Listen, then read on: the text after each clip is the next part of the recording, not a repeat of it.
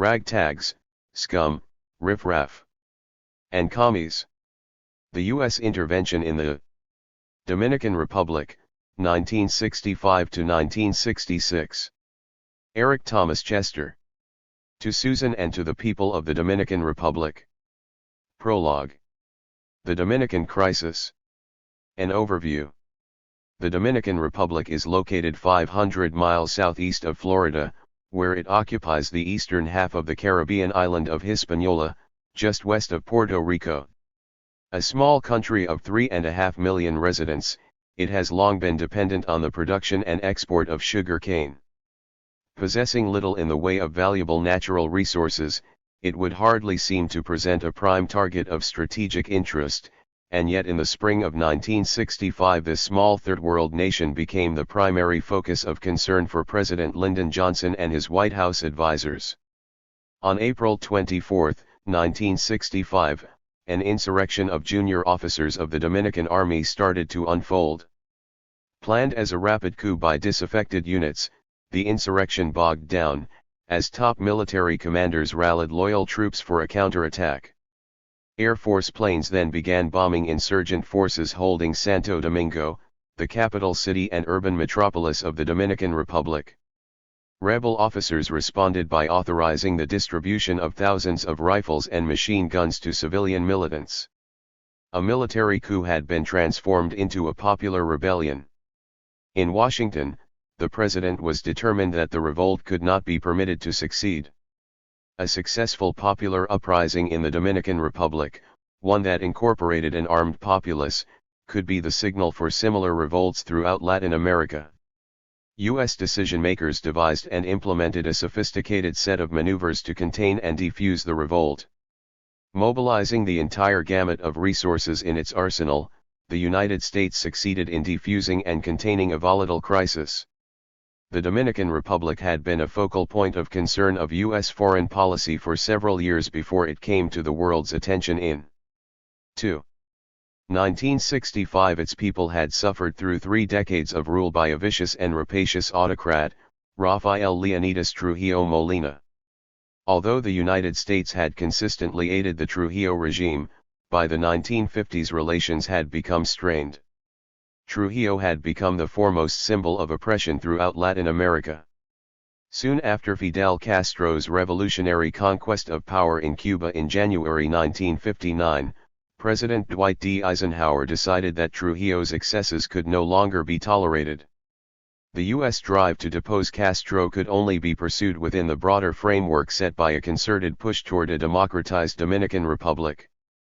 President John F. Kennedy implemented covert operations already formulated during Eisenhower's term in office. In addition to sanctioning the Bay of Pigs invasion of Cuba in April 1961, President Kennedy approved Central Intelligence Agency assistance to a clandestine group that was preparing to topple Trujillo.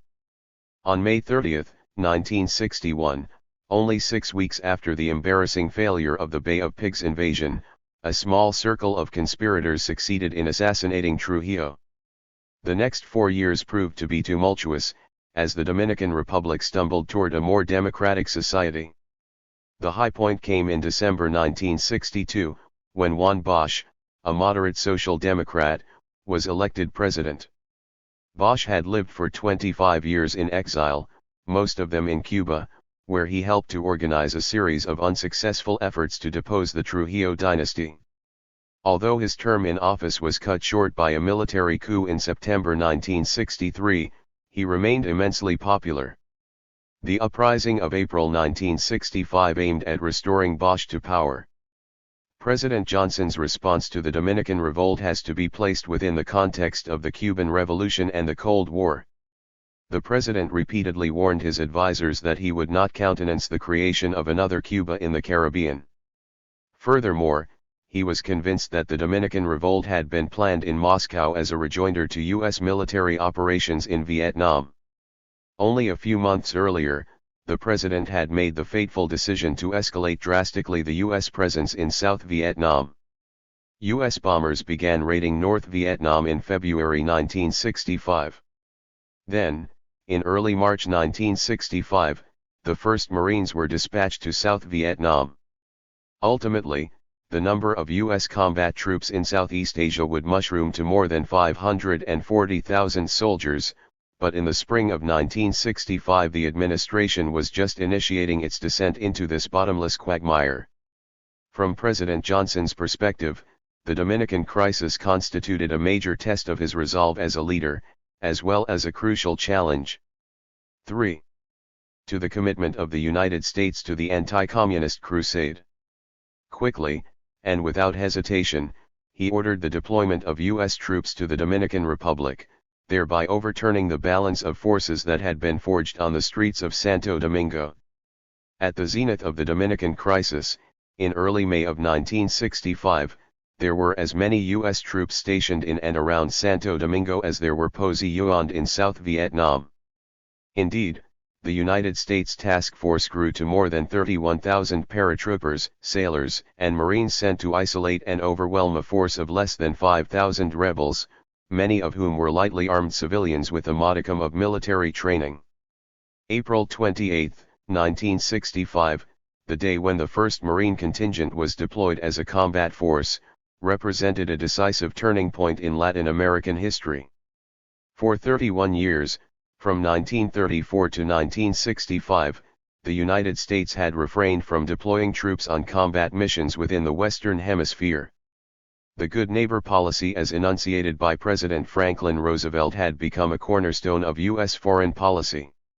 When Lyndon Johnson opted to dispatch troops to the Dominican Republic, he sent a clear signal to all of Latin America that the United States was prepared to use its devastating military power to maintain its tight hold over the region. The Dominican crisis marked one of the defining moments of the Cold War. President Johnson was convinced that a rebel victory had to be prevented, and he was willing to utilize every resource at his command to attain this goal. Needless to say, the full extent of the U.S. effort was kept secret. Thousands of documents were held under the tightest security precautions, stamped secret or top secret. For decades, researchers have been prevented from viewing these documents, notified that their release would, in some undefined way, endanger the national security of the United States. 35 years after the crisis, I have been able to circumvent many of these barriers to the truth. I filed dozens of requests for declassification reviews, as well as dozens of appeals on documents exempted from declassification at the first level of review. Many of my requests were denied, or brought forth censored versions of documents that had been stripped of any substantive content. Nevertheless, I gained access to all but a few lines of a lengthy chronology providing a detailed description of one of the more fascinating highlights of the Dominican crisis, the mission to Santo Domingo of the President's most influential foreign policy advisors, led by White House National Security Advisor McGeorge Bundy. 4. Although documents filed at the Lyndon B. Johnson Presidential Library in Austin, Texas, such as the Bundy chronology, were useful, I uncovered the most revealing items in private archives scattered around the country. The most sensitive cache came from the papers of Thomas Mann, Under-Secretary of State for Economic Affairs and a key presidential advisor on Latin America. Mann had taped telephone conversations and then had them transcribed.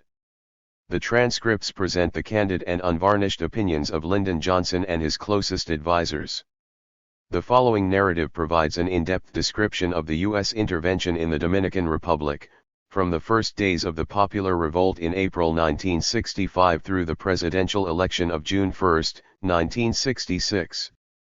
It constitutes a case study in how the United States can exert its massive power to mold and manipulate the recurring crises it confronts within the poverty-stricken countries of the Third World. At the time the first U.S. troops were dispatched to Santo Domingo, Washington insisted that these troops had been sent to protect American tourists, and to prevent further loss of life. Soon afterward, the official position shifted to a version of the standard Cold War rationale. The Johnson administration insisted that the popular uprising had been usurped by communist cadres, and thus a rebel victory would inevitably lead to another Cuba. Once U.S. forces had created a cordon surrounding the rebel-controlled inner city of Santo Domingo, the United States contended that it was a completely neutral force interposed between the two sides. its troops would remain in place as a guarantor of civil peace and democratic elections. Furthermore, U.S. diplomats publicly pledged that Washington would provide aid to the newly elected government, no matter who led it.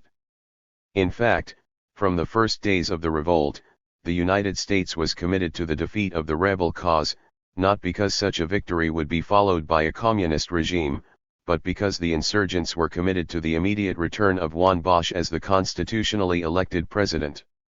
Key presidential advisors quickly realized that communist cadres were an insignificant presence within the rebel leadership. Still, Washington assessed Bosch as erratic, egotistical, and politically unreliable. For his part, Bosch eagerly sought U.S. support. Nevertheless, he was also a genuine outsider within a highly stratified society. He distrusted the entrenched oligarchy of wealthy landowners, and he proposed to undermine their economic and political power. At the same time, Bosch sought to marginalize the radical left through the implementation of a program of social reform, rather than through the more traditional method of repression and violence. Although the Central Intelligence Agency had channeled covert support to Bosch during the 1962 election campaign, President Kennedy tacitly approved the military coup that deposed him in September 1963, a brief 7 months into his term of office. The military command quickly ceded governmental authority to a civilian junta that was soon dominated by Donald Reed Cabral, an affluent auto dealer. An integral member of the oligarchy, and a scion of one of the wealthiest and most powerful families in the Dominican aristocracy, Reed Cabral proved to be a colorless and ineffectual politician, without a shred of popular support. His decision to remain in power in spite of his devastating unpopularity sparked the April 1965 revolt of junior officers. It was this revolt, pledged to the return of Juan Bosch as president, that provided the initial opening for a popular uprising. And when insurgent forces decisively defeated the most feared units of the Dominican military, the United States opted to intervene. Although Lyndon Johnson was determined to prevent a rebel victory, he was also anxious to avoid a direct military confrontation with the insurgents, and the resulting casualties that such a confrontation would inevitably cause. This reflected the administration's understanding that domestic popular support for the administration's policy would rapidly dwindle should U.S. soldiers start dying. Indeed, the president's policy of escalation in South Vietnam would later lead to his fall from power for just this reason. Yet Washington decision-makers were also certain that the Dominican Republic had to emerge from the Trujillo era with a civilian government, one that could command at least a modicum of community support. Throughout Latin America, popular tolerance of the ongoing campaign to unseat Castro was contingent on U.S. support for civilian rule in the Dominican Republic. Thus, U.S. policy pursued a complex and twisting path during the Dominican crisis. Although President Johnson was implacable in his determination to prevent a rebel victory, Washington was also anxious to avoid a total triumph by the Dominican military command. This apparently contradictory policy produced a series of complicated tactical maneuvers, many of which were kept shielded from public scrutiny. Indeed, some of these maneuvers were so sensitive that only the president and his closest advisor during the crisis, Under-Secretary of State Thomas Mann, knew of them. During the first days of the popular uprising, Mann formulated a 6. long-run strategic plan that quickly gained the president's approval. Mann's plan would set the parameters for U.S. policy for the next 13 months. It envisioned the formation of a new provisional government, one that would be primarily composed of non-political technocrats and business leaders. Such a provisional government would pursue policies that avoided both the social reforms advocated by the insurgents and the zealous anti-communism demanded by the military command. Yet, and this was critical, such an interim regime would leave the existing military hierarchy intact. Mann hoped that a provisional government constituted along these lines could restore stability by regaining control over the inner city and dispersing the insurgent forces. This provisional government would be expected to remain in power for a lengthy transitional period prior to elections, thereby allowing the United States, in conjunction with its Dominican allies, to rally its resources behind a single presidential candidate.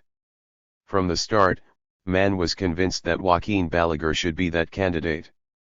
Balaguer had served for decades as a faithful and sycophantic minion of Trujillo, before being selected by the aging autocrat for the then ceremonial post of president. After Trujillo's assassination, Balaguer tried to remain in office, but he was soon forced to resign by popular pressure. Mann understood that the insurgent forces, led by Colonel Francisco Alberto Camanio Dino, would summarily reject the concept of a transitional regime of technocrats. Instead, the rebels insisted on an interim government dominated by supporters of Bosch. Furthermore, the insurgents were uncompromising in their demand that a reconstituted military command must incorporate officers drawn from their ranks, not just those who had sided with the military junta. The U.S. position and that of the rebels proved to be fundamentally irreconcilable. Thus, the U.S. strategy during the crisis proceeded along parallel tracks. On the one hand, the United States employed military force to undermine popular morale to the point where the rebel leadership was cajoled into reluctantly accepting the U.S. proposal for a provisional government. This was a delicate task, given Washington's desire to avoid a total confrontation with the insurgents. At the same time, U.S. envoys carried out a series of negotiations with the insurgents, holding open the possibility of a favorable settlement. These negotiations served to open and deepen lines of communication, thus exacerbating divisions within the rebel leadership, while also helping to defuse the popular fury being directed at U.S. military operations. 7. In implementing its military strategy, the United States carefully and systematically escalated its pressure on the insurgents, moving methodically from secretive, low-level operations to open, if limited, warfare. Thousands of Marines and Army paratroopers were rushed to Santo Domingo and then deployed to create a tight cordon around the rebel-controlled inner city. Over the next weeks, these troops engaged in frequent clashes with snipers, with U.S. forces utilizing their vast superiority in firepower to bombard insurgent positions, setting fires, and destroying shacks and warehouses situated along the edge of the rebel zone. Special Forces personnel were dispatched on intelligence-gathering missions into the countryside, using humanitarian aid as cover. Green Berets also joined elite units of the Dominican military in paramilitary forays aimed at destroying Radio Santo Domingo, the most powerful radio station in the Dominican Republic. President Johnson demanded a constant stream of reports from the scene. Agents of the Federal Bureau of Investigation were sent to Santo Domingo to join the U.S. effort. FBI intelligence reports, of dubious validity, were employed to screen the backgrounds of prospective members of the provisional government.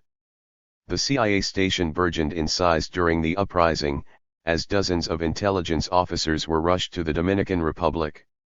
Needless to say, most government documents detailing the clandestine operations undertaken by CIA case officers remained shrouded in secrecy. One of these covert operations, which was given the highest priority by White House decision-makers, was designed to place Colonel Camano, the popular hero of the rebellion, in a compromising position.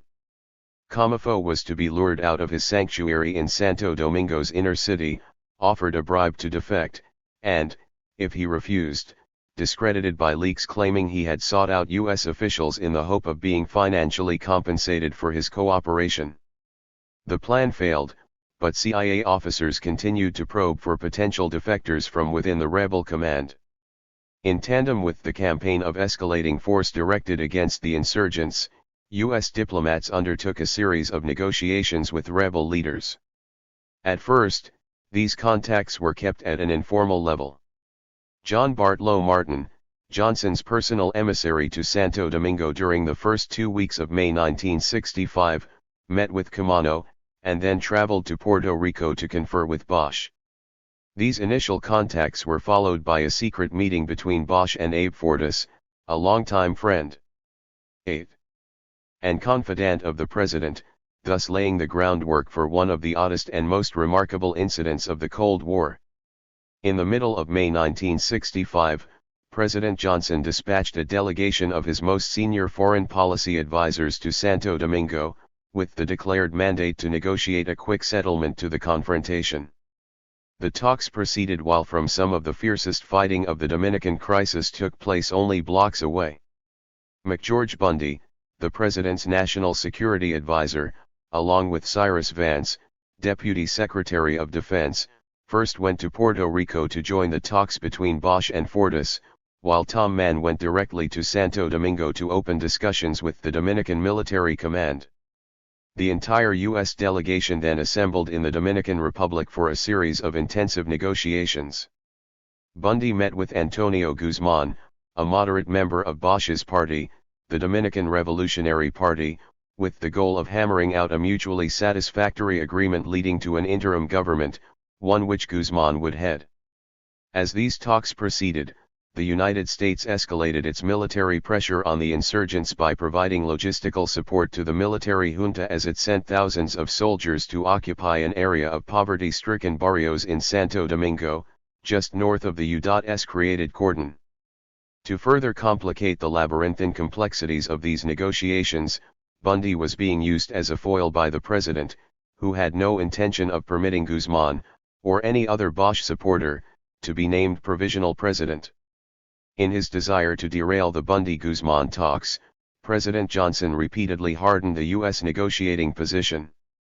When the talks finally collapsed, the president opted to send Ellsworth Bunker, U.S. ambassador to the Organization of American States, to enter into the next round of negotiations. Over the next months, Bunker engaged in a steady series of discussions with influential leaders on both sides of the Dominican Divide.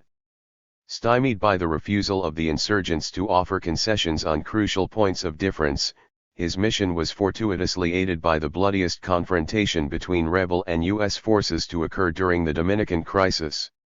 On June 15, 1965, Army paratroopers responded to rebel sniper fire with a forward encroachment along the eastern half of the cordon, occupying a 50-block area within the inner city of Santo Domingo. Comifo and the insurgent leaders were given no 9 choice but to accept the U.S. proposal for an end to the crisis. On September 3, 1965, Hector Garcia Godoy, a moderate politician with ties to Balaguer, was installed as president of a provisional government. Most of my study concentrates on the 7 weeks from the start of the uprising, April 24, 1965, to June 18, 1965, when Ambassador Bunker presented a detailed proposal for the transition period prior to the inauguration of a democratically elected government. Although this constitutes the primary focus of my study, I do carry the narrative through the presidential election of June 1, 1966. The formation of a provisional government headed by Garcia Godoy marked a major milestone in the implementation of Mann's overall strategic plan, but final success depended on the election of Joaquin Balaguer. Nevertheless, as the election date drew closer, it seemed as if Bosch was posed to win still another decisive mandate. Bosch attracted enthusiastic popular support, while Balaguer represented the old regime, the horrific days of the Trujillo autocracy. Yet the official election results showed Balaguer defeating Bosch by a sizable margin. Bosch's defeat was determined by a multiplicity of factors. Balaguer's campaign benefited from the covert aid and advice given by CIA experts in political and psychological warfare, while Bosch's base of support was eroded by successive waves of terror as semi-official death squads exacted their vengeance on rebel fighters and PRD militants. Still, in spite of all of the manipulations, and in spite of the pervasive aura of fear, Bosch was still poised to win the election. In the end, only massive fraud could ensure Balaguer's victory. Of course, Bosch realized well before the election that the United States was opposed to his return to power. He was also thoroughly briefed on the campaign of intimidation being waged against his campaign workers. In order to block Bosch from withdrawing as a presidential candidate, it was essential to convince him that the United States would willingly accept his election, and that U.S. prestige and power would be exerted to ensure a democratic election. It was at this critical juncture that Norman Thomas became a prominent figure on the Dominican scene. A 6-time presidential candidate of the Socialist Party, Thomas was a celebrated personality, with close ties to social democratic leaders throughout the world, and with Juan Bosch in particular. One reason the Dominican crisis remains so instructive rests on the role played by social democratic leaders from the United States, and from Latin America as well. Bosch was very much a product of this political tendency. During his 25-year exile as an anti-Trujillo 10. dissident, he had developed close personal relationships with key figures on the Latin American left, such as Romulo Betancourt of Venezuela and José Figueres of Costa Rica. While submerged within this milieu, Bosch came to know Norman Thomas and his protégé Sasha Volman. Volman was a mysterious and secretive figure. A Romanian immigrant to the United States, he was employed by the CIA as a contract officer on a variety of sensitive operations. After they worked together at a Cotter training school in Costa Rica, Volman became Bosch's most influential confidant. In 1963, during Bosch's term as Dominican president, Volman shuttled between the U.S. Embassy and Bosch. Even after the military coup of September 1963, the two remained close friends. Thus, in early 1966 Volman and Thomas sought to reassure Bosch that the June election would be conducted on a fair and impartial basis. Norman Thomas convened a committee of prominent progressives that dispatched more than 70 election observers to the Dominican Republic, including Thomas himself. Upon his return to the United States, Thomas publicly declared that the election had, indeed, been fair, thereby undercutting Bosch's claims of fraud. Thomas then proceeded to act as a confidential intermediary between Bosch and Vice President Hubert Humphrey. Bosch was lulled into docilely conceding the election, promised that Balaguer would protect the rights of political opponents, and that any problems that might arise could be raised directly with the White House, through Thomas and Humphrey. Once Bosch had accepted defeat, the social movement that had flowered on the streets of Santo Domingo 13 months previously was left to dwindle in despair. Balaguer moved quickly to consolidate his power base. He held office for all but 8 of the 30 years following the 1966 election. His rule reinforced the unbridled power of the Dominican oligarchy, while leaving the majority of the populace housed in squalid slums, malnourished, without access to the most rudimentary of social services. Since the Dominican crisis of 1965, the United States has occupied Grenada in October 1983 and Panama in December 1989. As the globally integrated economy spreads dislocation and destitution throughout Central and South America, the potential for mass social movements such as the one that erupted on the streets of Santo Domingo can only increase. For social democratic leaders such as Cuauhtémoc Cárdenas of Mexico, the treatment accorded Bosch and the Santo Domingo rebellion remains as a pointed object lesson. 11. With the collapse of the Soviet Union and the demise of the Cold War, the path has been cleared to a more insightful understanding of the Dominican crisis. The uprising of April 1965 was not led by communists, but it was a genuine popular revolt. As a result, the demands put forth by the insurgent leadership far exceeded the narrow constraints for social reform implicitly set by U.S. decision-makers. The U.S. military intervention thus stands as a warning to Latin America of the lengths to which the United States will go to ensure its continued domination over this region. Far from acting as a good neighbor, or even a benevolent despot, the United States remains a bulwark of authoritarian rule and oligarchic domination.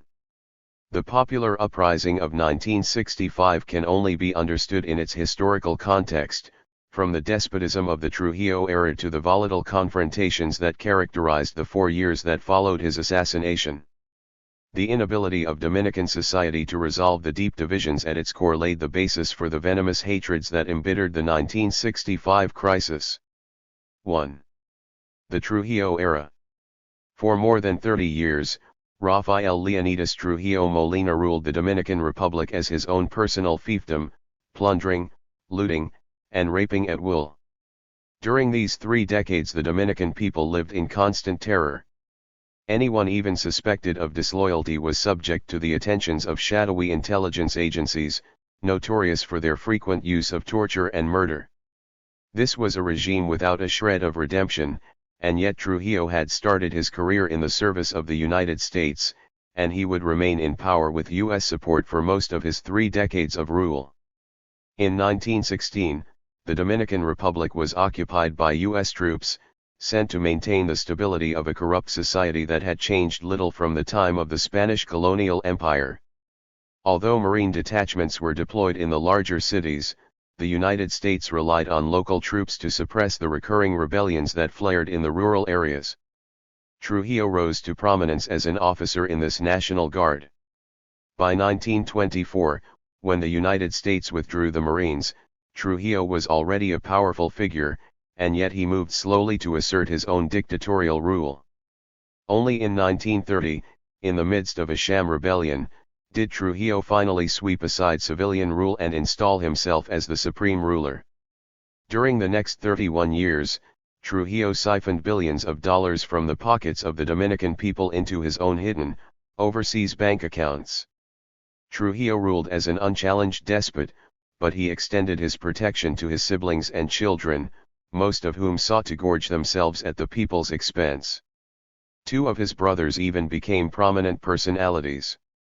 Hector served as president for 10 years, 1950. 13.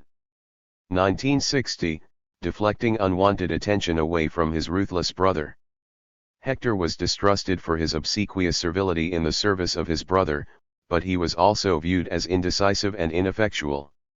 The other brother, José Arizmendi, or Petain, was hated and feared. For a time, he was allowed to rule Bonao, a small town in the hills, as an autonomous duchy.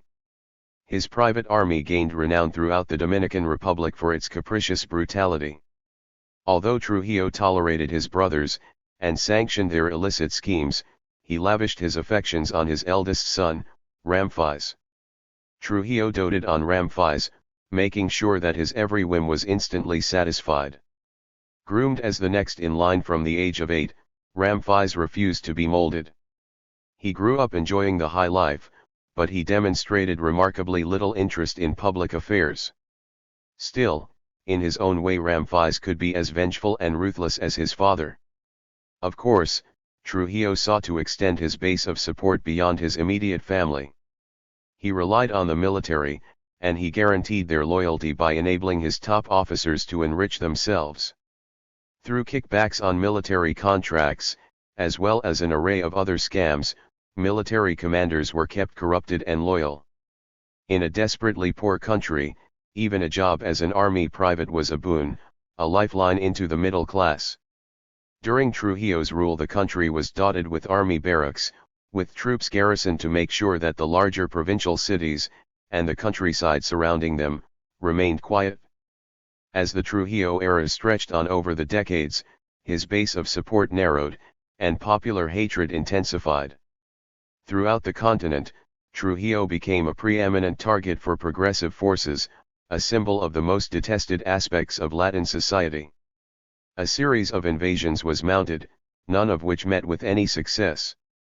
Although the last of these invasions was crushed on June 14, 1959, it would become the symbol of the left-wing resistance. As Trujillo became increasingly fearful, he decided to modernize his armed forces. Elite units were formed, equipped with modern weapons, and commanded by officers who were believed to be entirely trustworthy. 3 army battalions, with 800 soldiers in each, were given specialized training, and armed with bazookas and modern machine guns. Unsatisfied, Trujillo proceeded to establish the Armed Forces Training Center in 1959. The 2,000 soldiers in this elite force were the most highly 14. Trained and the best equipped in the Dominican military. They were not only the sole units to possess armored vehicles including tanks, but they also deployed the most powerful artillery. These troops would provide the core of the military forces sent to throttle the rebel forces during the popular uprising of April 1965. The CEFA garrison was located in San Isidro, a small town situated 8 miles east of the capital Santo Domingo. 100 yards from this camp stood the main Air Force complex, the November 19th base. These two components of the Dominican military were its most powerful. When they worked in tandem, as the conjunto, they constituted a military force without parallel within the Dominican Republic. With the military behind him, Trujillo could maintain his autocratic rule over the Dominican people. Yet he also needed the approval, tacit or explicit, of the United States. During his first decade in power, the United States established a friendly, if cool, relationship with Trujillo.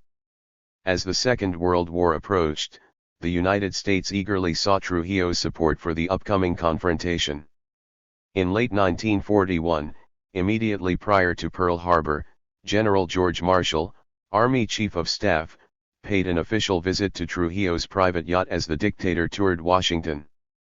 Once the Second World War had ended, relations turned frostier, only to swing back to a friendlier posture with the onset of the Cold War. During the 1950s, U.S. policy remained one of cooperating with Trujillo in a correct, but not excessively, cordial manner. Asterisk.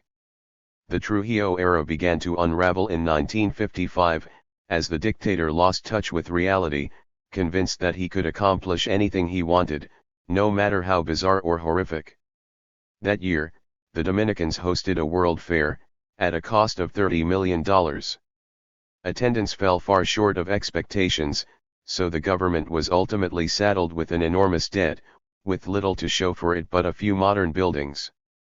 The next year, Trujillo's secret police kidnapped a prominent dissident, Jesus de Galindez, from the streets of New York City. After being flown to Santo Domingo, de Galindez was tortured and killed. Inevitably, the outlines of the kidnapping seeped into the U.S. press, leaving Trujillo with a disastrously embarrassing scandal. Trujillo was also proceeding to expand his personal holdings within the dominant sectors of the economy. Although the Dominican Republic relied on sugar as its primary export crop, most of the sugar plantations, 15, were initially owned by Americans. Then, in 1952, Trujillo constructed the country's largest sugar mill at Haina, a small port along the Caribbean coast, 13 miles west of Santo Domingo. To satisfy the mill's enormous capacity, Trujillo began pressuring the smaller landholders, domestic and foreign, into selling their plantations at bargain prices. In 1956, he purchased the West Indies Sugar Company, a large operation with 4 separate sites. Trujillo's maneuvers left the United States with only one significant investment in the sugar industry. La Romana, the single largest plantation in the Dominican Republic, was owned by a holding corporation with close ties to the Rockefeller interests. Trujillo knew better than to attempt a hostile takeover of La Romana. Nevertheless, he had already garnered personal control of 63% of the total production of Dominican sugar. By 1956, the Eisenhower administration had good reason to be wary of Trujillo, and yet the United States refrained from any hostile actions. Diplomatic relations were maintained, and Dominican sugar continued to be purchased by the United States at a price well above that established by the world market. Washington counted on Trujillo as a dependable ally in the Cold War. Furthermore, the Dominican Republic permitted the United States to install and operate a ballistic missile tracking station on Sabana del Mar, a small island off the Dominican coast. At a time when intercontinental ballistic missiles were still in the testing stage, this tracking facility was seen as vital. U.S. relations with the Dominican Republic changed dramatically after January 1, 1959, with Fidel Castro's abrupt victory in Cuba. Eisenhower was quick to conclude that Castro should be deposed, and yet the Cuban regime had attracted enthusiastic popular support throughout Latin America, and even in the United States.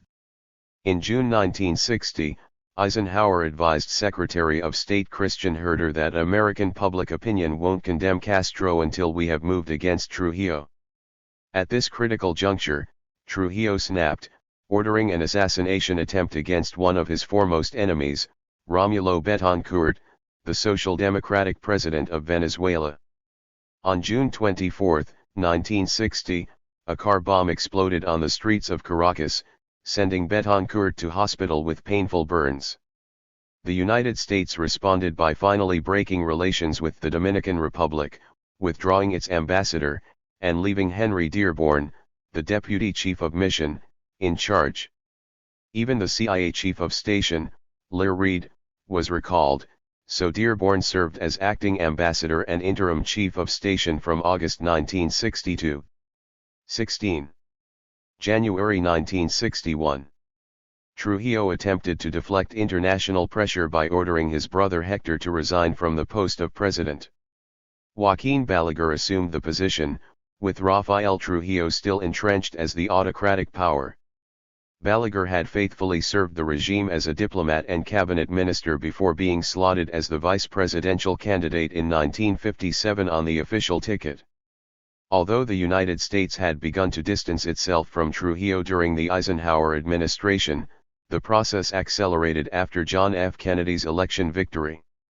Even before his inauguration, Kennedy appointed a Latin American task force headed by Adolph Burley to reassess U.S. policy in this vital region. The task force recommended that the United States shift the focus of its efforts from counterinsurgency to support for democratic progressive movements that were committed to social and economic reform, and yet remained staunchly anti-communist. To support the few remaining dictatorships or regimes based on plutocracies or oligarchic landowners would mean supporting doomed reactionary groups whose downfall would leave the United States in an untenable popular position. Burley had maintained a long and intimate relationship with the intelligence community. He had served as President Roosevelt's personal advisor on intelligence matters during the Second World War, and he had participated in several organizations that acted as fronts for CIA-covered operations during the heyday of the Cold War. His experience was reflected in the task force's proposal for CIA-covered funding of Latin American social democratic parties. In relation to the Dominican Republic, the task force advised the president that the Trujillo regime was a dictatorship in the late stage of decline, with its collapse in the not-too-distant future a distinct possibility. The United States had to demonstrate its distaste for Trujillo by eliminating the Dominican sugar quota. Such a move would represent a sharp blow to the Dominican economy, but it would also prove to Latin Americans that the United States was serious in its decision to remove Trujillo. It was also time for the United States to nurture an alternative leadership. The task force advised the president that there was no group capable of undertaking the task of government. This left the urgent necessity of choosing and training cadres, a difficult task that, nevertheless, must be undertaken. The Kennedy administration would soon authorize CIA funding for a covert operation designed to train a nucleus of leaders from among the ranks of the leading Dominican party on the moderate left. In Santo Domingo, Dearborn was eager to implement the new policy. 17. Guidelines. He despised Trujillo, and he began to signal to those in the business community who shared his perspective that the United States was anxious to see the dictatorship come to an end. By the spring of 1961, with the new CIA chief of station, Charles C. Penny, installed on the embassy staff, weapons were being smuggled into Santo Domingo in preparation for Trujillo's assassination. Since the Dominican Republic and Cuba had consistently been linked together, the failure of the Bay of Pigs invasion in April 1961 led Kennedy to reassess his support for Trujillo's removal.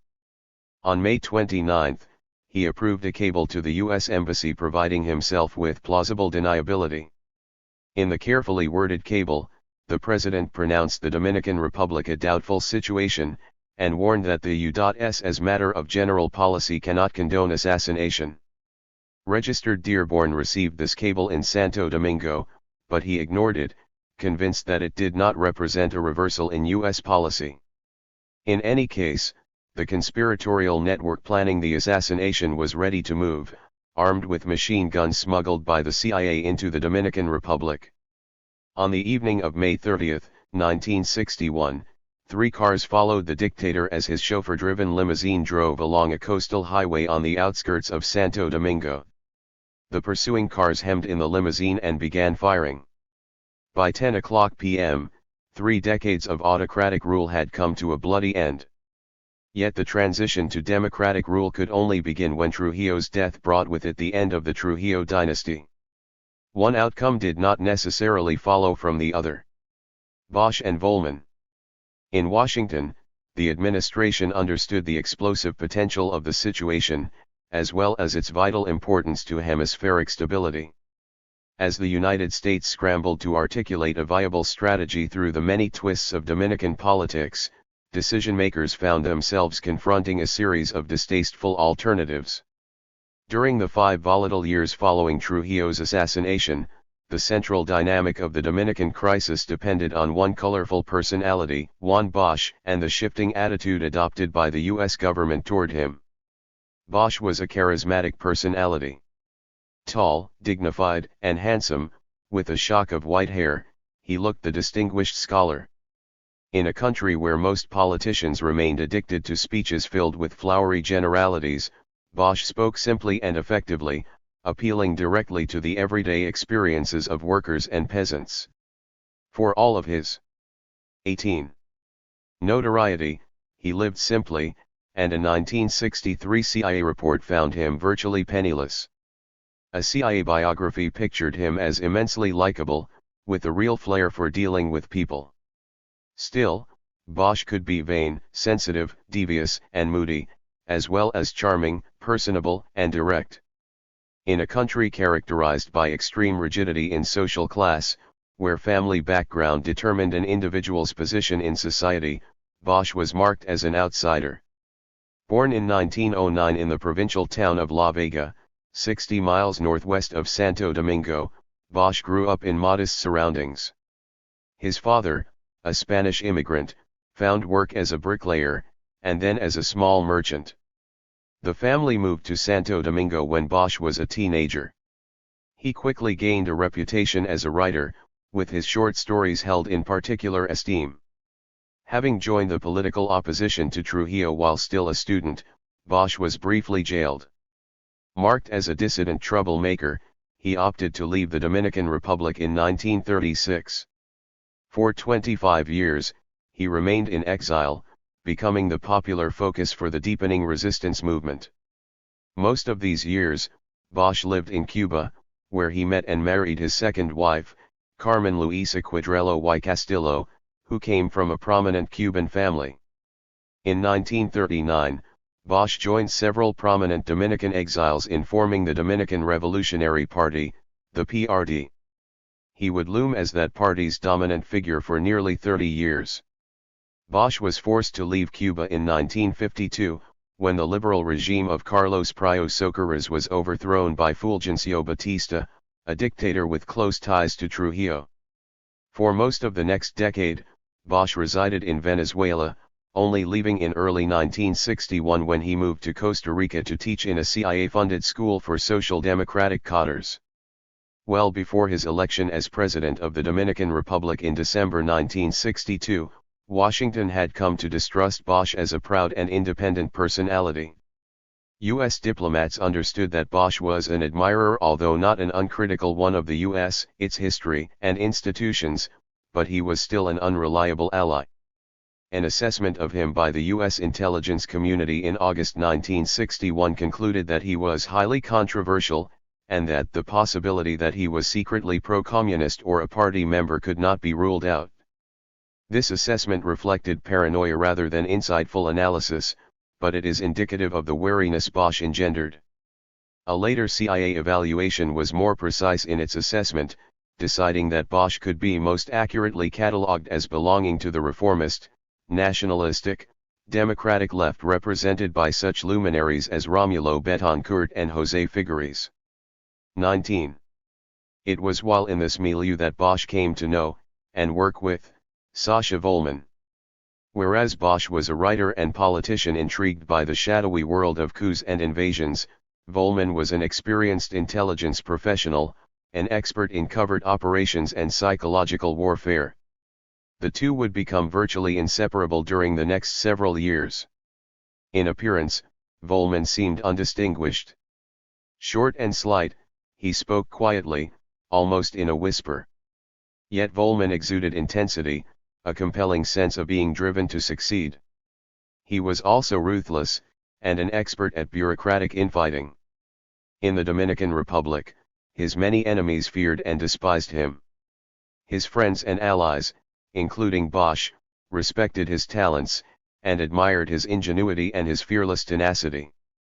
Born in 1923, in the Romanian province of Moldavia, Volman joined the Social Democratic Underground in his youth, a militant within the resistance movement challenging the Nazi occupation of his country. His underground activities led to a stretch in a forced labor camp. After the end of the Second World War, when Romania was integrated into the Soviet bloc, Volman joined the Social Democratic opposition. After a brief stint in jail, he was released, a marked man. In December 1947 Volman fled into exile, hiding in the cargo hold of a British military aircraft. He settled in Paris, where he acted as an organizer for a trade union federation created by the CIA as a counter to communist control of the dominant Union Federation. Thus Volman was deeply enmeshed within the secretive world of covert operations from the first days of the Cold War. While in Paris, Volman gained the confidence of several influential figures within the U.S. intelligence community. One of them, Charles D. Jackson, not only held a series of important positions within the time-life empire of Henry Luce but also served as Eisenhower's advisor on psychological warfare during the Second World War. A staunch Cold Warrior, Jackson served as president of the National Committee for a Free Europe from February 1951 to January 1952.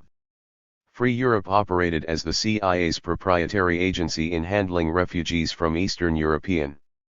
While on a European tour, Jackson met Volman and was deeply impressed. Jackson would remain a staunch benefactor, and an influential advocate, and yet he was only one of Volman's mentors. In June 1953, Volman traveled to Stockholm, Sweden, where he attended the Second International Conference of the newly revived 20. Socialist International, the loose network of social democratic parties in sympathy with the United States. While at this conference he worked closely with Norman Thomas, the renowned leader of the Socialist Party, USA. A six-time presidential candidate, Thomas had a worldwide reputation. Volman revered Thomas, while Thomas respected Volman for his energy and skills. The two sustained their friendship until Thomas's death in 1968. Volman relied on both Jackson and Thomas for protection and support. As the two superpowers consolidated their hold over their sectors of Europe, Volman grew increasingly restless. In 1952, he moved to the United States, with the aid of Jackson. Once established in New York City, Volman went to work for Radio Free Europe, the radio station of the National Committee for a Free Europe. As a new, and unknown, immigrant, Volman had a difficult transition, but Jackson came to the rescue by launching Operation Volman. From January 1953 to March 1954, Jackson served in the White House as Eisenhower's personal advisor on psychological warfare. While a White House aide, Jackson frequently communicated with Tom Braden, the head of the CIA's International Organizations Division, with responsibility for overseeing an array of front groups, including Free Europe. According to Jackson, Volman was quite a guy. He had abandoned his previous commitment as a doctrinaire Romanian Marxist socialist to become a clear-minded observer of the international scene.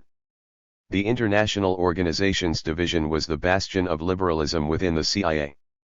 Over the next decade and a half Volman would work closely with Braden, and his successor Cord Meyer, in the implementation of a series of top-secret covert operations.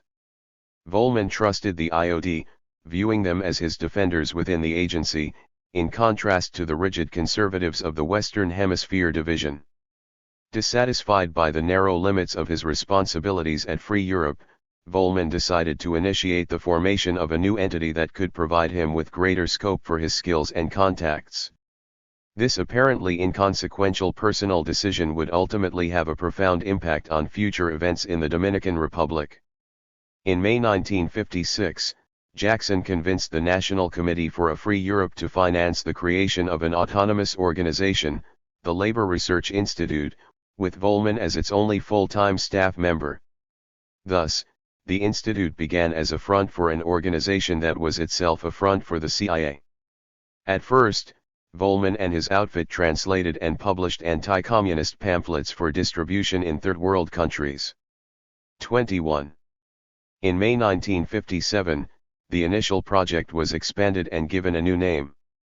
At the first meeting of the renamed entity, the Institute of International Labor Relations, Norman Thomas was added to the board, and elected president.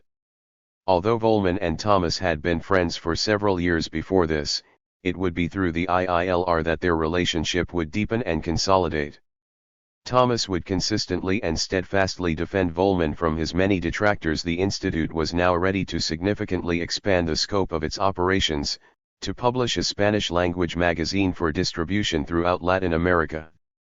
Still, the IILR understood that the journal would only be effective if its editorial line extended beyond anti-communist polemics to include attacks on the array of authoritarian right-wing dictatorships then holding power throughout Latin America. The IILR board was clear that the success of the new magazine, Combate, rested on its ability to adopt a general anti-dictatorship and anti-colonial position. Although Free Europe agreed to fund Combate, it sought to control its contents tightly.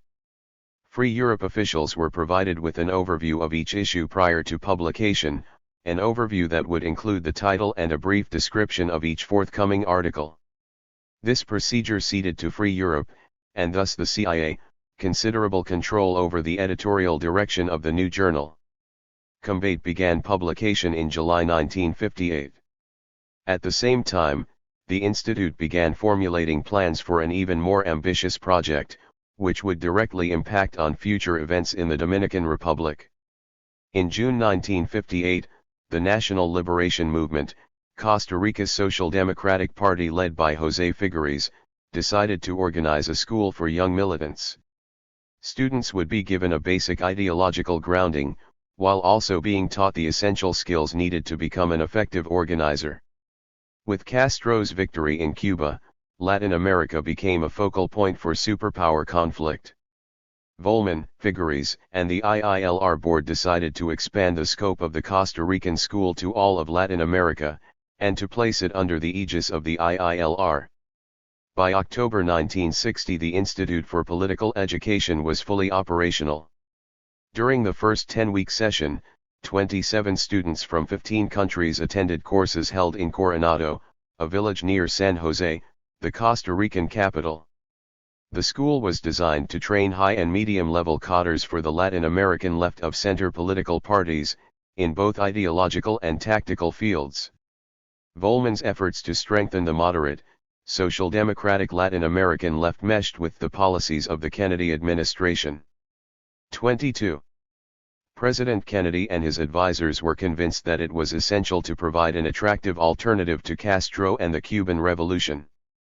Richard Goodwin, an influential White House aide, coordinated a high-level Latin American task force to implement the new policy guidelines.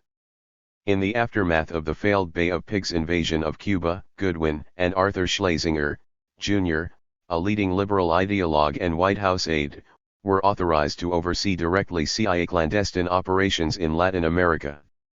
Goodwin personally approved the agency's covered funding of the Institute for Political Education. As the IILR prepared to launch another ambitious, and expensive, project, it severed its ties with Free Europe. The Institute turned to the Kaplan Fund, a charitable foundation financed by J. M. Kaplan, an entrepreneur with extensive business interests in the Dominican Republic, and a prominent progressive. Until its sizable grant to the IILR, the Kaplan Fund had never demonstrated a significant interest in sponsoring overseas projects. Mysteriously, the Kaplan Fund was now prepared to underwrite the IILR budget, enabling the Institute to terminate its dependent relationship with Free Europe, a CIA proprietary. As Castro consolidated his power in Cuba, the fate of the Trujillo autocracy became a focal point for concern among U.S. decision-makers.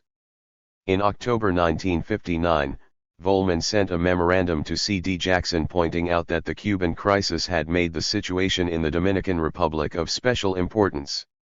It was in the national security interests of the United States to create a viable moderate alternative to the Trujillo dynasty. Accordingly, the Costa Rican school would focus on training cadres for Bosch's party, the PRD, while the IILR would also provide literature for use by the Dominican underground.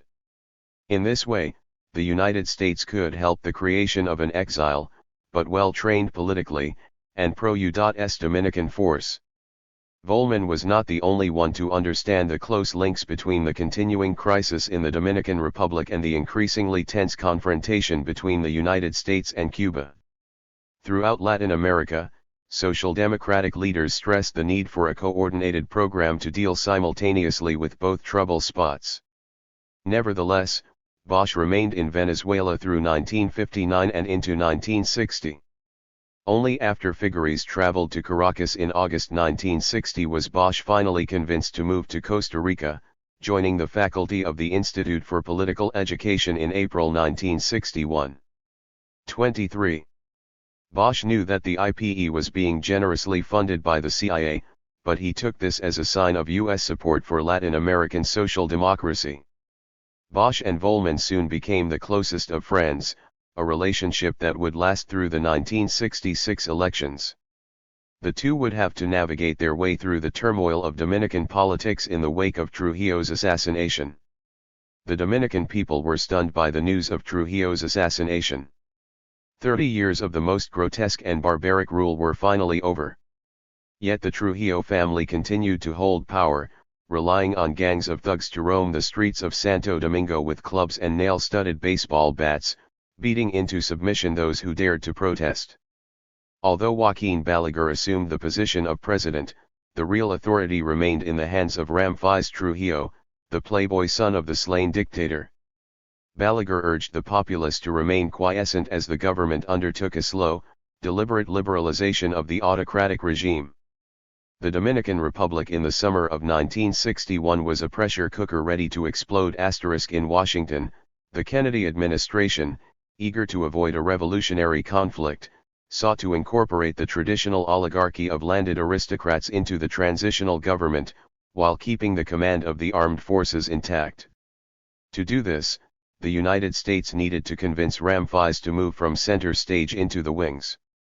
Although Ramfis had always been more interested in being entertained than in wielding authority, he still maintained close personal ties to key military officers, especially those within the Air Force. In the months following the assassination, Ramfis personally supervised the dragnet of terror that swept through the Dominican Republic. Hundreds were jailed, dozens tortured and killed. With his focus on exacting vengeance, Ramfis was willing to grant Balaguer a limited mandate to liberalize the regime. Soon the moderate opposition began to surface, testing the waters. In July 1961, a new political party, the National Civic Union, with its base in the traditional oligarchy, made its first public appearance. Several of its leaders had been imprisoned during the last years of the Trujillo era, and some had seen relatives caught in the web of terror still in place. Viriato Fiallo, the leading UCN spokesperson, had been jailed by Trujillo for a month in a cell so small that he could neither stand erect nor lie down. The State Department had 24. Confidence in Fiallo, his political party, and its supporters. In fact, the United States had taken a key role in encouraging the business and professional leaders to establish the UCN. Yet these business executives detested the excesses of the Trujillo era, and they wanted assurances that the autocratic rule of the Trujillo clan would soon be terminated. The UCN demanded that the entire Trujillo family be forced to leave the island, and that the military command be purged of its most corrupt elements. These were explosive demands in the context of Dominican politics in 1961. Sasha Volman immediately understood that Trujillo's assassination had created a tremendous opportunity. Now was the time to demonstrate that a viable, non-communist social democratic alternative could be developed in a crucially important Latin American country. Only a week after Trujillo's death, Volman informed Norman Thomas that the next session of the Institute for Political Education would concentrate on training militants for the PRD. It was also absolutely necessary that the IILR focus its efforts on the Dominican Republic so as to avoid a repetition of the Cuban experience. Shortly afterward, Volman traveled to Santo Domingo, acting as Bosch's personal emissary. Volman met with Balaguer, who asked for time, perhaps a year, so that a final showdown with the Trujillo clan could be postponed until victory was certain. Volman was convinced, and returned to Miami, where he met with Bosch and several other PRD leaders. Apparently Volman was persuasive, because Bosch agreed to avoid any provocative demands calling for the end of the Trujillo dynasty. Washington was appreciative of this unexpected moderation. In Santo Domingo, Henry Dearborn, the U.S. Consul General, was skeptical of the willingness of the Trujillos to cede power peacefully.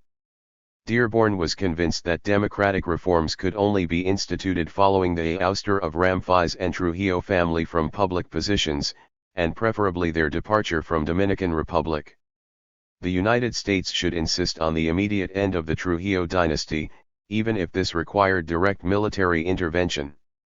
In rejecting Dearborn's proposal as too risky, the State Department opted instead to recommend that U.S. policymakers explore the possibilities of inducing Ramfis and the Trujillo family to effect a step-by-step, orderly transfer of their control of military and economic power. Dearborn left the Dominican Republic a week after the assassination, as Ramfis continued to probe the full extent of the conspiracy. He was replaced as Consul General by John Calvin Hill. 25.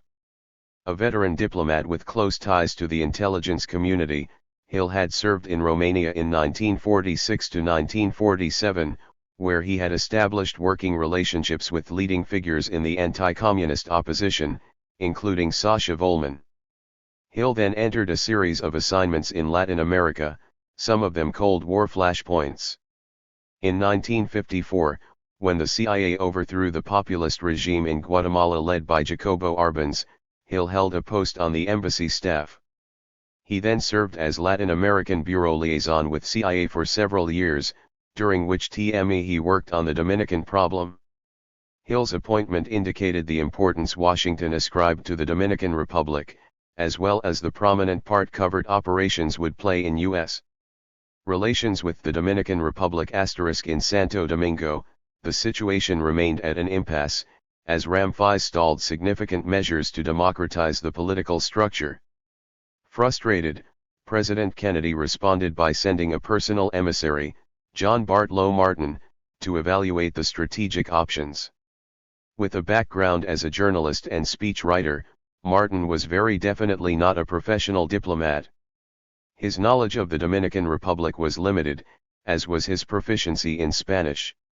Nevertheless, Martin would be a central figure in U.S. efforts to shape Dominican affairs in the aftermath of Trujillo's assassination. Martin was a liberal, and an experienced political operative, having served as an aide to Adlai Stevenson during the presidential campaigns of 1952 and 1956, and to John F. Kennedy during the 1960 campaign. He had also gained some minimal understanding of the Trujillo era during the winter of 1937 to 1938, when he spent several months as a tourist taking notes on the workings of a ruthless dictatorship. In February 1961, Martin returned to Santo Domingo for a few days, where he observed the last gasps of the autocracy, and then filed a memorandum with two personal friends who had just been appointed to President Kennedy's White House staff, Arthur Schlesinger Jr. and Ralph Dungan. Thus, in late August, Martin was a logical choice to act as the president's emissary to the Dominican Republic. Martin returned to Washington after a 3-week stay, discouraged by the available alternatives. In general, Martin accepted Balaguer's strategy for the transition, with its slow liberalization of the autocratic regime. Balaguer would continue as president, and the military command would remain intact. Behind the scenes, Ramfis Trujillo would still wield enormous power, since we pretend we don't want him, but actually we need him.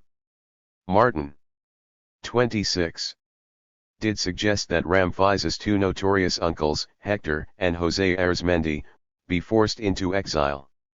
The vast Trujillo estates would revert to the public domain, with Ramfis and the clan being given partial compensation in cash. The United States would proceed to establish a great appearance of democracy, try to make some of it real. Soon after his return to Washington, Martin submitted his report to the president and his top advisors. Kennedy agreed with the gist of Martin's proposals, and dispatched George McGee, his nominee for Undersecretary of State for Political Affairs, to Santo Domingo to ensure their implementation. McGee found that Ramphis was still blocking significant reforms. During his stay, students from the University of Santo Domingo began demonstrating, demanding a rapid transition to a genuinely democratic society. For the next 6 months, street demonstrations would become increasingly strident, sometimes even riotous. A society discarding the shackles of decades of repression was overflowing with bitterness and rage. Ramphis quickly agreed to exile his two hated uncles, but public pressure continued to mount. The top military commanders had gained their positions by performing Trujillo's bidding, killing and torturing any dissident, no matter how mild the protest. The leaders of the National Civic Union, the UCN, with their supporters in the business community, insisted that the military should be held accountable. Ramphis felt caught in the middle, with little interest in the trappings of power. Thus, when powerful military officers insisted that the UCN be crushed by security forces, Ramphis opted to share the burden of responsibility and recalled his uncles from exile, thereby precipitating a final and definitive end to the reign of the Trujillo family. The return of Hector and José Arizmendi Trujillo to Santo Domingo on November 15, 1961 incensed President Kennedy, who responded by immediately dispatching a flotilla of 14 ships, including 2 aircraft carriers, to the scene. They arrived offshore on November 17, and the following day Ramphis left the island forever, having personally participated in the last-minute torture and killing of 6 prisoners implicated in the plot to kill his father. That same day, with the fleet on the horizon, General Pedro Rafael Rodriguez Echeverria, commander of the Santiago Air Base, emerged as the most powerful figure in the Dominican Republic. His planes began bombarding San Isidro, the center of the military command, demanding the exile of the rest of the Trujillo family. The crisis came to a head the next day, when the two uncles met with Balaguer and Hill at the National Palace. Hill warned the two that 27. All of the family, themselves included, had to leave the island immediately, or the Marines stationed on the flotilla offshore would be ordered to occupy the country. Within 24 hours, the entire clan was in exile, and the Trujillo dynasty was finally over. As people streamed into the streets to celebrate, opposition forces led by the UCN launched a general strike, forcing Balaguer to cede his authority to a 7-person junta, the Council of State. On the first day of the new year, January 1, 1962, the council assumed power, committed to holding democratic elections within the year. Although Balaguer remained as president, several members of the UCN were now included on the council. Through these tumultuous events, Bosch and the PRD stayed on the sidelines, unprepared to enter a coalition government with UCN representatives. 2 weeks after the installation of the council, General Rodriguez Echeverria moved to seize power. Tanks were sent into downtown Santo Domingo to seize the UCN offices. In the resulting street battle, 6 civilians were killed, and members of the council were put under arrest. Once again a general strike shut down commercial activity throughout the city. In Washington, President Kennedy was again dismayed by events in the Dominican Republic, with the situation veering toward civil war. The Dominican military was warned that the overthrow of the civilian government would lead to the abrupt termination of U.S. aid, and the possibility of direct military intervention. These threats brought a quick end to the coup. Rodriguez Echeverria was disarmed, and sent into exile.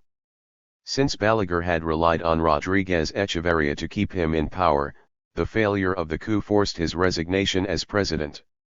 He soon departed the country for a lengthy stay in New York City. The abortive January coup presented the United States with another opportunity to deploy military force on the side of democracy and popular rule in the Dominican Republic. Over the next several years, U.S. military intervention would be directed at very different objectives. The January incident also saw the coming to power of a new force in the military. Rodriguez Echeverria had seen his plans fail when General Elias Wesson Y. Wesson, the head of the elite CEFA unit stationed at San Isidro, refused to follow orders. In doing so, Wesson immediately became the primary locus of power within the military. The Council of State would remain in power throughout the 14-month transition from the fall of Balaguer to the inauguration of Juan Bosch in February 1963. During this period, the regime's actions were cosmetic, with very little actually accomplished. Unemployment 28 remained inordinately high, and the great majority of the populace continued to be trapped in abject poverty. Although a law was promulgated providing for agrarian reform, only a minuscule number of families actually received any land. Still, the Kennedy administration was reasonably pleased, hopeful that a volatile situation had been calmed. With the Council of State firmly in power, Washington sought to regularize relations by fully recognizing the new regime, and dispatching an ambassador to Santo Domingo. John Bartlow Martin was appointed, over the opposition of the State Department, when he appealed directly to Robert Kennedy, the president's brother. Once in Santo Domingo, Martin established close working relations with the council, especially its most powerful member, Antonio Imbert Barrera, one of the two surviving members of the conspiracy to kill Trujillo. Imbert served as the council member in charge of internal security. With Martin's approval, dozens of individuals were deported, suspected of radical activities. Most of these militants were members of one of the three revolutionary parties, but some were left-wing members of Bosch's PRD. Martin was also concerned that the junta stopped the many demonstrations continually erupting on the streets of Santo Domingo. At the ambassador's request, President Kennedy arranged to have two Spanish-speaking Los Angeles police officers sent to train an elite unit of the National Police in the tactics of riot control. Equipped by the United States with tear gas and batons, the Cascos Blancos, or white helmets, soon succeeded in squashing the street actions. Ironically, the head of this elite unit, Colonel Francisco Alberto Caminho, would become the commander of the rebel forces during the popular uprising of April 1965. While the Council of State moved to repress the left, Bosch and Volman focused their efforts on winning the upcoming election. By early 1962, Volman was withdrawing from Costa Rica, concentrating instead on the Dominican Republic. Relations between Volman and Figueres had deteriorated, with the Costa Rican leader resentful of Volman's criticisms of alleged extravagance at the Cotter School, viewing them as the meddling of an arrogant outsider. In Santo Domingo, Volman set out to create a new set of interconnected organizations. The Inter-American Center for Political Training trained organizers for a new peasant federation, the National Federation of Peasant Brotherhoods, which, in turn, had close ties to Bosch's PRD. The new peasant union spread rapidly. 29. Through the Dominican countryside, quickly enrolling 150,000 members into its ranks. This type of grassroots organizing was new to the Dominican Republic, and it would later provide Bosch with a significant boost during the election campaign. As the December election approached, Ambassador Martin made it known that the United States would not tolerate a military coup, and that Washington was prepared to work with whomever won the election. So, Washington was not overjoyed with either of the two main presidential candidates. Viriato Fiallo, the presidential candidate of the National Civic Union, the UCN, was too obviously tied to the Santiago oligarchy. Bosch was a popular hero, but Martin had scant trust in his abilities as a political leader. Furthermore, U.S. officials were wary of the more radical members of the PRD. Ultimately, the United States decided to provide both sides with covered funding. The UCN, which had access to sizable funding sources in any case, received most of the money. Still, Bosch's campaign benefited from the funding received by Fenherca by way of the IILR. Nevertheless, Volman was certain that the CIA had given the Civic Union 10 times the amount it had given Bosch and the PRD during the 1962 campaign. In the weeks immediately prior to the election, Bosch's campaign began gaining momentum. Indeed, the CIA chief of station, Charles Penny, warned his superiors that Bosch would probably be elected, and that such an outcome could only be avoided if Volman was forced to depart the island. On December 20, 1962, the Dominican Republic held its first democratic election. Bosch swept to power, winning more than 58% of the popular vote. The mandate for fundamental social change was clear and inescapable. Yet the Kennedy administration remained confident that Bosch could be controlled, and that his regime could provide a showpiece as a moderate left alternative to social movements demanding a radical restructuring of the social hierarchy. For Sacha Volman, the 10 weeks between the December election and Bosch's inauguration marked the zenith of his influence. As the president-elect's confidant and strategist, Volman shuttled between Santo Domingo and the United States. He met with foreign policy decision-makers and corporate executives, hoping to gain approval for a variety of development projects bringing foreign capital to the Dominican Republic. Most of these plans would not proceed beyond the planning stage, but Volman was never lacking in schemes and proposals. This was heady stuff, indeed, for a social democratic refugee from Eastern Europe. Behind the scenes, Volman seemed to be riding high. 30. In January 1963, Leon Denon paid a personal visit to Adolf Burley. Denon was a journalist, and a member of the IILR board. Burley was no longer a government advisor on Latin American affairs, but he remained an influential figure within the foreign policy establishment. Both Denon and Burley maintained close links with the intelligence community. Denon reported that the CIA had entrusted South American affairs to Volman. This was certainly an exaggeration, since by early 1963 the IILR was directing almost all of its programs to the Dominican Republic. Nevertheless, given Volman's recent dispute with Figueres over the Costa Rican Cotter School, Denon's confidential report represented a considerable vindication. Denon informed Burley that Norman Thomas had vouched for Volman. Thus the CIA, and indeed the Kennedy administration, were relying on Volman to keep Bosch in check. They were soon disappointed with the results. Even before Bosch took the oath of office on February 2, 1963, the prospects of his serving the full 4-year term seemed dim. A military officer in the high command came to a leading member of the political opposition, the UCN, with an offer to stage an immediate coup d'état before Bosch had even assumed power. The Civic Union official declined, for now.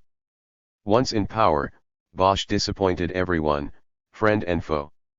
The urban poor and the campesinos were dejected and angry, as the newly elected president followed a cautious policy of fiscal restraint. Public spending was curtailed in an effort to reach a balanced budget.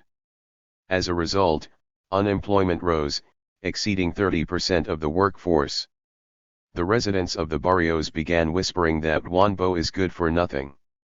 Although Bosch did permit trade unions to organize in the private sector, he also crushed strikes by public employees, citing a law promulgated during the Trujillo era. Given the overwhelmingly rural character of the Dominican Republic, the issue of land reform remained paramount. The few families that constituted the aristocratic oligarchy owned most of the prime arable land, while the peasants were either landless or barely surviving on small plots of marginal land. Trujillo's vast estates seemed to provide the basis for a program of land reform that avoided a direct challenge to the holdings of the landed oligarchy. When the Trujillo family had finally been ousted in November 1961, the autocrats' holdings, including 1.5 million acres of fertile land, had passed into the public 31 domain, to be held in trust until a future government could dispose of them. During the 1962 election campaign, Bosch had promised to settle 70,000 peasants on small, 16-acre plots carved from the Trujillo holdings. Although the poor peasantry had provided Bosch with his electoral base, he failed to carry out his campaign pledge. In his 7 months in office, a meager 600 families were resettled on the Trujillo lands. Although the Bosch regime utterly failed to transform Dominican society, the oligarchy still felt threatened, its power no longer absolute. In the factories and sugar mills, wages were on the increase as owners and managers adjusted to a new environment in which the interests of workers were at least nominally represented by independent trade unions. An interesting case in point was La Romana, the most important U.S. investment in the Dominican Republic, and the single largest agricultural complex in the country. Most of La Romana's 18,000 workers tended the sugar cane fields, receiving $1 a day under Trujillo. By November 1962, the wage rate had risen to $3.25 a day. Until this time, the complex's field workers, most of them immigrants from Haiti, had lived in shacks, bereft of the entire gamut of essential services from running water to heat and electricity. With Bosch's election imminent, the manager of La Romana, an American, began considering the possibility that this would have to change, that his workforce would insist upon being adequately housed. During Bosch's regime, the La Romana workers went on strike for higher wages.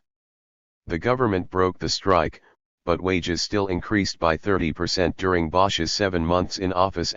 Cautious in his economic policies, Bosch did challenge the power and prerogatives of the Catholic Church. A constituent assembly dominated by the PRD began rewriting the constitution in January 1963, even before Bosch had been inaugurated.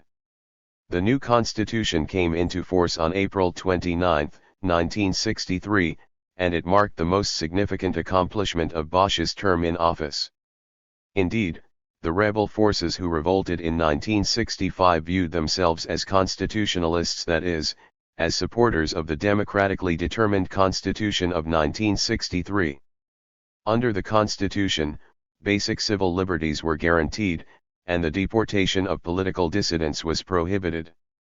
The Constitution went further by legalizing divorce, even for those married by a Catholic priest. It ended the special status granted to the Catholic Church by the Concordat of 1954, and in general it sought to define the separation of church and state. Needless to say, the church hierarchy was incensed. Several bishops publicly 32. Condemned Bosch, and ultimately the church gave its tacit approval to the coup that overthrew him. Only Emanuele Clarizio, the papal nuncio, maintained a friendly neutrality to the Bosch regime, at least through its first months in office.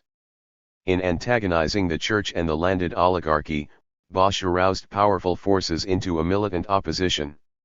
Yet his term in office depended on a narrower set of relationships. Bosch understood from the first that the military officers in command detested him, and were prepared to depose him.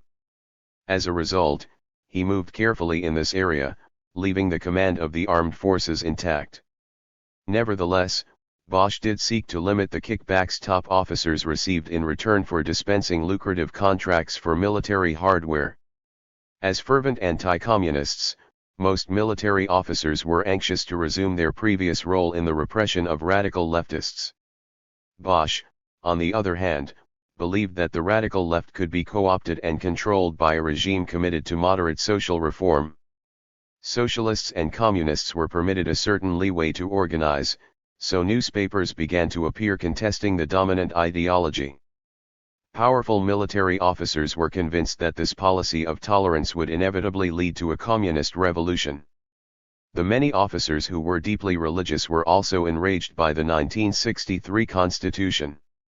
4 months into Bosch's term, the military command had reached its limit. In early July, the most senior officers insisted that Bosch confer with them at San Isidro, the center of the Dominican military. Bosch was informed that he must authorize a crackdown on the left, or suffer the consequences. When he refused, top military officers began plotting a coup d'état in earnest.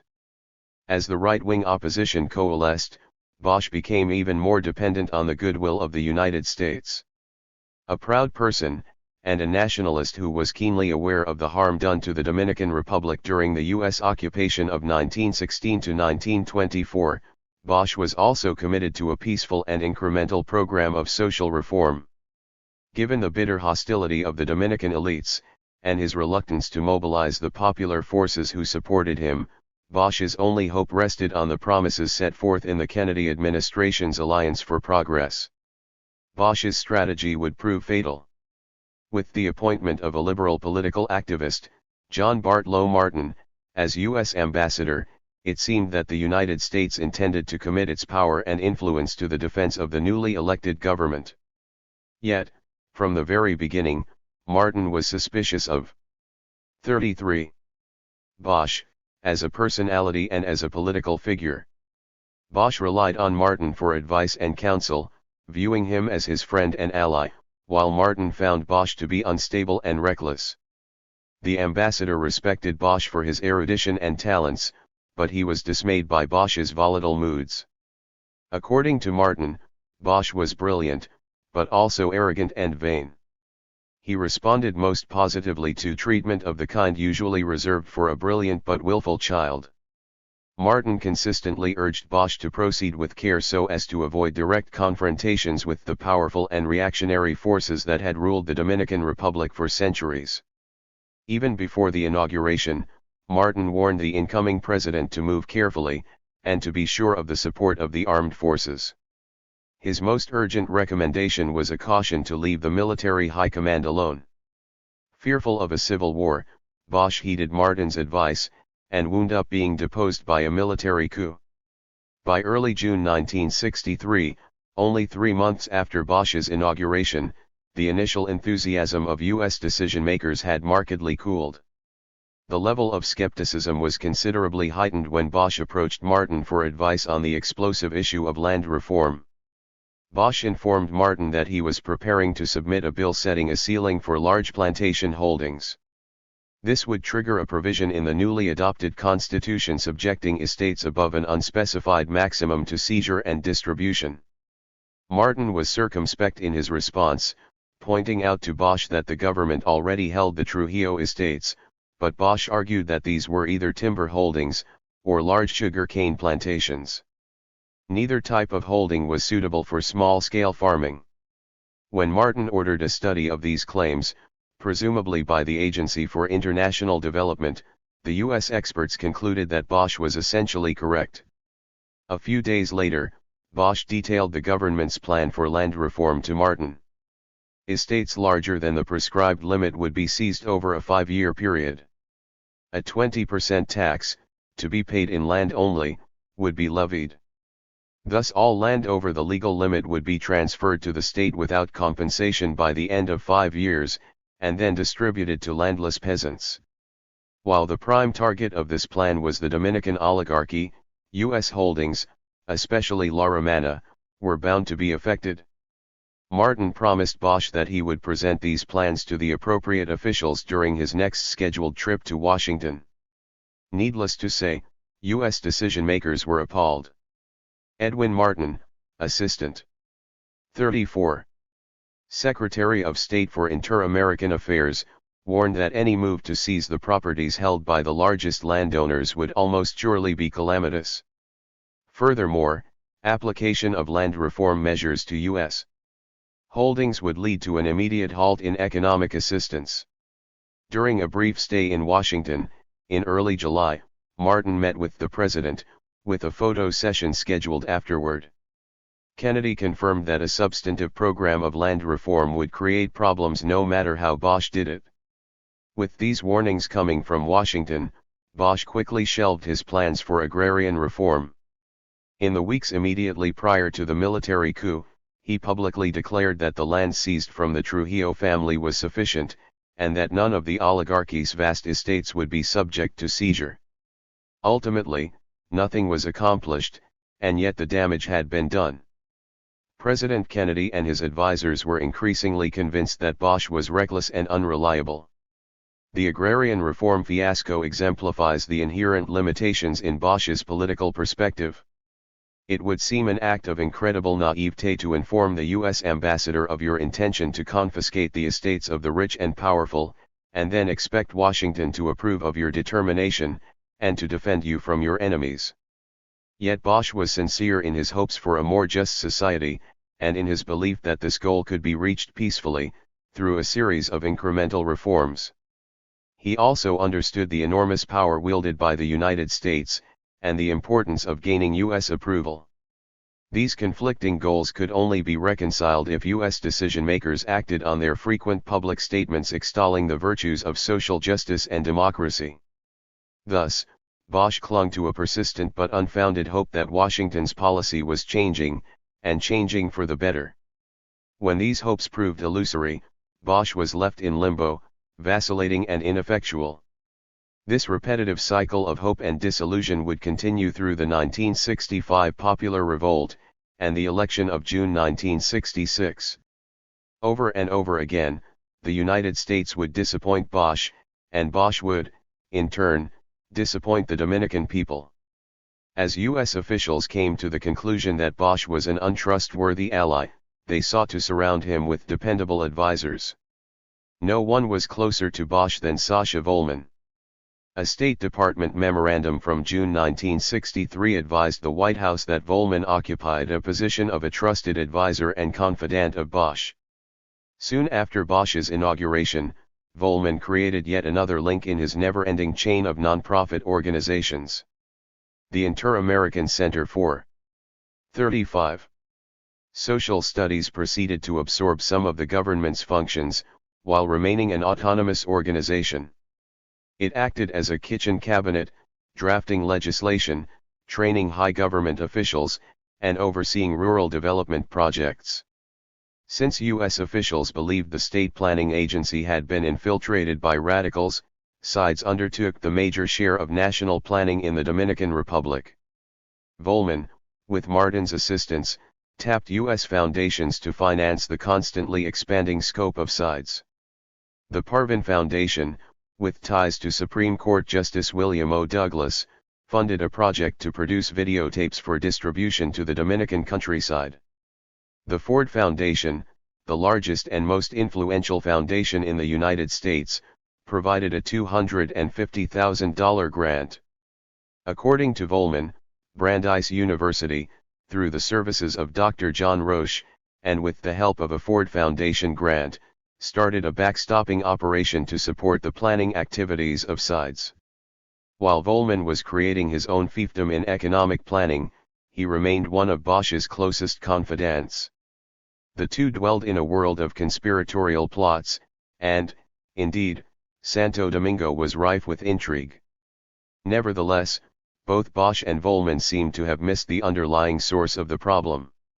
Bosch had antagonized every segment of the elite, and, more important, he had also lost the confidence of the U.S. government. Throughout Bosch's term in government, Volman found himself trapped, caught in a bind that grew tighter and tighter. He believed in Bosch and his program, and yet he had been drawn into the whirlpool of Dominican politics in his role as a contract officer of the CIA. Inevitably, his loyalties were divided. Bosch relied on Volman for advice and counsel, but Volman came under continuous pressure from U.S. officials, who counted on him to cajole Bosch into further moderating his policy initiatives. Volman would later insist that he had not cooperated with the Central Intelligence Agency during the 7 months Bosch was in power. This is a difficult claim to accept. Volman had worked closely with the agency on a series of covert operations in the decade preceding 1963. He would later admit that in 1967 the CIA asked him to undertake a clandestine operation in Cuba. Furthermore, Volman was on the payroll of the Institute of International Labor Relations in 1963, which paid him to oversee sides. The IILR received its funding from the CIA, by way of the Kaplan Fund. Volman was therefore being paid by the CIA to advise Bosch. 36. In spite of Volman and his many contacts, Bosch's regime found itself in a totally untenable situation by August 1963.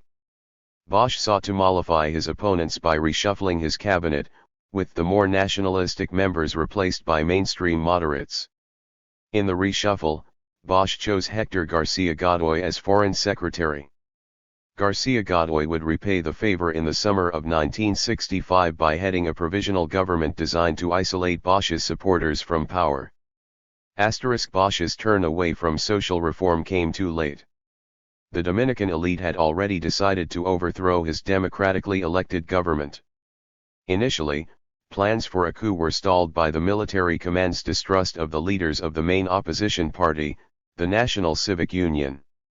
To overcome this barrier, a new organization of conservatives came to the fore, one with close ties to influential members of the Dominican oligarchy. The Association of Dominican Independents began organizing large rallies, Christian anti-communist demonstrations, speakers warned of the communist menace and issued thinly veiled calls for a military dictatorship. Although the church's hierarchy did not officially endorse these rallies, priests were often among those who addressed the crowds, with the implicit approval of several of the prelates. Behind the scenes, ADI leaders were making contact with influential officers within the military command. Right-wing priests acted as initial intermediaries, with the fanatic anti-communism providing the ideological bonding. By the summer of 1963, discussions had moved beyond the exploratory stage. Plans were being formulated for a coup, with the military bases at San Isidro at the nexus of the intrigue. General Wesson Y. Wesson, the head of CEFA, and General Miguel Attila Luna, the head of the Air Force, were crucial links in this conspiratorial network. Rumors of the deepening links between the ADI and key members of the military command began filtering to Bosch and his supporters. Lieutenant Colonel Rafael Tomás Fernández Domínguez, a former aide to Wesson who had been detailed to command the military academy, warned Bosch and urged him to move quickly against the plotters. Fernández Domínguez was the spark plug of a network of junior officers disgusted with the corruption so prevalent within the higher ranks of the military command. Bosch failed to heed these warnings, fearful of initiating a civil war. At the U.S. Embassy, Martin understood that the situation was rapidly deteriorating. In August 1963, he drafted a lengthy contingency paper, setting forth 6 possible courses of action. Martin chose 2 of the 6 for priority attention. In one of these 2 scenarios, the United States, where prominent would tacitly consent to Bosch's overthrow. By means of informal discussions, embassy officials would make known that the United States was withdrawing its support. Martin realized that the results of such a maneuver would be about the same as if we connived actively to promote a coup. Without the blessings of the United States, Bosch would fall. In fact, this is exactly the scenario that would soon unfold. The other priority alternative aimed at isolating Bosch, keeping him formally in power but without any influence on the course of events. In this scenario, the United States would put our own people close to Bosch, and then run the government without him, thus initiating a covert power takeover. Ironically, the United States had been following this policy from the start of Bosch's term, without achieving the total control it felt was needed. Even with Volman as his closest confidant, and the more left-wing cabinet members out of office, Bosch remained a symbol of social change, and the hated target of the Dominican elite. Furthermore, Bosch had lost the confidence of Washington, which was no longer willing to tolerate him as president, even as a figurehead. Martin claims he did not transmit this memorandum to Washington, although he did show it to key members of his staff. In any case, the crisis continued to worsen over the summer of 1963. September would be critical, a time when seasonal unemployment reached its peak, and when popular discontent tended to explode. The conspirators were ready to initiate a plan of action starting with escalating strikes, and culminating in a military takeover. On September 19, the ADI called a general strike. Virtually every store in Santo Domingo remained closed the first day, but by the second day most stores outside of the downtown area were open. Although the general strike had failed, everyone understood the extreme volatility of the situation. Martin was well aware of the delicate period through which the Dominican Republic was passing. He therefore dispatched a memorandum to the State Department on September 22, 1963 proposing that U.S. policy should be focused on an activist diplomacy. Although the United States should continue to back the existing regime, we should recognize that Bosch was not much of a president. Accordingly, the United States should use every means or most every means to get rid of those whom we cannot control. As replacements, Washington would put our own people close to him, allowing the United States to run his government without his knowing it. Bosch did not remain in power long enough for this policy to be fully implemented. 38. Martin also recommended a coordinated program to contain and defuse the Dominican left. He started with the belief that our single most urgent need was for surveillance of the left now, and penetration when possible. This placed a premium on the CIA and the clandestine operations of its officers in the field. The program of covert operations would divide and demoralize the left, while at the same time seeking out and encouraging those sympathetic to the United States, with the goal of eventually bringing these elements together within a single political party that could effectively counterbalance Bosch and the PRD. One of Martin's proposals recommended that the CIA get control, clandestinely, of the MPD, to keep the far left split. The MPD was a small Maoist Cotter party that would play an insignificant role in the popular uprising of April 1965. Another operation focused on the PRSC, the Social Christian Party, a party on the moderate left that supported the Bosch regime. Most of Martin's plan for this group remains secret, but the section recently declassified suggests that the United States support financially the PRSC. Martin was also ready to initiate a covert operation aimed at the June 14 movement. Both the Maoist MPD and the pro-Soviet PSP were small sects with little popular influence. By contrast, the June 14 movement originated in the underground circles of courageous young people that galvanized the resistance during the last days of the Trujillo era. Although the group was deeply divided between radical nationalists and uncritical supporters of the Castro regime, it remained the most significant force on the radical left. Martin proposed that the United States make every effort to split the 14th of June, both to make life hard, and, perhaps, to try to capture salvageable parts of it for possible use as an element of an alternative party to PRD in the future. This last point linked directly to the broader project of creating a popular counterweight to the political forces committed to Juan Bosch. Covert operations aimed at the radical left could contribute to this project, but most of it would be undertaken by political officers on the embassy staff, as well as Ambassador Martin himself. Accordingly, Martin advised that U.S. diplomats should identify people and elements of the other shattered parties with the hope that we can build an alternative party. Martin's scheme was complex and sophisticated, and yet his basic premise, that the United States should keep Bosch in power while coercing him into adopting a more cooperative stance, was soon rendered moot. Bosch was overthrown by a military coup less than 39 days after Martin's cable was transmitted to Washington. Nevertheless, there are convincing signs that much of the plan was implemented within a few years. While Washington grappled with the deepening crisis, the military command prepared to strike. The group of junior officers led by Fernandez Dominguez again approached Bosch to inform him of the impending coup. They again urged Bosch to move quickly, mobilizing loyal troops to disarm the conspirators. Once again Bosch refused, unwilling to precipitate a possible civil war. September 24 would be Bosch's last day in power. That morning Volman went to the embassy to bring Martin to an urgent meeting with Bosch. The meeting took place in one of the Trujillo family's former mansions situated along the Caribbean coast on the outskirts of Santo Domingo. Bosch was blunt, informing Martin that the military was going to kill me or overthrow me today. Martin urged Bosch to call an emergency session of the National Assembly, enabling the government to ram through legislation banning travel to Cuba, and authorizing the deportation of political dissidents.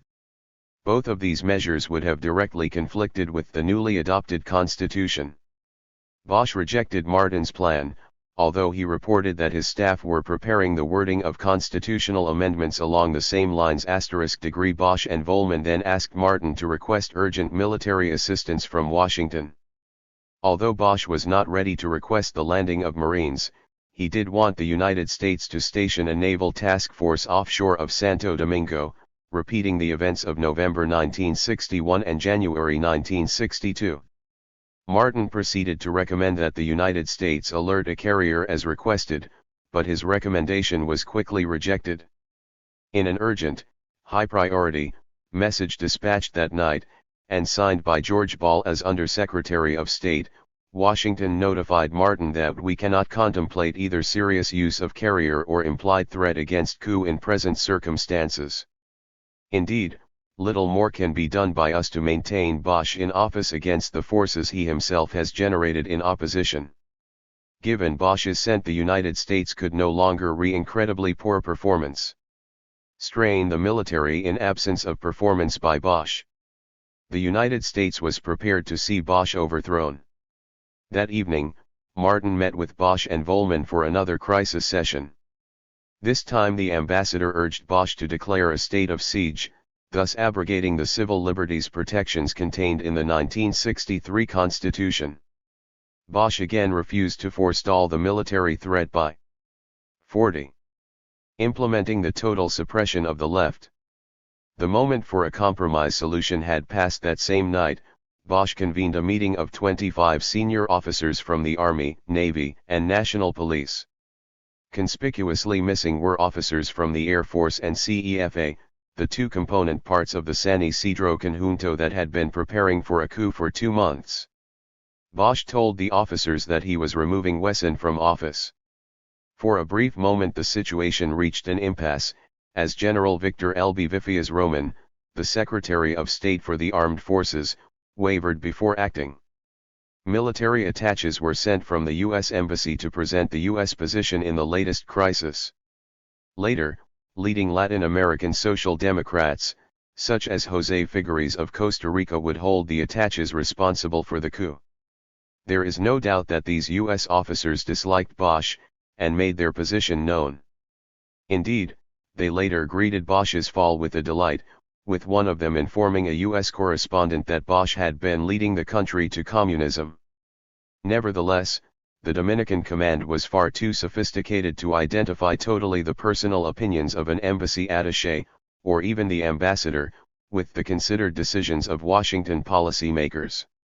The refusal to dispatch a naval task force to the scene, combined with the sweeping condemnation of Bosch's rule as president, convinced the Dominican armed forces that the United States had signaled its acceptance of a military coup. The stalemate that had developed during the early hours of September 25 came to an end when 2 Air Force colonels were sent to the National Palace to notify Vifias Roman that the Air Force Command had decided it would forcibly resist Wesson's removal from office. At 5 o'clock that morning, Bosch was placed under arrest, and the Dominican experiment in moderate social reform had come to an end. Within days, the military had turned over official power to a civilian junta, while Bosch and several PRD leaders were sent into exile. Volman went underground for several days, convinced that his enemies among the right-wing zealots of the officers' corps would authorize his execution should he be detained. After the first wave of arrests had ended, Volman was granted safe passage out of the country. Publicly, the United States condemned the coup and suspended relations with the Dominican Republic. Martin was recalled as ambassador, and returned to Washington. Recognition of the Dominican junta was further delayed when the elected government of Honduras was overthrown by a military coup on October 4, 1963.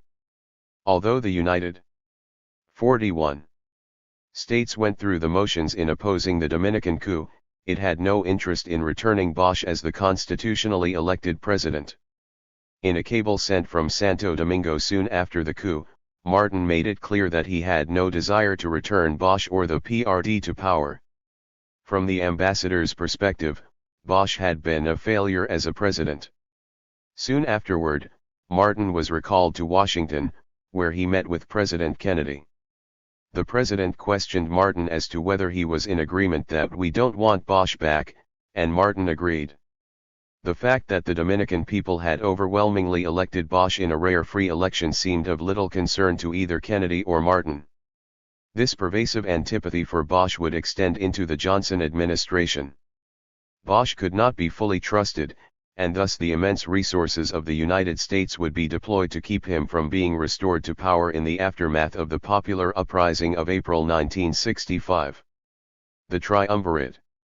Soon after the military coup deposing Bosch, a 3-person junta assumed power, headed by Emilio de los Santos, who had previously acted as chief of the Electoral Tribunal supervising the elections of December 1962. Initially, the military revolt had met with only scattered resistance, as shock and despair stifled anger. Yet as the forces of repression tightened their grip over dissident forces, the potential for a militant resistance returned to the barrios. A section of the left-wing June 14 group took to the hills, hoping to spark an insurrectionary movement. In Washington, John F. Kennedy's assassination on November 22, 1963, brought an unexpected change to the White House.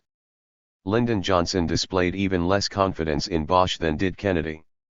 On December 12, 1963, the United States recognized the junta, and immediately began assisting the Dominican military in its efforts to destroy the guerrilla units.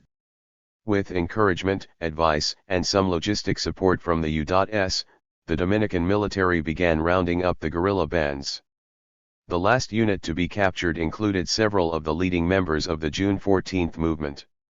When the 20 members of this unit surrendered, they were summarily executed. De Los Santos resigned in disgust, and Donald Reed Cabral was selected to replace him. Reed Cabral soon dominated the triumvirate. A scion of one of the richest and most powerful families within the Dominican oligarchy, he 42. Proved to be a lackluster public speaker and an uninspiring leader. Seoul, U.S. Officials were ecstatic. A State Department briefing paper praised Reed Cabral as by far the best chief of state to appear on the Dominican scene. With Reed Cabral in power, the United States dispatched an envoy to the Dominican Republic in line with the new regime. William Tapley Bennett, Jr. was a veteran diplomat, with considerable knowledge of Latin America. Quiet and serious in demeanor, he had also gained first-hand experience of the Trujillo years, having been assigned to Santo Domingo as a political officer from 1941 to 1944. Bennett and Reed Cabral soon became close friends, and indeed Bennett felt comfortable with Reed Cabral, who spoke fluent English and who shared a similar worldview. As Bennett widened his circle of friends, he avoided the few PRD leaders still in the country, and instead spent his time cementing social relationships with the Dominican oligarchy. Reed Cabral relied on two sources of power, the United States and General Wesson Y. Wesson. Yet he soon found himself mired in an economic crisis. Sugar prices, which had been unusually high, 13 cents a pound in December 1963, began plunging downward. The Dominican Republic relied on sugar as its primary export crop, so the junta rapidly found itself confronting an acute imbalance in the balance of payments. Reed Cabral responded by launching a devastating program of austerity, following the mandate of the International Monetary Fund, with Washington's blessing. As a result, public works projects were curtailed, funding for social services was slashed, and unemployment soared even higher. Popular disaffection intensified in the barrios, and in the countryside as well. The United States also pressured the triumvirate to assert a tighter control over the military. Reed Cabral complied by making it more difficult for the military to smuggle in expensive consumer goods, thus limiting the enormous profits to be made by evading import duties on luxury items. He also removed several of the most venal members of the military command, including the head of the National Police, General Belisario Peguero Guerrero, a protege of Imbert. Each step Reed Cabral undertook to placate the United States left him even more unpopular in the Dominican Republic. A regime as unpopular as this could only survive through terror and repression. Trade union leaders were jailed, left-wing newspapers were banned, and the death squads, so characteristic of the Trujillo era, were soon back in operation. Corpses were left in public places as a warning to others. The Dominican Republic lurched toward an explosive confrontation. Registered 43. As isolated as Reed Cabral had become, he still enjoyed the perquisites of power, and saw no reason to cede them to a democratically elected government. A series of elections initially planned for 1964 and early 1965 were postponed, consolidated into one election, and rescheduled for September 1, 1965. It soon became clear that Reed Cabral intended to stand for election as president, and that neither former President Balaguer nor former President Bosch would be permitted to enter the race. The United States found itself in a quandary. Bennett, as well as most Washington policymakers, viewed Reed Cabral as a trusted ally, and was eager to see him remain in office. At the same time, the State Department realized that, although honest, and perhaps the closest thing to a patriot that the Dominican Republic has produced, Reed Cabral had no political sex appeal.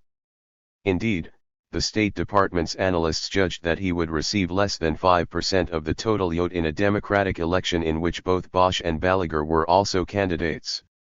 This overwhelming lack of support did not prevent the United States from supporting Reed Cabral. Quite the contrary, Washington considered various actions it might take to help Reed Cabral remain in power.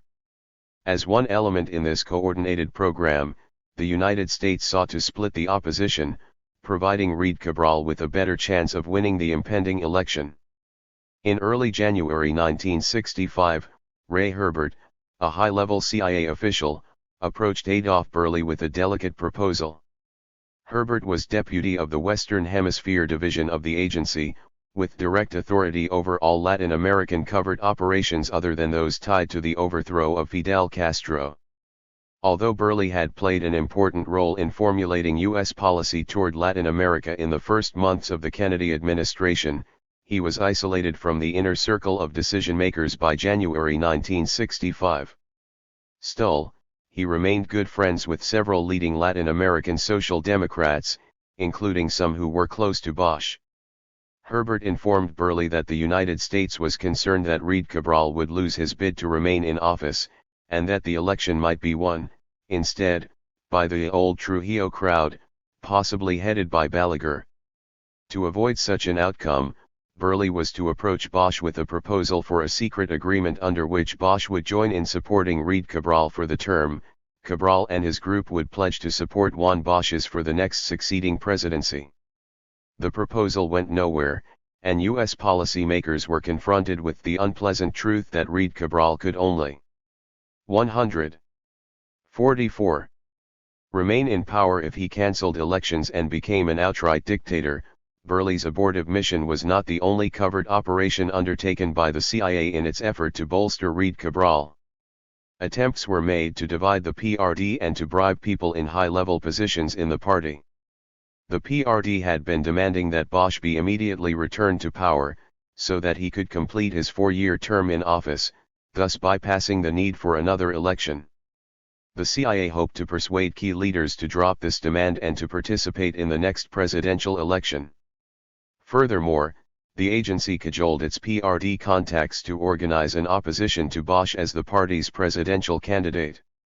In spite of the CIA's machinations, Bosch was not about to withdraw from the election.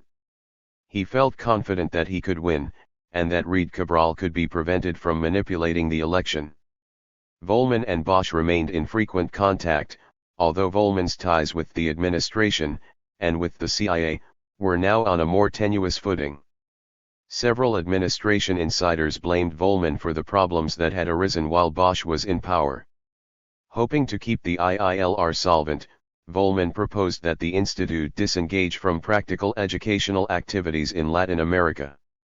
Volman's proposal failed to revive the institute.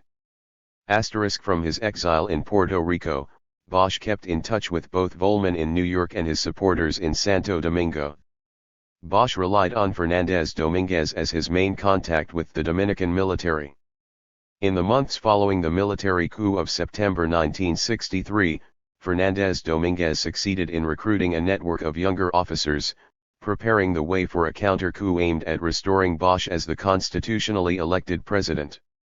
When the military command was informed of his activities, Fernández Domínguez was exiled, sent as a military attaché to Madrid, Spain, and then to Santiago, Chile. His place at the center of the conspiracy was taken by another young officer, Lieutenant Colonel Miguel Angel Hernando Ramirez. U.S. officials in Santo Domingo kept track of the plans for a coup, and warned Reed Cabral of them. Reed Cabral responded by frequently reassigning officers, sending the more disgruntled ones abroad. In the middle of April, General Marcos Rivera Cuesta, the Dominican Army's chief of staff, received detailed information concerning a coup that would soon be set into motion. he informed the military attaches at the U.S. Embassy, who quickly cabled Washington. Their cable was widely distributed, with a copy sent to the White House. Nevertheless, Rivera, 45, Cuesta, and the U.S. Embassy, remained confident that the situation could be controlled. Any attempt at a military coup would be swiftly repressed. For their part, the plotters realized that they had to move quickly, before all of the key participants were either cashiered or exiled. Thus the projected day for the coup to begin, under code name Enriquillo, was moved forward. In accordance with the Enriquillo plan, troops at the two army bases on the outskirts of Santo Domingo, February 27 and August 16, would initiate the revolt. The two bases would be rapidly seized, and troops from these bases would then be dispatched into the heart of the city. All of this would occur within the first hour, with speed the paramount factor. Once in Santo Domingo, the rebellious soldiers would capture the ancient Fortaleza Ozama, the headquarters of the Cascos Blancos, the elite unit of the National Police. In the second largest city, Santiago, the army base would be taken over by rebellious units, and troops would be sent to prevent the Air Force planes at a nearby base from being used. The plan also envisioned that junior officers at the main Air Force base at San Isidro would succeed one in neutralizing any aggressive action.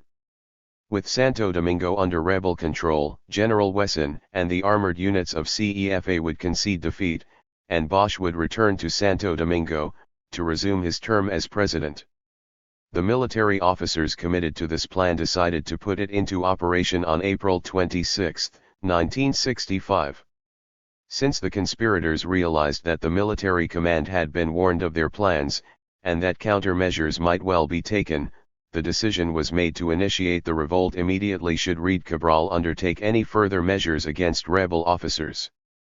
The Enriquillo plan would set the general framework for the first days of the uprising, and yet, in implementing the plan, rebel commanders moved slowly and cautiously, contrary to the original conception. This hesitation would allow San Isidro, and the United States, to regroup and deploy the forces needed to contain and defeat the rebellion. 2. The uprising triumphant. In lending its support to the regime of Donald Reid Cabral, the United States was aligning itself with a government that lacked even a shred of popular support.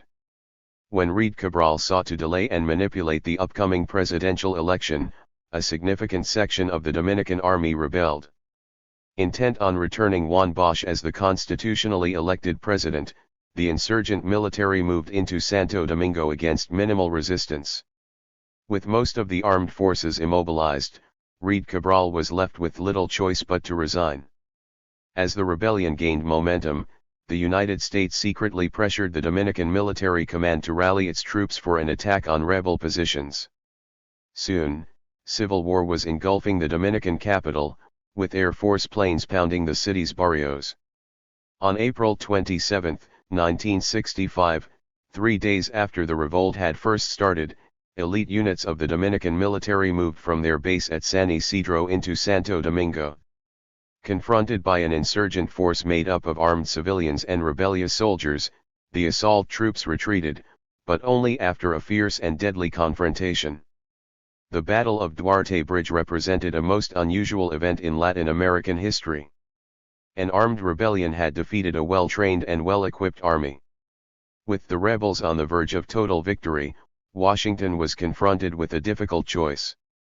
The United States could either accept the victory of a popular uprising, or it could deploy its military might and intervene with overwhelming force. The unexpected uprising. On Saturday morning, April 24, 1965, General Marcos Rivera Cuesta, the Dominican Army's Chief of Staff, moved to quash the Enriquillo 47 plan before it could be implemented. He summoned 4 officers suspected of participating in the plans for a coup to Army headquarters, 4 miles northeast of downtown Santo Domingo. The headquarters site was one of 3 military installations situated in a cluster along the Duarte Highway to Santiago. The officers were to be relieved of their command, in line with the actions taken against several other officers during the preceding months. Rivera Cuesta understood that a coup was being plotted, but he was uninformed of the full extent of the conspiracy. As it happened, one of the 4 officers summoned to Army headquarters, Major Juan Maria Laura Fernandez, was also one of the leading conspirators. Although the junior officers behind the Enriquillo plan were prepared to strike, they were surprised when the Reid Cabral government acted so quickly to block the coup. The target date had been set for April 26, only 2 days later, although the conspirators had vowed to move immediately if any additional officers were discharged for their outspoken opposition to the triumvirate. In spite of the tense situation, and the proximity of the chosen hour, the rebel command was initially disorganized when the revolt actually began in earnest. Thus, key conspirators were scattered throughout the city, eating a leisurely lunch, when they first received the news that the rebellion had begun 2 days prematurely. The Dominican government and the U.S. Embassy were as surprised by the unfolding events as the rebel leaders. Both President Donald Reid Cabral and the military command at San Isidro felt in control of the situation. Although U.S. officials were concerned by the drift toward paralytic inertia, they too remained skeptical of the potential for an immediate crisis. Ambassador Tapley Bennett had left the Dominican Republic the day before the uprising, April 23, on a visit to his sick mother in Savannah, Georgia. He was scheduled to arrive in Washington on the following Monday, April 26, for a briefing at the State Department. In addition, 11 of the 13 members of the U.S. Military Assistance and Advisory Group, including the group's chief, Marine Colonel Joseph Quilty, were visiting Panama, attending a routine briefing. U.S. officials, in both Washington and Santo Domingo, were so pleased with Reid Cabral's term in office that they downplayed repeated intelligence reports alerting them to an impending revolt. The 4 officers arrived at Army headquarters shortly before noon and were confronted by Rivera Cuesta, who questioned them as to their knowledge of a wider plot. Unbeknown to the military command, Captain Mario Pifia Tavares, the head of the Administrative Services 48th Unit at Army headquarters, was also a central figure in the conspiracy, a link between the officers planning the coup, and the non-commissioned officers and soldiers who would be called upon to put it into operation. Acting in accordance with the latest version of the plans for the coup, Pifia Tavares moved quickly to protect the 4 officers, organizing an armed contingent to detain Rivera Cuesta. By 12:30 p.m. the rebellion had begun. For the next hour, Pifia Tavares telephoned around town, informing everyone that the time for decisive action had finally arrived. From the start, the August 16th Army Camp, 17 miles northwest of Santo Domingo, and 13 miles from Army headquarters, joined the rebellion. The 6% Artillery Camp, situated close to Army headquarters, also moved immediately to the rebel side.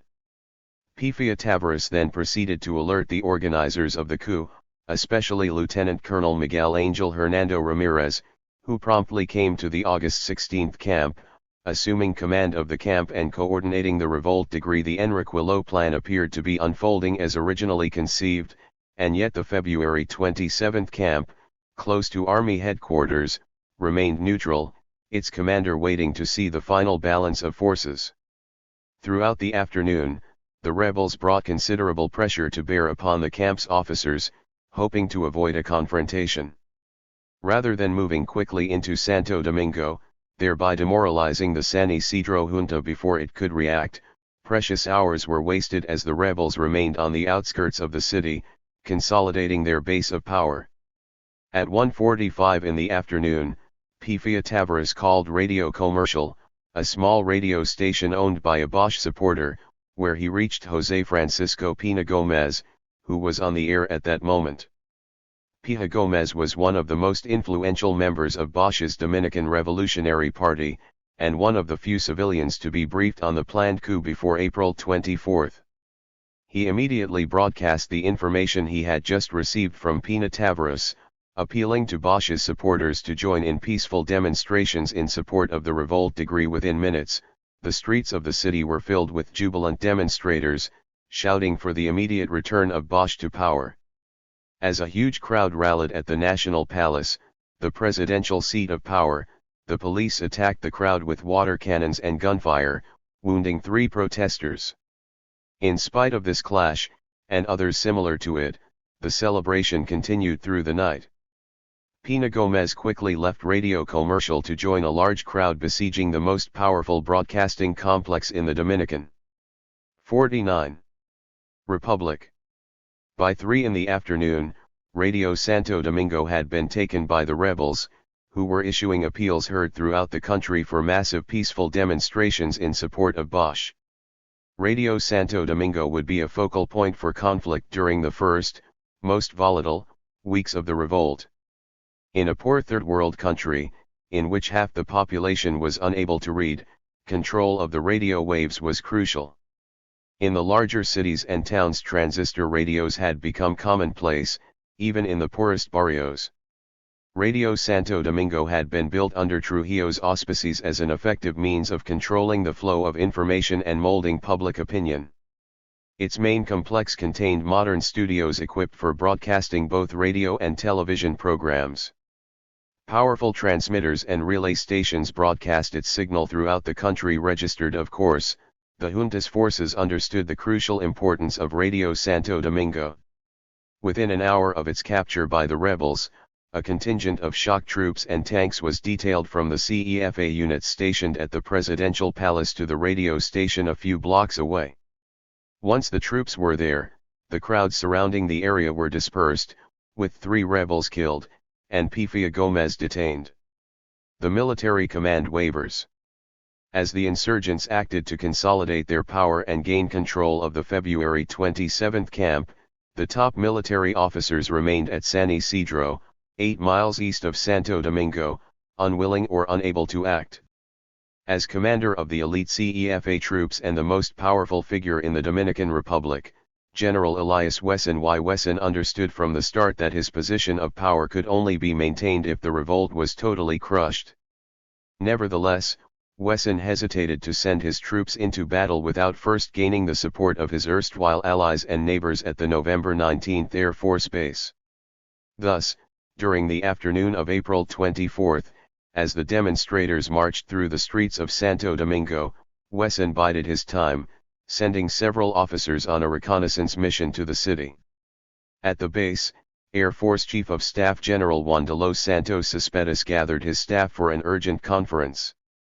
A few officers were sympathetic to the rebels, another few, including Major Salvador Liberiz Montas, commander of the Special Forces shock troops assigned to the air base, were eager to move against the insurgents, but most, including de los Santos, were not ready to commit their forces.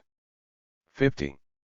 This cautious majority hoped to end the crisis by the creation of a broadly constituted military junta, with representation from all of the differing factions contending for power within the Dominican military. The interim junta would hold office until elections could be held by September 1, 1965. De los Santos telephoned Hernando Ramirez, proposing that all forces remain in place for the time being, until a high-level conference scheduled for the next day could resolve matters without bloodshed. With the situation changing by the moment, the U.S. Embassy found it difficult to keep Washington fully apprised of the latest twists. The embassy's staff tried desperately to keep up with events, but they were unable to contain and control a popular upsurge. Several hours after the rebellion had first begun, Charge d'Affaires William Connett, as acting chief of mission in the absence of Ambassador Bennett, sent Critic 1, the highest priority message, for immediate dissemination by the National Security Agency to the White House, and to a select few within the State Department, the Military Command and the CIA. Connett notified Washington that a rebellion had begun, that the Army Chief of Staff was being held by the rebels, and that hundreds of civilian supporters were enthusiastically demonstrating in the streets. Connett understood that Reid Cabral's regime was in serious trouble. A few minutes later, Critic 2 reported that U.S. military attachés were attempting to ascertain the loyalty of the top military commanders. Although de los Santos, and Admiral Francisco Javier Rivera Caminero, the Navy Chief of Staff, had pledged their nominal support to Reid Cabral, they in fact remained neutral. Connett informed Washington that the attitude of Wesson, as commander of CEFA, was not yet clear. Connaught's top priority messages were transmitted to the highest levels of the Johnson administration, and, in particular, to Thomas Mann, Under-Secretary of State for Economic Affairs and President Johnson's most trusted advisor on Latin American affairs. Mann had been raised in Laredo, Texas, along the Mexican border, where he had been immersed in a bilingual culture. He attended Baylor University and studied law, but, when the United States was drawn into the Second World War and he was rejected for active service, Mann joined the Foreign Service Reserve. His tasks were directed at tracking and monitoring Nazi trading with Latin American countries. After the war ended, Mann became a professional diplomat, rising slowly through the ranks. In July 1960, Mann was named Assistant Secretary of State for Inter-American Affairs. Soon after, Mann found himself on the outside, as 51. Adolph Burley and his task force began developing policy guidelines for the incoming Kennedy administration. Although Burley found Mann to be cooperative, the two disagreed on U.S. policy toward Latin America. For Mann, social reform ran a distant second to economic stability and a strong, reliable military command. Mann was quickly shifted from his post, after being named ambassador to Mexico. With President Kennedy's assassination, Mann returned to Washington, and to power. In December 1963, President Johnson gave Mann total authority to determine Latin American policy. He was appointed Assistant Secretary of State for Inter-American Affairs, the Administrator of the Alliance for Progress, and Special Assistant to the President. Even after February 1965, when he was promoted to Under-Secretary for Economic Affairs, Mann remained the administration's authority on Latin America, and the President's most trusted advisor during the Dominican crisis. Mann and Johnson were both Texans in government service, but they were neither personal friends nor political allies. Johnson had first become aware of Mann during the first months of the Kennedy administration. As vice president, he had liked and admired Mann, and had objected to his assignment to Mexico. Once in power, President Johnson had moved quickly to restore Mann to a position of power and authority. Mann was popular with his staff, who appreciated his informal demeanor and lack of pomposity. He had the look of an absent-minded professor, with thick-lensed glasses and a pensive expression. Yet Mann was far from vague and abstract. He had a sharply defined strategic perspective, and he never wavered from it throughout the Dominican crisis. Within minutes of receiving the critic cables, Mann had 2 telephone conversations with Connaught at the U.S. Embassy. Mann then reached the president for the first of many crucial discussions on the crisis in the Dominican Republic. Unfortunately, the record of this dialogue has still not been made public. During the evening of April 24, the revolt continued to gain momentum. Huge crowds surrounded the presidential palace chanting slogans calling for the immediate return of Juan Bosch. At the February 27 camp, pressures were mounting on the base's officers, with the 6% artillery unit, well armed and nearby, threatening to open fire.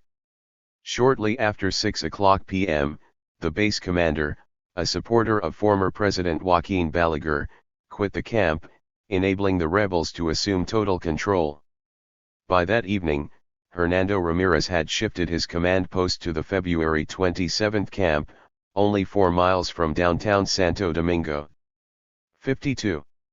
The first stage of the insurgents' plan for the rebellion had been successfully completed, with the rebels consolidating their hold over 2 large army bases located on the outskirts of Santo Domingo.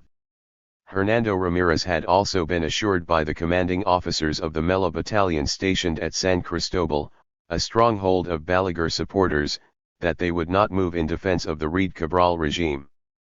Even the National Police were being kept off the streets, no longer under orders forcibly to repress the enthusiastic crowds on the streets.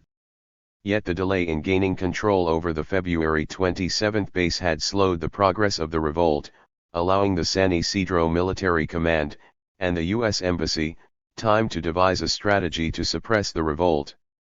Registered. Although Reed Cabral remained trapped in the presidential palace, Surrounded by a hostile crowd of Bosch supporters, he still remained hopeful of remaining in office.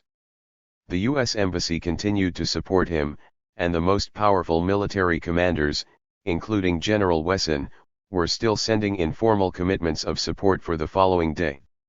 That evening, Reed Cabral appeared on Radio Santo Domingo television with a plea for calm. He insisted that the revolt was confined to the two nearby army bases, and he demanded that the rebel soldiers surrender by 6 o'clock the next morning, or face bombardment by the Dominican Air Force. The insurgents occupy Santo Domingo. Reed Cabral was hardly in a position to deliver credible threats. Instead, his ultimatum spurred the rebel command into a rapid response.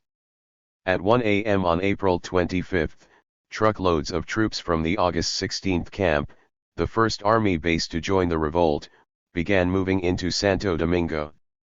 They met with little resistance, as the San Isidro commanders kept their troops on the sidelines. The rebel soldiers moved quickly to control vital locations, placing artillery on the main downtown square, Independence Plaza, and at the western end of the Duarte Bridge, the vital span linking the capital to San Isidro. Troops also regained control of Radio Santo Domingo for the rebels, as the CEFA units that had previously occupied it opted to withdraw without a firefight. Insurgent units also encircled the presidential palace, keeping their distance so as to avoid a direct confrontation with the armored contingents still guarding the palace and Reed Cabral. By early morning, PRD activists were circulating through the city calling for renewed demonstrations in 53. Support of the revolt. Later in the morning, PRD leaders broadcast announcements on Radio Santo Domingo urging a massive presence at the Duarte Bridge, in order to block any assault coming from San Isidro. In spite of the previous delays in execution, the rebel military commanders stuck to the plans they had formulated before the uprising, and refused to arm the populace. During the night, as the troops were being trucked into Santo Domingo, a few radicals among the soldiers and non-commissioned officers distributed arms to some of the activists demanding them. Nevertheless, on the morning of April 25, despite the lengthy lines at the insurgent-controlled army bases, filled with civilians ready and eager to fight, strict orders were issued prohibiting the distribution of weapons from base arsenals. Throughout most of the day this order held, with only a few hundred weapons having been distributed, and most militants, including those from the revolutionary left, sole unarmed. To deflect the increasing frustration of the populace, Hernando Ramirez urged supporters to arm themselves with Molotov cocktails. Petroleum was soon in short supply, as 15,000 gasoline bombs were quickly assembled. When rebel forces had first moved into Santo Domingo in the early hours of April 25, they had immediately occupied the central telephone exchange for the entire Dominican Republic. This left Connet and the embassy staff searching for a secure channel of communication to Washington.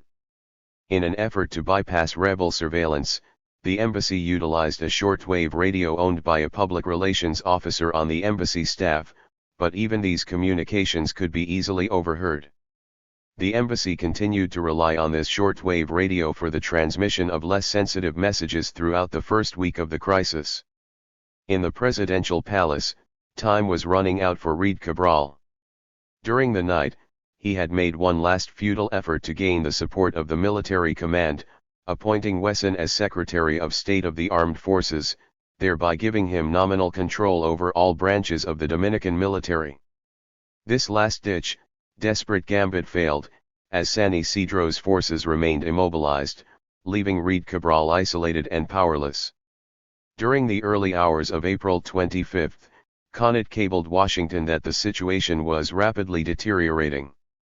Later that morning, Reed Cabral informed Lieutenant Colonel Ralph Haywood, the U.S. naval attaché assigned to the National Palace, that the San Isidro military units were failing to take action in defense of his regime. He then 54. Asked Haywood whether U.S. would be able to intervene. Haywood remained non-committal, passing the query on to Connet at the embassy. Soon afterward, at 9:30 a.m., Connet met with Reed Cabral at the palace, relaying the news that no help would be forthcoming. Instead, Connaught urged Reid to consider proposal for military junta composed primarily of officers hostile to the insurgency. The U.S. diplomat understood that this plan would hardly be acceptable to rebel elements, especially since the PRD had fallen into the hands of its more extremist element. Reid Cabral had devotedly served U.S. interests, and yet he had become a liability, the target of a popular uprising. The United States moved quickly to dump him, leaving him to scramble for a secure sanctuary. Shortly after being rebuffed by Connaught, Reid Cabral resigned as president. By mid-morning, the presidential palace was in the hands of the insurgents, with Colonel Francisco Alberto Camano Dino, who would soon emerge as the most influential leader of the rebellion, commanding the small contingent of troops dispatched to the palace. The rebel commander quickly arranged the peaceful transfer of power, and the arrest of the former president. Interestingly enough, a CIA situation report on these events included an evaluation of Camano as a strong anti-communist. As Camano and his troops took control of the palace, the CEFA shock troops that had been guarding it were allowed to disengage peacefully, taking their tanks with them. This was in accord with the rebel command's overall strategy, to isolate and demoralize the junta's forces, forcing them to surrender without a direct conflict. Nevertheless, as the tanks attempted to withdraw across the Duarte Bridge on their retreat to San Isidro, they were besieged by civilian insurgents, wary of Wesson's intentions, and unwilling to wait passively while he regrouped his forces. The first two tanks managed to push their way through the crowd, but the others, somewhere between 5 and 10, were stopped in their tracks. The tank operators ditched their vehicles, fleeing on foot across the bridge. Thus, popular action had broken the CEFA monopoly of armored vehicles, making it more costly for Wesson and his allies to challenge the rebels' control of Santo Domingo. At the National Palace, the crisis was building to an armed confrontation. Shortly after the palace had been taken, Colonel Pedro Bartolomé Benoit arrived by helicopter from San Isidro, having been sent as an emissary by Air Force Chief de Los Santos. Benoit conferred with 55. Hernando Ramirez, and was told that the rebels were not interested in becoming members of a military junta, but, instead, were preparing to fly Juan Bosch back from his exile in Puerto Rico. Benoit then reported by telephone to de Los Santos on the futility of the talks with the rebel leaders. That noon, Bosch talked directly with José Rafael Molina Urfia, one of the leading PRD activists still in the Dominican Republic, and urged him to accept an interim appointment as president, with the understanding that his term of office would be terminated when Bosch returned to the Dominican Republic. According to the provisions of the 1963 Constitution, Molina Urfia was the next person in the line of succession, having served as Speaker of the House during Bosch's administration. Upon gaining the approval of the rebel leadership, Molina Urena took office in the early afternoon. He proceeded to appoint Hernando Ramirez as Minister of Defense, and Camafo as Interior Minister. By the afternoon of April 25, rebel leaders were convinced that a final, definitive victory was at hand. Indeed, a plane was being readied to pick up Bosch for a triumphal return to Santo Domingo. Yet neither the San Isidro Military Command nor the U.S. Embassy was willing to accept a rebel victory without first attempting to crush the revolt with military might. Soon after Molina Urfia took office, Benoit was summoned back to the National Palace for another round of discussions. This time, representatives of the Navy and the National Police joined Benoit in his role as Air Force emissary. They met with Hernando Ramirez and several other top rebel officers, as well as with Molina Urena. The second meeting soon deadlocked, when Benoit, with support from the Navy and the National Police, insisted that the provisional president resign, thus facilitating the formation of a military junta authorized to act as the interim, transitional government. Once again, the insurgent leaders refused to buckle, and, instead, countered with the demand that Bosch be restored to power. The civil war begins. Benoit soon left the meeting to report to de Los Santos, who responded by issuing an ultimatum to the insurgent forces. Unless the rebels immediately agreed to the formation of a ruling military junta, the Dominican Air Force would initiate an intensive aerial bombardment of their positions. A few minutes later, 4 P-51 Mustangs from the San Isidro 56 Air Base began strafing the presidential palace, an act that would mark the onset of civil war in the Dominican Republic. An advisor to General Wesson would later claim that De Los Santos only moved to enforce the ultimatum under duress from hardliners. According to this source, Libres Montas, commander of the Special Forces Battalion attached to the air base, and a Wesson supporter, placed one of his unit's tanks in front of De Los Santos's office on the base, and insisted that the Air Force Chief of Staff immediately order an air strike on the National Palace. This seems a melodramatic explanation for a more subtle set of intersecting influences. De Los Santos had been quietly attempting to negotiate a deal with the rebels since the first hours of the revolt. Once Molina Urrutia was installed as interim president, De Los Santos understood that the rebel officers were sincere in their pledges to restore Bosch to the presidency, a shift in power that the Air Force Chief of Staff had every intention of preventing.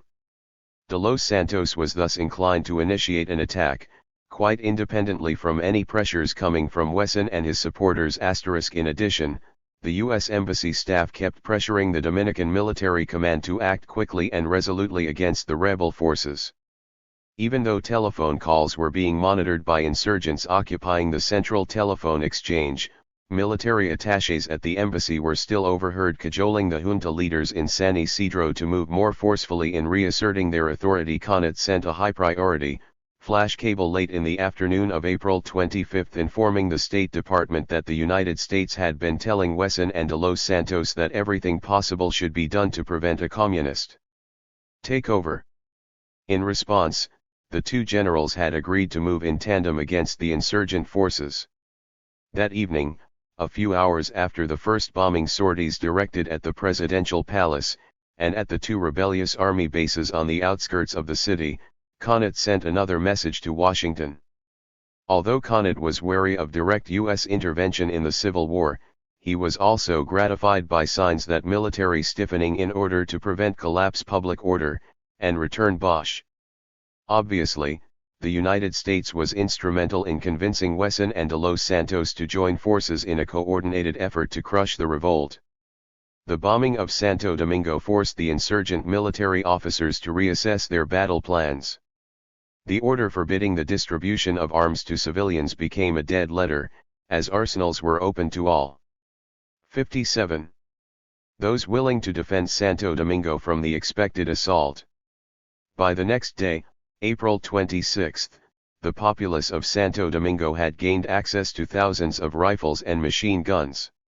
Some of these arms went to left-wing militants, communist and otherwise, but most of the weapons were taken by enthusiastic young partisans from the poorest barrios.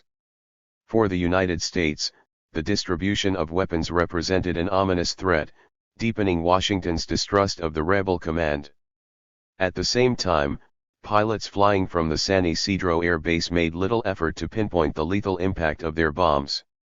Civilian casualties over the next 3 days of intensive bombardment ran into the hundreds, as the fragile wooden shacks of the poor were destroyed by bombs delivered by the planes of the Dominican Air Force. Enraged by the bombing raids, and spurred by vengeance for past misdeeds, groups of street children, Los Tigres, sacked the offices of 3 conservative political parties, including that of the UCN, as well as a few businesses owned by the elite of the Trujillo and Reed Cabral regimes. In spite of the popular anger, there were no mass executions, and property damage was limited. At the U.S. Embassy, the situation assessment remained gloomy, with top officials doubtful of the morale and resolve of the junta's forces. In an extensive report filed in the waning hours of April 25, CONIT underscored the embassy's concern that Bosch's return under present circumstances would be most unfortunate. Extremists might well have a field day. Given the junta's weakness, blocking a rebel victory would be difficult, and yet direct U.S. intervention would prove costly, especially in view degree of popularity Bosch still has here. In Washington, the initial success of the uprising had spurred the Johnson administration to initiate a mobilization of U.S. forces in the area. In the early morning of April 25, with rebel troops occupying Santo Domingo, Kennedy Crockett, the director of the State Department's Office of Caribbean Affairs, prodded the Defense Department to dispatch a considerable force to the area. In short order, the Joint Chiefs of Staff had relayed the order through channels to the commander of the Caribbean Ready Group on patrol. Fidel Castro's meteoric rise to power in Cuba had made the Caribbean a strategic priority for U.S. decision-makers. As a result, the Ready Group had been instituted in 1961.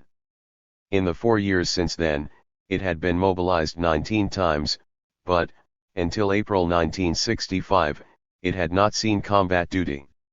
The Caribbean Ready Amphibious Task Group consisted of a rotating task force of Marines, helicopters, and naval warships, placed 58 on alert for a 3-month tour of duty, ready to respond to any contingency in the area. These units were drawn from Navy and Marine units assigned to the headquarters of the Atlantic Fleet in Norfolk, Virginia. The Dominican crisis would prove to be practically the exact type of emergency that had been anticipated in the justification for the establishment of the Caribbean Ready Amphibious Task Group. Asterisk. On April 25, the 3rd Battalion of the 6th Marine Regiment, as a component of the 10th Amphibious Squadron, had just completed Operation Quick Kick 7, a coordinated training exercise that had utilized Vieques Island off the east coast of Puerto Rico as the targeted battle zone. By that evening, the Marines were back on board, preparing for further training exercises. The Caribbean Amphibious Ready Group, with Commodore James A. Dare in charge, consisted of 6 ships, including the USS Bauer, an amphibious assault vessel that also served as the flagship of the task force. The warships carried a squadron of helicopters, and a Marine Battalion landing team, BLT 3/6. All told, Dare had 1,700 Marines and 3,000 sailors and naval officers under his command. On the evening of April 24, the watch officer at Atlantic Fleet Headquarters cabled Dare to stand on alert, ready to respond to the uprising in Santo Domingo. At 11 o'clock the following morning, Dare received orders from the Joint Chiefs of Staff, through Admiral Page Smith, commander of the Atlantic Fleet, to move the Ready Group to a position 30 miles off the Dominican coast. With Vieques Island 260 miles from the Dominican Republic, the flotilla took roughly 15 hours to reach its assigned position, setting anchor offshore from Santo Domingo at 2 a.m. on April 26. The United States was now ready to exert its military power as the predominant factor in the Dominican Civil War. A few hours later, at the first light of dawn, the Dominican Air Force resumed its bombing runs against Santo Domingo, only this time in greater force. The 2 primary targets were Radio Santo Domingo and the barrios adjacent to the western bridgehead of the Duarte Bridge. 2 hours later, Connaught relayed to the State Department that Wesson had promised the embassy's air attaché, Colonel Thomas Fishburne, that the CEFA armored units under his command would soon launch a direct assault, aimed at capturing the Duarte Bridge, so that he could then force his way into city. In spite of the bravado, the San Isidro Military Command remained unsure of victory. Wesson and de Los Santos were anxious to gain the support of U.S. troops in their drive to regain control of Santo Domingo, but Connaught refused their request. 59. For the people of Santo Domingo, the ferocity of the aerial bombardment brought death and destruction on a massive scale. In a heroic, albeit futile, gesture, thousands of unarmed civilians poured onto the streets in the midst of the air raids. The crowds directed pocket mirrors at the circling planes, hoping the reflected glare of the sunlight would disorient the pilots, and thus limit the damage of the falling bombs. Yet the raids also brought out the more vengeful elements of popular mobilization. Angry crowds began rounding up the families of pilots residing in the more affluent neighborhoods within the inner city, and transporting them to the studios of Radio Santo Domingo. They were then coerced into appearing on television broadcasts, pleading with the pilots to stop the bombardment. Announcers on the television station even threatened to bring the families to the Duarte Bridge, where they would be held as hostages against further attacks. Apparently this repugnant threat was never put into practice, but the entire affair was deplorable. It added to the bitterness and ferocity of the Civil War, while providing the United States with a pretext for intervention. April 26 would be the single day most marked by popular street violence. Several houses in the most affluent neighborhoods of the city were looted by street gangs. In the inner city, and in the working-class barrios north of the inner city, groups of armed civilians, joined by soldiers from the insurgent army units, surrounded local police stations. These sieges would continue to take place in scattered locations throughout the city over the next few days, as the rebels sought to eliminate the last vestiges of junta control over their neighborhoods. In a few cases, when the stations were finally overrun, the police officers were immediately killed after surrendering to an angry crowd. Although the national police were universally detested for their frequent recourse to brutality and torture, as well as their venality, the killing of disarmed police officers was indefensible. It marked the limits of the spontaneous, uncontrolled vengeance exacted by an embittered populace. These acts of retribution also harmed the rebel cause. In many isolated towns and villages, the National Police Barracks housed the only armed units in the vicinity. Reports of summary executions emanating from Santo Domingo hardened the resolve of police squadrons in rural areas, and thus served to impede the spread of the popular uprising throughout the country. In Santo Domingo, police officers began fleeing their local stations in civilian garb, many of them heading for the tenuous sanctuary of Fortaleza Ozama, an ancient redoubt near the Ozama River. The fortress was 60. Being used as an arsenal, and as the headquarters of the Cascos Blancos, or White Helmets, the paramilitary shock troops of the National Police. By the evening of April 26, this stronghold was occupied by several hundred members of the National Police, while a comparable number of armed militants surrounded it.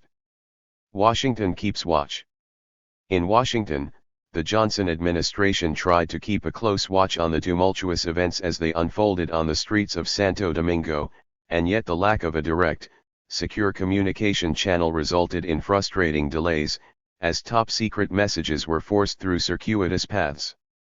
Once the Caribbean Amphibious Ready Group had anchored in Dominican coastal waters, sensitive messages could be personally carried by a Marine officer, who would be sent by helicopter from the embassy to the USS Boxer offshore, where the message traffic could be coded and securely transmitted. This circuitous route meant a delay of 15 minutes or so for priority signals. Even after the first contingent of Marines had been deployed at the embassy on April 28, this stopgap routing remained in place, when Marine radios were found to be inadequate, unable to transmit a clear signal to the U.S. flotilla offshore. Only after May 1, when Lieutenant General Bruce Palmer arrived in Santo Domingo to command all U.S. troops in the Dominican Republic, was a secure line opened. Nevertheless, decision-makers in Washington depended on timely reports from Santo Domingo. At 9 o'clock in the morning of April 26, Thomas Mann briefed President Johnson on the latest reports from the front. The Caribbean Ready Group had reached the waters of the Dominican Republic, but Mann was not anxious to see them ordered into action, counseling the president to wait it out and see what develops. Mann misread the situation, holding that in the past there has been not a lot of shooting, one side caves. Clearly Mann was hoping that the rebels would concede defeat without a fight, terrorized by the punishing air attacks then being delivered by the Dominican Air Force *. Looking ahead, Lyndon Johnson observed that we were going to have to help with the government. Mann was already prepared to advance his personal choice for Dominican president. One day after Reed Cabral's resignation, Mann advised Johnson that the one to try to back Balaguer. This was hardly an idle comment. Mann would consistently advocate policies designed to ensure Balaguer's return to power. 61. 13 months after the popular uprising, Balaguer would be elected president, with the benefit of extensive, and covert, U.S. support. As the day wore on, U.S. officials were still uncertain of the momentum of victory in Santo Domingo. An afternoon message from Connaught suggested that Bosch be approached through a trusted intermediary with the suggestion that he accept the formula first advanced by de Los Santos calling for the formation of a broadly based military junta, to be followed by elections in September 1965. That same afternoon, McGeorge Bundy, White House National Security Advisor, reported to the president that efforts were underway to induce Luis Mufiaz Marin, the former governor of Puerto Rico and a prominent figure in Latin American social democratic circles, to speak with Bosch with the aim of persuading him to agree to a new, transitional government, one that would block the communists. At this point, Bosch was uninterested in this proposal, since he still hoped for a rapid rebel victory, culminating in his immediate return as president. The next day, April 27, would prove decisive in the battle for Santo Domingo. Early in the morning the aerial bombardment resumed, with the heaviest fire again being directed at the poverty-stricken barrios of wooden shacks adjoining the Duarte Bridge. At noon, naval warships joined in the assault, lobbing mortar rounds at the barrios nearest the bridge. For the next hour or so, the bombardment was directed exclusively at this one residential neighborhood, as the junta prepared to move its forces westward, across the bridge and into the city. By this time, hundreds of civilians had already been killed in 2 days of intensive bombardment. As the rebels prepared to repel an attack from San Isidro on the east, the Mela Battalion based in San Cristobal, 17 miles west of the capital, began moving toward the city. With its corps of officers dominated by Balaguer's supporters, the battalion had remained neutral during the first 3 days of the uprising. On the morning of April 27, with the United States urging the military to forestall a rebel victory, and San Isidro readying an assault on Santo Domingo, the battalion's command officers finally decided to intervene. By 2:00 p.m., the 800 soldiers of the Mela Battalion had reached the fairgrounds at the southwestern edge of Santo Domingo, and were poised to attack the rebel strongholds from the rear. In Washington, the White House kept close track of the volatile situation in the Dominican Republic. At 10 o'clock that morning, Bill Moyers, one of the president's most trusted advisors, called Jack Hood Vaughn, 62, Assistant Secretary of State for Inter-American Affairs, for an update. Vaughn described the squeeze the rebel forces would soon confront, with the Mela Battalion coming from San Cristobal on the west and the shock troops of CEFA attacking from San Isidro on the east. In Vaughn's opinion, the junta forces would soon overwhelm the rebels, an outcome to be desired since we hoped that Wesson the anti-Bosch man would win it. *degree Vaughn was also concerned with the evacuation of U.S. civilians from Santo Domingo.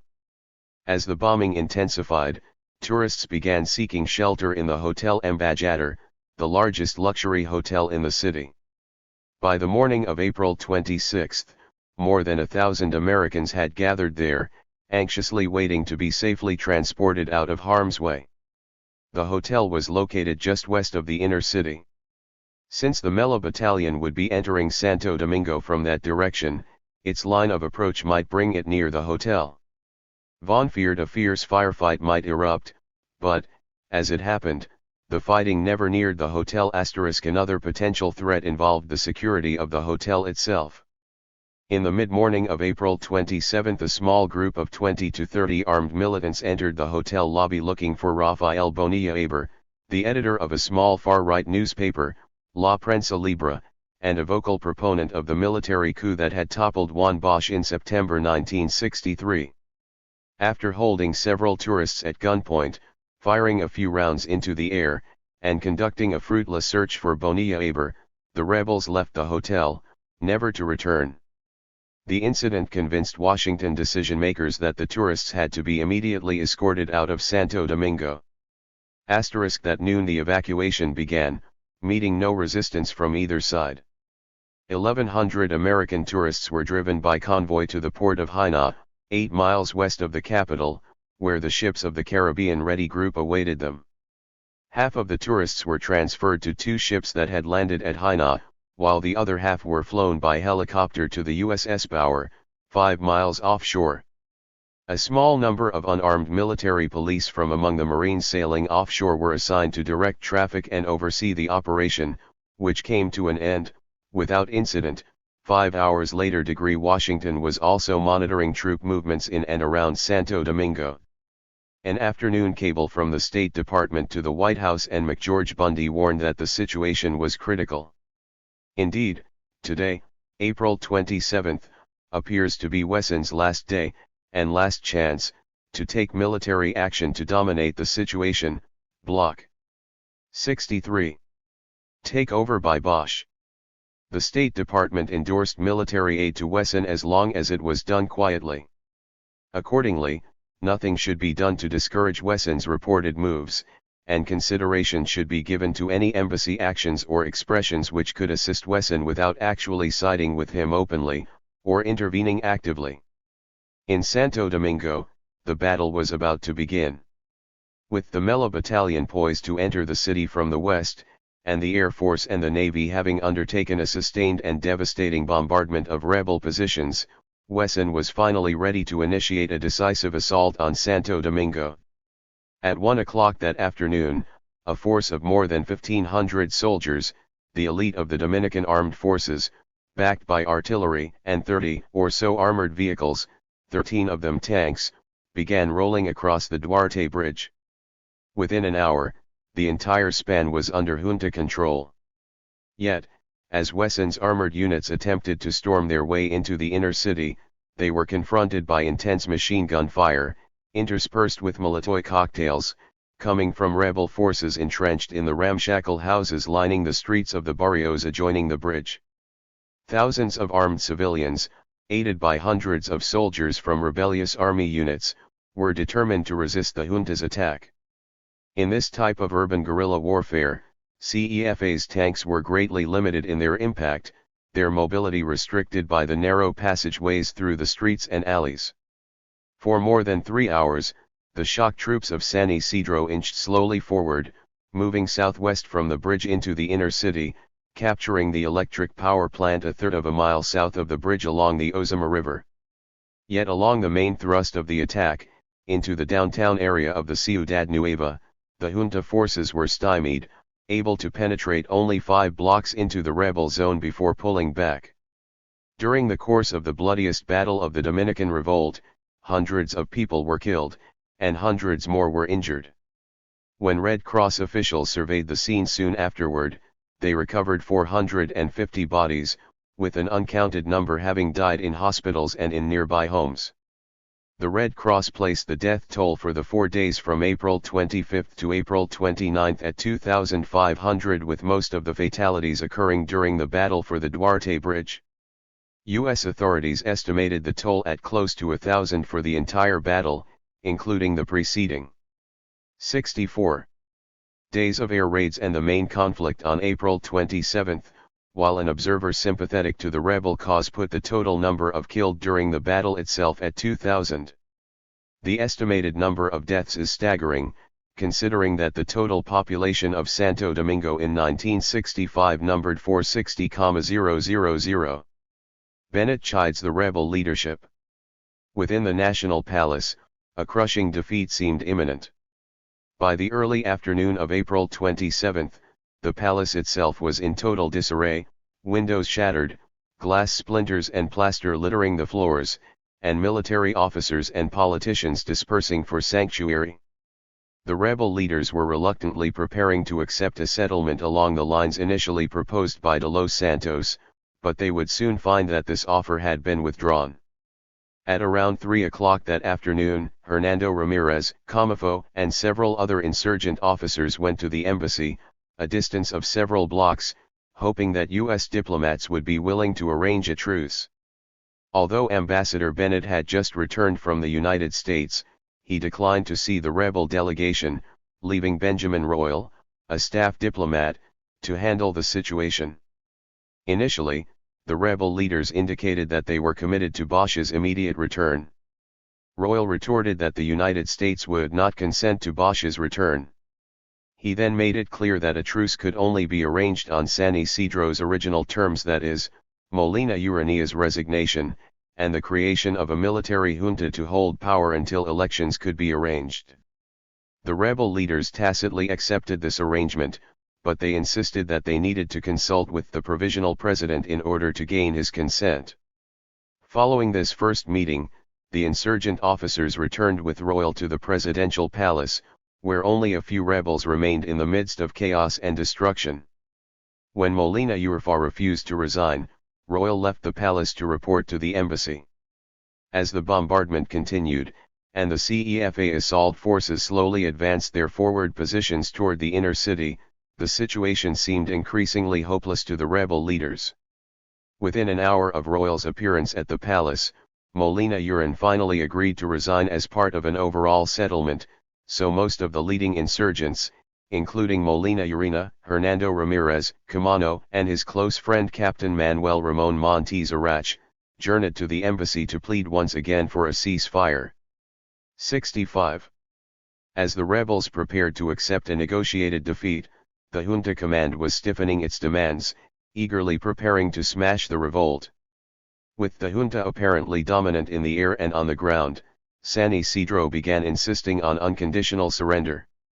Colonel Jacinto Martinez Arana, a ranking officer on the CEFA General Staff, and a staunch Wesson supporter, told a U.S. official that the rebels must be punished severely, and must be forced to surrender, not negotiate. Martinez Arana's views almost certainly echoed those of Wesson, as well as most of the junta's other military commanders. Thus, the context of the second meeting at the embassy was not a propitious one for the rebel cause. The meeting would prove to be a crucial juncture for the revolt, and it remains a source of controversy and debate. Instead of Royal, the rebel leaders met directly with Ambassador Bennett, who had been fully briefed on the emerging situation in the few hours since his return to the island. 30 years after the event, the State Department, acting in response to a Freedom of Information request, has finally released the key document needed to resolve the issues in dispute. Within hours of the verbal confrontation at the embassy, Bennett cabled Washington with his own perspective, presenting his own role in the best possible light. According to Bennett, the contingent of rebel leaders realized forces arrayed against them were superior, and they said they were prepared to negotiate settlement. Bennett relayed his emphatic view that the rebels bore the primary responsibility for the bloodshed. He insisted that the rebels had initiated this fratricide, and called forth counter-reaction. The effort to restore Bosch to power was obviously unsuccessful, so it was high time that they approach other side for talks. Bennett chastised the rebel leaders for having, while criticizing them for having Distrib 67 given communists free rein, used weapons to civilian militants. When the insurgents requested that the U.S. ambassador join Monsignor Emanuele Clarizio, the papal nuncio, in facilitating negotiations between the insurgents and the Benoit junta, Bennett declined courteously, claiming he had no authority to participate, and that U.S. view was accord should be reached by Dominicans talking to Dominicans. This was pure evasion. In fact, Bennett refused to negotiate because he was certain the uprising had been crushed, and he saw no reason to buffer the rebel leaders from the consequences of this defeat. A later confidential assessment from within the State Department was highly critical of Bennett's attitude during this crucial confrontation. 66. Anthony Solomon, Acting Assistant Secretary for Economic Affairs, reporting directly to Mann, would be sent to the Dominican Republic in early May to develop an emergency program to stabilize the Dominican economy, and to coordinate the provision of relief supplies to the countryside. Upon his return, Solomon provided Mann and the White House with an accurate assessment of the crisis, both political and economic. Solomon informed Mann that one mistake made was turning Comifo down at a time when the rebels were willing to negotiate. Bennett had refused to mediate a settlement because he thought at the time that it was all over. The rebel leaders left the meeting convinced that Bennett had deliberately insulted them by treating them with condescension and contempt. Bennett insisted he had remained polite and cordial throughout, hoping to promote talks leading to peaceful compromise. He believed both sides were reluctant to negotiate in good faith, but the insurgents were even more unbending than loyal armed forces elements. The recently released confidential cable from Bennett demonstrates that the rebels correctly understood the messages they were receiving from the ambassador. Bennett had lectured them, emphasized that their cause was futile, and implicitly urged them to surrender unconditionally. By refusing to mediate a settlement, he had left them at the tender mercies of the San Isidro junta.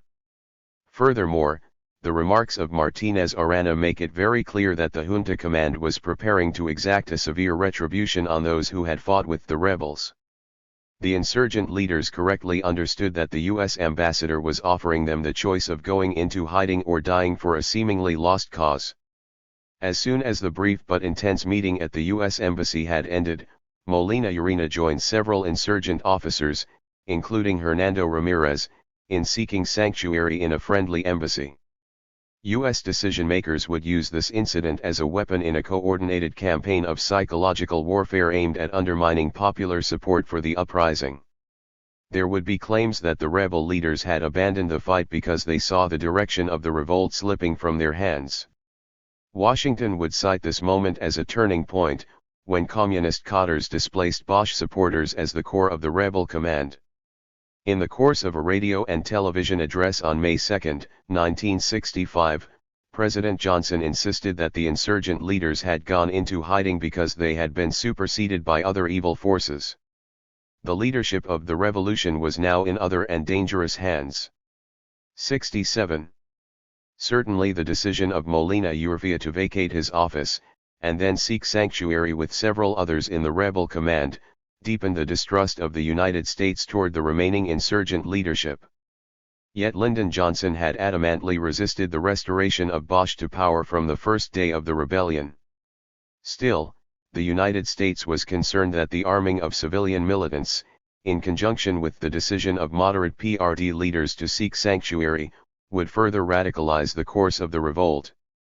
As Vaughan confided to Mann, with the defection of the more conservative rebels, it might leave nothing but the rabble-rousers and the commies. Pena Gomez seeks sanctuary. Molina Urevia and Hernando Ramirez were not the only insurgent leaders to go into hiding. Prominent PRD leaders began searching for safe havens even before the critical meeting between the rebels and Bennett had come to an end. When Pena Gomez was informed of this meeting, he attempted to use his own personal liaison with the U.S. Embassy. He sent word to the case officer who had been acting as his contact with the Central Intelligence Agency, V. Harwood Blocker III, that he needed to arrange a confidential rendezvous.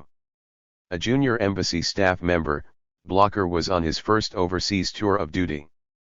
P. Gomez would become one of the most popular public figures in the Dominican Republic. He was also an anomaly. In a population of which a significant proportion is black, P. Gomez was one of the very few who succeeded in becoming a credible political leader. His parents were Haitians who, like many others, had crossed the border to work in the sugar cane fields. In 1937, months after his birth, Trujillo ordered the military to purify the population by slaughtering 20,000 defenseless Haitians. Most were killed with machetes. Pena Gomez's parents were among the fortunate few who escaped the pogrom by returning across the border, leaving him to be raised by foster parents. Penchia Gomez was a charismatic personality, energetic and articulate, with a base of support in the barrios of Santo Domingo. Yet he entered politics as a protege of Sasha Volman. In the aftermath of the Cuban Revolution, Volman transformed the CLA-funded Institute for Political Education into a training ground for militants from Bosch's party, the PRD. Pefia Gomez traveled to Costa Rica to take courses at the institute, and, indeed, Volman praised him as his best student.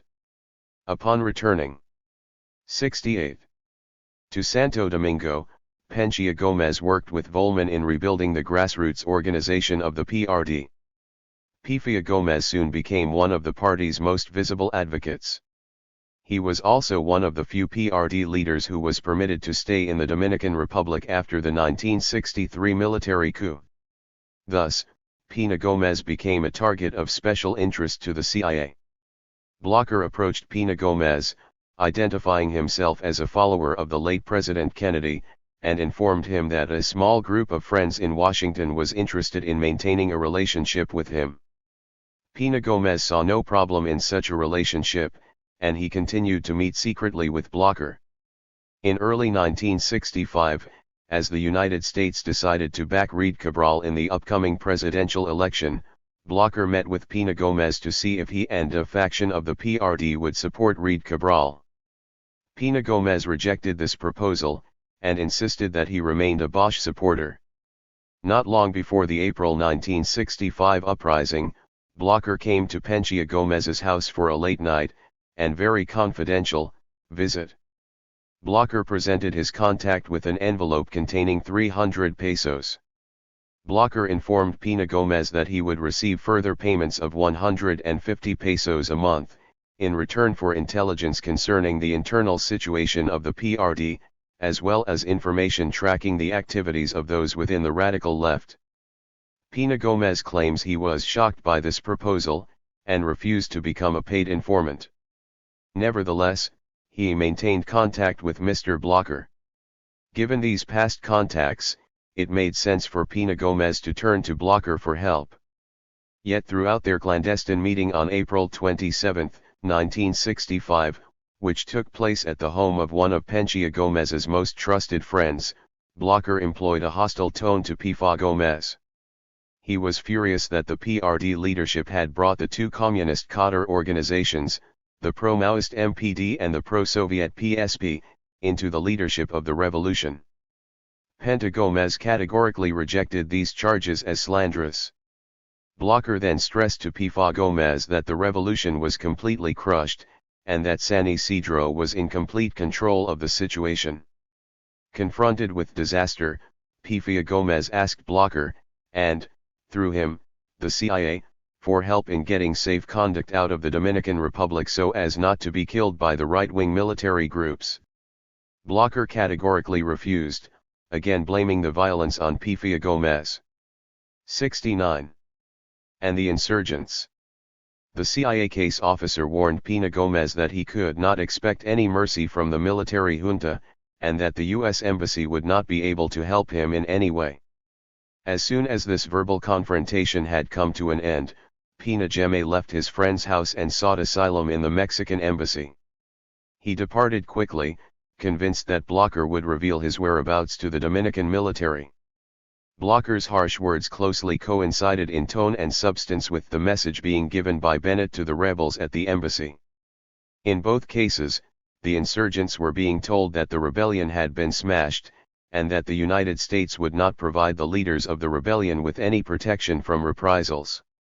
Pina Gomez was one of the most prominent leaders of the PRD, and his decision to seek sanctuary was utilized by the United States as a critical element in its campaign of psychological warfare directed at the rebel cause. The following day, April 28, the Voice of America broadcast a report that a leading member of the PRD was hiding in a friend's house after informing an unnamed diplomat attached to the U.S. Embassy that communists had taken over the revolution. U.S. Embassy officials specified to reporters that Pina Gomez was one of the PRD leaders who had gone into hiding because he feared the communists were taking over the revolution.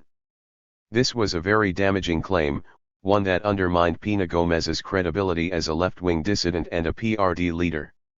Several months later, with the rebellion entirely quashed, Pina Gomez wrote a confidential memorandum to U.S. officials, promising that he would refrain from any public comment on this series of events, on the condition that the false statements attributed to him would not be repeated anymore by the U.S. government. Rebel victory. When the meeting with Ambassador Bennett at the U.S. Embassy came to an end, two key members of the insurgent leadership, Molina Urena and Hernando Ramirez, were ready to concede defeat. Yet two other influential rebel leaders, Comafo and Montes Arach, left the same meeting in a fury, committed to a fight to the bitter end. They were joined in this decision by several other rebellious officers, including Pifia Tavares and Laura Fernandez. In addition, two prominent politicians, Jotin Curry and Hector Aristide, also refused to concede defeat during the critical afternoon of April 27. Those who sought sanctuary lost credibility with those who remained and fought. Hernando Ramirez. 70. Had been at the forefront in planning the uprising, and yet when he left his asylum to return to action, he became a peripheral member of the rebel command.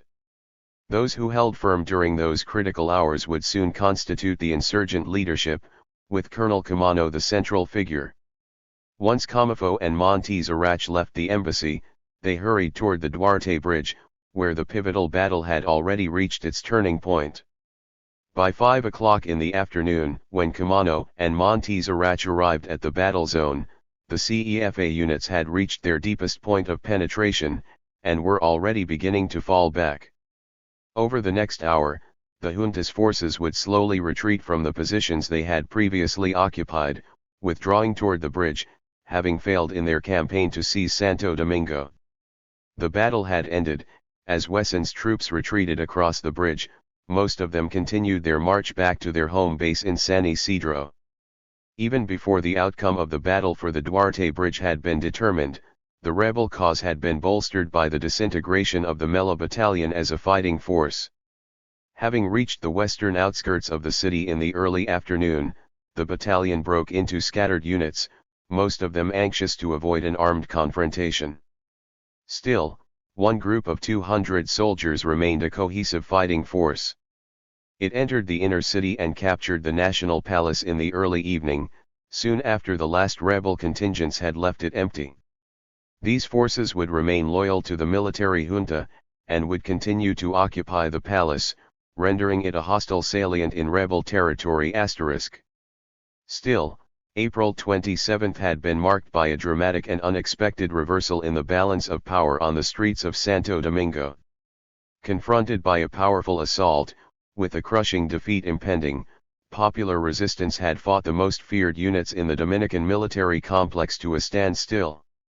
By nighttime, the rebels were in almost total control of the city, occupying most of the downtown commercial and government district, and in command of the strategically vital entrance to the city, the Duarte Bridge.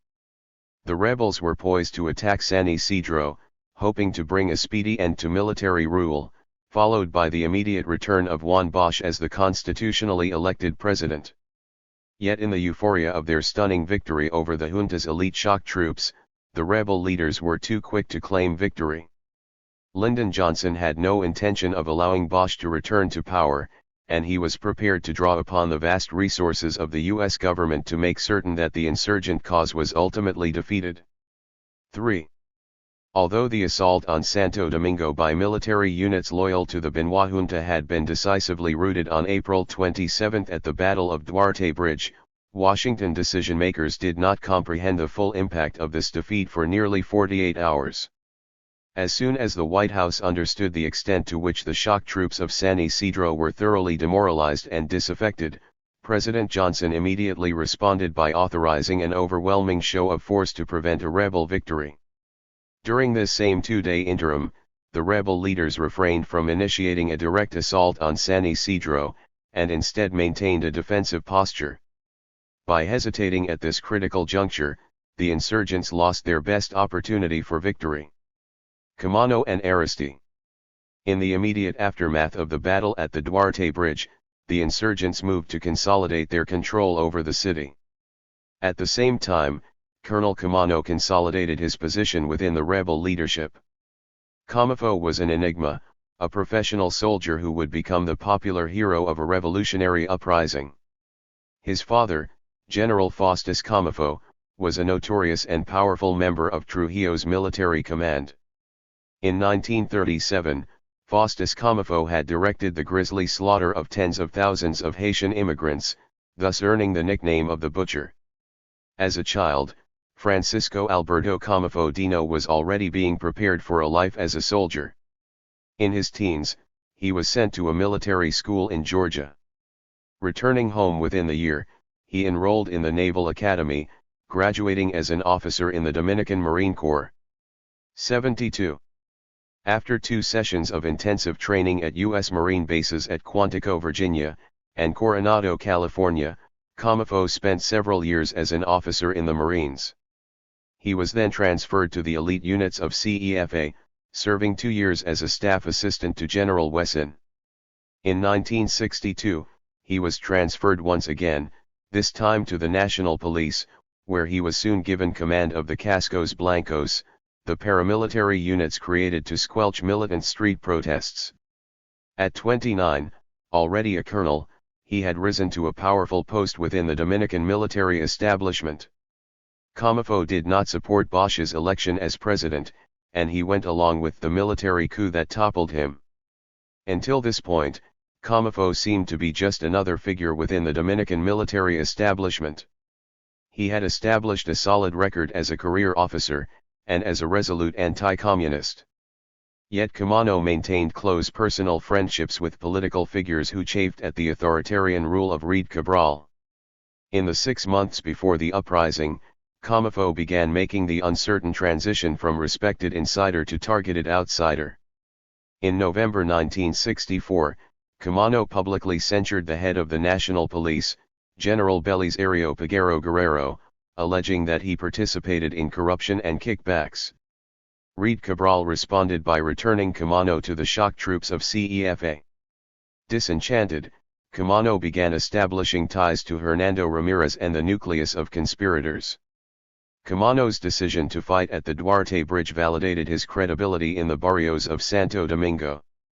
Among the corps of insurgent military officers that had initiated the revolt, Camano had standing as the highest-ranking officer within the group. Short, paunchy, and balding, Camano was hardly imposing.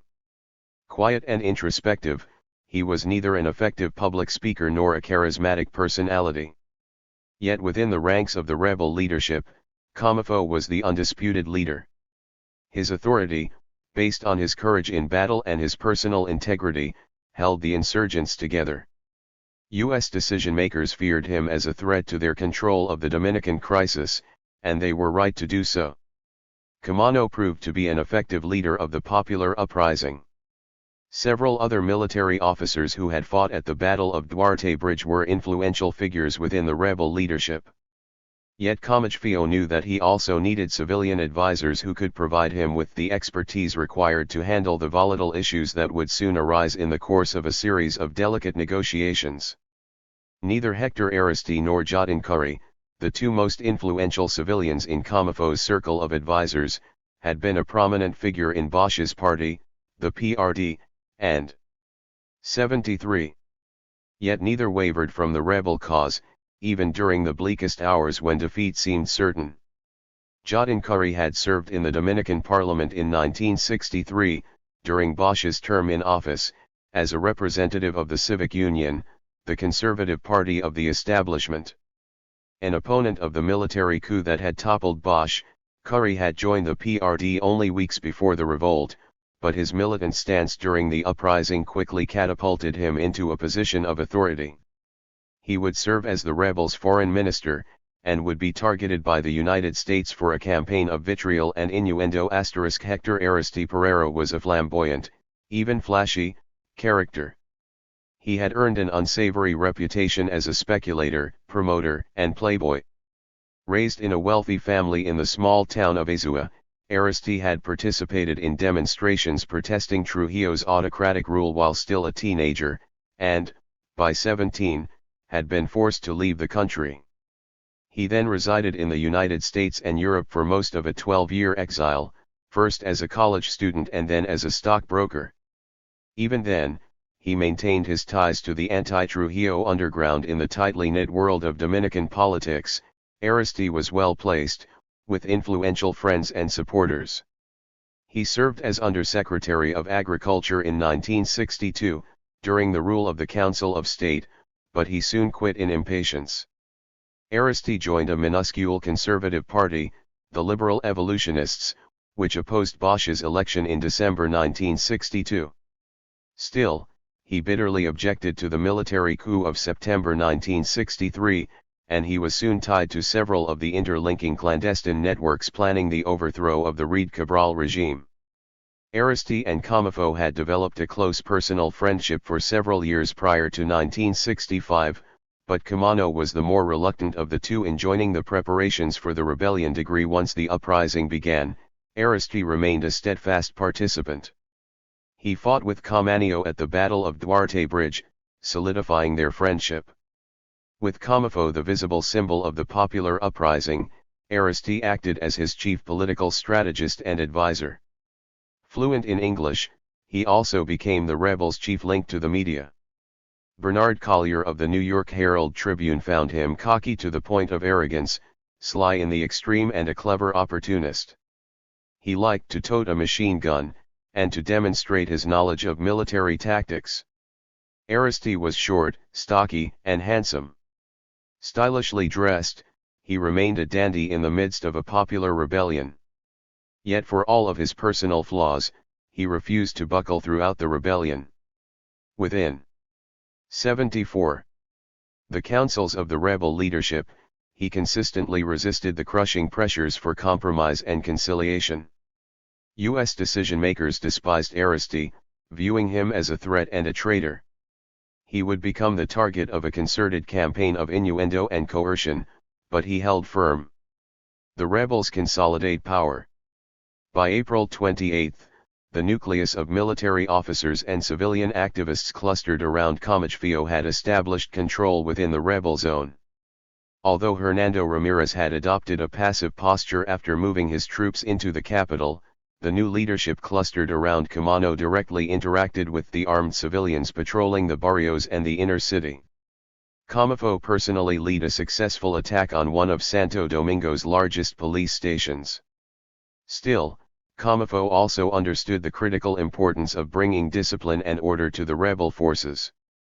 He therefore charged his close personal friend Captain Manuel Roman Montes Arach, the commander of an elite unit of 150 naval frogmen, with the implementation of a plan for the defense of the city.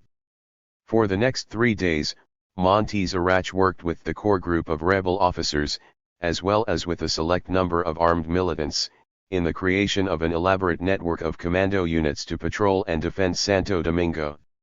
Each of these units maintained control of a few blocks, a neighborhood militia. By mid-May there were 130 commando squads, encompassing 4,000 civilians and 1,300 regular soldiers. The commando units varied in size from 24 to 100, most of them falling within the range of 30 to 50, some were based on political parties or trade unions, while others relied on the charismatic presence of a leadership figure. Almost all of the commandos were loyal to Comano, and remained committed to the return of Juan Bosch as President of the Dominican Republic. With the more moderate insurgent officers and PRD leaders in hiding, the leadership group around Comano functioned as a far more cohesive body than the initial group that had first led the revolt. A strategic plan was hurriedly devised to bring a rapid and decisive end to the civil war. Insurgent forces would seize the Ozama fortress, strategically located at the mouth of the Ozama River, thereby capturing a vitally needed weapons arsenal. Once they had gained complete and unchallenged dominance in Santo Domingo, the rebels intended to advance in force against San Isidro, winning a final, decisive victory over the junta forces. 75. This plan was adopted over the objections of Montes Arach, who argued for an immediate attack on San Isidro. Comano decided to delay a forward attack until rebel control over Santo Domingo was completely consolidated. His decision would prove costly, since it conceded to the United States the time needed to regroup, and to mobilize its immense resources to prevent a rebel victory. For the junta, April 28 was filled with delay and confusion, as the military command sought to prevent the total demobilization of troops in and around San Isidro. Early that morning General Wesson Y. Wesson, commander of the elite units of CEFA, sent a scout and emissary to the Duarte Bridge. Colonel José de Jesus Murillo López found a few scattered soldiers encamped near the eastern end of the bridge, holding defensive positions and resolutely refusing to advance against the rebel positions. When he returned to San Isidro and reported on the extent of the demoralization, the junta's leaders tried to assemble another assault force. They quickly abandoned this plan, when only 25 soldiers could be cajoled into another foray across the bridge. Despite its total paralysis, the San Isidro military hierarchy sought to maintain a public image of power and confidence. To legitimate its claim to rule, a new governing junta was inaugurated. 3 junior officers were chosen by Wesson and the service chiefs to serve as the official government. Colonel Pedro Bartolomé Benoit, who had acted as the Air Force delegate to rebel headquarters for the talks held at the National Palace on April 25, was named president of the new junta. Once installed in office, at about noon on April 28, the new government immediately demanded that the rebels surrender by 5 that afternoon, or the intensive bombardment of Santo Domingo would be resumed. This threat of force represented a pure bluff, since the junta's forces had been resoundingly defeated at the Battle of Duarte Bridge, and the San Isidro Military Command knew it. The United States hesitates. At first, the U.S. Embassy refused to accept the reality of the crushing victory won by the popular forces blocking San Isidro's attack on the capital. In a call made late on the night of April 27, hours after the battle had ended, Ambassador Tapley Bennett assured Mann that Wesson's troops would be returning the following day, and that it would be all over within 5 hours. This totally erroneous prediction was soon passed on to the White House. The next morning, McGeorge 76. Bundy informed the president that the junta's forces had not been successful in their drive towards Santo Domingo, but that Wesson was waiting until today to initiate mopping up operations. Bundy's assessment could not have been further from the truth, but his illusions were shared by Tom Mann, President Johnson's most trusted advisor on Latin American affairs. Throughout the first days of the uprising, Mann had been certain that the rebels could be crushed, that the CEFA units under Wesson's command had tanks and men to control the city. Later, he conceded that these units had just disintegrated. Yet Mann still believed that the junta could be victorious, but nobody down there or up here thought that the regular armed forces would just sit on their thumbs and refuse to fight. Mann's reluctance to introduce U.S. combat troops into the Dominican Civil War led him to dismiss the increasingly pessimistic reports being sent to Washington from those on the scene. Shortly before noon on April 28, Mann discussed the previous day's events with the Assistant Secretary of State for Inter-American Affairs, Jack Hood Vaughn, and his chief aide, Robert Sayer, the Deputy Assistant Secretary of State for Inter-American Affairs. Vaughn had just concluded a conversation with Bennett, who viewed the situation as something of a standoff. Mann rejected this analysis, holding instead that the embassy had overemphasized from the start the strength of the rebels. Thus, even on the day following the Battle of Duarte Bridge, Mann still clung to the conviction that the junta's forces could defeat the insurgents, permitting the United States to avoid becoming publicly identified with the suppression of a popular revolt. As long as there was no chance of a commie takeover, the United States should not get involved in the bloodletting. Of course, U.S. troops were already providing logistical aid to the Benoit junta. In one such instance, the Dominican Air Force was provided with a sizable supply of aviation fuel, thereby enabling San Isidro to continue to mount sporadic air attacks on rebel positions within Santo Domingo. By early afternoon, reports began filtering back to Washington describing the actual balance of power in the Dominican Republic. At 1:45 p.m., Admiral William Francis Rayburn, Jr., who had been installed as CIA Director shortly after noon that very day, informed Undersecretary of State George Ball that the situation was rapidly deteriorating. Intelligence reports from the field indicated that the morale of the junta soldiers was very low, and that the San Isidro Command had little or no operational control over them. 77. A little more than an hour later, Bennett transmitted an urgent priority telegram to Washington presenting a downbeat view of the conflict. While preponderant military force was arrayed on the side of the junta, psychological advantage still rests with rebels. The ambassador had to concede that Wesson's troops were not making very aggressive showing, although he continued to maintain that the outcome still in doubt. In San Isidro, the Benoit junta had arrived at an even more pessimistic assessment of its chances of success. Benoit had just telephoned the embassy to request that U.S. land 1,200 Marines for immediate deployment in Santo Domingo. Bennett still did not believe the situation justified the introduction of U.S. troops, but he also urged the State Department to do some contingency planning in case situations should break apart and deteriorate rapidly. Within minutes of receiving Bennett's cable, Bundy put through an urgent phone call to Mann. A high-level conference had been scheduled for that afternoon, with Secretary of State Dean Rusk, George Ball, Secretary of Defense Robert McNamara, and Bill Moyers, White House Chief of Staff, joining Bundy and Johnson. Bundy knew that the first thing the president will ask is, what does Mr. Mann think? Although Mann had not read the latest cable from Santo Domingo before receiving this call from the White House, hearing the gist of it from Bundy did not alter his reluctance to approve a direct military intervention. Bundy agreed, contending that the issue is not totally settled but the balance is still on the side of the Angels. Asterisk. Whatever else could be said of the San Isidro military junta, it could hardly be deemed angelic. An hour and a half later, Bundy and Johnson called Mann from the White House, where the top-level conference remained in session.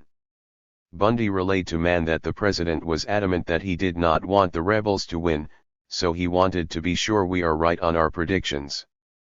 At that point Johnson intervened to tell Mann that he had just about lived down the Bay of Pigs, and he did not intend to let Mann get him involved in another spot like that. Even at this late hour, Mann stubbornly held to his conviction that the junta would triumph, counseling the president that he could not believe that our fellows were anywhere near losing it. Unfortunately for Mann's powers of prediction, San Isidro's resistance to the popular uprising was about to collapse. With the drive on Santo Domingo totally stymied, and morale among the junta's troops plummeting, the Benoit regime formally requested unlimited and immediate military assistance from the United States. Without direct U.S. 78 intervention, the insurgents would convert the country into another Cuba. According to the junta, the rebels were directed by communists, and the revolt was of authentic communist stamp. This time, Bennett and his staff were convinced. Benoit's request for assistance was transmitted to Washington by the highest priority cable category, critic. Bennett immediately followed it up with his own urgent message calling for the immediate deployment of U.S. troops. The ambassador informed Washington that the situation was deteriorating rapidly, with junta forces disorganized and demoralized. Indeed, Marine Colonel Joseph Quilty, the chief of the U.S. Military Assistance and Advisor Group, had just returned from San Isidro to report that the general atmosphere dejected and emotional, with number of officers weeping. Unless the United States intervened, San Isidro would have to quit. Ambassador Bennett, with the unanimous backing of his top aides, the embassy's country team, had concluded that the time has come to land the Marines. A detachment should be immediately deployed to secure the polo field adjacent to the Hotel Embajador, thereby guaranteeing a secure landing field for helicopters. From there, Marines would be dispatched to the U.S. Embassy as a security patrol. Bennett understood the Johnson administration would have a difficult time justifying intervention in the Dominican Civil War, so he proposed that if Washington wishes, they can be landed for purpose protecting evacuation American citizens. Bennett's cable, sent highest priority, reached the Oval Office minutes after the president's phone call with Mann had been completed, at 5:30 p.m. Washington time. 5 minutes later, Mann and Deputy Secretary of Defense Cyrus Vance discussed the latest reports. Although 2,000 Americans, mostly tourists, were still awaiting evacuation, Mann and Vance realized that U.S. intervention could easily escalate far beyond the scope necessary to ensure the smooth departure of the remaining tourists and foreign residents. After all, more than 1,000 Americans had already been conveyed out of Santo Domingo without incident. Bennett's cable had convinced Mann that he didn't think we could do nothing. Once having authorized a military presence at the Hotel Embajador, the United States would have to decide whether we go in and re-establish order in the most illegal way possible. There is no precedent. In the following months, administration officials would formulate elaborate rationales purportedly providing legal sanction to the U.S. decision to intervene unilaterally in the Dominican Civil War. In 79. Fact, at the moment this decision was actually being made, the president's most influential advisor on Latin American affairs had no doubts that such a move would represent a flagrant violation of international law and past practice. Mann asked Vance to order the Pentagon to prepare a contingency plan should the decision be made to block a total rebel victory through the deployment of a task force of U.S. soldiers. He was particularly concerned that such an operation would necessitate a block-by-block cleanup, bringing heavy casualties to both sides. An alternative strategy had to be developed since Washington decision-makers did not have the stomach to order a frontal assault. Indeed, such an alternative plan would soon be devised and implemented, suffocating the main rebel stronghold while minimizing U.S. casualties. Once the Bennett cable reached the White House, the decision to intervene was made within minutes. By 5:45 p.m., Mann was again on the phone with those at the White House crisis meeting. He agreed with the consensus view of those present at the meeting that Marines should be immediately dispatched to Santo Domingo. Bundy told Mann to notify Bennett that the Marines would soon be deployed at the Hotel Embajador. Although Bundy suggested that the United States might want to take on the role of peacemaker, Mann stressed the possibility that the mere landing of Marines will serve to strengthen the will of the Western side. By early evening, 535 Marines were being transported by helicopter from the Caribbean Ready Group flotilla offshore of Santo Domingo to the polo field next to the hotel. Most of them landed after nightfall, encountering minimal resistance.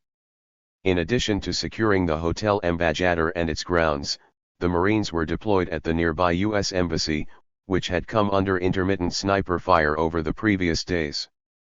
The United States had crossed a significant tripwire, committing its forces to a significant military presence in the Dominican Republic. In a televised speech that evening, the president, following the suggestion offered by Bennett, deliberately distorted the true import of the day's events. He insisted that U.S. troops had been deployed because embassy officials had been informed by military authorities in the Dominican Republic that American lives were in danger. Even with a sizable contingent of Marines on shore, stationed at the Hotel Embajador and the embassy, Bennett still believed that the junta's forces were too dispirited to resume fighting. Shortly before President 80. Johnson's speech, Bennett sent another priority cable reporting that more troops were needed, or a rebel victory was a certainty. The United States needed to decisively intervene to prevent another Cuba in the Caribbean. The White House responded by authorizing the Joint Chiefs of Staff to mobilize the resources necessary to airlift thousands of paratroopers into the Dominican Republic. That evening, April 28, the 3rd Battalion of the 82nd Airborne Division, the lead battalion in the Army's Rapid Deployment Force, was put on standby alert at its home base, Fort Bragg, North Carolina. Other units were alerted for possible action, including an Air Force Rescue Support Team, ready to aid any transport plane shot down while ferrying troops to Santo Domingo. Command officers were warned to be ready for possible operations designed to prevent the assumption of governmental authority by a faction hostile to U.S. interests. President Johnson understood that the United States had made a significant commitment to intervention by deploying more than 500 Marines in Santo Domingo. Ever the politician, he prepared to capitalize on this decision for his own political gain by immediately summoning two congressional leaders, Senator Everett Dirksen and Representative Gerald Ford, from a banquet that they were attending that evening. When the two Republican leaders arrived at the White House, they were met by the president, clad in pajamas. Johnson was quick to boast that he had just taken an action that will prove that Democratic presidents can deal with communists as strongly as Republicans. Johnson and Mann confer.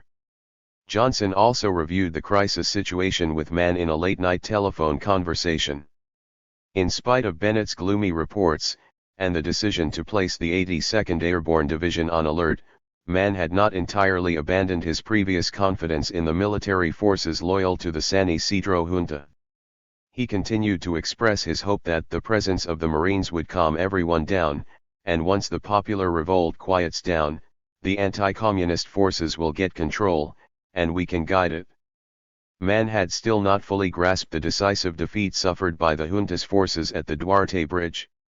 He correctly surmised that the troops themselves must have become fed up with shooting at Dominicans, and just sort of refused to carry out orders. Although Mann still felt that perhaps the anti-communist troops were 81. Not as weak as the ambassador thought, he had, nevertheless, endorsed Bennett's request for Marines because he believed you have to rely on the people in the field. Registered the president was worried that the insurgents were too strong for the military command to contain, but Mann remained cautiously optimistic. A wire service report had estimated rebel strength at several thousand, but Mann dismissed the report since the number encompassed not only trained soldiers but also armed civilians, who were, after all, merely ragtags, scum, riff-raff, and commies, incapable of becoming an effective fighting force. The Johnson administration was preparing to articulate a more sophisticated approach to the Dominican crisis than that being pursued by Bennett. As Washington evaluated the options for military intervention, plans were also being explored to bring pressure to bear upon the rebel leadership through Juan Bosch. During the first days of the revolt, Jaime Benitez, a confidant of Bosch, had approached Abe Fortas to assure him that the rebellion was free of communist influence. As the Chancellor of the University of Puerto Rico, Benitez was a prominent figure in Puerto Rico, with excellent connections to that island's ruling Social Democratic Party, the Partido Popular Democrático. Fortas had known Benitez since 1942, when Fortas had handled Puerto Rican affairs as Undersecretary of the Interior. Thus, through Benitez, Fortas began acting as the president's personal emissary to Bosch. Johnson had been consulting closely with Fortas on the crisis from the start, relying on him for an alternative perspective to that articulated by Tom Mann. Fortas was the president's most influential advisor. The two differed dramatically in style and appearance, but they shared a common background, and a common perspective. Fortas was short, slight, and circumspect, always careful and precise in formulating his views. The president, in direct contrast, was a large, tall man, frequently boisterous and crude in his comments, who enjoyed bullying aides and assistants. While Lyndon Johnson sought public attention, Fortas remained in the background, quietly bridging the gaps and sealing the deals. Both men came from modest backgrounds, outsiders in elite surroundings. Fortas had excelled as a student, gaining admission to Yale Law School on the basis of his academic achievements, rather than his family's status and wealth. During the 1930s, Fortas had been an ardent New Deal liberal, working at the Securities and Exchange Commission and then the Interior Department. As he climbed his way up the government bureaucracy, he cultivated contacts. 82. With many influential Washington insiders, including a young congressman from Texas, Lyndon Baines Johnson. The two did not become close friends until 1948, when Fortas successfully represented Johnson in a difficult lawsuit challenging his closely contested election to the Senate. By then, Fortas had entered private practice, where he soon attracted clients from among the largest and most powerful corporations in the country. Johnson came to rely on Fortas for confidential advice, and he continued to do so once he entered the White House. As the most intimate and omnipresent of the president's friends and advisors, Fortas was personally present at crucial times. During the Dominican crisis, Fortas counseled the president, undertook a secret mission to negotiate with Bosch, and even acted for a brief time as the de facto White House National Security Advisor. Nevertheless, when Mann and Fortas differed on strategy and tactics, Johnson usually sided with Mann. As Mann and the president continued their telephone conversation late into the night of April 28, Johnson mentioned a report from Fortas on his earlier conversation with Bosch, during which Bosch had complained of the logistical support being given by the U.S. military to the San Isidro forces. Mann responded by voicing his suspicions of Bosch, convinced that the constitutionally elected president of the Dominican Republic had been heated up ever since he was thrown out. In terms of resolving the immediate crisis, Mann did not see that he would help us a bit. Finally, Mann and Johnson agreed to leave further decisions to the following day, April 29. The junta collapses.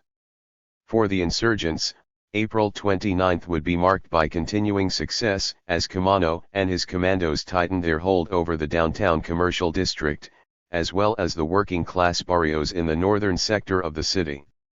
Small commando units were taking control of the streets, block by block, operating under the direct orders of Camano and the insurgent army units.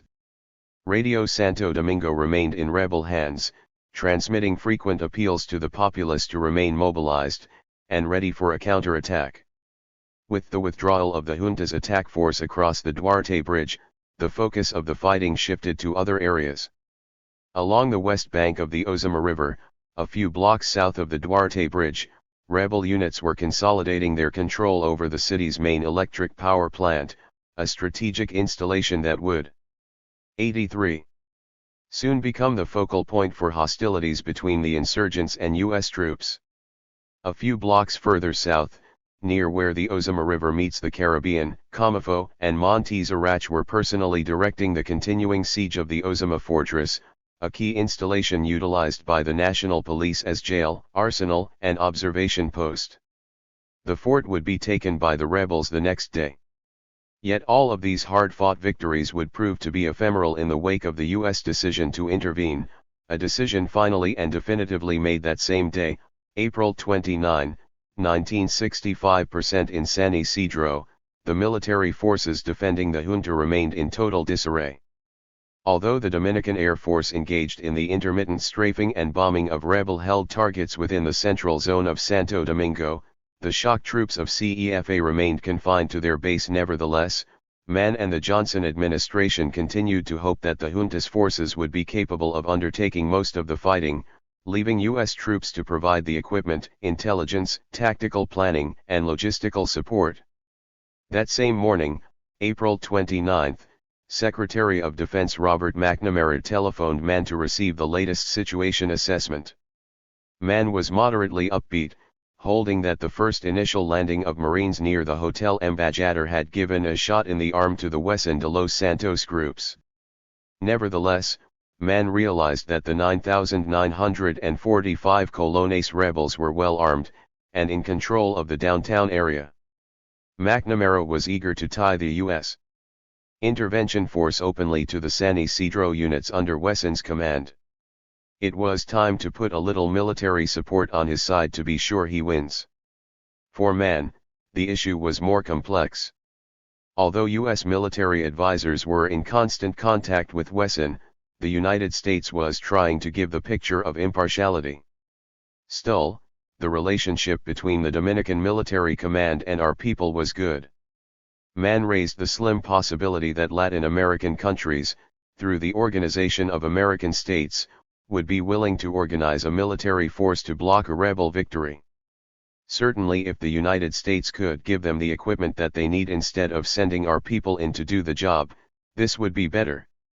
Yet Mann was doubtful that this scenario could be arranged. Instead, he urged McNamara to have his men think about how we can be helping Hueson with equipment.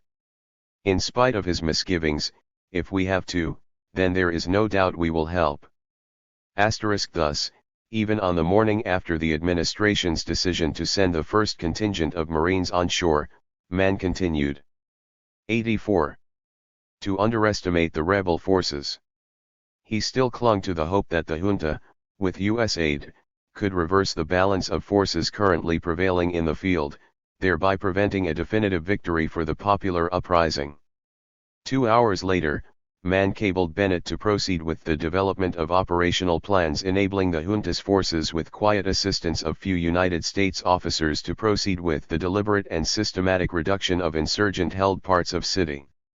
Bennett quickly replied that the 3 military attaches assigned to the U.S. Embassy were already at San Isidro, and that they would be working with the junta's officers in formulating such a plan. At 3 p.m. Washington time, Bennett called Mann to update the situation. Communications within Santo Domingo were difficult, with the central telephone switchboard in rebel hands, so military attaches had to be flown to the USS Boxer offshore, where they were then shuttled by helicopter, navigating a path bypassing the rebel zone before arriving at San Isidro. The ambassador was waiting for a personal report from an attaché assessing the likelihood of another assault on Santo Domingo by junta forces. Mann understood Bennett to be neither pessimistic or optimistic, just uncertain. Still, Bennett was far from happy with the current situation. As he conversed with Mann, the U.S. Embassy came under rebel sniper fire. Minutes later, Mann called the president to inform him of the latest news from the scene. The president was restless, convinced that we should be doing something instead of just waiting. As a start, he proposed a crisis meeting of all of his top foreign policy advisors to decide what we do if they do not have the ability to further resist the insurgents. The crisis meeting would also determine what we can do to strengthen the junta.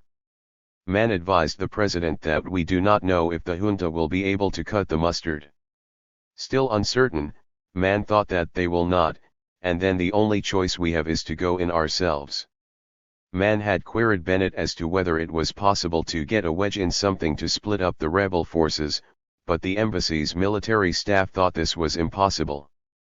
The situation appeared increasingly bleak, so the only way to win, meaning have the junta win, would be to bring in outside help, that is, for the United States to deploy its own troops to contain and defeat the rebels. By the afternoon of April 29, the president and his advisors were finally coming to terms with the dramatic defeat of the CEFA assault units at the Battle of Duarte Bridge. Still, Mann had not entirely reeled in. 85. Cached his hope that the junta could reverse the balance of power on its own. These illusions would soon be put to rest. A half hour after his talk with Mann, Bennett met with Commodore James Dare, who had arrived by helicopter shuttle from the Bover. Apparently one or more of the military attaches who had been in San Isidro had returned, with confirmation of the total demoralization of the junta soldiers and officer corps. Bennett then communicated with Washington, and was given authorization to land the remaining Marines in the battalion landing team stationed offshore with the Caribbean Amphibious Ready Group. When Dare returned to the Boxer, he discovered that Vice Admiral Kleber Masterson had assumed command of the Ready Group. Masterson had left Atlantic Fleet headquarters in Norfolk, Virginia, in the early hours of April 29. After flying to Ramey Air Force Base in Puerto Rico, he arrived by ship off the coast of Santo Domingo in the early afternoon of April 29. Masterson outranked all other U.S. officers then on the scene. For the next few days, he would direct all sea and land operations in and around the Dominican Republic as commander of Joint Task Force 122. His first move was to execute the order of the Joint Chiefs of Staff by implementing Operation Bottom Barrel. Helicopters began flying the rest of the Marine Battalion landing team, roughly 1,300 soldiers, to the Hotel Embajador's Polo Field. Within hours, the entire inventory of armored vehicles and heavy weaponry on board the Ready Group flotilla had been landed at Port Haina, and then sent by convoy the 13 miles along the coastal road to Santo Domingo. The Marines proceeded to reinforce security in the area around the Hotel Embajador, and in the corridor connecting the hotel to the American Embassy. The United States was establishing a considerable military presence on the scene.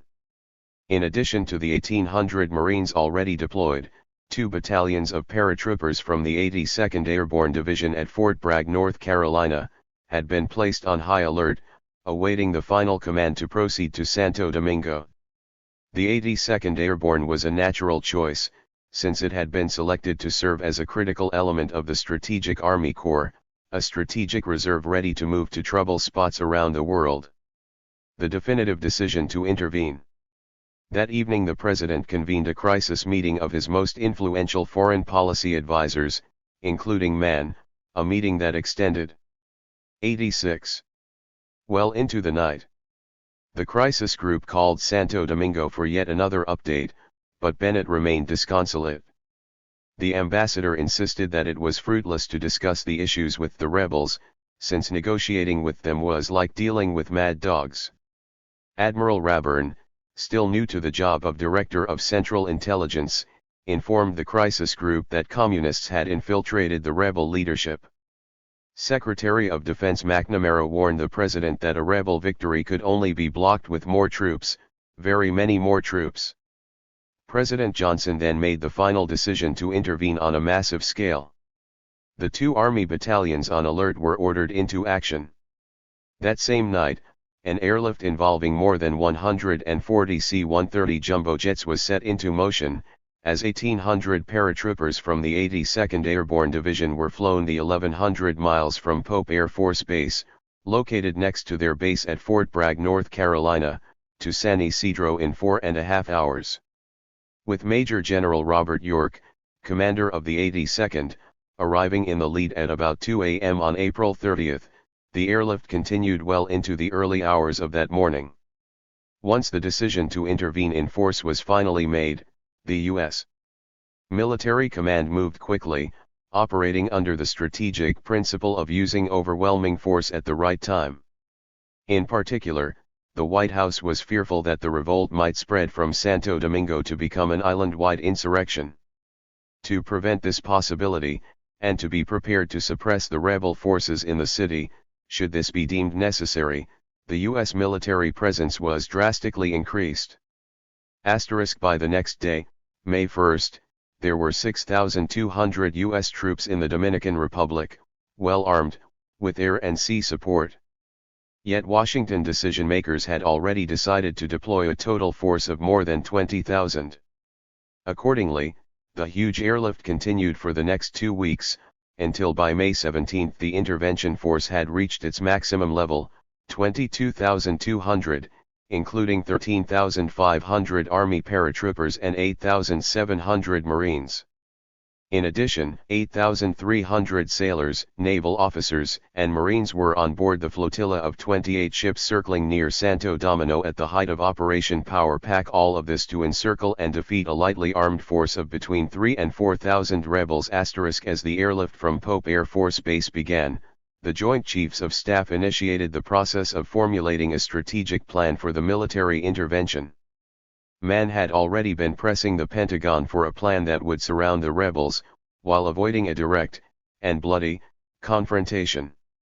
The Joint Chiefs of Staff responded by ordering Admiral 87 Masterson, as the commanding officer for all units in the operational theater, to develop a detailed plan for creating a cordon sealing off the rebel zone.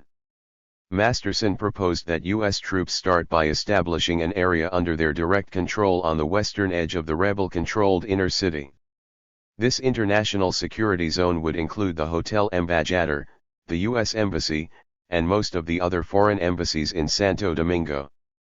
At the same time, Army paratroopers would capture and hold the eastern bank of the Ozama River, as well as both ends of the Duarte Bridge, the vital span linking San Ysidro with Santo Domingo. Masterson envisioned these moves as the first stage of a continuing operation designed to strangle the rebel zone. Patrols between the two U.S. controlled areas would be undertaken by armored units from CEFA, using San Ysidro as their home base. As more troops were dispatched from the United States to the Dominican Republic, the U.S. military command would authorize the creation of a corridor connecting the two zones, thus establishing a cordon encircling the rebel concentration in the inner city. Masterson cabled his strategic plan to Atlantic Fleet Headquarters and the Joint Chiefs of Staff, at 1 o'clock in the morning, April 30, roughly an hour before General York arrived with the first wave of paratroopers. The Masterson plan would provide the essential framework for U.S. military operations during the first critical days of the occupation. Upon his arrival at San Ysidro, York quickly arrived at his own assessment of the situation in the field, finding it far different from the one he had been led to expect. Staff officers of the 82nd Airborne considered the intelligence reports previously compiled at Fort Bragg, as distilled from the observations of CIA officers and embassy staff in the field, to be alarmist, unreliable, and virtually irrelevant in terms of military planning. Specifically, York had been led to believe that rebel control was limited to the downtown district, the old, inner city. Upon meeting with key officials in the Benoit junta, York concluded that for all intents and purposes the rebels controlled the entire city. Furthermore, the junta's forces were generally demoralized, and none of the units, including Wesson's elite CEFA, had any marked capability for immediate combat. After ascertaining that paratroopers from the 82nd Airborne Division had achieved total control over the San Isidro Air Base, York flew by helicopter to the USS Boxer, where he met with Admiral Masterson and his staff. York was briefed on the contingency plan submitted hours 88 earlier to the Joint Chiefs of Staff, whereupon Masterson ordered York to capture and hold both approaches to the Duarte Bridge. Shortly after dawn, April 30, Army paratroopers advanced quickly to the eastern end of the Duarte Bridge, relieving the few remaining junta soldiers defending this bridgehead. Soon afterward, units from the 82nd Airborne proceeded to move down the east bank of the Ozama River, across from the inner city, attacking isolated rebel outposts within that area. Advance units of the 82nd Airborne, with junta troops interspersed in their ranks, also began to move across the bridge, consolidating control over the entire span. Once these preliminary maneuvers had been accomplished, patrols were deployed to secure the bridgehead at the western end of the Duarte Bridge, an area encompassing the city's only electric power plant, located several blocks south of the bridge. Rebel troops had consolidated their control over the power plant, and they fiercely resisted the paratrooper advance, leading to a brief, but intense, firefight. Although the rebels finally withdrew, leaving the paratroopers in possession, the power plant would remain a flashpoint for friction between the insurgent forces and U.S. occupation troops. As the 82nd Airborne secured control of the Duarte Bridge, the Marines initiated their operational task as detailed by the first stage of the Masterson Plan. Shortly after noon, April 30, Marines moved forward from their positions at the U.S. Embassy, setting out to create the international security zone on the western edge of the inner city. The Marines were protected by tanks and anti-tank armored vehicles, and yet the resistance they encountered proved to be far more lethal than they had expected. The initial plan had been to extend the border of the international security zone several blocks to the north and east of the U.S. Embassy, to the junction of two of Santo Domingo's busiest streets, Avenida Riggs and Avenida San Martin. This would expand the occupation zone to within a few blocks of a vital target, Radio Santo Domingo. As the Marines of Company I in Battalion Landing Team 3/6, led by Captain William Davis, advanced along Avenida Rios, they encountered intensive sniper fire from a nearby housing project. At 3:30 p.m., Davis gained permission to deploy 3 2-inch rocket launchers to blast rebel snipers from their vantage points. The housing project was cleared using rocket launchers and machine guns, and yet the Marines continued to receive heavy sniper fire as they pressed toward their target. Advancing along Avenida Rios, the Marines came under a withering crossfire from houses lining an abandoned airfield. With 1 Marine killed, and 8 wounded, Captain Davis received permission to withdraw, convinced. 89. The company could not hold its advanced position without considerable reinforcements. This represented a small, but significant, victory for the insurgents, one that enabled Radio Santo Domingo to remain in rebel hands for several days longer than would otherwise have been the case. Although Company I had been forced to withdraw before attaining its goal, other Marine platoons had succeeded in reaching their targets, having moved through middle-class neighborhoods with little difficulty. Thus, the international security zone was in place by the early afternoon of April 30. It would be expanded over the next few days, its eastern border being extended through a series of maneuvers, slowly encroaching into the rebel-controlled inner city. Schlesinger and Martin. In Washington, the White House was on edge. The pitched battles between paratroopers and rebels for possession of the power plant, as well as the casualties suffered by the Marines establishing the international security zone, had convinced the president's advisors that there was a genuine possibility of an explosive and bloody confrontation between U.S. troops and rebel forces. In this context, the decision was made to send several envoys to Latin American countries, in the hope that this would deflect the rising popular anger directed at the United States. On the evening of April 30, Professor Arthur Schlesinger, Jr. was in the midst of a speaking tour that had taken him to Buffalo, New York, when he received an urgent phone call at 6 p.m. from Bill Moyers asking him to return immediately to Washington. Schlesinger had served as a White House advisor to President Kennedy on foreign relations and national security, but he had felt out of place in the Johnson administration. Although he had resigned his post in January 1964, Schlesinger still had excellent contacts with some of President Johnson's most influential aides. He also acted as Senator Robert Kennedy's closest advisor on foreign affairs. Schlesinger flew back on the next plane, and proceeded to the White House. He was briefed by Moyers, who gave him the official rationale that U.S. intervention had been necessary to block a communist victory in the Dominican Republic. The decision had, of necessity, been hurriedly made, and had provoked popular opposition. Several envoys were being dispatched to Latin America, and Moyers thought Schlesinger would be an excellent choice to visit Daniel Oduber, the former foreign minister of Costa Rica. Since the initial phone call to Schlesinger, the 90 White House had discovered that Oduber was not presently in Costa Rica, and U.S. officials were busy tracking him down.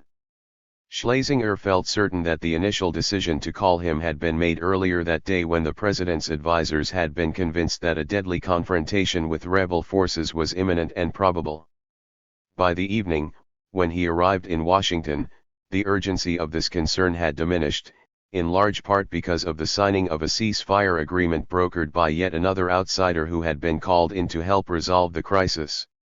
During the previous night, April 29, the White House had decided to mobilize every possible resource to gain control of a volatile situation.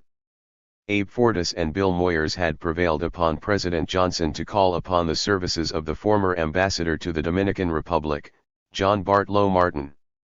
In their view, Martin could serve as an important contact with Bosch and the rebel forces. After all, he had resisted the calls for a military coup during most of Bosch's term in office. Still, Martin had his detractors within the president's inner circle of advisors. Mann reluctantly accepted the president's decision, but he remained wary, convinced that Martin was no particular friend of his. Yet even Mann conceded Martin might prove useful with his previous connections with some leaders in the Bosch crowd. He might even get them to lay down arms and avoid bloodshed. Indeed, Martin would be instrumental in convincing Comifo and the rebel command to avoid a direct, total confrontation with the U.S. troops during the first, volatile days of the occupation. Martin received an urgent, late-night phone call from Moyers at his home in Connecticut, where he was engaged in writing his memoirs as ambassador.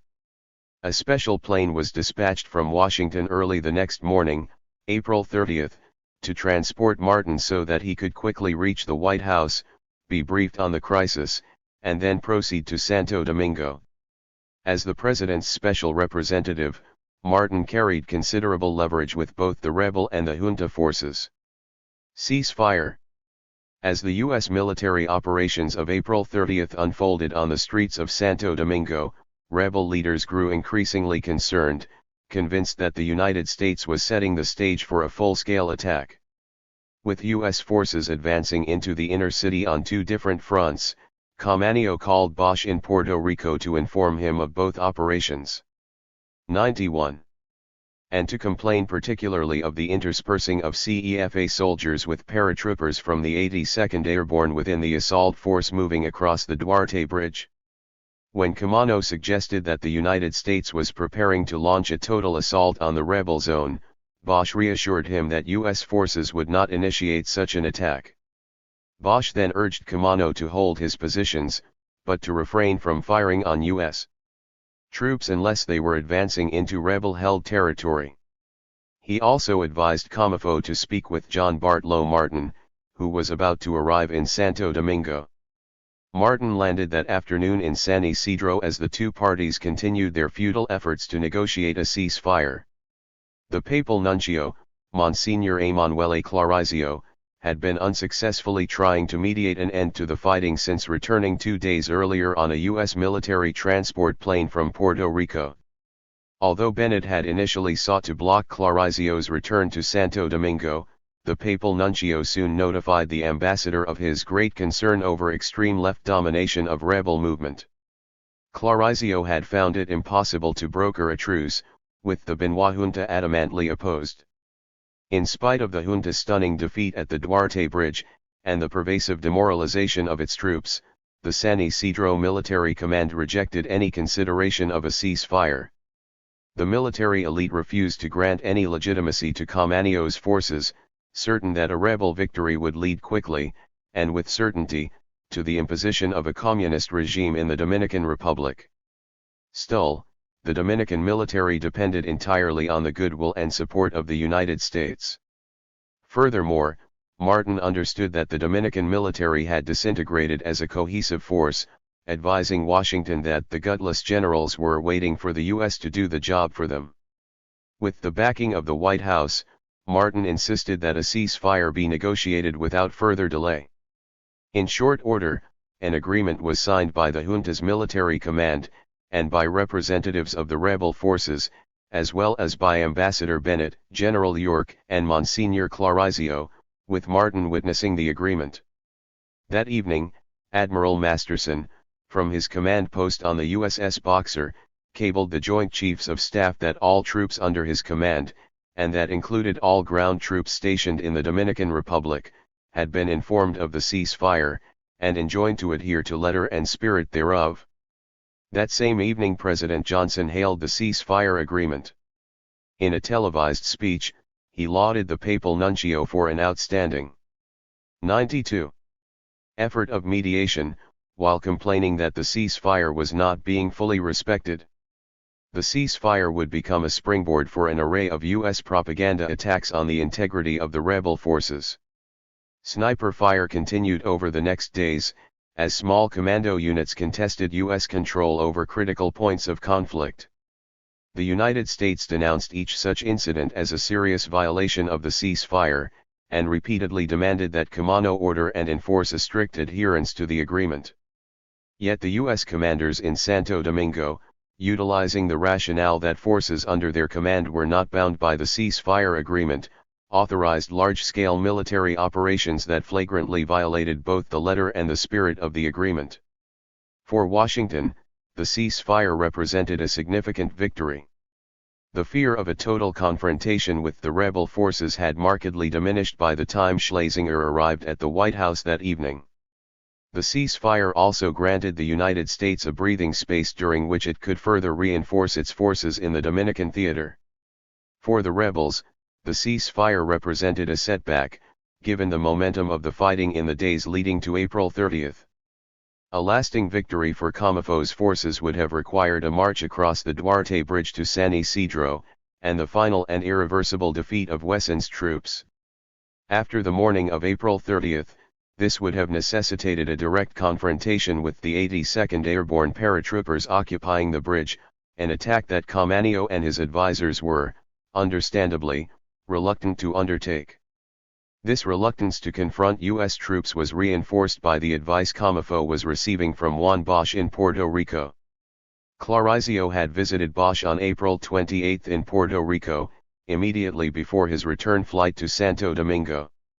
With the junta's forces reeling from their defeat on the previous day, Clarizio had proposed a ceasefire between the combatants. Bosch raised no objection to order of ceasefire provided there were guarantees to return to constitutional government. Bosch was in continual contact with Camano, and he urged the rebels to enter negotiations for a ceasefire. This advice acted as a significant break on the rebel command at a time when the insurgents should have been advancing in force on San Isidro, ready to gain a definitive victory for the popular uprising. Instead the rebels temporized, and then accepted a ceasefire without guarantees after Martin's arrival. Martin followed up his negotiation of a ceasefire by meeting directly with Camano at noon of the following day, May 1. The ambassador, 93, and Clarizio passed through the Marines checkpoint and into the rebel zone in a car protected by the gold and white Vatican flag draped over the hood. To heighten the effect, Clarizio was dressed in his billowing long cassock. Later, Martin would observe that the United States was employing the same strategy used by the Spanish conquistadores. In both cases the occupying powers were subduing and pacifying the natives by using both the cross and the sword. The two envoys proceeded to the rebels' headquarters, located in the center of the downtown district, in an office building near Independence Plaza. Martin urged the rebel leaders to adhere scrupulously to the categoric assurances that the United States was on a mission of peace, that our forces will only fire in self-protection. Martin's vague assurances were worthless, but, along with the guidance being received from Bosch, they helped deter the rebel command from organizing a coordinated resistance to U.S. incursions into the rebel zone. Ceasefire, while conveying to them. General Palmer takes command. Although the ceasefire agreement represented a major concession by the insurgent forces, to the U.S. military command it represented a mere holding action. With the junta's forces in disarray, and 6,000 troops on the ground, U.S. policymakers wanted to freeze the situation, while rapidly mobilizing more troops for a massive occupation of Santo Domingo. Strategically, the Pentagon, and the White House, understood that the existing balance of power could only be reversed by sealing off the inner core of the city, thus dividing the rebel forces, and demoralizing its most militant units. As the paratroopers occupied the Duarte Bridge during the late morning hours of April 30, York pressed the San Isidro commanders to order their units that had been camped near the bridge to begin patrolling the barrios between the western bridgehead of the Duarte Bridge and the Marine-occupied International Security Zone to the west. This area contained one of the staunchest strongholds of the popular rebellion. Its streets were littered with burned-out cars, downed electrical wires, and barricades erected during the intense fighting of April 27.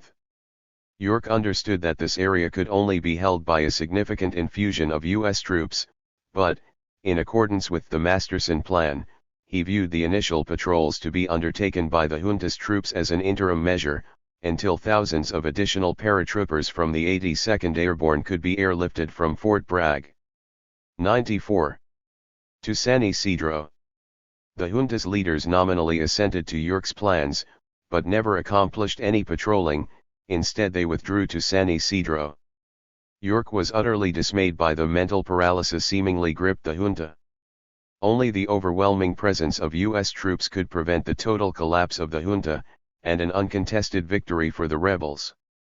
While the Pentagon was gearing up to send more paratroopers into the Dominican Republic, the White House was finally ready to jettison the immediate deployment of a Latin American occupation force as an alternative to a sizable, unilateral U.S. presence. President Johnson had told Mann at midday on April 30 that he was giving the Organization of American States until 3 o'clock that afternoon to authorize the deployment of an inter-American expeditionary force. For Johnson, the issue was critical, since he did not want another Castro in Cuba. Although the battle zones were relatively quiet during the night of April 30 to May 1, the U.S. presence was changing rapidly. A midnight flight into the San Isidro Air Base brought a high-level officer to oversee field operations in the Dominican Republic. At the White House crisis meeting on the previous evening, during which the decision was made to dispatch the 1st paratrooper battalions to Santo Domingo, President Johnson had ordered Secretary of Defense McNamara to appoint the best general in the Pentagon as commanding officer of all U.S. forces in and around the Dominican Republic. McNamara proceeded to select personally Lieutenant General Bruce Palmer, Jr., Deputy Chief of Operations for the Joint Chiefs of Staff, as head of Operation Power Pack. Palmer arrived with a staff of more than 100 officers and enlisted men. He assumed command of all land forces on the island, outranking Major General York, and by May 7 he was officially in place as commander of all forces in the Dominican Republic Theater of Operations, reporting directly to the Commander-in-Chief of Atlantic Forces, Admiral Thomas Moorer, in Norfolk, Virginia, and to the Joint Chiefs of Staff. Soon after his arrival, Palmer was given access to a direct line to the White House Situation Room, allowing him to be in constant communication with top decision-makers. He could also transmit cables through back channels, allowing him to send top-secret messages coded for exclusive access by specific individuals at the highest levels of authority. Palmer carried clout. York immediately briefed Palmer that night. By this time, Wesson's troops had completed their withdrawal from the Duarte Bridge back to 95. Their bases at San Isidro. Indeed, the junta forces had not fought well, or very hard. Palmer soon came to understand that the rebels had soundly defeated the junta forces, who probably would have been destroyed had the US not intervened. This assessment undermines one official rationale offered by the Johnson administration to justify its decision to intervene, that the US had interposed its troops between the two forces in order to avert another protracted and bloody battle between them. Palmer decided to move quickly in creating a tight cordon encircling the rebel-held inner city. The Masterson plan had already envisioned such an operation, but Palmer decided to implement the proposed action immediately. Needless to say, the implementation of this maneuver represented a serious and deliberate breach of the ceasefire signed a scant few hours before, at the insistence of the U.S. Special Representative, John Bartlow Martin.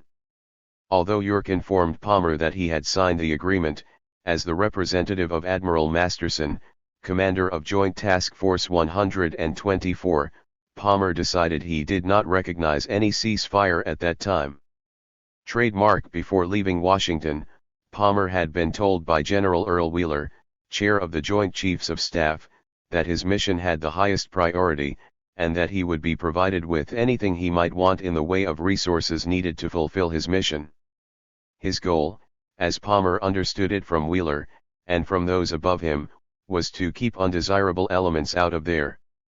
Palmer therefore felt confident that the highest level of authority in the Johnson administration would back his decision to use military force to quarantine the rebel zone, albeit in direct violation of the ceasefire asterisk.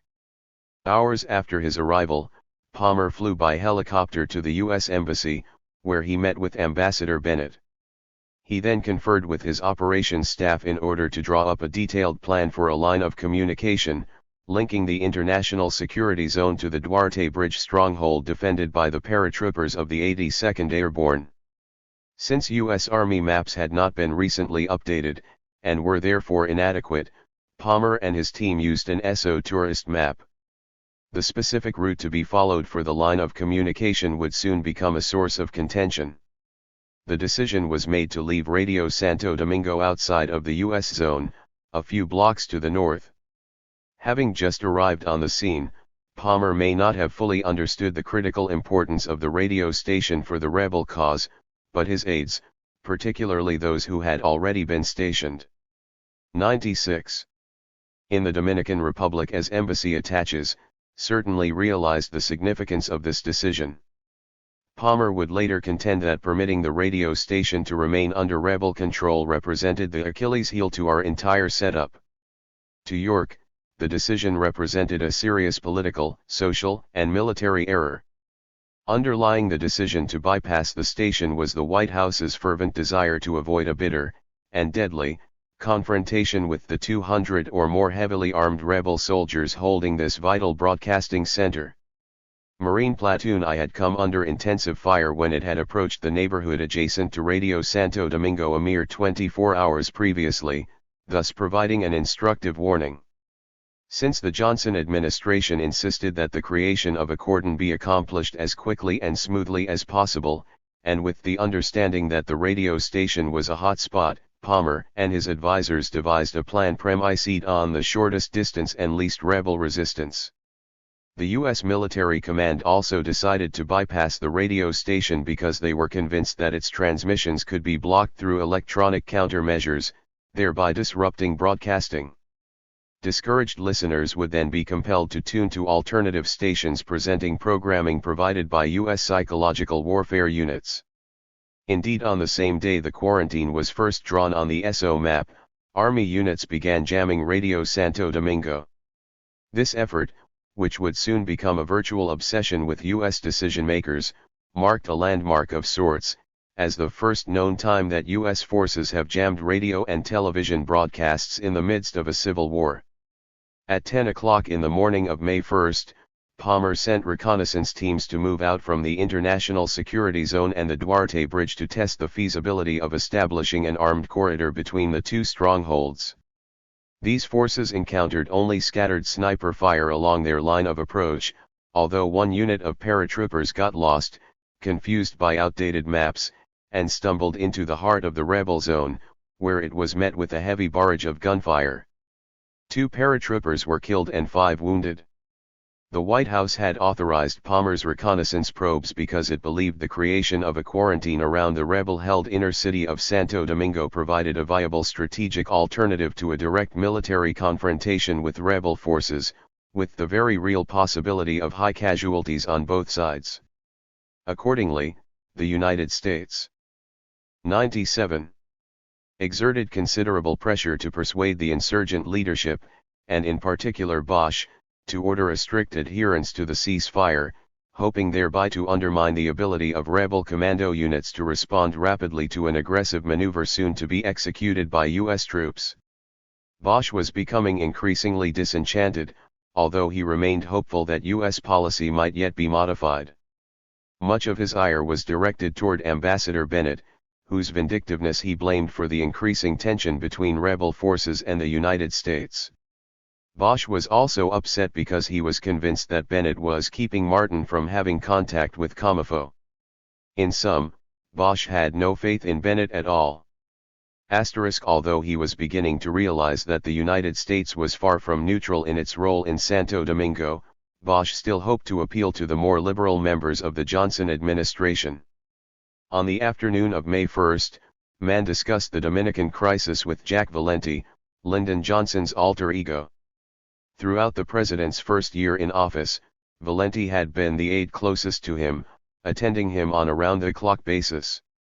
During the Dominican crisis, Valenti resumed this routine, participating in crisis meetings and acting as a conduit between Johnson and his top policy advisors. Trademark Mann informed Valenti that Bosch retained complete faith in Martin.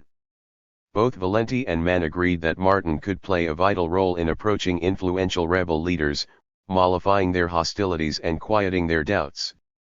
Martin had just seen Camano in the rebel zone, urging him once again to abide by the ceasefire, but Valenti urged Mann to make sure Martin keeps line of communication open to Bosch, and takes his temperature from time to time. When the president received word from Bennett of rebel resistance to the reconnaissance patrol, he immediately told Fortas to reach Bosch, and to warn him that this will have to stop or he won't answer for the consequences. Fortas then spoke to Bosch, who requested a plane to return at once to Santo Domingo. Fortas ignored this request, thus making it clear to Bosch that, given U.S. control of all the airports and seaports in the Dominican Republic, he would not be permitted to return to Santo Domingo. Bosch then complained, with justification, that U.S. troops were being sent on forays outside of their established bases, thus triggering firefights with commando units. Fortas responded that all this was irrelevant, and that the essential point now is that the rebels are still firing at a time of ceasefire. Fortas then relayed President Johnson's threat that, should the rebels continue to 98 shoot at U.S. troops, no one could answer for the consequences. That is, the United States would move into the heart of the inner city in force, smashing the revolt. Johnson was furious when Fortas reported back on his talk with Bosch. Fortas informed him that Bosch was essentially out of control. Furthermore, Bosch was encountering difficulties in asserting his authority over the rebel forces, in part because of intermittent interruptions in communications between Puerto Rico and war-torn Santo Domingo. The president then repeated to Bundy and Fortas that he was very strong that all of this was irrelevant, and if this did not stop, no one could answer for the consequences. In spite of these threats, there is considerable reason to question whether the president would have authorized a total assault on insurgent positions. There is no doubt that Palmer and the military were eager to do just that, and indeed from May 1 to May 5 several alternative plans to clear the city of rebels were submitted to the Joint CS. Yet President Johnson and his top advisors were united in their reluctance to authorize such a risky operation, with its potential for heavy casualties on both sides, and its high visibility to the many reporters on the scene.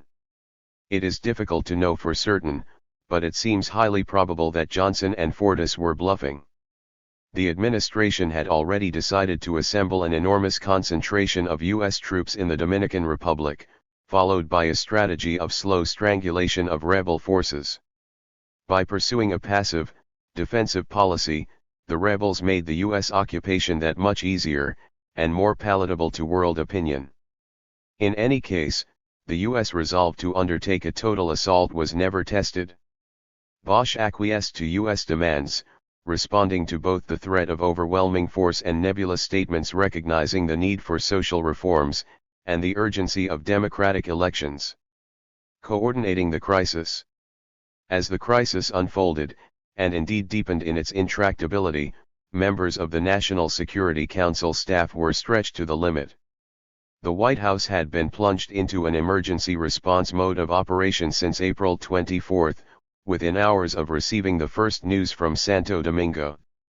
President Johnson was convinced that the popular uprising in Santo Domingo represented a deliberate provocation by the Soviet Union, and a crucial test of U.S. resolve in repelling communist. 99. Subversion. The president cleared his calendar for 3 weeks, meeting for hours at a time with his most influential advisers to plot each tactical twist in the U.S. response to the crisis. These meetings sometimes lasted long into the night. Johnson was obsessed with the Dominican Republic, convinced a rebel victory would represent a disaster for U.S. interests throughout Latin America, and perhaps elsewhere. In this context, the president's advisers sought the counsel of those not directly in the decision-making loop. On the morning of May 1, Schlesinger returned to the White House to receive a detailed briefing from two top officers in the CIA, Ray Klein, Deputy Director of Intelligence, and the agency's desk expert on Dominican affairs, probably David Atlee Phillips. The two CIA officers made it clear that the desire to prevent the return of Bosch had been a large factor in our desire to send in the Marines. Of course, the briefing also emphasized the supposed role played by communist militants in leading the revolt. Schlesinger was not convinced by lists of names of unknown agitators, particularly since prominent Latin American social democrats such as Romulo Betancourt of Venezuela and José Figueres of Costa Rica would have appeared on similar lists not too long ago. He was more impressed by the news that influential leaders of Bosch's party, the PRD, had sought asylum, allegedly because of their awareness that the revolt had slipped out of their control and into the hands of communist cadres. Schlesinger suggested that it become a matter of top priority to get statements from PRD leaders along these lines. He therefore requested that the CIA get its Dominican station to collect me much evidence of Dominican disillusionment as possible. Of course, the CIA had already sought to do this, and failed. Indeed, by the time of Schlesinger's request most of the PRD leaders who had gone into hiding fearing a junta victory had returned to the rebel zone. After the CIA briefing, Schlesinger discussed the Dominican crisis with two White House advisers, McGeorge Bundy and Richard Goodwin, over lunch. He urged them to arrange a meeting with Betancourt, but the two aides declined to open this channel of communication at that moment. Then Schlesinger suggested that Vice President Hubert Humphrey be included in key meetings, but Bundy replied that the president was not ready to play that card yet. Obviously, Schlesinger was still perceived as an administration insider, in spite of his skepticism of certain aspects of the official line. The next morning, May 2, he wrote an extensive memorandum for Bundy, Moyers, and Goodwin, from the perspective of a concerned insider. 100. Schlesinger was particularly dismayed by one goal of U.S. policy, as he understood it from both the CIA briefing and the following discussions with White House aides. The United States seemed to be committed to the return of Joaquin Balaguer as president. According to Schlesinger, such a move would defeat the strategy of persuading the hemisphere that our intervention is on the side of democracy. Schlesinger was certain that the U.S. decision to support Balaguer would be a most serious error, and indeed a political blunder of large magnitude. Schlesinger's advice would go unheeded. The Dominican crisis placed enormous strains on those at every level within the chain of command.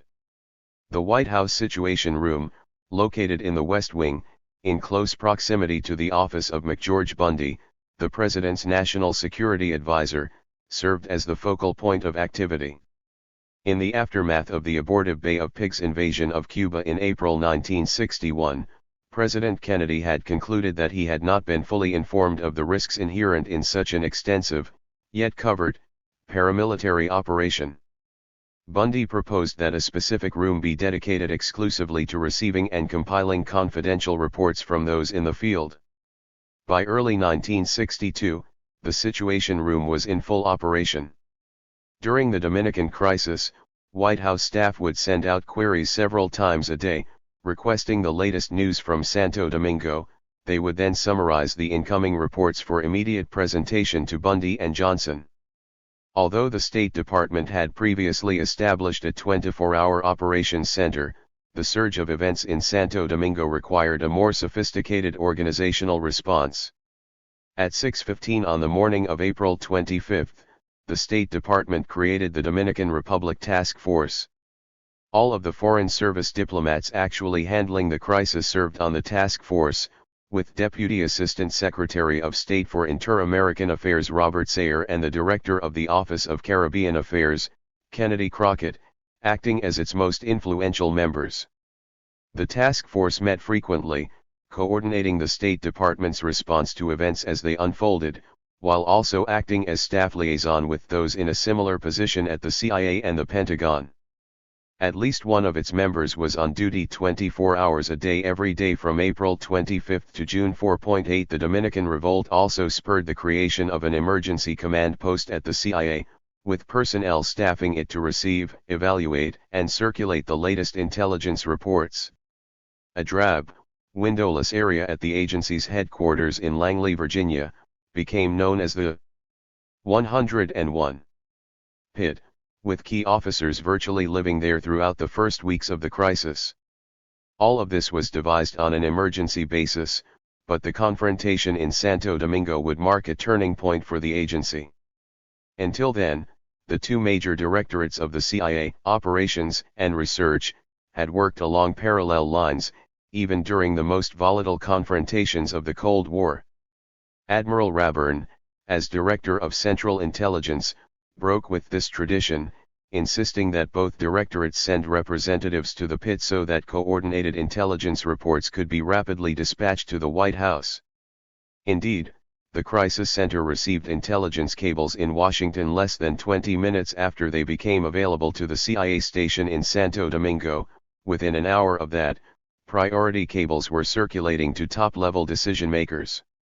CIA situation reports, summarizing the situation in Santo Domingo, were issued every hour, 24 hours a day, during the crisis. Rayburn was so pleased with the performance of those in the pit that he authorized the creation of a 24-hour operations center to handle future crisis situations. The command center remains a permanent fixture at CIA headquarters to this day. At the pinnacle of this complex network of committees and command centers stood an Interdepartmental Policy Committee, established on May by presidential order, and known as the Bundy Committee. Its members included the key decision-makers who were actually in charge of overseeing Dominican operations within their respective departments. In addition to McGeorge Bundy, members included Tom Mann, Cyrus Vance, Deputy Secretary of Defense, Donald Wilson, Deputy Director of the U.S. Information Agency, and Richard Helms, Deputy Director of the CIA. At its first meeting on the afternoon of May 1, the Bundy Committee determined that it was essential that we maintain an outward attitude of impartiality as between the junta and rebel forces. In implementing this policy, the Joint Chiefs of Staff were charged with instructing U.S. military to avoid over-identification with junta forces. In this regard, the Benoit regime had requested permission to establish its official seat of government in the International Security Zone, protected by Marines, but the Bundy Committee concluded that this would be most unwise. Instead, the junta placed its official residence in the Congressional Palace, located in an old fairground on a sliver of territory buffered by the International Security Zone from the Rebel Zone. The area surrounding the junta's headquarters was secured from rebel attack by patrols of U.S. Marines. 102. The Bundy Committee also reviewed the plans for the encirclement of the inner city, ordering the Pentagon to consider contingent military planning for both a tight cordon inside the city, and a wider cordon outside the heavily built-up area. Later that day, the Joint Chiefs of Staff concentrated on the present plan to link directly the security zone with the Duarte Bridge foothold held by the paratroopers, but it also examined plans for an alternative line that would have bisected the inner city, and would therefore have required a penetrating maneuver cutting directly through the heart of the rebel zone. In any case, the High Command was very clear that the purpose of the cordon, however delineated, would be to control flow in and out of perimeter of men, material, food, water, and electricity. During the night of May 1 to 2, the ceasefire was largely effective, with limited sniper fire reported. The next morning, Johnson called Mann to obtain an update on the Dominican crisis. The president again insisted that a Castro takeover was intolerable, and that it must not happen. Accordingly, Johnson queried how we were going to get rid of the rebel group. Mann pointed to the projected cordon, which would serve to hem the rebels in without any fighting, and would give us the advantage of keeping our boys out of the streets and alleys. Creating a cordon. Both Johnson and Mann believed that a broader strategic perspective was required. Mann was busy exploring the role that Joaquin Balaguer could play over the next months, but his first concern was with a provisional government and how we can organize it down there. The president insisted that any such plan had to be devised quickly, since the Organization of American States, responding presumably to popular pressure in the Latin American countries, would not let us stay in there indefinitely. Soon after this conversation, Bundy and Mann met to finalize the decision to cordon the rebel zone. Palmer then received the personal approval of the president to move ahead. Yet the administration remained wary of a major firefight with rebel forces. To ensure that the maneuver met with minimal rebel resistance, and to increase the options for a negotiated settlement, Martin was dispatched to Puerto Rico for a meeting with Bosch. Upon arriving in the late evening, Martin met with Bosch and Benitez at Benitez's house from midnight to 2 a.m., May 3. Initially, Bosch 103 indicated his intention of immediately returning to Santo Domingo, but Martin countered that this was impossible since Bosch would be killed. Bosch then urged Martin to gain U.S. agreement to Molina Urrufia's return as provisional president. The United States would escort Molina Urrutia from his asylum in the Colombian embassy through the International Security Zone and into the Rebel Zone, where he would reclaim his post as interim head of state.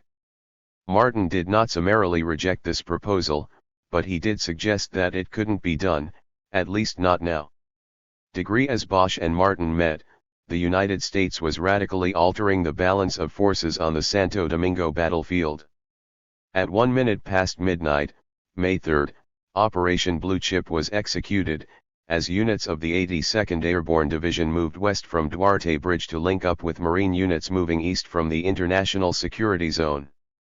Barricades and checkpoints were immediately erected, sealing off rebel forces trapped in the inner city from their allies in the northern neighborhoods of the city.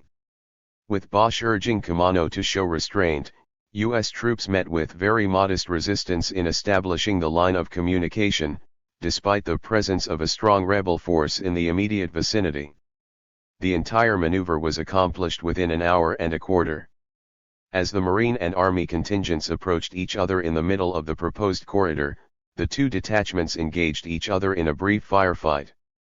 The paratroopers came under sniper fire, and, when they returned fire, the Marines, convinced that they too were under attack, began shooting at positions held by the paratroopers.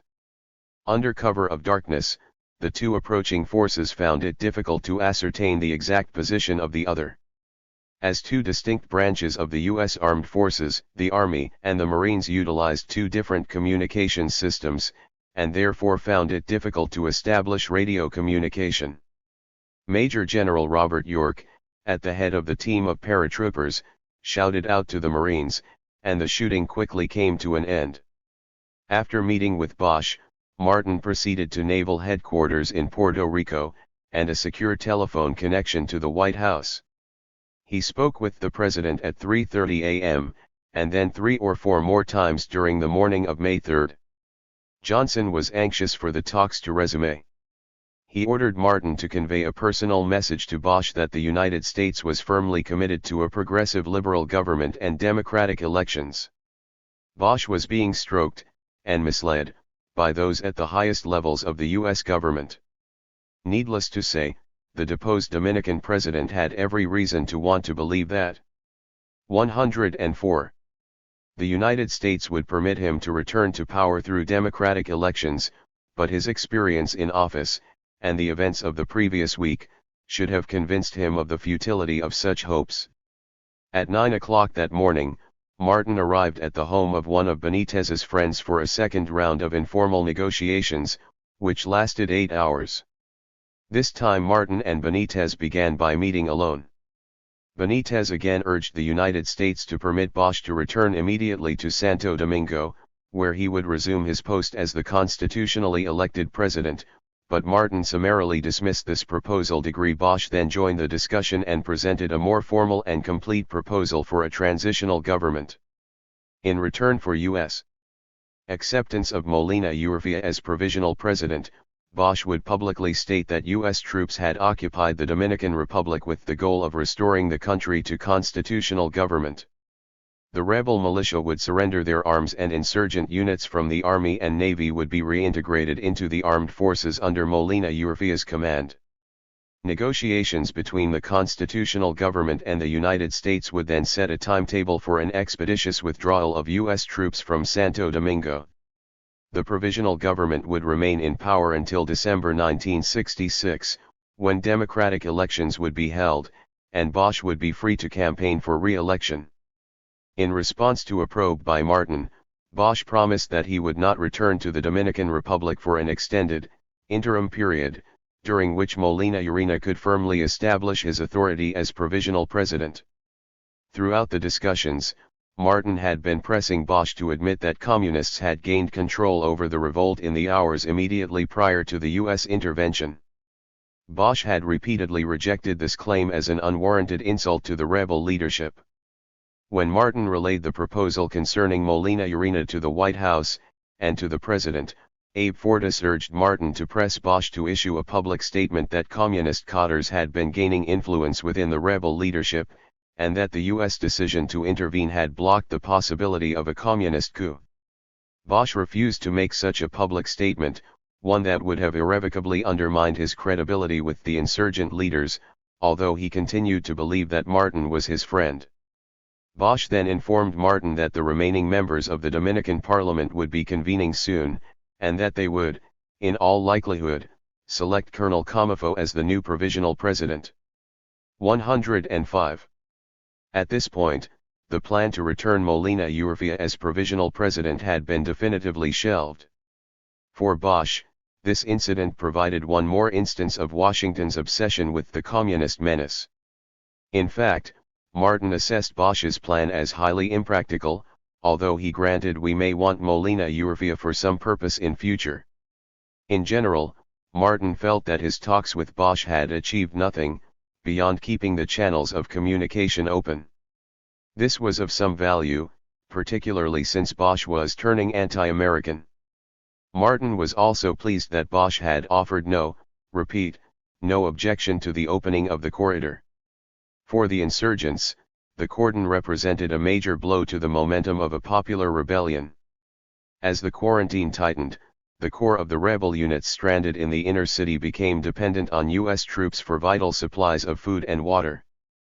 Palmer later concluded that the rebels never fully recovered from being cut off from outside resources, and contact with supporters throughout the island.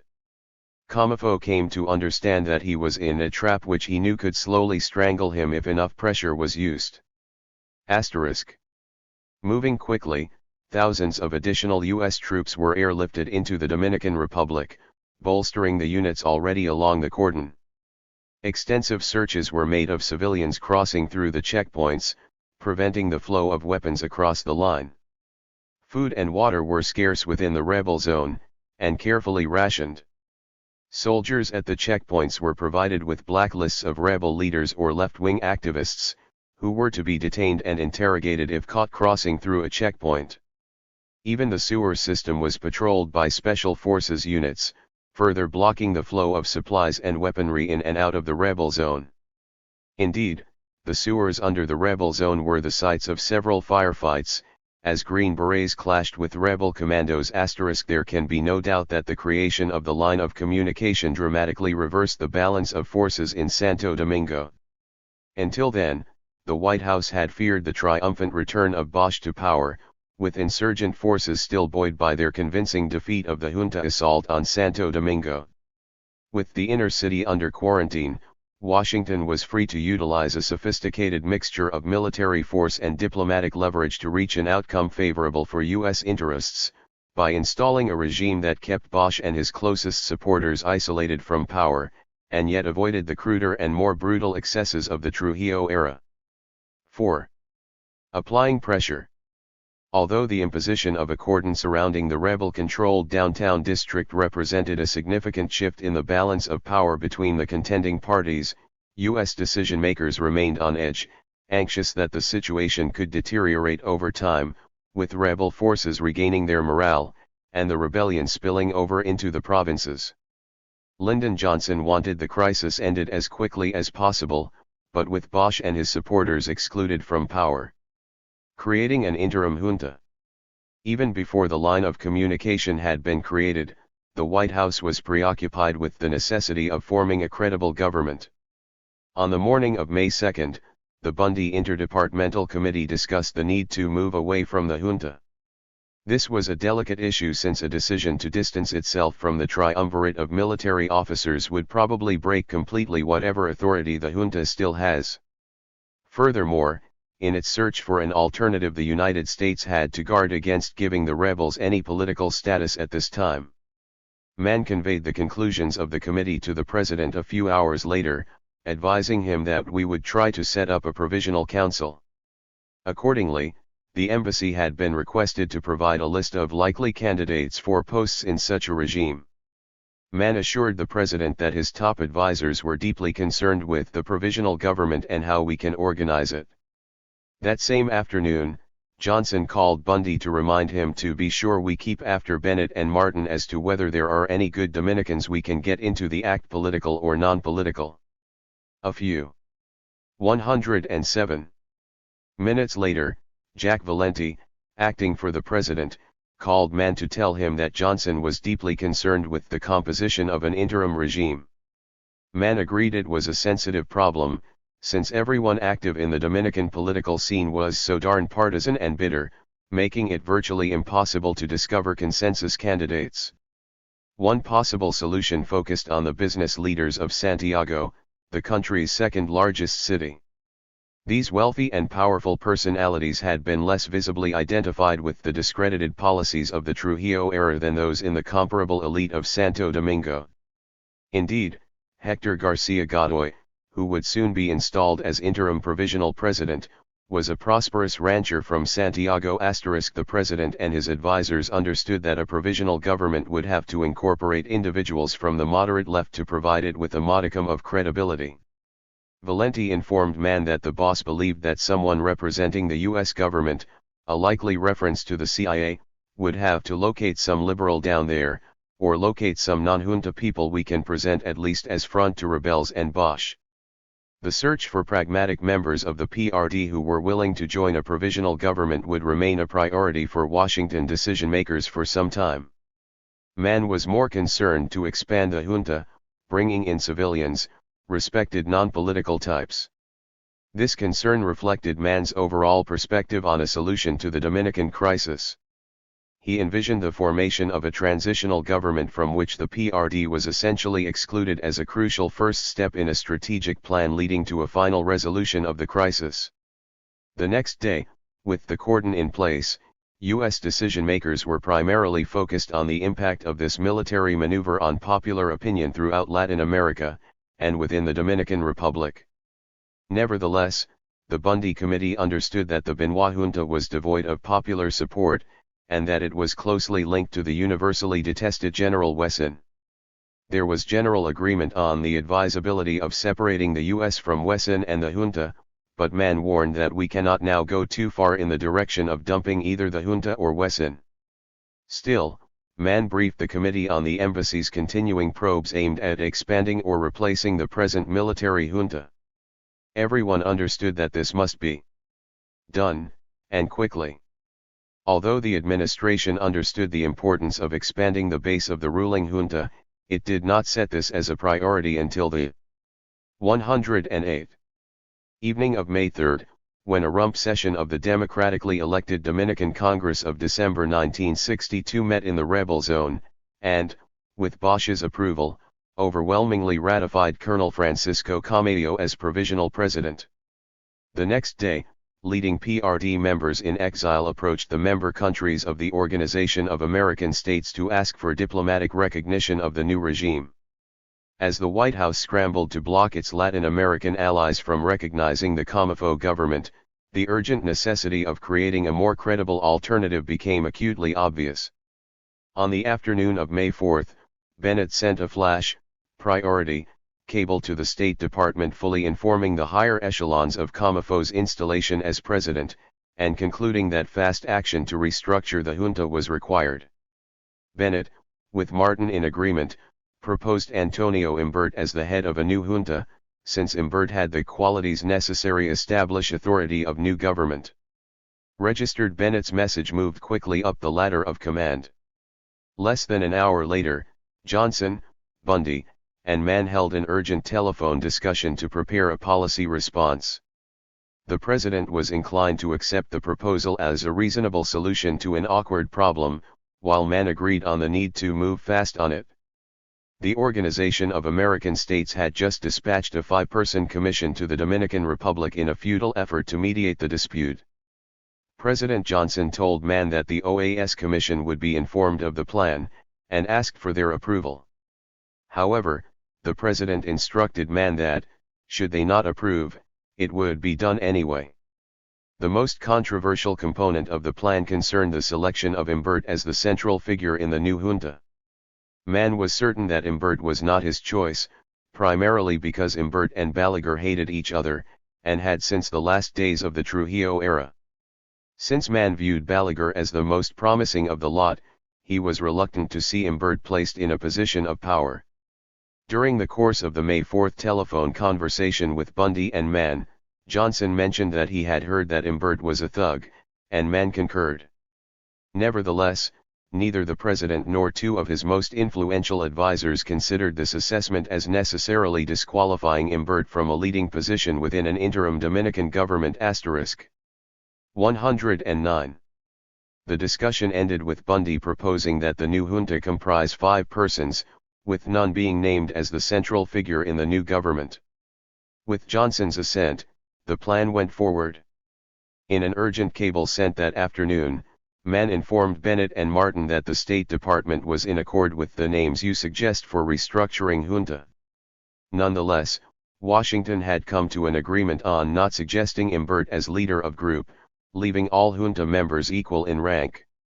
While Washington weighed the options, Martin and Bennett scrambled to form a National Council of Reconstruction that would gain public confidence and act decisively. They found few willing to participate in a ruling council featuring Imbert as the prominent figure.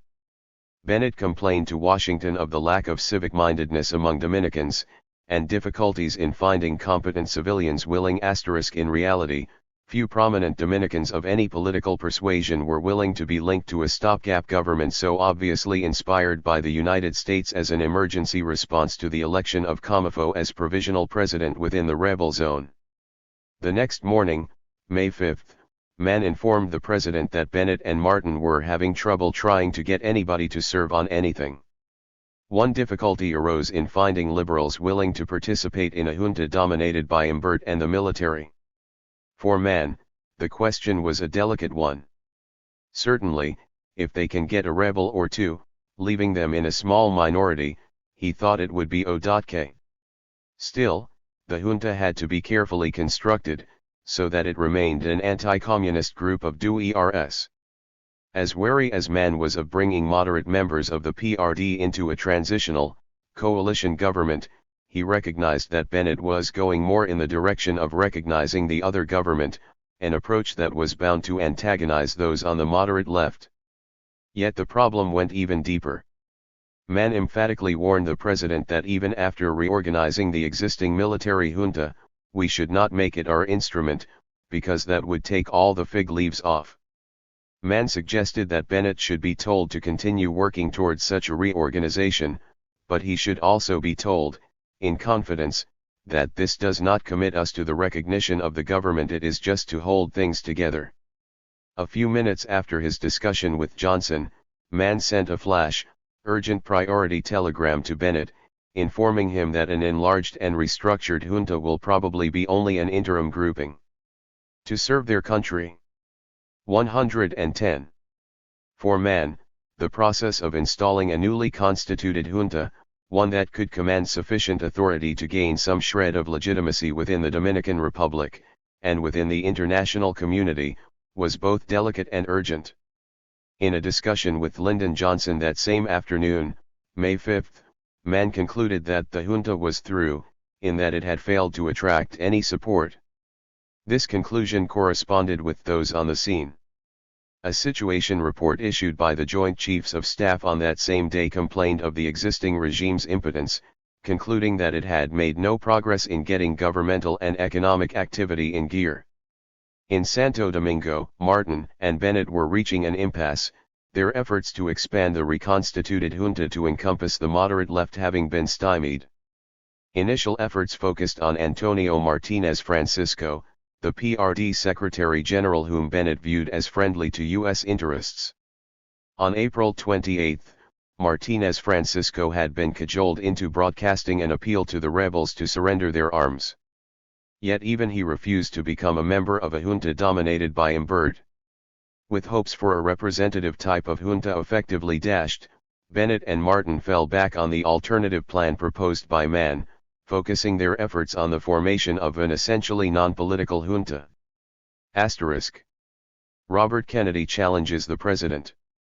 As the White House scrambled to create an alternative government that could command some semblance of legitimacy, it confronted an open challenge from within the ranks of the Democratic Party. On May 6, Senator Robert Kennedy delivered a speech on the Senate floor that openly, if mildly, dissented from the administration's position. The speech had been drafted by Arthur Schlesinger. Although Robert Kennedy and Lyndon Johnson had been on a collision course since John Kennedy's assassination, neither was eager to bring their disagreements into the open. Indeed, Kennedy had sought the Democratic vice presidential nomination, only to be rebuffed by Johnson, who felt certain that Humphrey would prove more malleable. Once Kennedy won election to the Senate in November 1964, the potential for an open clash heightened. Still, Kennedy continued to give the administration his public support through the spring of 1965, even as the president escalated the war in Vietnam. 111. Yet beneath the surface Kennedy was growing increasingly disenchanted with the president's foreign policy.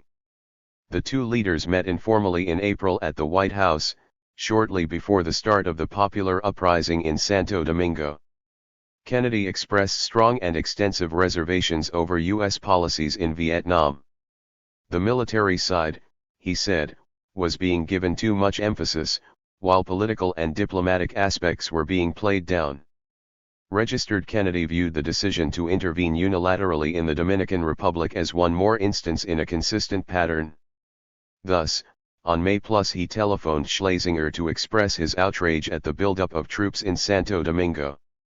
Schlesinger had originally cooperated with the White House in support of U.S. policy, and yet even then he had been skeptical of the official rationales being presented for the intervention. When Schlesinger had asked for evidence to buttress the administration's claim that PRD leaders had sought asylum, convinced that they had lost control of the revolt to communist Qatar, the CIA responded by conceding that our people in Santo Domingo had been unable to get statements of the sort we need.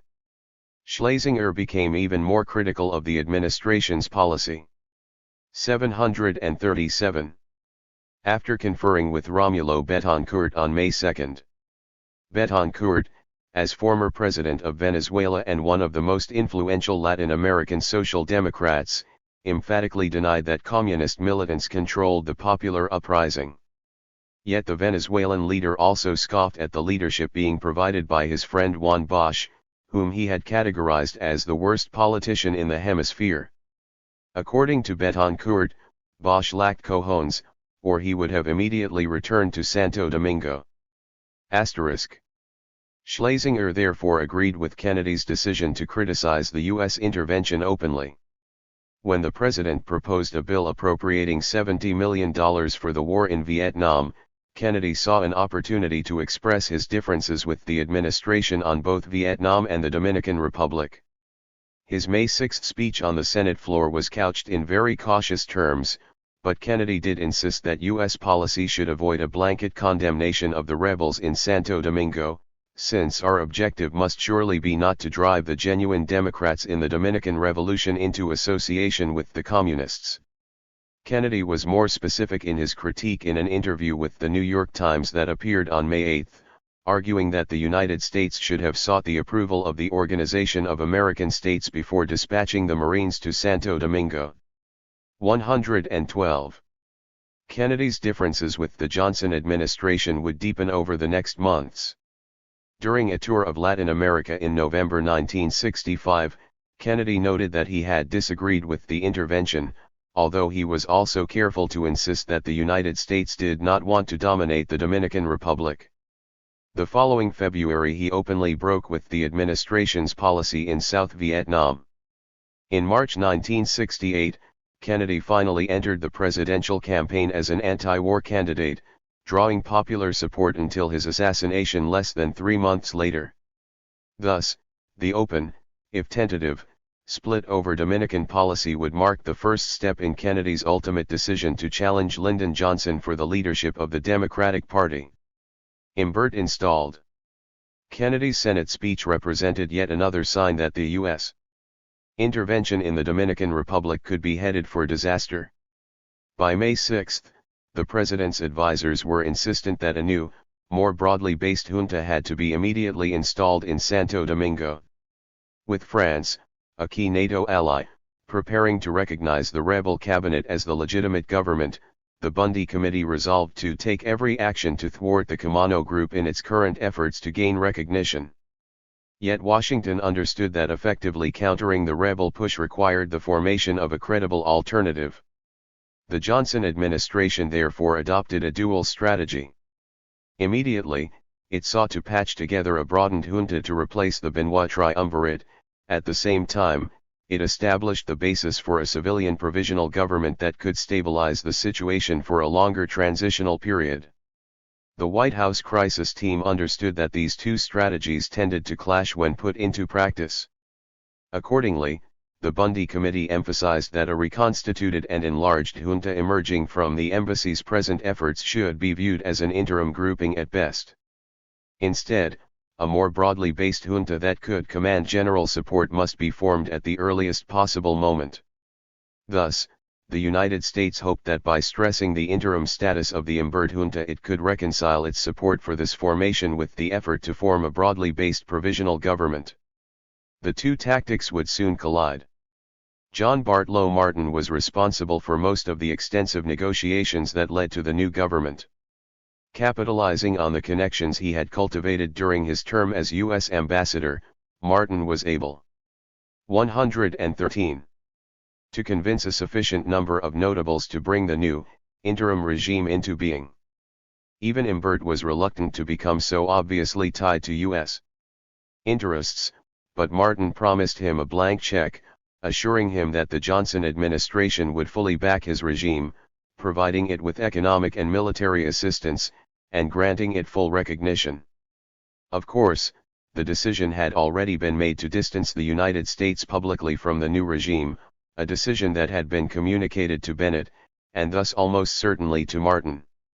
Imbert would later denounce negotiations aimed at forming a more credible provisional government, making it very clear that he had been betrayed by the United States, as indeed he had. Finally, on May 7, a new government, the Government of National Reconciliation, was officially formed. Bennett and Martin had succeeded in creating a regime with Antonio Imbert as its president.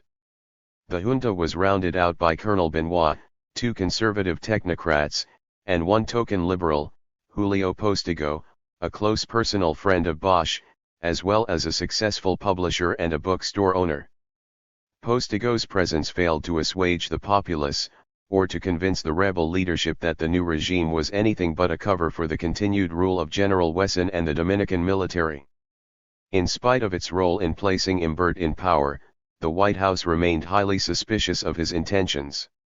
Accordingly, for a 2-month span, running from May 12 to July 10, a Special Forces unit was assigned continuous and close surveillance of Imbert. Under the code name Operation San Francisco, Green Berets closely tracked the activities and personal habits of the very person they had just entrenched as president of the ruling junta.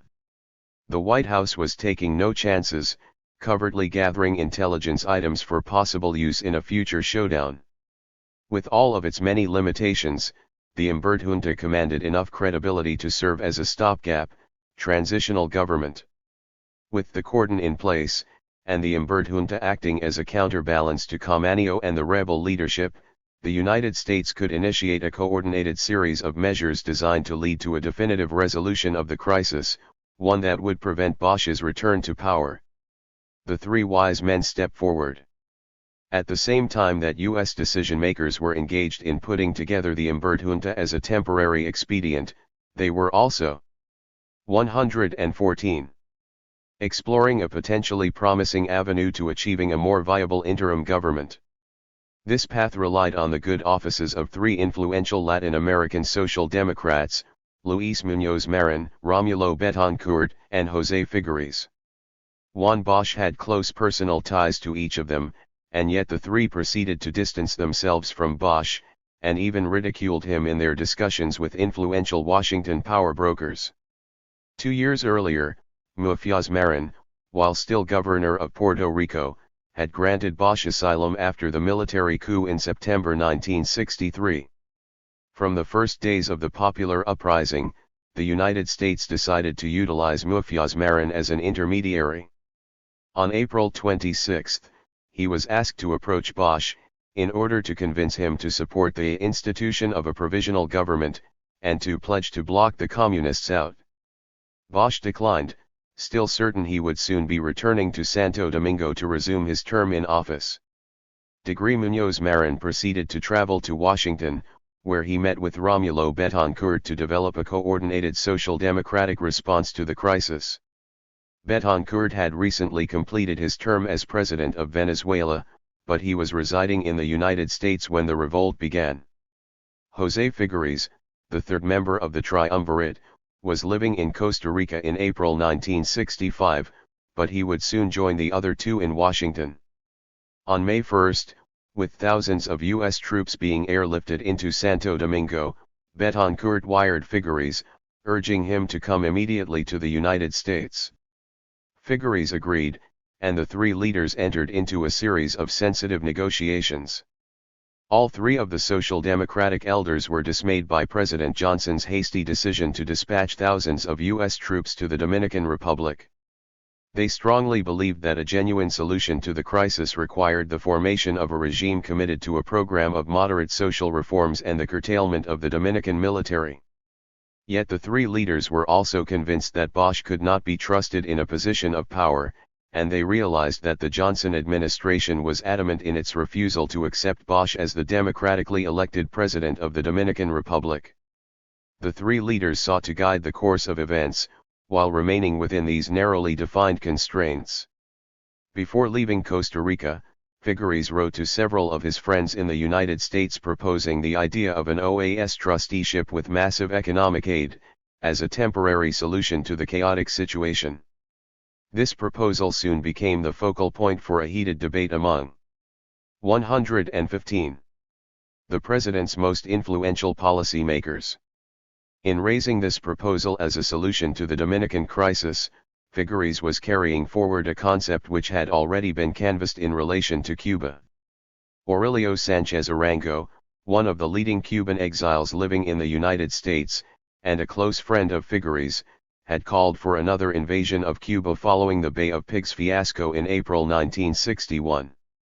Sanchez Arango had suggested to Figueres that the Organization of American States should establish a trusteeship over Cuba once Castro had been overthrown. Figueres, as well as the other Latin American social democratic leaders, had consistently tied their support for covert operations directed at Cuba to the campaign to bring democracy to the Dominican Republic. They had insisted on the removal of Trujillo as a prerequisite to their support for the Bay of Pigs invasion. To Figueres, the link between the Dominican crisis and the continuing siege of Cuba remained intact. While still in Costa Rica, Figueres wrote to Arthur Schlesinger urging him to endorse the plan for a trusteeship as a precedent for a possible opportunity in Cuba later on, once Castro had been successfully overthrown. As soon as Figueres' message was received in Washington, Muñoz Marin and Betancourt began to circulate the proposal within sympathetic circles. One of their first stops was Abe Fortas, who quickly adopted the plan as his own idea. Fortas proceeded to write a memorandum to the president on May outlining a plan for an OAS trusteeship over the Dominican Republic, with the three social democratic leaders, the three wise men, Figueres, Betancourt, and Muñoz Marin, as trustees. Degree with Fortas backing it, the proposal came to the immediate attention of the Bundy Committee.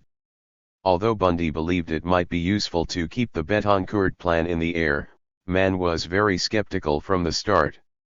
Mann agreed to see Betancourt that evening to explore the concept, helping to formulate it as a detailed plan.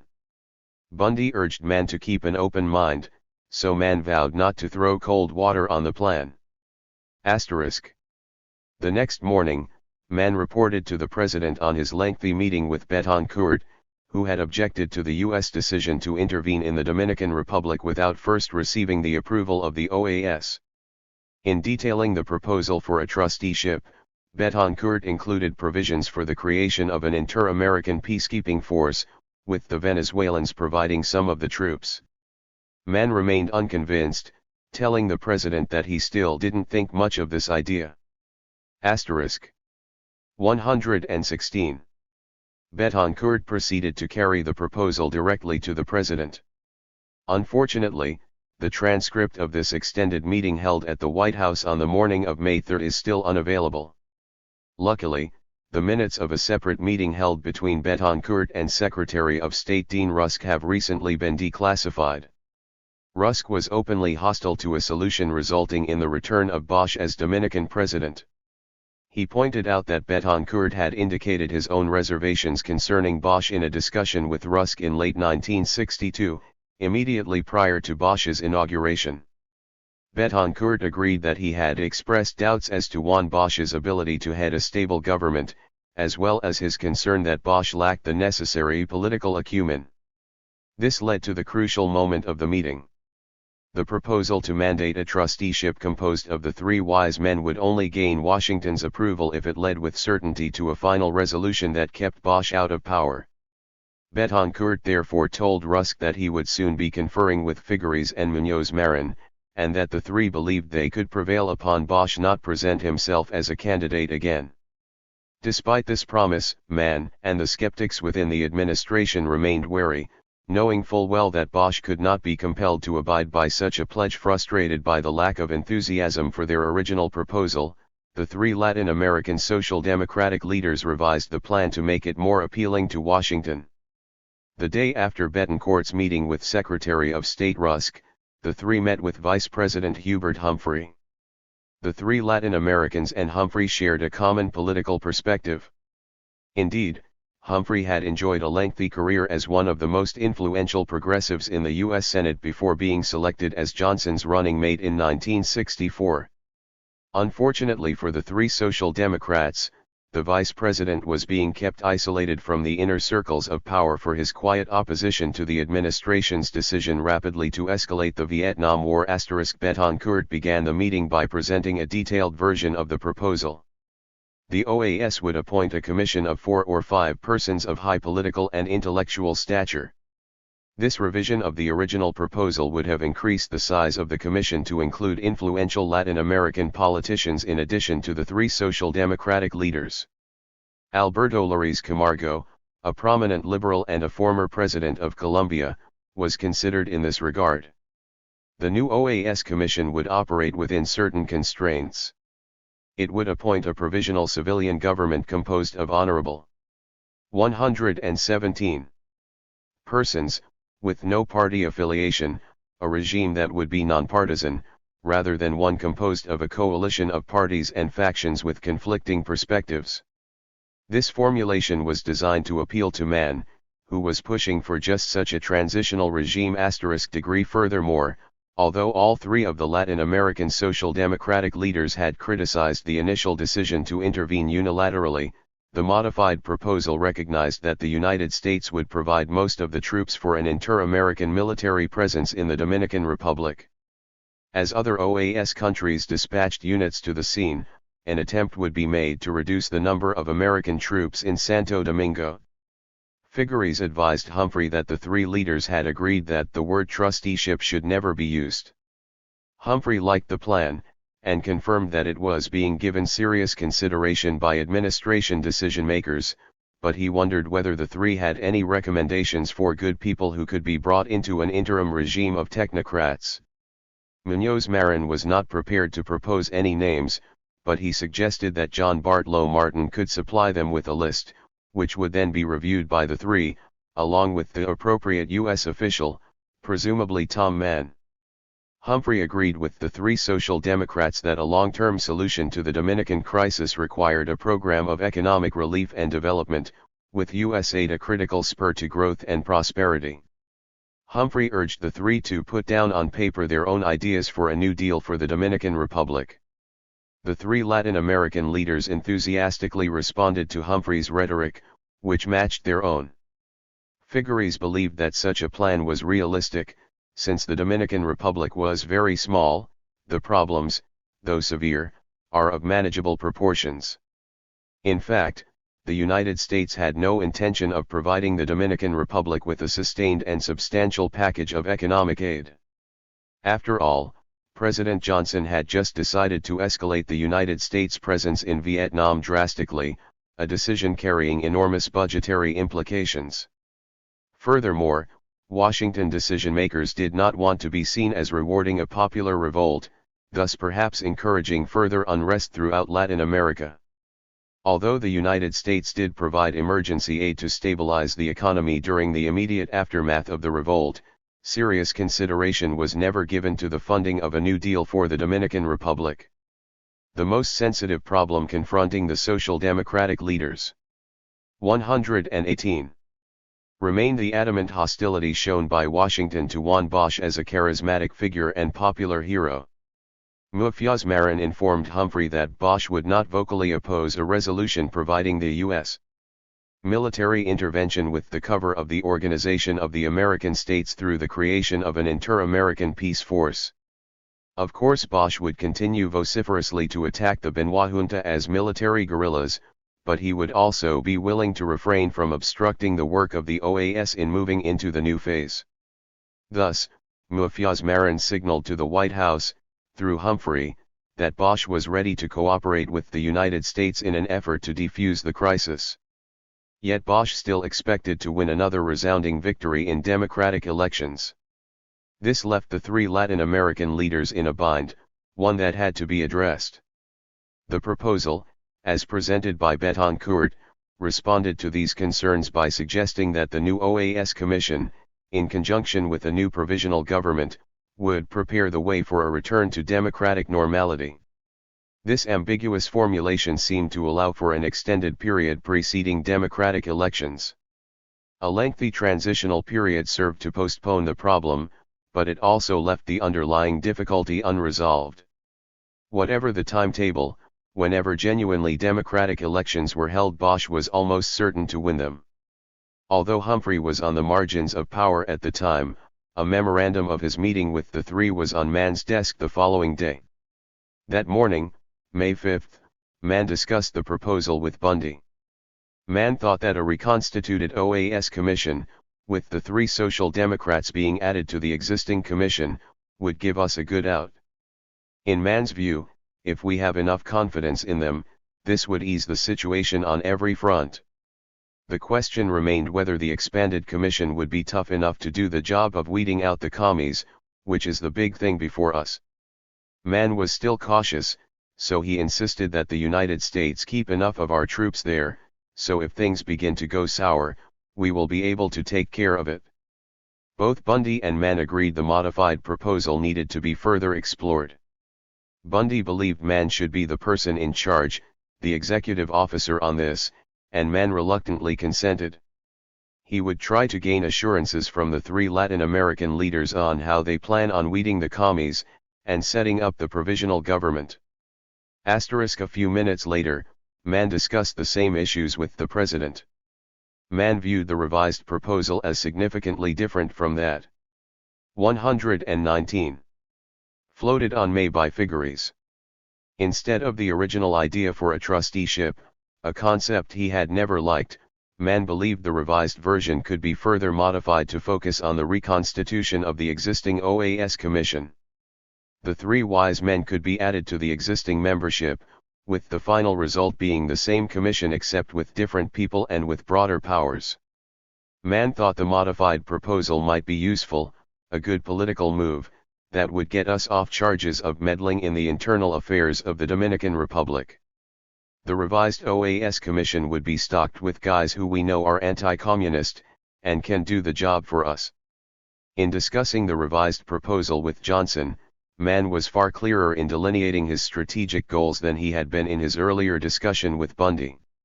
A viable plan would have to ensure that the commies are weeded out of the provisional government, and that the elections would result in anti-communist being elected.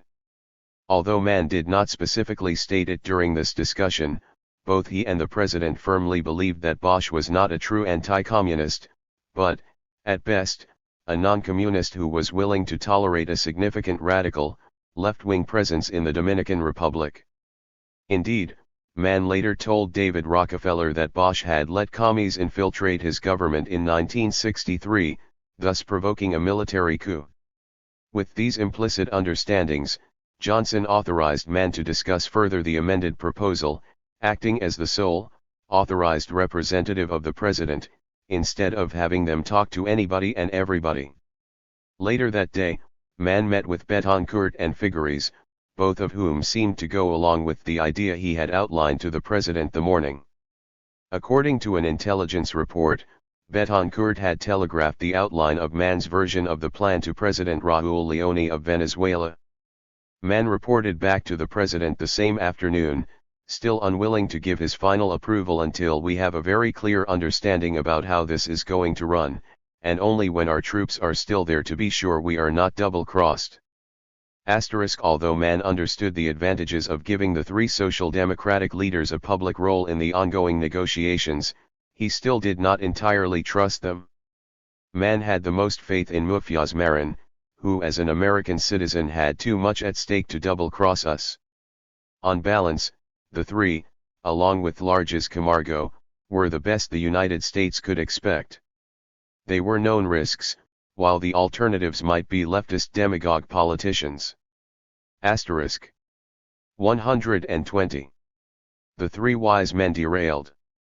With Mann prepared to support the revised plan, it seemed the four Latin American leaders would soon be in Santo Domingo overseeing the formation of a broadly based provisional government.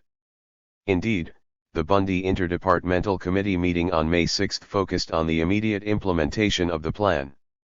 Bundy noted that the main thing was to get the wise men into the Dominican Republic.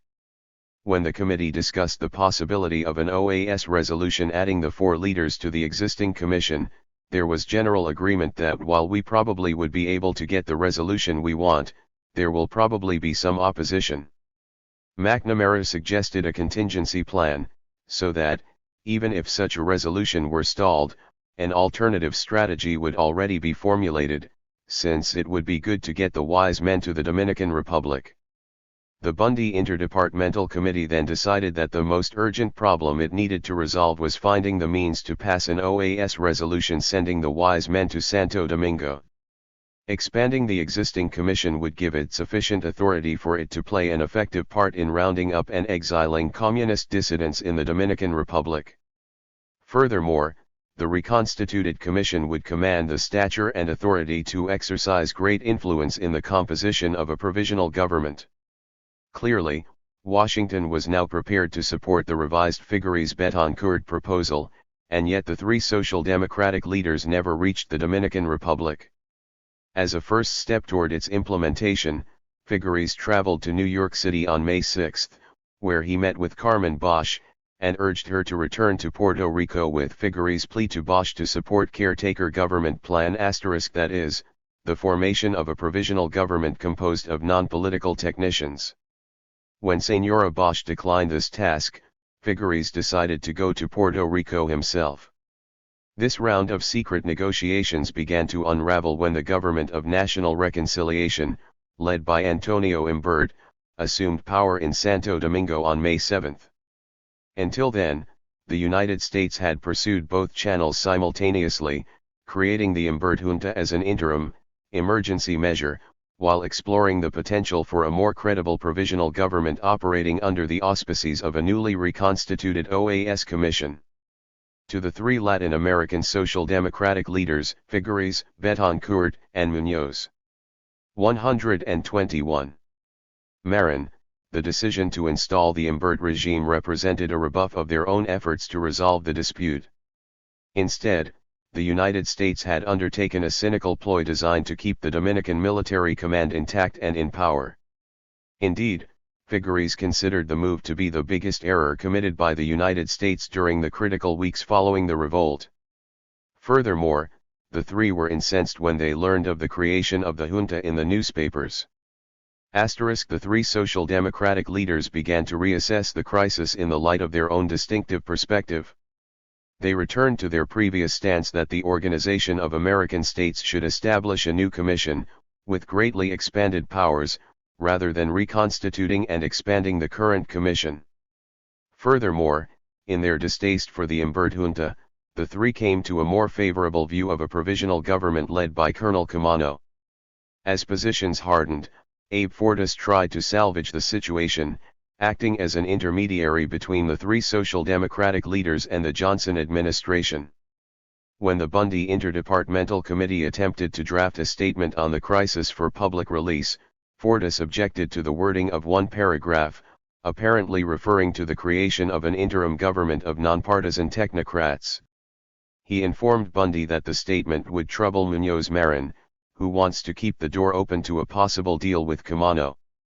Bundy agreed that we do want to keep Muñoz Marin happy until we get the wise men organized. While Fortas sought to salvage the negotiations, the White House was beginning to back away from its tentative commitment to an expanded and strengthened OAS Commission, with the three Latin American leaders included. At an enlarged meeting of the President and his national security advisors, Mann argued that we don't want to kick the present commission in the teeth. The Bundy Interdepartmental Committee meeting on May 8 discussed a scenario under which the wise men work under the OAS Commission as an executive committee. This plan was quickly shelved. The following day, May 9, Fortas spent 2.5 hours meeting with Muñoz Marin, reviewing the plan once again. While the three were still willing to serve on a special OAS commission, Muñoz Marin made it clear they would only go as free men, and that they could make whatever recommendations they saw fit, and that these would be carried out. This formulation was bound to represent a red flag to the wary man, the one person whose doubts had to be overcome before the plan could go forward. 122. In reporting on this earlier conversation, Fortas informed Mann that Muñoz Marin was reluctant to recognize the Camafo government, and yet if the three leaders went over there and decided that Camano was anti-communist, and recommended that he be left in, that this was the best way to eliminate communists and reduce the military organization, they would want to be free to do this. In fact, a few days later, Figueres informed a group of prominent progressives that Camafo was probably as good as we can hope for, and should be permitted to serve with some degree of constitutional legitimacy. Although Fortas understood that Mann would not accept Camafo as provisional president, he was still willing to move ahead with the modified plan. Fortas argued that we ought not to rock the boat until we get the OAS thing out of the way, and get these guys appointed and out and over there. He remained hopeful that with care and great delicacy we can work out something. The issue finally came to a head the following day, May 10. That afternoon Fortas and Mann resumed their dialogue on the three Latin American leaders. Fortas once again objected to the section of the proposed public statement calling for the formation of a new provisional government composed of technocrats, one that would be distinct from the two existing and competing regimes. Fortas found this formulation unnecessarily definite in that it foreclosed the possibility of an expanded and reconstituted OAS commission going and finding Kamano is the second coming, and ought to be it.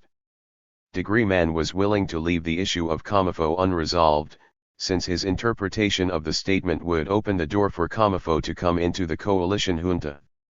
Obviously, this placed an entirely different spin on the question than that being put forward by the three social democratic leaders.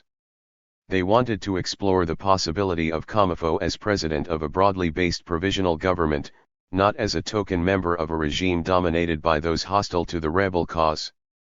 Man also argued for the expansion of the existing OAS commission, rather than the creation of a new, special commission, given the resistance of Latin American right-wing dictatorships to the three social democrats. Fortas was far from convinced by this point, insisting that we say, as tough as steel, they ought not to debate but come to grips with the exigencies of the moment, approving the creation of a new commission with adequate powers to move toward effective single civil government. Man rejected this strategy, holding that it would split our support down the middle. Finally, Man made his 123 position crystal clear, warning Fortas that he continued to hinge it all on Betancourt and Muñoz, and they are not in the running. This telephone call marked the effective end of the plan to utilize the three Latin American leaders to resolve the crisis. Fortas had failed to convince Man to support the plan, and, in the final analysis, the president relied on Man for advice and counsel throughout the entire course of the Dominican crisis. While the proposal for a newly constituted OAS commission foundered, Figueres remained in Puerto Rico counseling Bosch to be more flexible. Still convinced that his revised plan would be implemented, Figueres was preparing to leave for Santo Domingo when he received a phone call from Bundy informing him that the negotiations had collapsed.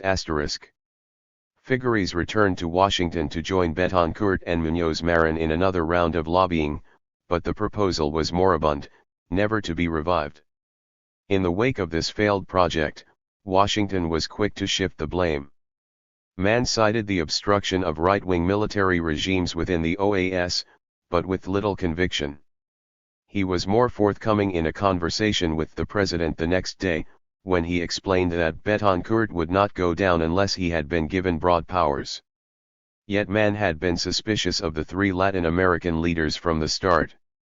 When they reacted to the formation of the Imbert junta by raising the possibility of Kamano as a significant force in a provisional government, Man moved from unenthusiastic acceptance to rigid hostility.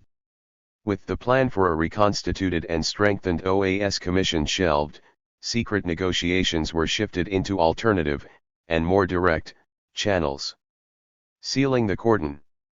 As Washington decision-makers explored a range of diplomatic options, the U.S. military command in Santo Domingo escalated its pressure on rebel positions. By establishing the line of communication, thus preventing the bulk of the rebel forces from leaving the inner city, and by installing the Imbert regime, the United States had prevented a quick and decisive victory for the insurgent forces. Nevertheless, General Palmer and the High Command remained on full alert. As long as rebel forces remained intact, the rebellion could spread from Santo Domingo and into the countryside. The overall strategy pursued over the next weeks aimed at eroding rebel morale through slow suffocation. In implementing this policy, General Palmer operated within the 124 policy guidelines set by the White House, but he did so reluctantly. Palmer's ability to engage in tactical maneuvers was severely circumscribed by the close watch paid to military matters by those on the Bundy Interdepartmental Committee.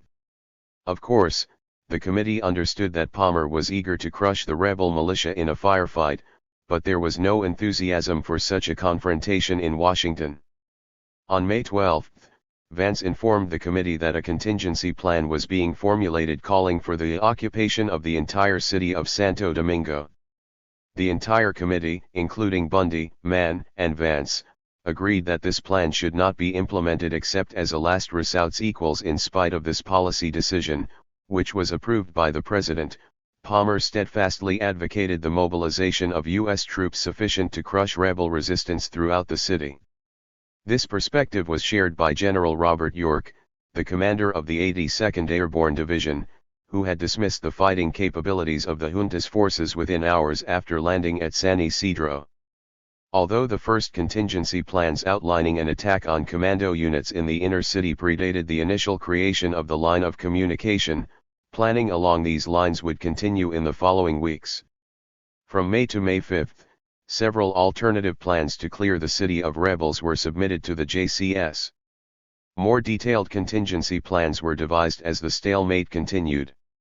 One of these plans, codenamed Operation Squeeze Play, and dated May 14, set forth a three-step attack on the rebel zone.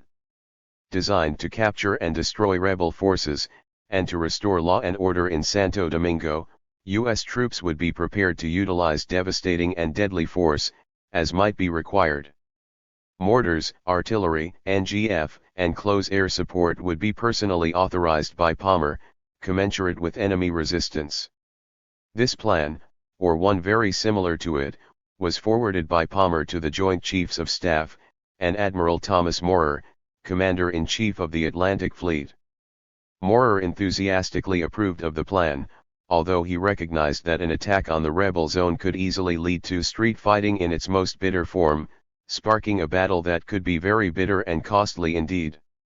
Nevertheless, Moorer believed that the costs were worthwhile, given the enormous advantage to be gained to the U.S. strategic position in the Western Hemisphere. A crushing defeat of the rebels would set back the communist effort in Latin America for an appreciable time. Asterisk. 125. With Palmer and Moorer fervently endorsing it, the Joint Chiefs of Staff agreed to authorize a direct assault on the rebel zone. Despite this, the plan was shelved, never to be put into operation. The Johnson administration understood that the consolidation of the line of communication had created the prerequisite environment for a negotiated settlement favorable to U.S. interests, while avoiding the risks inherent in a total confrontation. Force would be used against the rebel forces, but in measured doses, and only as required as leverage to further stalled negotiations. As the cordon tightened around the rebel zone, Palmer and his staff remained eager to end the crisis through a quick and definitive military victory. According to York, there was no way of knowing when we might be called upon to attack the rebels to establish law and order, so strategic planners were constantly drawing up new plans and revising old ones. Indeed, the most detailed plan for an occupation of the rebel zone, under the code name Operation Home Run, was developed on May 24, as another round of negotiations failed to resolve the crisis. Even at the end of June, with a political settlement in sight, York and Palmer were still arguing that rebel morale was so low that a successful operation could be conducted with minimal casualties and terminated. 0957. Quickly. The Green Berets in action. In spite of his fervent support for a frontal assault on rebel positions, Palmer soon came to understand and accept the constraints being placed on his actions by White House directives. The general and his staff turned their attention to an alternative strategy, undermining rebel strength through a series of limited operations, many of them clandestine, thus slowly throttling the popular uprising. Such a strategy required forces very different from those needed to storm the insurgent redoubts. Soldiers enlisted in the Army's Special Forces, the Green Berets, were trained in counterinsurgency, the suppression of popular revolts in Third World countries. During the night of May 3, an airlift brought 350 of these elite soldiers into Santo Domingo.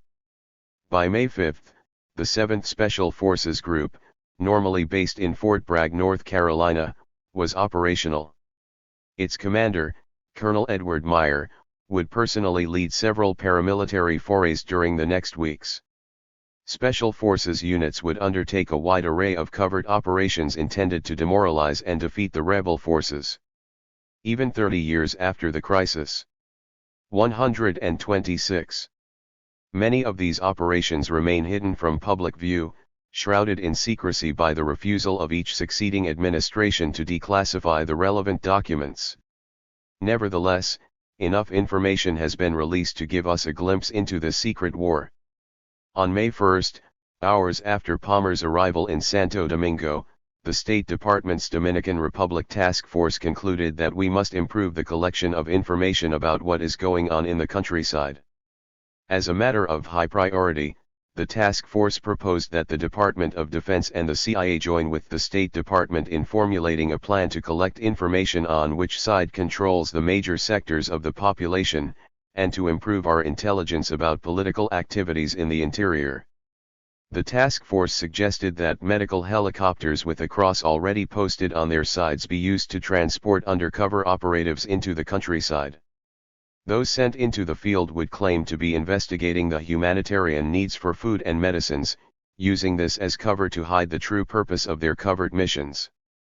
Soon afterward, the Joint Chiefs of Staff ordered Palmer to organize a series of coordinated intelligence-gathering forays into the Dominican countryside. Palmer readily agreed to this order, convinced that it was essential to prevent the rebellion from spreading. Green Berets had received thorough training in clandestine operations, so units were deployed into the interior within hours of their arrival at San Isidro. Operating under tenuous cover, with credible false documents in short supply, the units fanned out across the country, ferried to their destinations by helicopter. In a few weeks, 34 towns and villages were visited by Special Forces units as part of Operation Green Chopper, in a concentrated effort to assess the potential for rebel actions in the hinterland.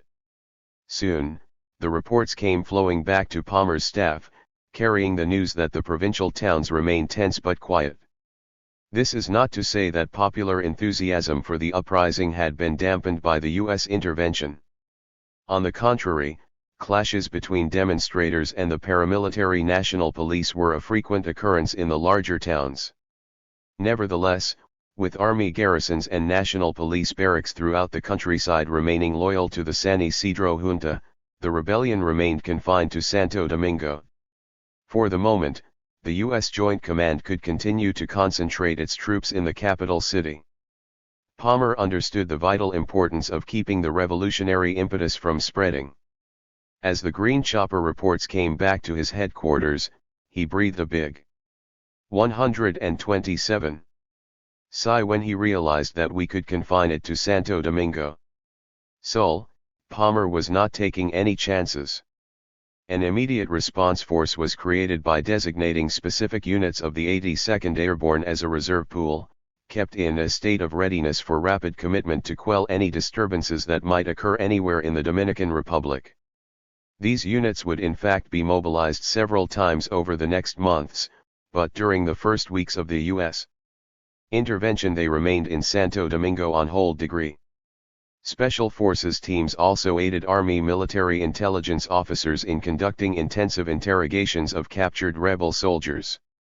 To help overcome language difficulties, Puerto Rican units of the National Guard were sent to Santo Domingo as translators. Once there, these soldiers discovered that the official U.S. position, that the popular uprising was led by communists, bore little resemblance to reality. Some Puerto Rican translators responded by providing garbled, even misleading, translations of the interrogation statements provided by rebel prisoners. The situation became so volatile that several soldiers were tried by courts-martial in closed hearings. Reports of disaffection and insubordination soon reached the White House. On May 8, the Bundy Interdepartmental Committee addressed the issue. Given the problems that had arisen among the Puerto Rican troops, it was urgent that we get as many Spanish-speaking U.S. troops as can be located into the DR as quickly as possible. Trademark in another covert intelligence mission, Special Forces units began to photograph rebel activity throughout Santo Domingo soon after their arrival on the island. Since the United States was already dispatching high-flying U-2 missions over the Dominican Republic, the Green Berets were not being deployed to record more detailed maps of the rebel zone. Their mission was quite different, determining the order of battle for the insurgent forces, that is, the location and fighting capability of the dozens of commando units operating within the inner city and the northern barrios. Officers detailed to General Palmer's operations staff were constantly devising alternative contingency plans for a direct assault on the rebel zone, plans that depended on current and detailed intelligence for their effectiveness. Yet a reliable order of battle for rebel units could only be compiled by penetrating the rebel zone. A confidential U.S. Army report mentions a mission undertaken on May 8 to secure photos of rebel activity, with Green Beret units being escorted by paratroopers from the 82nd Airborne Division. Although the source does not provide any further 128 details, we know that many of the armed confrontations along the corridor took place when jeeps from the U.S. controlled zone entered rebel territory and were met with intense sniper fire from entrenched rebel positions. Each time such an incident occurred, the United States lodged an official complaint alleging that the insurgents were deliberately violating the ceasefire. Indeed, President Johnson told a press conference on June 17 that U.S. troops had demonstrated soldierly restraint in the face of more than 900 ceasefire violations. Yet the Army's confidential internal report strongly suggests that some of these incidents resulted from planned probes by Green Beret units into the rebel zone. Rather than accidentally blundering into harm's way, the Green Berets may have been hoping to draw fire, thus gaining valuable intelligence concerning rebel positions at key points along the cordon. Special Forces units were also secretly placed within civic mission projects. Green Berets acting under cover of a humanitarian program of relief could quietly circulate in areas otherwise closed to a U.S. military presence. Thus, soldiers from the Special Forces worked with the Agency for International Development in the distribution of food and medical supplies throughout the Dominican Republic. When mobile clinics were dispatched to several neighborhoods in Santo Domingo, Green Berets served as medical technicians, assisting doctors assigned to the 82nd Airborne. Missions such as this provided excellent cover for many covert Special Forces activities. In addition to intelligence gathering operations, Special Forces units participated in paramilitary operations directed at key rebel installations, with Radio Santo Domingo a critical target. In moving to quash the rebellion, U.S. decision-makers soon came to understand the paramount importance of the radio station. Its powerful signal enabled it to broadcast directly to much of the country, while its news and editorials boosted the morale of the rebel forces controlling the inner city, who were otherwise cut off from the outside by the tightening quarantine imposed by U.S. troops. The location of the main broadcasting studios within the northern sector of Santo Domingo also gave it a strategic importance as a link between the two rebel zones. Even more important, Radio Santo Domingo remained a symbol of the insurgents' power for sympathizers throughout the country, a visible sign that the uprising remained intact and unbowed. USS officials felt increasingly frustrated by their inability to destroy Radio Santo Domingo. Their frustration is reflected in a series of memoranda sent by Carl Rowan, the director of the U.S. Information Agency. 129. To President Johnson. The USIA was given overall authority over the entire U.S. propaganda effort directed at the Dominican people, but Rowan had to report to the president that the rebel station was more than a match for the broadcasting we can put in. It was therefore essential that the station's headquarters be stormed and seized, or, if this were not politically or militarily feasible, U.S. forces should render the station totally inoperative by cutting off its source of power, or by some other means. U.S. officials both loathed Radio Santo Domingo and feared its rapport with the Dominican populace. Initially, the effort had been made to garble the station's transmissions electronically, utilizing up to 28 jamming units, stationed on planes, ships, and at different locations on the ground. Despite this massive effort, the station could still be heard. The equipment brought into the Dominican Republic by the Army Security Agency had been designed to disrupt the sophisticated communications networks employed by Soviet military units, and not for use against the powerful signal of a commercial radio station. The attempt to silence Radio Santo Domingo by electronic measures failed because the ASA equipment proved unsuitable for jamming the commercial broadcasting range. The United States also launched its own propaganda effort, blanketing Santo Domingo with leaflets, sound speakers, some of which were mounted on helicopters, and radio broadcasts. Initially, this media blitz was organized by the Army's psychological warfare units, working with selected units of Special Forces operatives. These efforts were rather crude, with a heavy emphasis on the alleged communist penetration of the rebel leadership. By May 4, a week into the crisis, Hewson Ryan, deputy director of the U.S. Information Agency, had arrived to coordinate the overall propaganda effort. He was aided by a large contingent from CIA headquarters, many of whom were experts in psychological warfare. Yet with all of this expertise, and the enormous resources available, U.S. officials were convinced that they were being thwarted by Radio Santo Domingo in their efforts to undermine popular support for the uprising. This feeling of frustration permeated to the very top.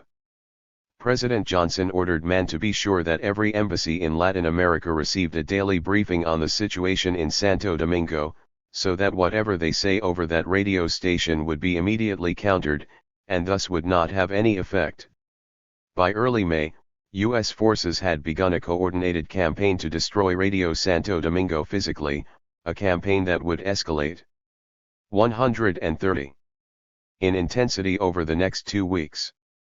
In addition to a powerful 10 kW central transmitter, the station also had a network of relay stations in the interior, allowing it to broadcast its television signal to Santiago and the populous Cibao Valley northeast of Santo Domingo. During the first phase of this covert war, paramilitary raids were launched against these relay sites.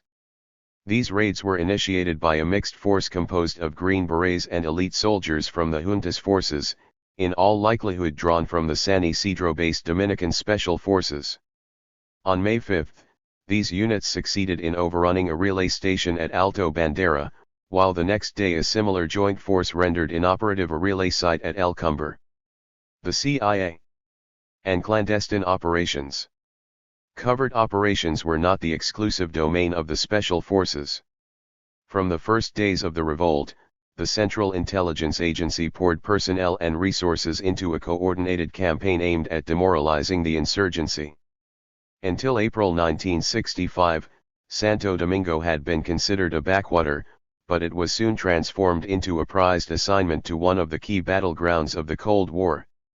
Whereas originally there was a total staff of only 5 case officers, now dozens of experienced operatives were shipped into the area. By the middle of June, this small Caribbean nation boasted one of the largest stations in the world, with more than 80 officers on its rolls. Many of those rushed into service were experts in psychological and political warfare, members of an elite unit within the CIA, the Covert Action Staff. Agency operatives worked closely with the Green Berets, as well as with General Palmer and his staff.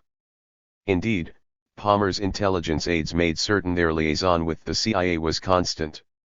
During the first, volatile period of the Dominican crisis, the CIA specialized in operations targeted at key rebel leaders, although operations were also directed at certain corrupt junta generals considered to be liabilities by U.S. officials. General York would later report that clandestine operations had included the abduction of defectors, and the sequestering of persons related to prominent political figures, as well as the offer of money to induce controversial persons to leave the country. As the White House focused the enormous resources of the United States on a coordinated campaign to contain and defeat the popular uprising, one target stood out within the leadership of the rebellion. 131. Colonel Francisco Cameo had become a popular folk hero. By joining the fighting at the Duarte Bridge, and by then playing a central role in organizing the defense of the rebel zone, Camano had emerged as the most visible focal point for the popular resistance, a status confirmed by his election as provisional president. U.S. decision-makers distrusted Camafo, and feared his soaring popularity among the Dominican people. After Martin met with rebel leaders on May 1, he commented to General Palmer that Camafo was neither crazy refuses money, we say he offered to defect, and we turned him down. Obviously, this was an operation of the greatest sensitivity, one that commanded the highest priority in personnel and resources. Mann advised Valenti that the agency had reassured him they were straining every source they have, and these things take time. The plan could only succeed if Comanio could be coaxed into the U.S. controlled zone, where the maximum pressure could be effectively exerted. Still, Comanho was wary of being trapped, so, even before the line of communication had encircled the inner city, he refused to leave the rebel stronghold.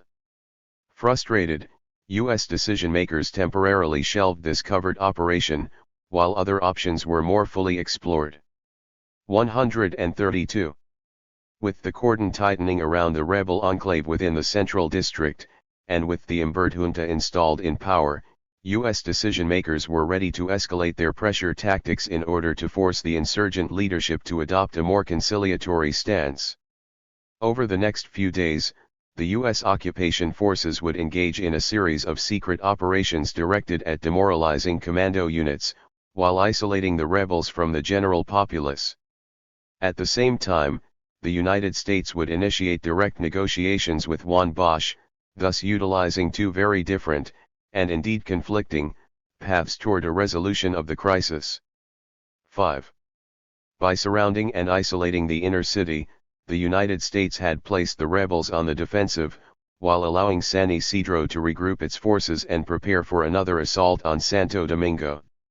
Nevertheless, with the encirclement of the inner city in its second week, U.S. authorities came to feel increasingly apprehensive that control of a volatile situation was again slipping from their grasp. As this apprehension became more pervasive, the Johnson administration moved forcefully, launching a coordinated program of psychological and paramilitary warfare, with the aim of intimidating the insurgent leaders into accepting defeat. At the same time, Washington initiated a parallel strategy of direct negotiations with the rebel command.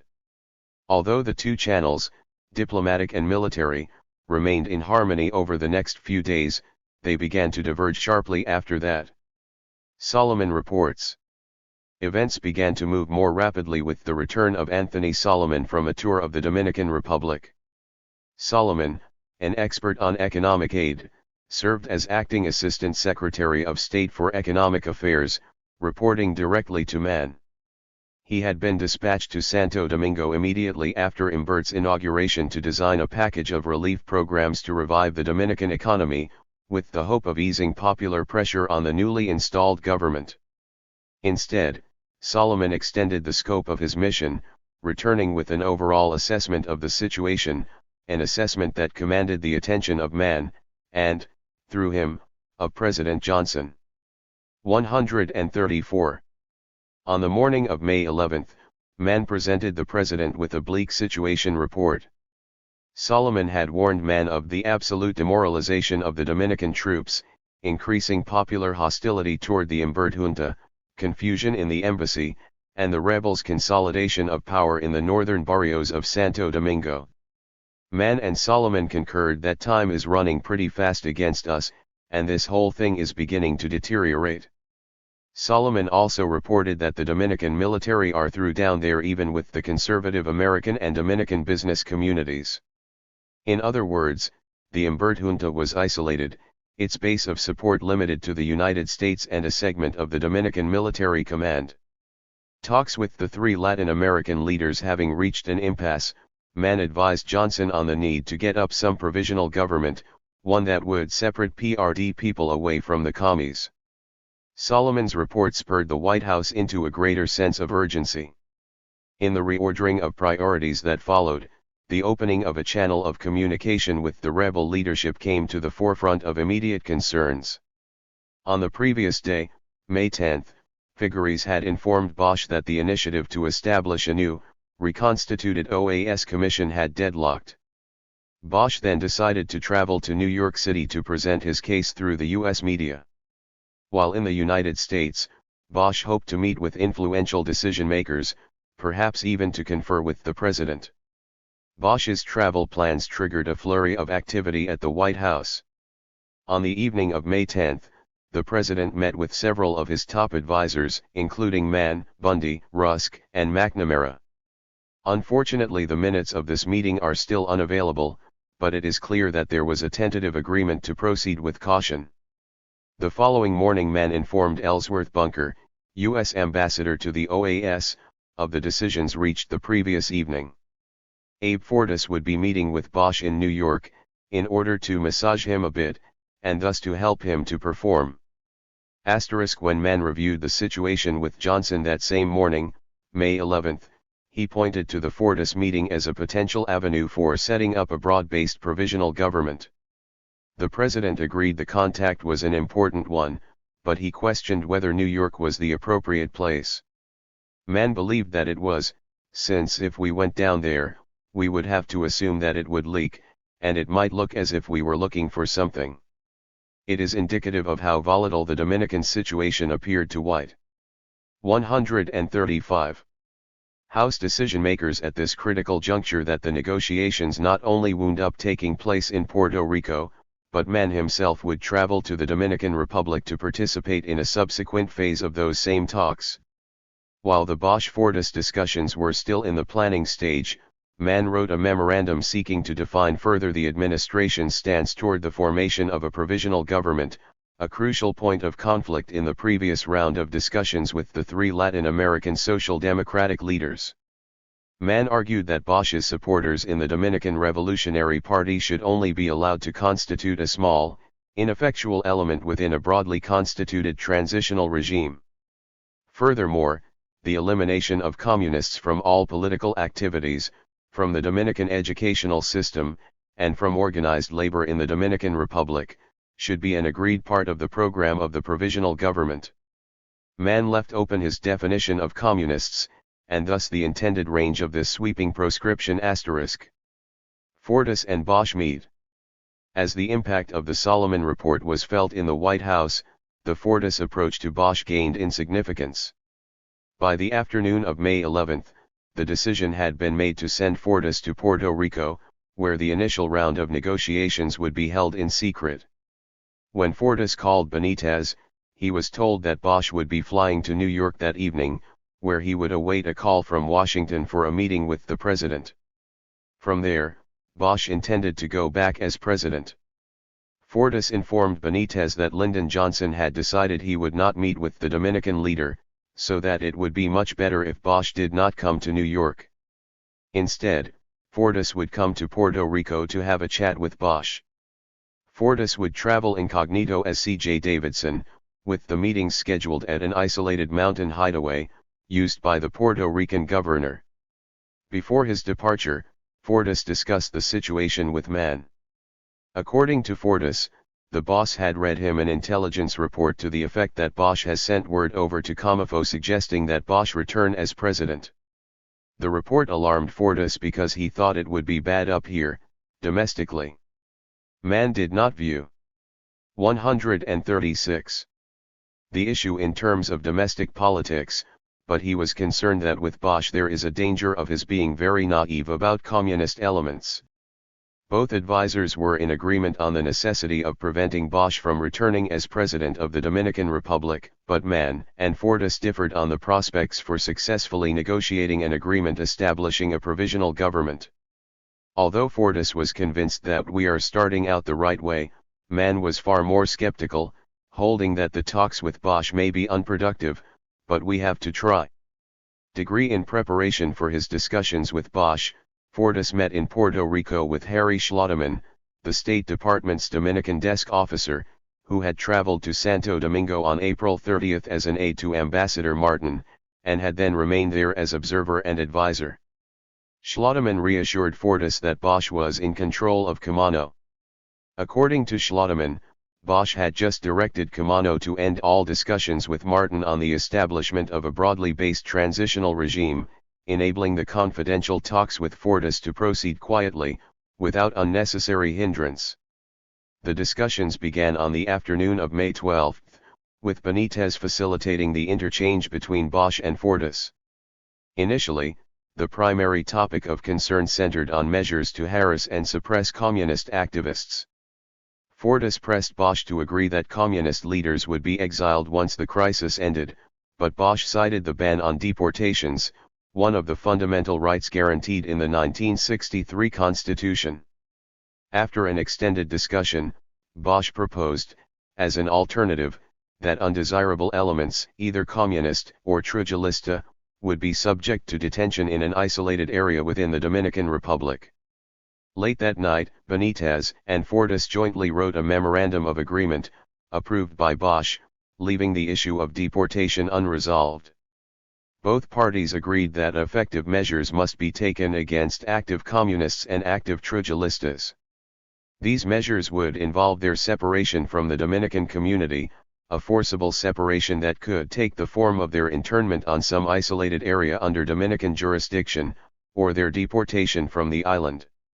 One possibility under consideration would have removed those targeted for detention to Sayana Island, an isolated islet located off the southeastern coast of the Dominican mainland.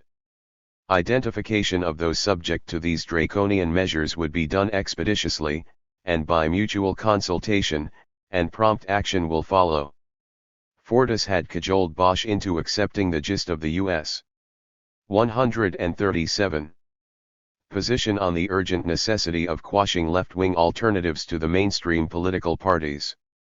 Not only had Bosch accepted deportation as a possible sanction to be levied against those considered to be subversive, but the entire approach contradicted policy guidelines followed during Bosch's term in office.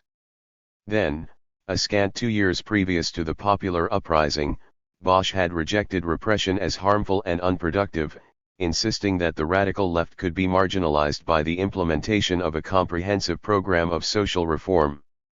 With the U.S. occupation of Santo Domingo, Bosch had reversed his position, hoping to convince Fortas, and through him President Johnson, of his commitment to a moderate, and pragmatic, politics.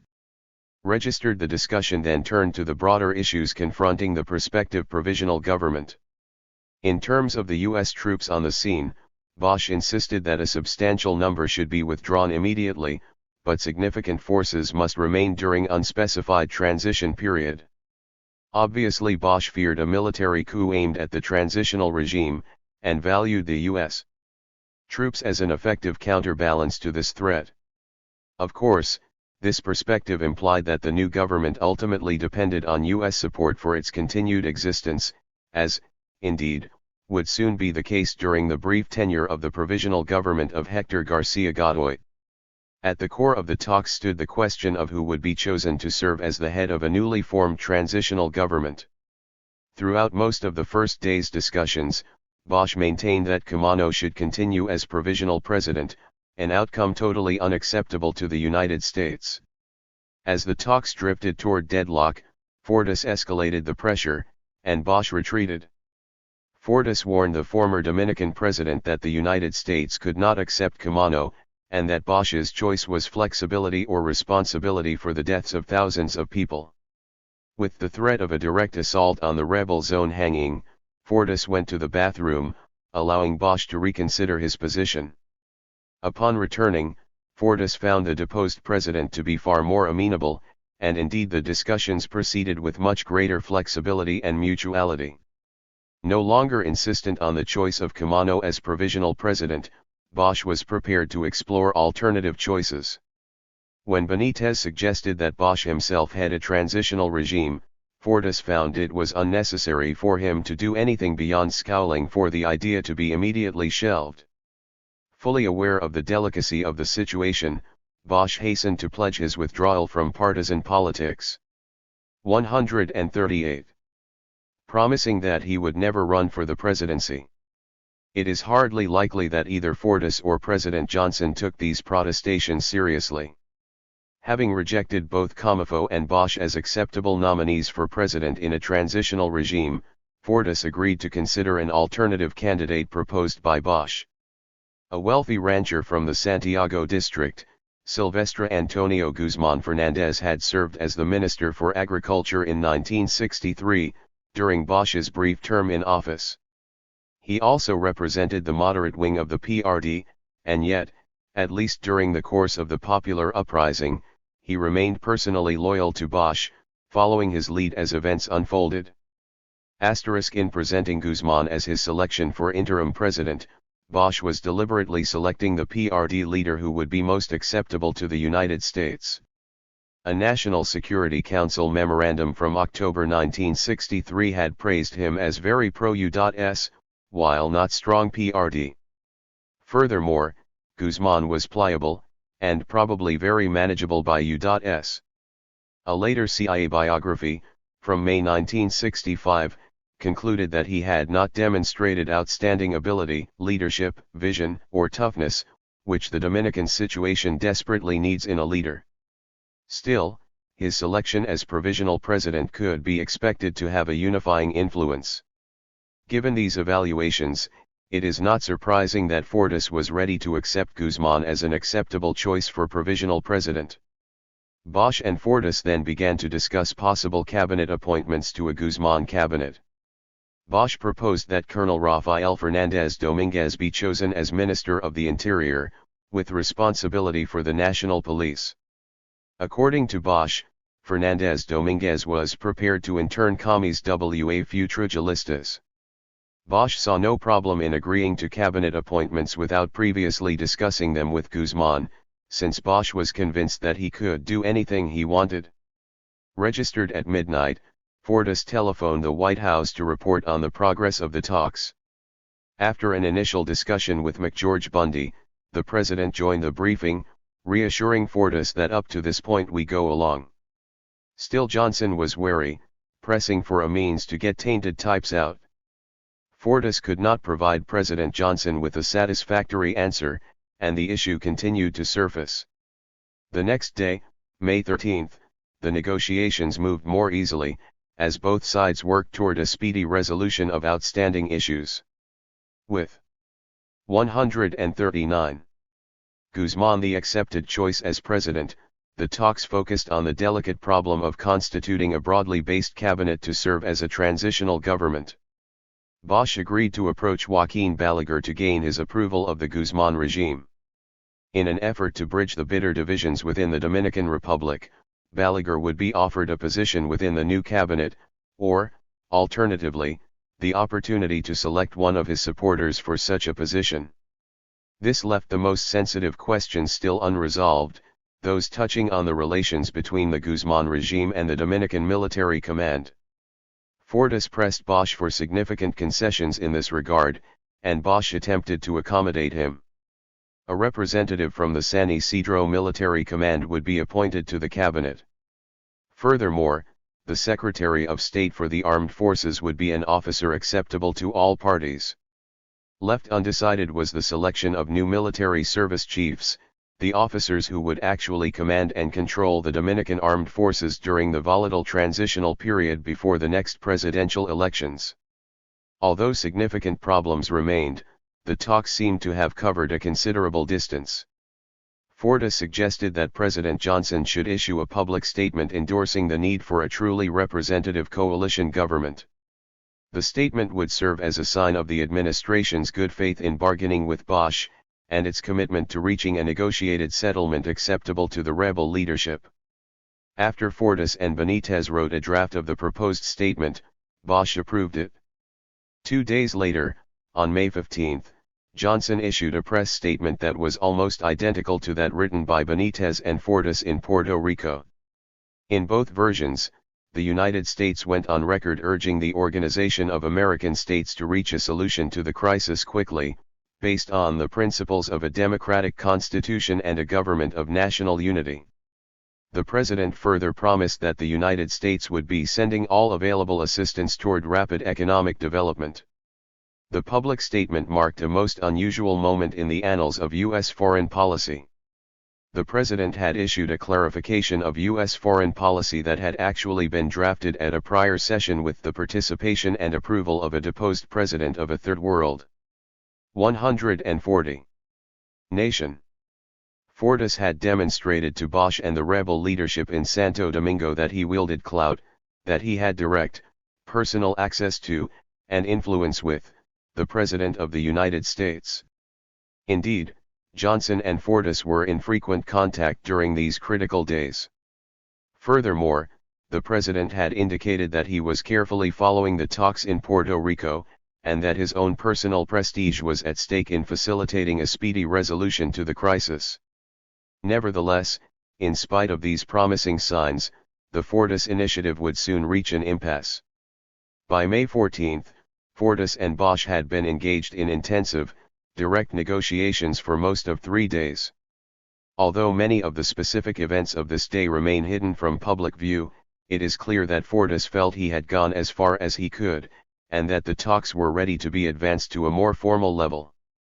When Fortas called President Johnson that afternoon, he reported that Bosch was requesting further assurances from an official representative of the United States government. The atmosphere at the White House remained optimistic, with Bundy calling Mann soon after the call from Fortas to report a 100-degree agreement on the first part of the program, presumably the creation of a newly mandated provisional government with Guzman at its head. According to Bundy, Bosch was now looking for Guzman to see if they can wrap the presidential cloak around him. Although Guzman had remained in Santo Domingo during the first phase of discussions between Bosch and Fortas, he was flown to Puerto Rico for the final round of discussions. That evening, the president met for 2.5 hours with his top national security advisors.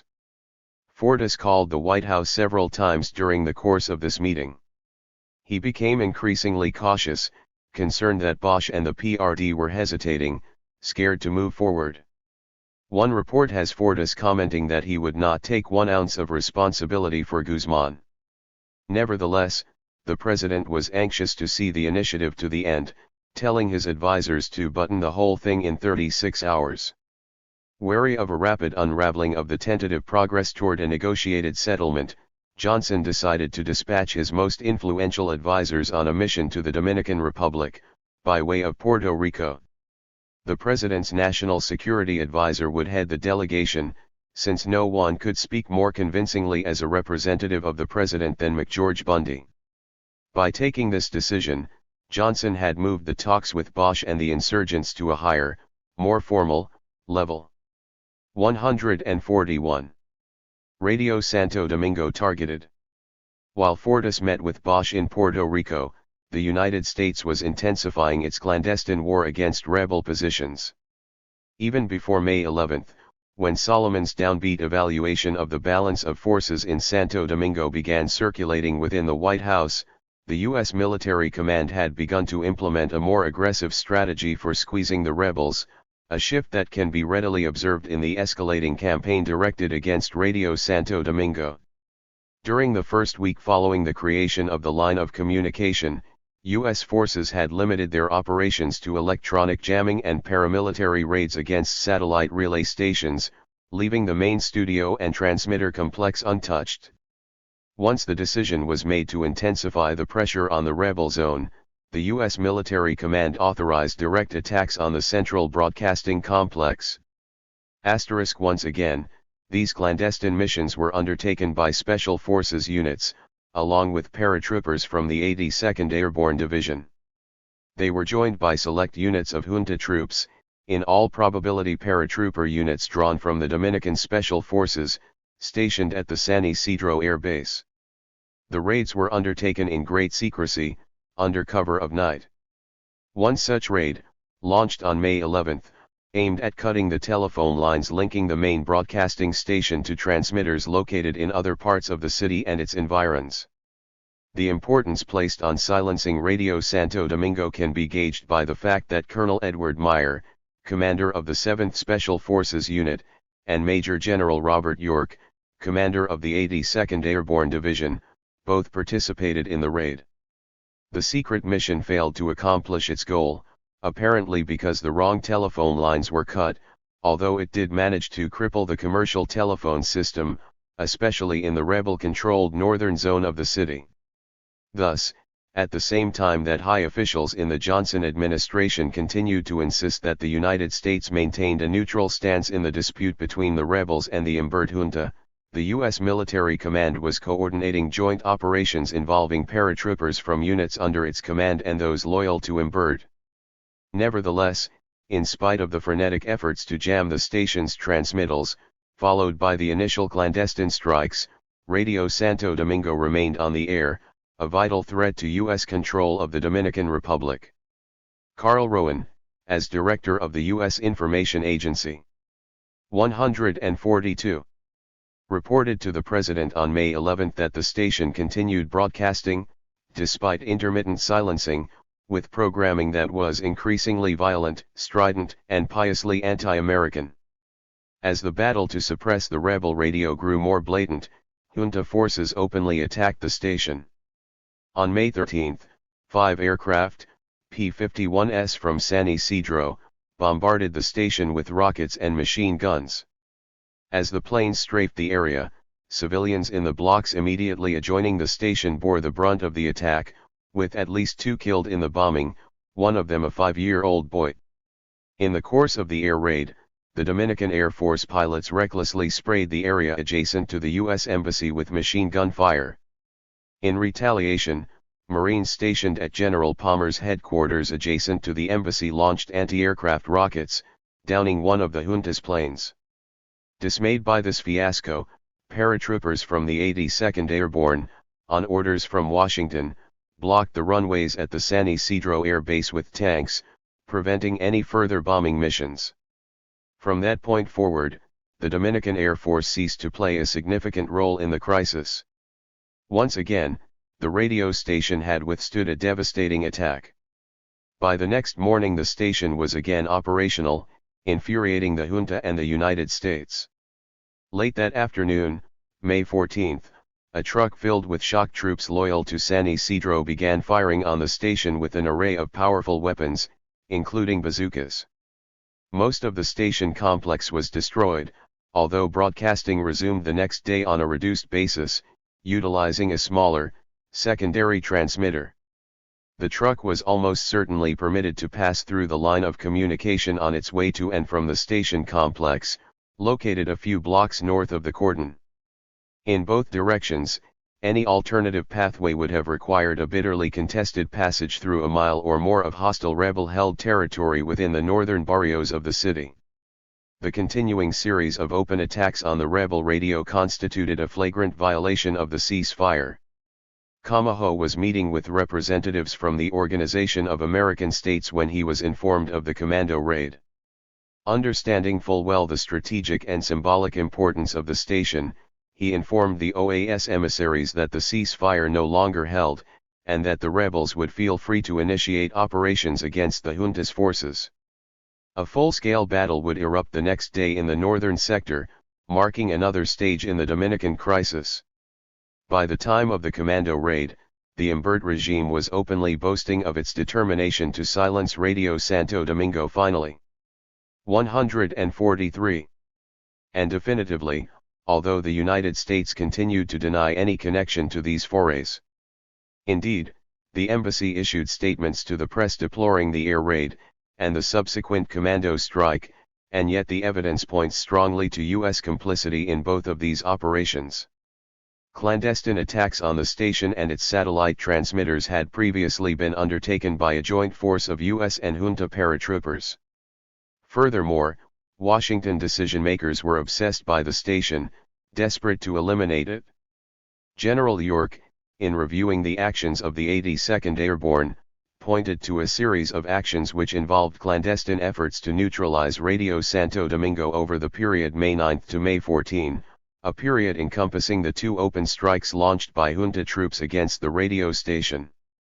In addition, in a confidential commentary on the entire campaign of special operations initiated by the United States to disrupt and destroy the rebel radio station and its satellite relay stations, General Palmer concluded that the secret war had reached its climax with the raids of May 13 and May 14. Both of these comments strongly suggest that the U.S. military command helped to plan and coordinate the entire series of operations directed against Radio Santo Domingo, including the air raid by Dominican planes and the assault by Dominican commandos. Nevertheless, despite the increasingly destructive onslaught, Radio Santo Domingo remained on the air. By May 13, General Palmer was so frustrated that he requested authorization from Admiral Thomas Moorer, Commander-in-Chief of the Atlantic Fleet and Palmer's direct superior, for a foray into the northern rebel zone to seize the broadcasting complex. His request was placed on hold when Washington decided to give the Imbert regime one more chance to silence the insurgents' radio signal without openly relying on U.S. troops. Covert operations. As the United States adopted a more aggressive strategy to counter Radio Santo Domingo, the CIA covert operation aimed at Colonel Comifo was resurrected, with top decision-makers pressing the agency to prove its mettle. Several days earlier, a plan had been devised to trick Comifo into emerging from the rebel zone, so that he could be offered a generous bribe to leave the Dominican Republic. Should the offer be refused, the CIA staff officers stationed in Santo Domingo, operating under the direction of the agency's covert action staff, were prepared to initiate a disinformation campaign claiming Camano had 144 sought out U.S. officials hoping for a bribe, and had been rebuffed. Since the initial efforts to entice Comifo into leaving the rebel zone had proven unsuccessful, the plan had been temporarily shelved.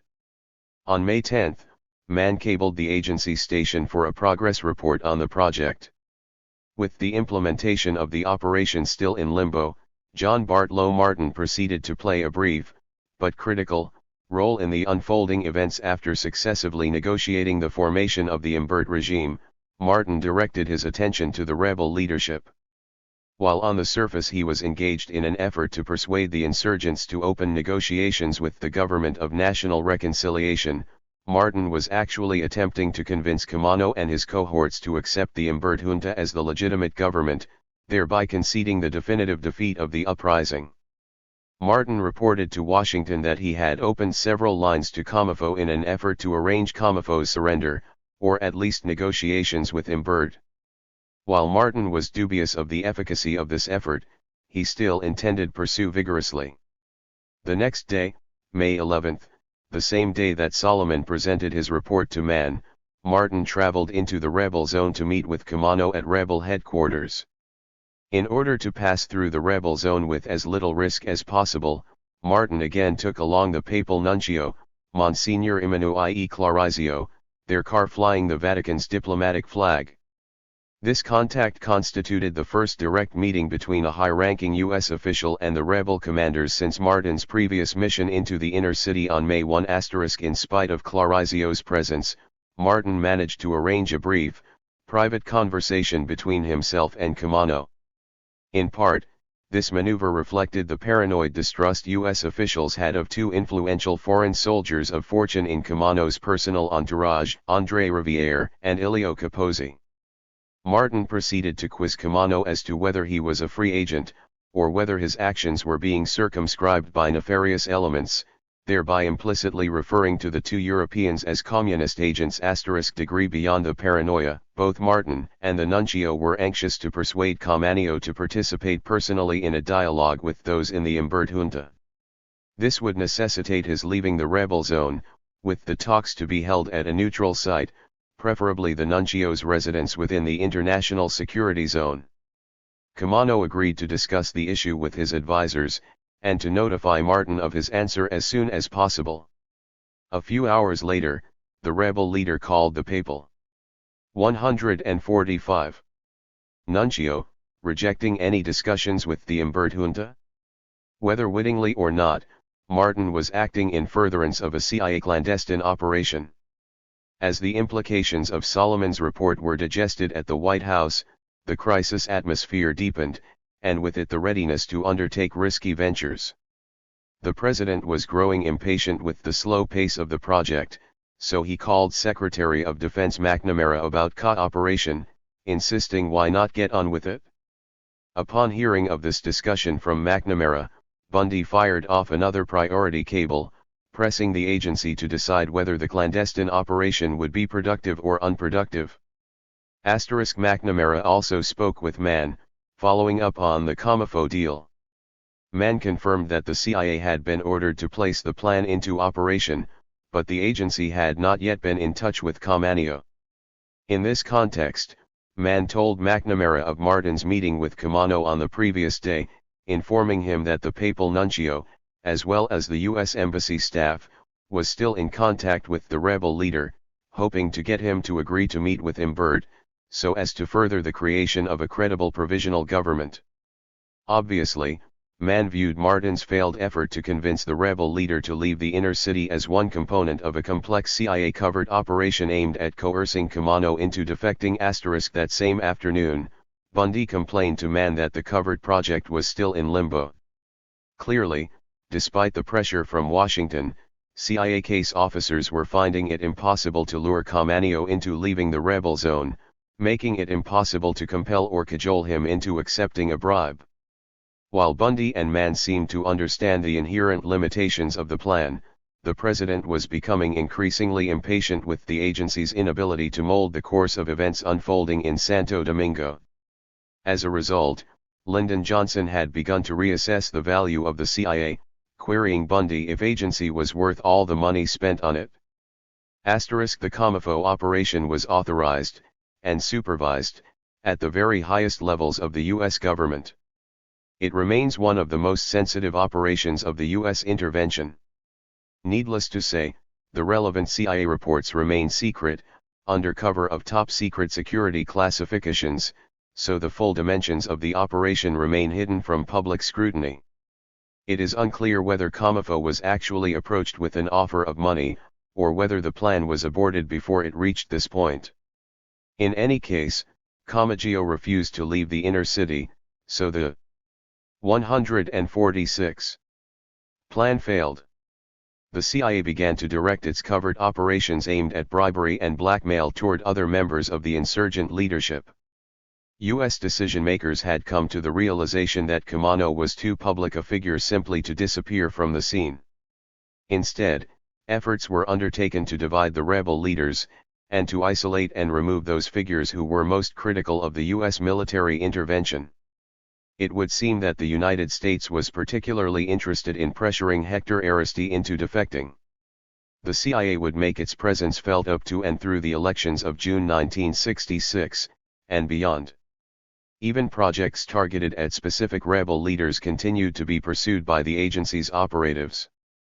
In the middle of June 1965, Edwin Terrell was replaced by David Atlee Phillips as chief of station in Santo Domingo. Shortly afterward, Washington decided that one of the rebel leaders should be persuaded to leave the country by means of a generous financial offer. The CIA controlled an agent with some influence within the rebel ranks, someone who could contact the target and convey the offer. Before initiating the operation, Phillips went to Ellsworth Bunker, then serving as the president's personal representative to the Dominican Republic, to inquire if he would be willing to provide a signal to the prospective target, should the target question the validity of the offer. Bunker enthusiastically agreed, promising to lift his left leg and break wine 3 times, should it prove necessary. Phillips claims that the operation was shelved before it could be implemented. The junta prepares to attack. As the U.S. command launched increasingly aggressive operations in the escalating campaign to coerce the rebels into adopting a more flexible stance during negotiations, the embattled junta, with the covert assistance of the United States, began to intensify military pressure against rebel positions within the northern zone of the city. 2 weeks earlier, when the junta's forces had withdrawn from the city after being defeated at the Battle of Duarte Bridge, neighborhood militia units had consolidated their control over the residential areas north of the inner city, building barricades on the main streets, while fortifying crucial strategic locations. Los Altos Barrios, the neighborhoods north of the inner city, provided a home for 3/4 of the residents of Santo Domingo, more than 300,000 people in 1965. Crowded slums, with most 147 homes lacking electricity, running water, or closed sewerage drains, these neighborhoods were flashpoints for revolution, overwhelmingly supportive of Bosch and the rebel commandos. More than half of the residents had lived until recently as poor peasants. Most of the barrios did not have schools, so 80% of the populace were illiterate. To add to the despair, half of the adults in these slum neighborhoods were permanently unemployed, while most of the rest held poorly paid, menial jobs, when they were fortunate enough to be working. During the autocratic rule of Trujillo, the poor were driven from the inner city, including the Ciudad Nueva, the district where the banks, commercial offices, and upscale retail outlets were concentrated. As the poor were pushed out of the central districts, they moved north into the industrial districts where most of the few factories in the Dominican Republic were located. In Santo Domingo, Class differences were so pronounced that the residents of Los Altos barrios rarely traveled to the center of the city, unless they were lucky enough to be working as an unskilled laborer at a downtown establishment. The popular uprising had brought a dramatic, revolutionary change to the city. With Santo Domingo controlled by the insurgents, many of those enrolled in the commando units defending the inner city were young people from the northern neighborhoods. For once, the downtrodden could proudly walk the streets of the Central District as the cordon tightened around the inner city. U.S. strategic planners directed more of their attention to the northern zone. The industrial plants in that zone had been shut down by strikes since the uprising had begun. Armed militia occupied the factory grounds, fortifying the area, ready to repel any attack. Ultimately, the economic life of the Dominican Republic could not return to normal until these factories resumed production. U.S. military intelligence assessed the rebel force in the northern zone at 1,000, almost all of them armed civilians, while in the inner city 4,000 rebels were in place, many of them combat-ready soldiers. A drive to clear the northern zone of rebels came to be seen as an attractive option, one that could further tilt the balance of power away from the rebels, with minimal casualties being taken in the process. On the afternoon of April 30, General Robert York briefed Colonel Pedro Benoit, then head of San Isidro's military junta, on plans to surround the inner city with a cordon of troops. York emphasized advantages U.S. action would have in freeing Dominican forces for use against 148 rebel forces. Specifically, York urged Benoit to concentrate his limited resources first on reducing smaller rebel pockets of resistance in area north of the inner city. The commander of the 82nd Airborne Division did not limit himself to strategic advice. In conjunction with Marine Major General Rathbun McClure Tompkins, the two senior officers exchanged views with junta members on various operational matters, including order of battle and deployment of forces. The United States was thus providing the Benoit junta with contingency battle plans, as well as detailed intelligence it had gathered on rebel positions. Benoit accepted York's advice, and ordered his staff to draw up and implement revised military plan for Operation Cleanup. In spite of the aid, advice, and prodding it received from the U.S. military command in Santo Domingo, the Benoit junta remained paralyzed and inert. The morale of its forces, soldiers, and officers had been devastated by the crushing defeat they had sustained on April 27, at the Battle of Duarte Bridge. Only when the United States had pushed Benoit aside, and installed a new junta led by Antonio Imbert, did San Isidro begin to implement York's plan of action. The northern zone, therefore, remained relatively quiet during the first week following the creation of the line of communication. Then the junta began transferring shock troops through U.S. lines to the Army Transportation Headquarters, strategically located on the western edge of the northern barrios. In normal times, the transportation headquarters hardly represented a significant military threat, since most of those stationed there were mechanics and chauffeurs. During the first days of the revolt, the outpost became a safe haven, where junta troops avoiding combat could find sanctuary. In addition, some soldiers from the insurrectionary army units at the core of the rebellion deserted to the headquarters building during the first days of the revolt, when Dominican Air Force planes flying out of San Isidro began pounding rebel positions. Thus, the transportation headquarters represented an outpost of junta authority within the northern district of Santo Domingo, a salient surrounded by hostile rebel forces. Yet the military threat posed by the installation remained insignificant, and a tenuous truce held in force until May 9, when the Imbert junta began moving hundreds of well-armed troops, along with tanks and armored transport vehicles, to the transportation headquarters. On the same day, U.S. journalists observed junta troops being waved through marine checkpoints along the international security zone. Of course, the insurgents defending this zone understood the strategic significance of these troop movements. 149. Late that same night, a fierce firefight erupted, as the junta's forces repelled a rebel attack with mortar fire and tanks. The next day, further reinforcements poured into the transportation headquarters, indeed the outpost was being continually reinforced. At the same time, reporters observed so many truckloads of troops from San Isidro being passed through U.S. checkpoints along the cordon that the sight was becoming commonplace. Once again, rebel commando units attempted to storm the transportation headquarters, and once again they were stopped by the overwhelming firepower of the junta's troops. After May 9, as battle lines became clearly drawn, U.S. military intelligence, G2, reordered its priorities, so that the primary intelligence effort was directed to reassessing rebel capabilities in northern Santo Domingo. On May 12, another brief battle flared at the transportation headquarters, with each side probing the other's positions.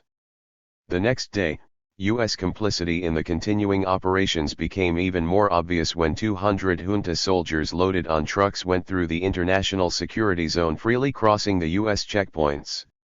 This time a television news crew captured the scene on tape, causing considerable embarrassment to Palmer and the U.S. military command. By this time, both sides understood that a full-scale battle was imminent. During the night of May 13, and into the morning of May 14, troops loyal to the Imbert regime were deployed from San Isidro north along the Ozama River, and then across the Pinedo Bridge, entering Santo Domingo at its northern limits. They then moved south and west, intending to link the stronghold at the Pinedo Bridge with the fortified garrison holding the transportation headquarters. When rebel commando units sought to block this pincer maneuver, intense firefights erupted, as the junta's troops employed mortars, bazookas, and machine guns to clear the area. By occupying the primarily commercial zone between the Pinedo Bridge and the transportation headquarters, Imbert's forces had succeeded in creating a continuous barrier around the western boundary of the northern rebel zone. The Imbert regime was preparing to launch a powerful assault on the northern district, as rebel militia found themselves trapped between the junta's forces on one side, and U.S. troops along the line of communication, on the other. None of this could have occurred without the United States providing logistical support, military intelligence, and detailed operational plans. Still, the White House had little confidence in the morale and training of the junta's troops. The Bundy Inter. 150. Departmental Committee decided at its meeting on May 14 that it would most likely be necessary to extend the international security zone to include most or all of the northern portion of Santo Domingo. General Palmer was therefore ordered to develop a contingency plan for accomplishing this. Accordingly, Palmer's staff prepared a new contingency plan, given the appropriate code name of Operation Strikebreaker, since it emphasized the importance of seizing the industrial plants located within the northern neighborhoods of Santo Domingo, and then quickly placing them back into production. By the morning of May 15, the junta was finally ready to launch Operation Cleanup. At the same time, secret negotiations between the United States and the rebels would soon enter a crucial period, with several of the president's most trusted advisors traveling to Santo Domingo to finalize a negotiated settlement. As the next few days would demonstrate, the president would have to choose between a diplomatic solution to the crisis, or an intensification of military pressure on the insurgent forces. 6. The Bundy Mission. President Johnson's decision to send several of his most influential advisors, including McGeorge Bundy and Thomas Mann, to Santo Domingo represented a unique event. In the midst of a bitter civil war, powerful officials in the U.S. government traveled to a small third-world country to patch together a coalition government, engaging in extensive negotiations with insurgent forces as the sound of heavy weapons fire reverberated a few blocks away. To make the situation even more difficult, the U.S. delegation was divided, with each faction maintaining its own access to the president. The first few days of the mission saw rapid progress in the negotiations, with Bundy finally recommending to the president a tentative settlement of the crisis. Yet soon afterward, as the junta asserted its control over all of Santo Domingo north of the inner city, the negotiations quickly reached an impasse when the United States demanded more and more concessions from the rebels. In the end, little was accomplished, and yet these few crisis-ridden days illuminate the duplicitous maneuvers of President Johnson, as he sought to stabilize a volatile situation, while remaining committed to his ultimate goal, the installation of a compliant regime in Santo Domingo. The battle joined. Even before the Bundy mission arrived in Santo Domingo to open formal discussions with the rebel leadership, junta troops had launched a devastating attack on the slum neighborhoods north of the line of communication, Los Altos Barrios. The rebels were outnumbered and outgunned. In terms of numbers of combatants, the Imbert junta deployed 1,500 soldiers from CEFA in a pitched battle with 152. Several hundred militia members, most of them armed civilians. The junta's forces were armed with tanks, mortars, and bazookas, while the rebel militia had received only limited training, and were primarily armed with rifles and machine guns. Still, morale was far higher on the insurgent side, with most of the poverty-stricken residents within the war zone ardent supporters of Bosch and the insurgent cause. By the morning of May 15, forces loyal to the Imbert junta were finally ready to initiate a frontal assault on the slum neighborhoods north of the cordon. Given the ineffectual and uninspired performance of these same troops during the first days of the uprising, U.S. decision-makers from General Palmer to the White House were skeptical. Indeed, most of them expected the attack to fail. Several days later, Mann confided to a Time magazine reporter that nobody gave him much chance of success, simply because the anti-rebel forces had been so ineffective previously, but Imbert surprised everybody. The main battle began at 7 o'clock that morning, as junta troops pushed forward, starting from along the line between the transportation headquarters and the Pinedo Bridge, and moving eastward into rebel territory. In the fiercest fighting since the Battle of Duarte Bridge, tanks and mortars lobbed artillery shells at commando positions within the slum communities of the northern sector. The Imbert junta rushed to announce the opening of Operación Limpieza, or Operation Cleanup. Despite the overwhelming disparity in firepower, the rebel positions held firm for more than 2 days. As the junta's forces inched forward, their incremental gains were rapidly consolidated, with troops firing indiscriminately, wounding hundreds of civilians, women and children included. Soldiers then began making dragnet sweeps. Some of those thought to be members of the insurgent militia were immediately shot. Over the course of the next few days, 1,700 residents of the northern barrios were imprisoned as suspected rebel sympathizers. Most were sent to a holding compound in a baseball stadium located a few blocks from the fighting. They were interrogated and then, if still suspected, sent to La Victoria, a prison complex on the outskirts of Santo Domingo. Dozens were taken from that prison and summarily executed. 4 From the first hours of Operation Cleanup, U.S. logistical support to the Imbert junta was bountiful and transparent.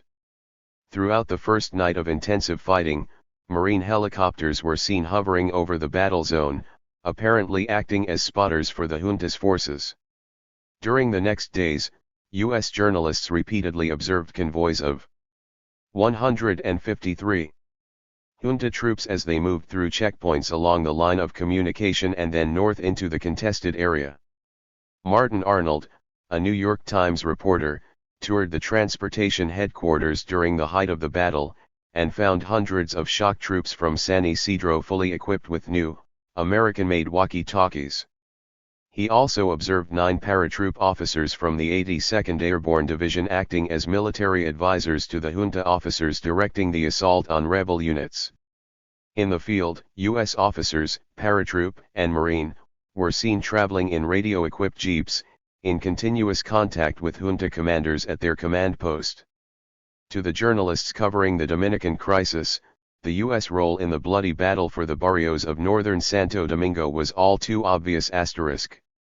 Bundy meets with Bosch.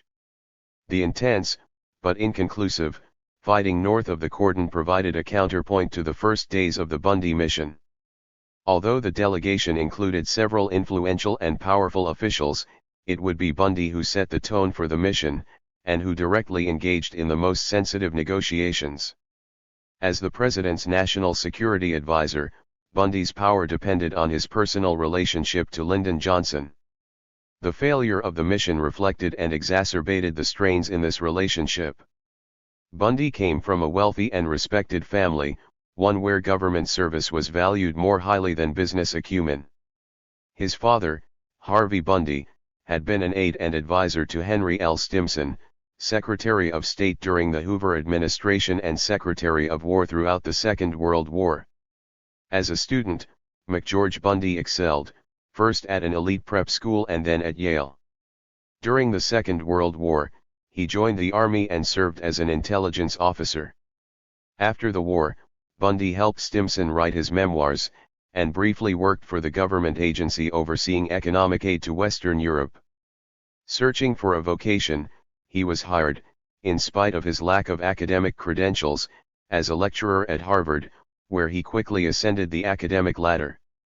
A brilliant lecturer and an effective administrator, Bundy was soon appointed to the prestigious position of Dean of the Liberal Arts School.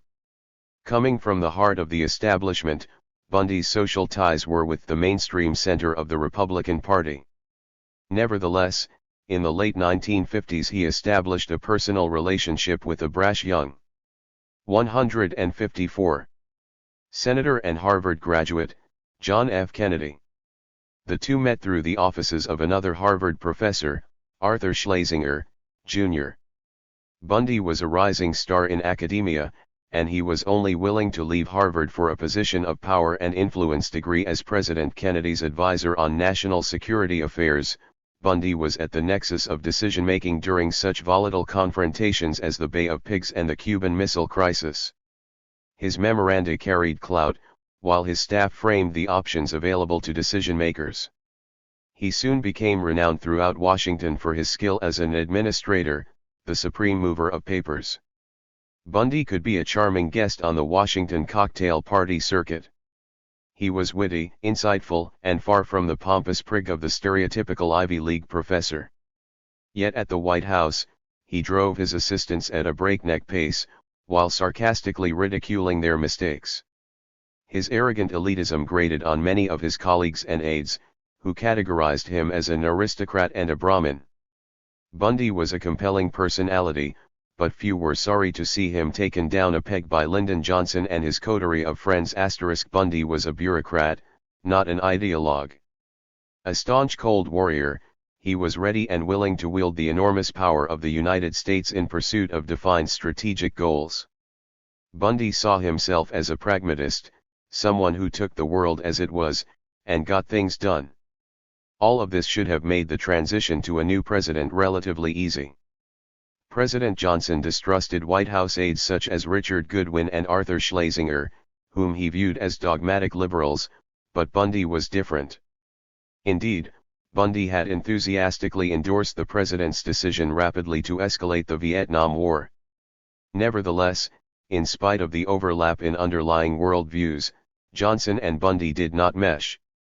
Under Kennedy, Bundy had been at the center of the decision-making process, while Johnson relied on old friends, most especially Abe Fortas, for confidential advice and counsel. Furthermore, the president had delegated a great deal of authority on Latin American affairs to Tom Mann, a decision he upheld during the Dominican crisis.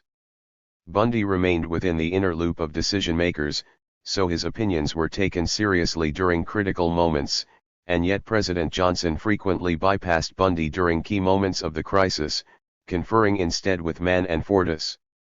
Late in the morning of May 15, Bundy, Deputy Secretary of Defense Cyrus Vance, Tom Mann, and Assistant Secretary of State for Inter-American Affairs Jack Hood Vaughn arrived at Ramey Air Force Base in 155, the northwest corner of Puerto Rico, where they were met by Abe Fortas and Harry Schlotteman. The entire group then convened at the air base for a briefing by Fortas on his recent talks with Bosch. Fortas warned Bundy that the forthcoming negotiations would be difficult, since it was only rarely that Bosch rises above principle.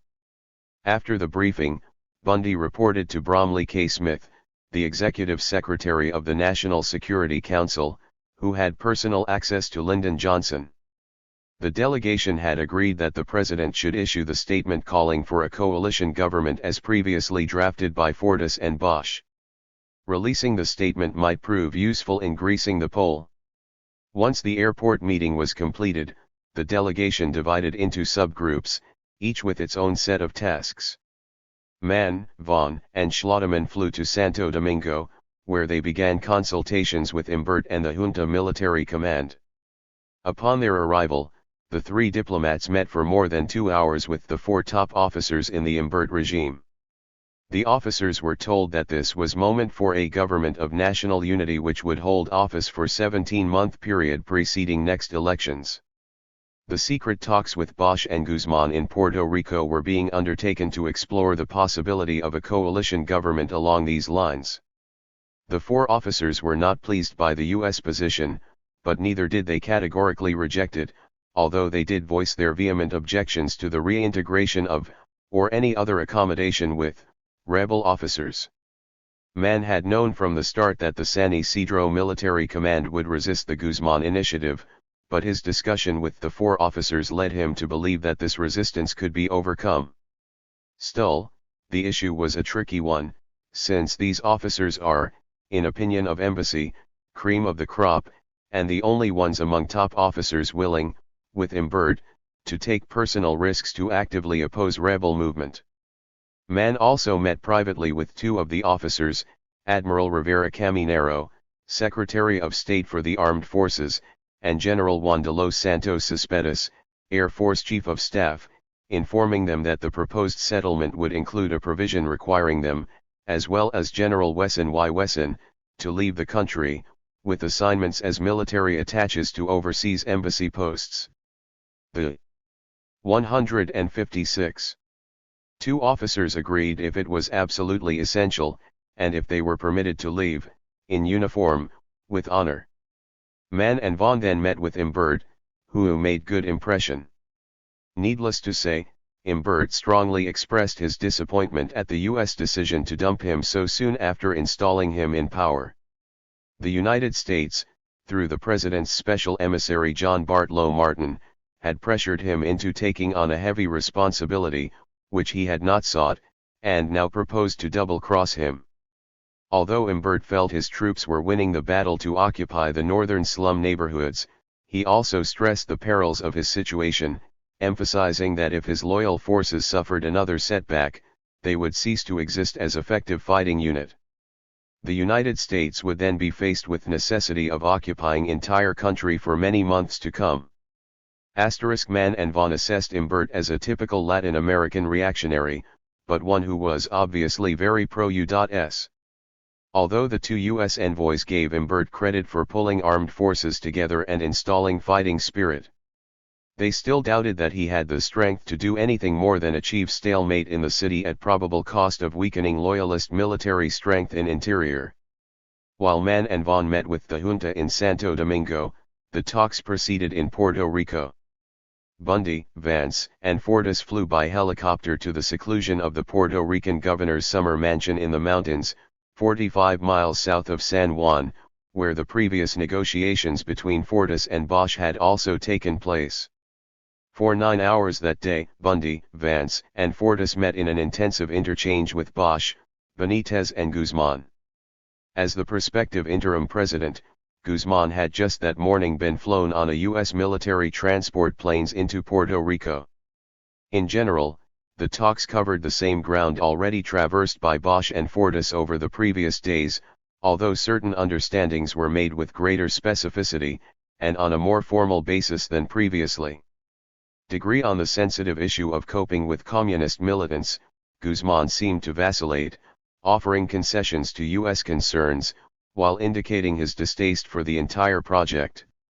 The U.S. representatives were pleased that suitable persons of our choosing, presumably counterintelligence operatives from the FBI and CIA, would meet with the prospective Interior Minister in order to come to agreement as to how best to achieve the objective of eliminating any communist participation within the political discourse of the country. Furthermore, 157. The assistance of our personnel would be sought, and retained, for such time as may be necessary. Thus, Guzman had joined Bosch in acceding to a continuing oversight by the United States government of police measures targeted at the radical left. Still, Guzman did not accept a key provision of the agreement signed by Bosch and Fortas on May 12 in which the prospective Dominican government pledged to undertake effective measures against active communists and trijulistas, measures that would involve their separation from the Dominican community, that is deportation or internment in an isolated area. Guzman was not willing to accept these drastic measures as routine methods of repression. Instead, he would only commit himself to a stringent policy of anti-communist vigilance, with specific details to be left to the forthcoming discussions with U.S. emissaries. In this context, exile and internment were permissible measures to be evaluated in the course of future consultations. Fortas was vexed by Guzman's formulation, holding that Guzman had reneged on terms already accepted by Bosch. The two parties to the Puerto Rican talks also explored the composition of a projected cabinet for the incoming Guzman regime. Guzman agreed that one of his cabinet ministers would come from the ranks of those aligned with the Imbert junta and the San Isidro military command, with the understanding that preference would be given to a civilian. The talks also covered the critical issues concerning a new military command. Both sides agreed that the Secretary of State for the Armed Forces would have to be acceptable to both sides. The U.S. delegates acted on the understanding that this formula would hold for the three service chiefs as well. At this point, discussions beyond this fundamental guideline were limited, with both sides proposing potential candidates for possible consideration. U.S. representatives suggested Colonel José Antonio de Leon Grullan as a possible choice for a top post, specifically Army Chief of Staff. De Leon had been assigned as a military attaché to the Dominican Embassy in Washington in August 1962, and, therefore, had not directly participated in the military coup of September 1963. Nevertheless, a CIA biographic assessment of de Leon found him to be firmly anti-communist and pro-West, and reported that he had expressed his pleasure with the overthrow of the Bosch regime. Still, Bosch and Guzman did not object to de Leon, leaving him in consideration for further review. The talks moved more rapidly in relation to civilian positions within a Guzman cabinet. By the end of the day both sides had reached a 158 tentative agreement on virtually every post, with the exception of the agriculture minister, which was left vacant. The three U.S. negotiators were pleased, believing that the proposed cabinet went further toward national unity than we anticipated. In other words, only a few active members of Bosch's party, the PRD, had been included, while a majority of posts had been filled by technical experts, or politicians from the centrist parties. The cabinet list as tentatively determined in Puerto Rico was sent for an urgent review by those within the intelligence community, as well as by the U.S. Embassy staff in Santo Domingo. Within a couple of days an annotated list was circulating in the White House, providing sensitive information on each of the potential candidates. 35 years later, the government still has not released significant portions of this annotated list for public scrutiny. Certainly the Fortas initiative had moved very quickly over the course of a few days. That evening the entire delegation convened at Rami, with Mann and Vaughn flying back to Puerto Rico from Santo Domingo. Bundy, Vance, and Fortas were quite hopeful, while Mann and Vaughn were less so. With the mission only a day old, divisions within the delegation were beginning to crystallize, divisions which would widen and deepen as the talks proceeded. On balance, the U.S. delegation reported to the President that they were moderately encouraged by the results, a cautious assessment that reflected the realization that crucial issues remained unresolved. The next morning, May 16, the group met once again for breakfast. Fortas stressed that the selection of the right Minister of Armed Forces is essential. Mann agreed to press the San Isidro Command for a list of potential candidates who might be acceptable to Guzman and Bosch. Fortas also highlighted the importance of the Army Chief of Staff, a choice that would be crucial. He urged Bundy and Vance to gain as much latitude as possible in the negotiations on this vital matter. Bundy in Santo Domingo. After this breakfast meeting, Fortas returned to Washington, while the entire Bundy mission traveled to Santo Domingo, arriving at 8:30 a.m. on May 16. They were met by Bennett and Palmer at San Isidro Airport, who briefed them on the current status of the crisis. Bennett reported on the ongoing covert operation aimed at bribing key members of the insurgent leadership into leaving the inner city, thereby abandoning the rebel cause. In this regard, the ambassador reported that a 159 prominent rebel, his name has been deleted from the relevant document as released to the public, wished to defect from the rebel side. Those assembled agreed that we should not encourage him. Instead, the potential defector should be urged to remain in place, so that his integrity with the rebel side is protected, as well as our integrity with Bosch. Bundy went further, arguing that defector operations against the rebels ought to be stopped. They would appear to be a double cross, and we don't want this sort of thing to rock the boat. For Bennett also reported that Emanuele Clarizio, the papal nuncio, was feeling discouraged by the growing impasse. Bundy viewed the nuncio as an influential ally, so he advised Bennett that we should give him a massage after this is over. Although Mann and Vaughan had arranged their meetings with Imbert and the San Isidro junta without being spotted by the press during the previous day, Bundy, as the president's national security advisor, quickly drew the attention of the many U.S. correspondents covering the confrontation in Santo Domingo. The unwanted public attention only reinforced Bundy's sense of urgency. If a deal were to be made, it had to be finalized quickly. Guzman was flown back to Santo Domingo on a U.S. military transport plane only a few hours after the arrival of Bundy and his team. With all of the parties in Santo Domingo, the talks could proceed to an even more intensive phase, although the primary focus of the extended round of negotiations remained on Guzman. The Bundy mission also had to overcome the resistance of Imbert and the San Isidro Military Command. Within hours of Bundy's arrival, Imbert called the U.S. Embassy to underline again his conviction that Guzman will be nothing but a puppet of Bosch, and that the proposed interim government would again open doors to growth of communist influence and would lead to another bloodbath. Indeed, Imbert felt betrayed. The United States was pulling rug out from under him, only days after he had acquiesced to an urgent personal appeal from the president's personal envoy, John Bartlow Martin, to assume power. Bundy and Vance were far less willing to mollify Imbert than Mann had been. They were not intimidated by Imbert's threat to denounce the Johnson administration publicly for opening the gates to the return of PRD extremism and communism. On the other hand, the Bundy mission was receptive to the perceived needs of the junta's officer corps. The military commanders were insisting on some face-saving device for agreeing to 1963 Bosch Constitution, believing that a straight 160 forward agreement to restore constitutional rule would mean that their resistance to revolt had no basis, and that they had sent men needlessly to die.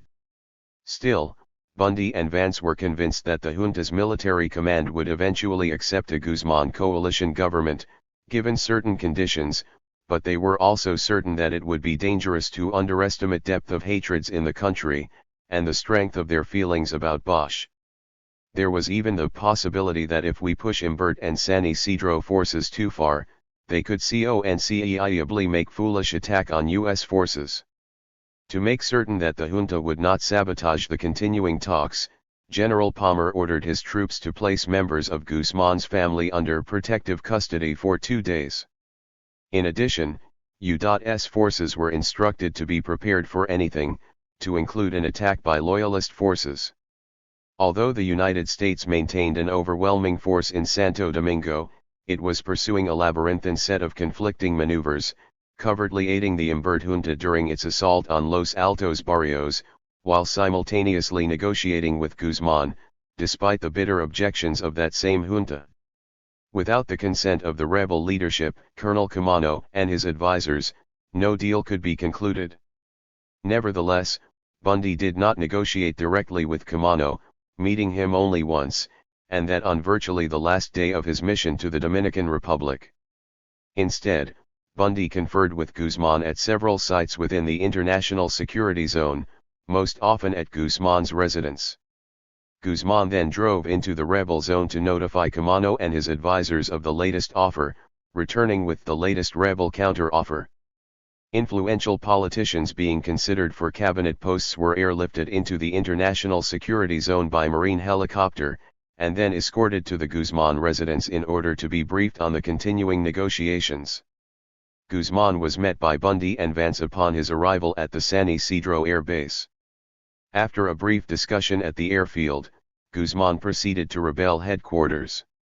He then continued on to the International Security Zone, where he met with Bundy at General Palmer's office, located in a former palace of Trujillo's next to the U.S. Embassy. The meeting proved to be contentious. The insurgents proposed to fill the post of Agriculture Minister with Hector Aristide, Camano's most trusted civilian advisor, who was also viewed with venomous distaste by U.S. decision-makers. In addition, the rebels put forward Captain Manuel Roman Montes Arach. 161. Camano's most trusted military advisor, for the post of Armed Forces Minister. In terms of the service chiefs, the rebels were prepared to accept officers sympathetic to the junta as head of the Navy and Air Force, but they insisted that the Army Chief of Staff be chosen from among their own ranks. Bundy categorically rejected these proposals. His strongest objections were aimed at Montes Arach. The insurgents had to understand that no agreement including a leading officer from the Comifo group as Minister of Armed Forces would ever be possible. Yet Bundy did recognize as valid the fears of discrimination and reprisals which led Camano and his comrades to resist the idea of an armed forces minister not tied in some way to their movement. Bundy therefore advanced an alternative plan under which Guzman as interim president would also assume overall control over the military, with the three service chiefs to be selected later from among officers acceptable to both sides. Guzman also brought another shift in the rebel position. He now proposed that communist militants would be placed under close observation, and immediately arrested when found breaking the law. This represented a further modification in the rebel position on this critical issue. In Puerto Rico, Guzman had agreed to place left-wing activists under close surveillance, and to consider the possibility of deportation or internment as part of a more detailed plan to be formulated in the future in consultation with U.S. counterintelligence specialists. The rebels were now excluding the option of deportation, and were furthermore insisting that radical leftists only be incarcerated for specific violations of the law. Surprisingly, Bundy did not immediately reject Guzman's new formulation, instead pronouncing the issue a procedural question which could probably be worked out satisfactorily. As the negotiations proceeded, it became very clear that Bundy had not been speaking for the president. Nevertheless, Bundy was concerned with the tenor of this meeting, informing Fortas that it appeared that neither Guzman nor Bosch could control their own people. Later that afternoon, May 16, having once again met with the rebel command, Guzman returned to the International Security Zone for the third discussion of the day with Bundy. Guzman accepted Bundy's proposal that he, as interim president, would directly supervise the military. At the same time, the rebels' position remained unchanged on the three service chiefs. The Navy and Air Force chiefs would be drawn from the pool of officers loyal to San Isidro, while the Army commander would come from the rebel command. As a specific mechanism to 162. Implement this solution, Guzman suggested that each side, as appropriate, would submit a list for each of the three posts, with Guzman then selecting the service chief from this list. Bundy was not willing to leave this vital question to Guzman's personal discretion. He warned Guzman flatly that name of any Secretary of Armed Forces and name Chief of Staff of Army must be agreed precisely between us before any final bargain is possible. Guzman accepted this procedure as the basis for negotiations, and continued his shuttle between the Bundy mission and the rebel leaders. While Bundy was meeting with Guzman, Bromley Smith, the executive secretary of the National Security Council staff, called Santo Domingo, and was briefed by Gordon Chase, a member of the NSC staff acting as Bundy's aide. The president was about to convene another crisis meeting at the White House, and he had requested an update of the latest developments. Chase told Smith that everyone is negotiating like hell, but they were having a hard time getting agreement on the Minister of the Armed Forces, and on the Chief of the Army. In Washington, Fortas had unofficially assumed the role of the president's chief national security advisor, in Bundy's absence. For 10 days, Fortas not only met frequently with Johnson, closely following the events in Santo Domingo, but he virtually lived in the White House. The early evening crisis meeting of May 16 gave Fortas the opportunity to brief the president and his most influential advisors on the progress of the talks in Puerto Rico. Fortas began by presenting a rather pessimistic evaluation of the negotiations with Guzman and Bosch. There was a 60-40% chance of carrying off present deal, and, even if successful, it would merely defer problem. Yet it was essential to delay a showdown, since it would allow the United States to take on either or both at a later when less moral power, and economic or military power. The president then informed his advisors of Bundy's plan to finesse a key obstacle in the negotiations by permitting Guzman to assume the post of Armed Forces Minister. Johnson was willing to accept this stratagem, as long as the United States put in Chief of Army as a counterbalance. Surprisingly, Fortas, the presidential advisor most committed to the Guzman solution, objected, arguing that Guzman, a good but weak man, under Bosch's wing. Accordingly, it would be a mistake should the United States not get strong Minister of Armed Forces. Since Johnson did not immediately act on 163. Fortas's objection, Bundy continued to pursue an agreement along the previously established lines. Although the president permitted the negotiations in Santo Domingo to proceed, he remained skeptical. Johnson understood that Imbert has no following and can't get one, but he also remained concerned as to who going to run Guzman. Even one pink could cause real trouble. Over the next few days, Johnson's distrust of Guzman would intensify, ultimately leading him to sidetrack the talks into an insoluble impasse. Brokering a new military command. That same evening the entire U.S. delegation in Santo Domingo met to discuss the day's developments. Bundy was anxious to pin down the choice for Army Chief of Staff. The United States would insist on knowing and being able to accept whoever is going to run the army, despite Guzman's desires to the contrary. To break the logjam, Bundy suggested that we would try to get Bosch's help tonight. Bundy intended to sell de Leon as Army Chief of Staff, and he hoped that his talents of persuasion, along with some pressure on Guzman from Bosch and Benitez, might do the trick. Vance then warned the assembled delegation of the increasingly strident complaints from San Isidro. The junta officers were especially incensed by the insurgents' demand for the restoration of the 1963 Constitution, which they viewed as atheistic. The junta command insisted that a popular vote be held on the 1963 Constitution prior to its reinstatement. Bundy was quite willing to present the plan for a referendum as a way out of this impasse. Indeed, the U.S. representatives could not see any reason why the insurgents would object to such a democratic procedure. After all, there was little doubt that Bosch would win a referendum about the Constitution. The next morning, May 17, Bundy met once again with Guzman and advanced his plan to break the impasse on the prospective military command. Guzman would directly oversee the armed forces, with de Leon filling the key post of Army Chief of Staff. Two junta supporters would be named Air Force and Navy Chiefs of Staff. Guzman focused his attention on the necessity of choosing an Army Chief of Staff who would command the allegiance of the rebel officers, and of the thousands of armed civilians enrolled in commando units as well. He therefore pressed with great insistence for Lieutenant Colonel Rafael Fernandez. 164. Dominguez as the only one who has full rebel confidence without having liability of direct part in outrages of war. Fernandez Dominguez had been one of the leading conspirators in planning the military plot to overthrow the Reid Cabral regime, and yet he had been forced into exile as a military attaché at the time of the uprising. Still, Fernandez Dominguez was very close to Bosch, serving as his aide during the discussions with Fortas in Puerto Rico. Fernandez Dominguez had returned the previous day, May 16, to Santo Domingo on a U.S. Air Force transport plane, apparently with Guzman.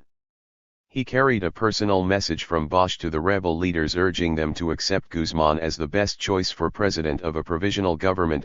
Although U.S. officials had their doubts about Fernández Domínguez, indeed, a confidential assessment of Guzman's prospective cabinet appointments found him to be haughty, arrogant, and highly opinionated. The United States was willing to consider him for the post of Interior Minister in a Guzman regime, a position he already held in Camanio's cabinet. Nevertheless, Bundy was not prepared to accept Fernández Domínguez as army chief, so the talks remained stalled on this critical point. Bundy then raised the problems the U.S. delegation had been encountering with the San Isidro Command.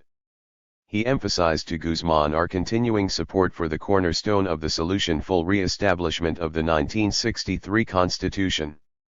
Nevertheless, the Constitution represented a particularly difficult obstacle in gaining the junta's acceptance of a broadly based provisional government. When Bundy suggested that a referendum within 60 days of Guzman's inauguration might provide a way out, a face-saving proposal, Guzman exploded. He insisted that the Constitution was the sacred objective of the revolution, and that to question its status would be a betrayal of the revolutionary movement. Guzman then departed for rebel headquarters, returning several hours later with a series of further concessions to the U.S. position. He reported that Bosch had been consulted on the plan for a referendum on the 1963 Constitution, and that he had endorsed the idea. Guzman also returned with another proposal on a new military command, having dropped his idea of personally selecting the three service chiefs. Instead, Guzman agreed to assume the position of Commander-in-Chief, with Major Juan Lara Fernández filling the post of Army Chief of Staff, and two junta officers serving as Air Force and Navy chiefs. 165. Lara Fernández had been a key member of the initial corps of officers who had planned the coup against Reid Cabral that had triggered the popular uprising. Indeed, he had been one of the 4 officers whose dismissal had sparked the revolt of April 24. Since then, he had remained a staunch defender of the rebel cause, having fought at the Battle of Duarte Bridge. During the negotiations with Bundy, he functioned as Camano's chief of staff. Yet Lara Fernández, one of the more moderate members of the rebel leadership, generally shunned the limelight. Bundy thought Guzman's last counter-offer could provide the basis for a final settlement, and yet its acceptance hinged on the selection of a new Army Chief of Staff. Gordon Chase, acting as Bundy's aide, called Fortas at the White House with an urgent request to obtain all the information we could get on Juan Lara Fernández. The embassy staff had been able to uncover very little. Shortly afterward, Washington responded, having done little better. U.S. officials concluded that Lara Fernández appeared to be one of the lesser lights in the military. Far from excluding him from further consideration, these reports seemed to reassure Bundy. Bundy and Guzman met once again that day, late in the afternoon. Guzman was now prepared to move even further to meet U.S. concerns. From the start of the talks, Guzman had been viewed by U.S. decision-makers as weak and ineffectual, operating totally under Bosch's control. He now sought to demonstrate his independence, insisting that he would be his own president, not Bosch's. As proof, he promised he would even decide when conditions might be appropriate for Bosch's return to the Dominican Republic. This was an important concession, and Bundy knew it, concluding that a number of difficulties previously encountered might disappear. From the first hours of the revolt, the rebels had been preparing for Bosch's triumphal entrance into Santo Domingo. U.S. control of Dominican airspace had effectively prevented Bosch from returning, but the inauguration of a recognized interim government, and the implementation of a durable ceasefire, would shift responsibility to Dominican authorities. Guzman was promising to keep Bosch in exile for a further extended period, thereby making it far more difficult for him to campaign successfully for president in the forthcoming elections. In fact, this is exactly the scenario that would be set into motion, although Guzman would not be the interim president to implement it. Bundy was now committed to moving rapidly toward a final settlement. He reported to Washington that for the first time indications 166. That Comifo may be willing to talk seriously in deal. Earlier that afternoon, Bundy had appealed to Washington for a guarantee of economic aid to the incoming regime. Fortas then checked with Undersecretary of State George Ball, who pointed out that the United States had already provided $9 million in emergency aid in the 3 weeks since the rebellion had started. Ball then agreed to commit another $20 million in aid over the next 3 months. That evening Bundy convened a meeting of the entire U.S. delegation, informing them that he and Guzman had reached agreement on the basic understandings needed for a final agreement. His perspective was not shared by several of the senior members of the delegation. While Bundy wanted very much to drive a solution through, Mann demurred, holding that we should take our time. Mann cited the objections of the junta's officer corps, suggesting the officers were most unhappy and won't play ball. In fact, Mann had been wary of a Guzman solution from the start of the negotiations. At this point, the evening of May 17, he was not ready to oppose openly a negotiated settlement, but he hoped to stall the talks, waiting to see if the balance of power on the streets of Santo Domingo would shift, making an alternative solution a viable option. Bundy seeks the president's approval. At 11 p.m. Santo Domingo time, midnight in Washington, the delegation telephoned the president, with Fortas joining him in the 50-minute interchange. Bundy began by giving Johnson a detailed briefing on the situation, advising him that we have a bargain, and that the time of decision had come. In Bundy's view, the tentative agreement provided the United States with a sufficient basis for entering a continuing partnership with Guzman, although Bundy conceded the negotiations were not completed. Nevertheless, both sides had decided that the most hated men on each side of the military officer corps would be sent abroad as military attachés. Furthermore, Guzman had agreed to direct the armed forces himself, while the United States consented to go along with Juan Lara Fernandez as Army Chief of Staff. In spite of the junta's continuing resistance, the United States was now in a position to go ahead. In the midst of this presentation, one of the military attaches on the embassy staff brought the news that Imbert had convinced the San Isidro command to block the proposed settlement. Obviously this obsta. 167. Clee had to be hurdled before a final agreement could be reached. While the group was still assembled, the president decided to poll each of its members on the merits of the plan, assuming the junta's objections could be overcome. He wanted their views as to whether Guzman would establish a government that would stay with the United States. At this point no one was prepared to oppose the tentative agreement directly, although Mann had already indicated to Bundy that he believed the United States should not be rushed into accepting it. Cyrus Vance worked closely with Bundy throughout the negotiations, so he had no qualms in praising the proposed agreement as the best that can be done, and we ought to do it. Martin simply recommended the proposal, while Bennett cautioned that the U.S. was running risk of getting rid of assets, and not getting much in return. The asset in question was Imbert, who had just been placed in power by the United States, and who was now being unceremoniously dumped. Still, Bennett reluctantly conceded he could not see an alternative to the Guzman solution. Although Palmer was doubtful of the planned agreement, he was cautious in the phrasing of his criticism, unwilling to directly challenge the authority of two of the most powerful officials in the national security establishment, McGeorge Bundy and Cyrus Vance. Furthermore, the battle for the northern neighborhoods remained undecided on the evening of May 17, and Palmer was still uncertain which side would ultimately prevail. He therefore voiced a cautious approval of a Guzman regime, holding that those suggested for cabinet positions were strong anti-communists, and as good as we could find. Palmer concluded there was no evil in this as I see it.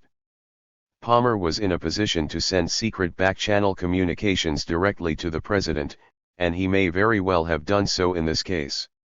Several weeks later, Palmer bluntly wrote in a confidential report to the Army Command that Guzman would have delivered the country over to the Communists in about 3 to 6 months. While the president listened to all of the members of the Bundy mission, only Mann had the clout to counter Bundy. Mann was careful in his assessment, holding that the agreement was the best deal we can make. Given the junta's continued resistance to a Guzman solution, Further time was needed to overcome these objections, avoiding any unnecessarily divisive confrontations. At the end of the phone call, Johnson was still not prepared to commit himself to a final agreement. Instead, he insisted that a delegation be sent immediately to Imbert to 168. Gauge the depth of his resistance. Mann, Vance, and Bennett then met with Imbert at a late-night emergency meeting. Upon their return to the embassy, Mann and Vance reported back to the White House. Mann was concerned, reporting that Imbert would simply not play ball. Vance was more optimistic, convinced that San Isidro would accept the proposed settlement, in spite of Imbert's rejection, but under protest. Mann remained uncertain, warning that the junta forces could not be pushed so far or so fast. While Mann and Vance tried to mollify Imbert, Bundy resumed his discussions with Guzman. Bundy assured Guzman the two sides had now reached what amounted to a basic understanding, although there were difficult problems still to be resolved. Most important, the San Isidro military were still resisting strongly, and might reach such a desperate point as to use force. In spite of these obstacles, Bundy still believed the Guzman solution was best for the United States and for the Dominican Republic. Bundy and Guzman then reached a private understanding on the handling of communists and other problems. Two documents codifying these understandings were later devised by Bundy and his staff, and accepted by Guzman. A public document was designed to get agreement of all on his side to basis of government, while a private, confidential memorandum was to be signed at a presidential level, and then kept secret degree. Most of the private understanding detailed the repressive measures to be taken against those identified as communist sympathizers. Guzman was not willing to move beyond a pledge to keep these leftists under close observation, subject to immediate detention should they violate the law. In addition, those proscribed as communists would not be permitted to occupy positions in the Dominican government, the armed forces, or the national police. This represented a significant concession, given the continuing consultations that were to occur between the United States and the provisional government concerning the communist threat. Finally, the private understanding explicitly recognized that the United States reserved the right to re-examine the terms of this agreement should the measures taken under it prove to be inadequate. When Bundy returned to the embassy at roughly 3 a.m., he almost certainly believed that a final settlement was imminent. The only obstruction remaining to be overcome seemed to be that being set by Imbert and the junta's military command. Bundy telephoned Washington. 169. Where Johnson, Fortas, and McNamara remained awake, ready to be informed of the latest news from Santo Domingo. In relaying the results of the latest negotiations, Bundy expressed his satisfaction, convinced that Guzman was very good on communism. As the negotiations proceeded through the night in the Dominican Republic, the crisis atmosphere intensified in Washington, where key personalities in the Dominican crisis were being summoned to the White House in an effort to gauge their reaction to the tentative provisional government. Since the first days of the uprising, Mann had consistently urged President Johnson to back Balaguer as the most acceptable choice for President of the Dominican Republic, following a transitional regime. At 3:45 in the morning of May 18, Balaguer arrived at the White House to meet with the crisis team, including Fortas. Balaguer was willing to accept Guzman as an interim president until elections could be held, and he agreed to permit one of his supporters to join the coalition cabinet. Certainly the events of the night of May 17-18 indicate the enormous impact of the Dominican crisis on the U.S. government at its highest levels. With Bundy and the rest of the delegation engaging in a lengthy series of negotiations, the president and the rest of his top advisors kept vigil throughout the night, desperately trying to assess the latest developments, while seeking to maintain control of a very volatile situation. Johnson finally went to sleep at 4:30 in the morning, ending a very long night of long-distance telephone calls and crisis meetings.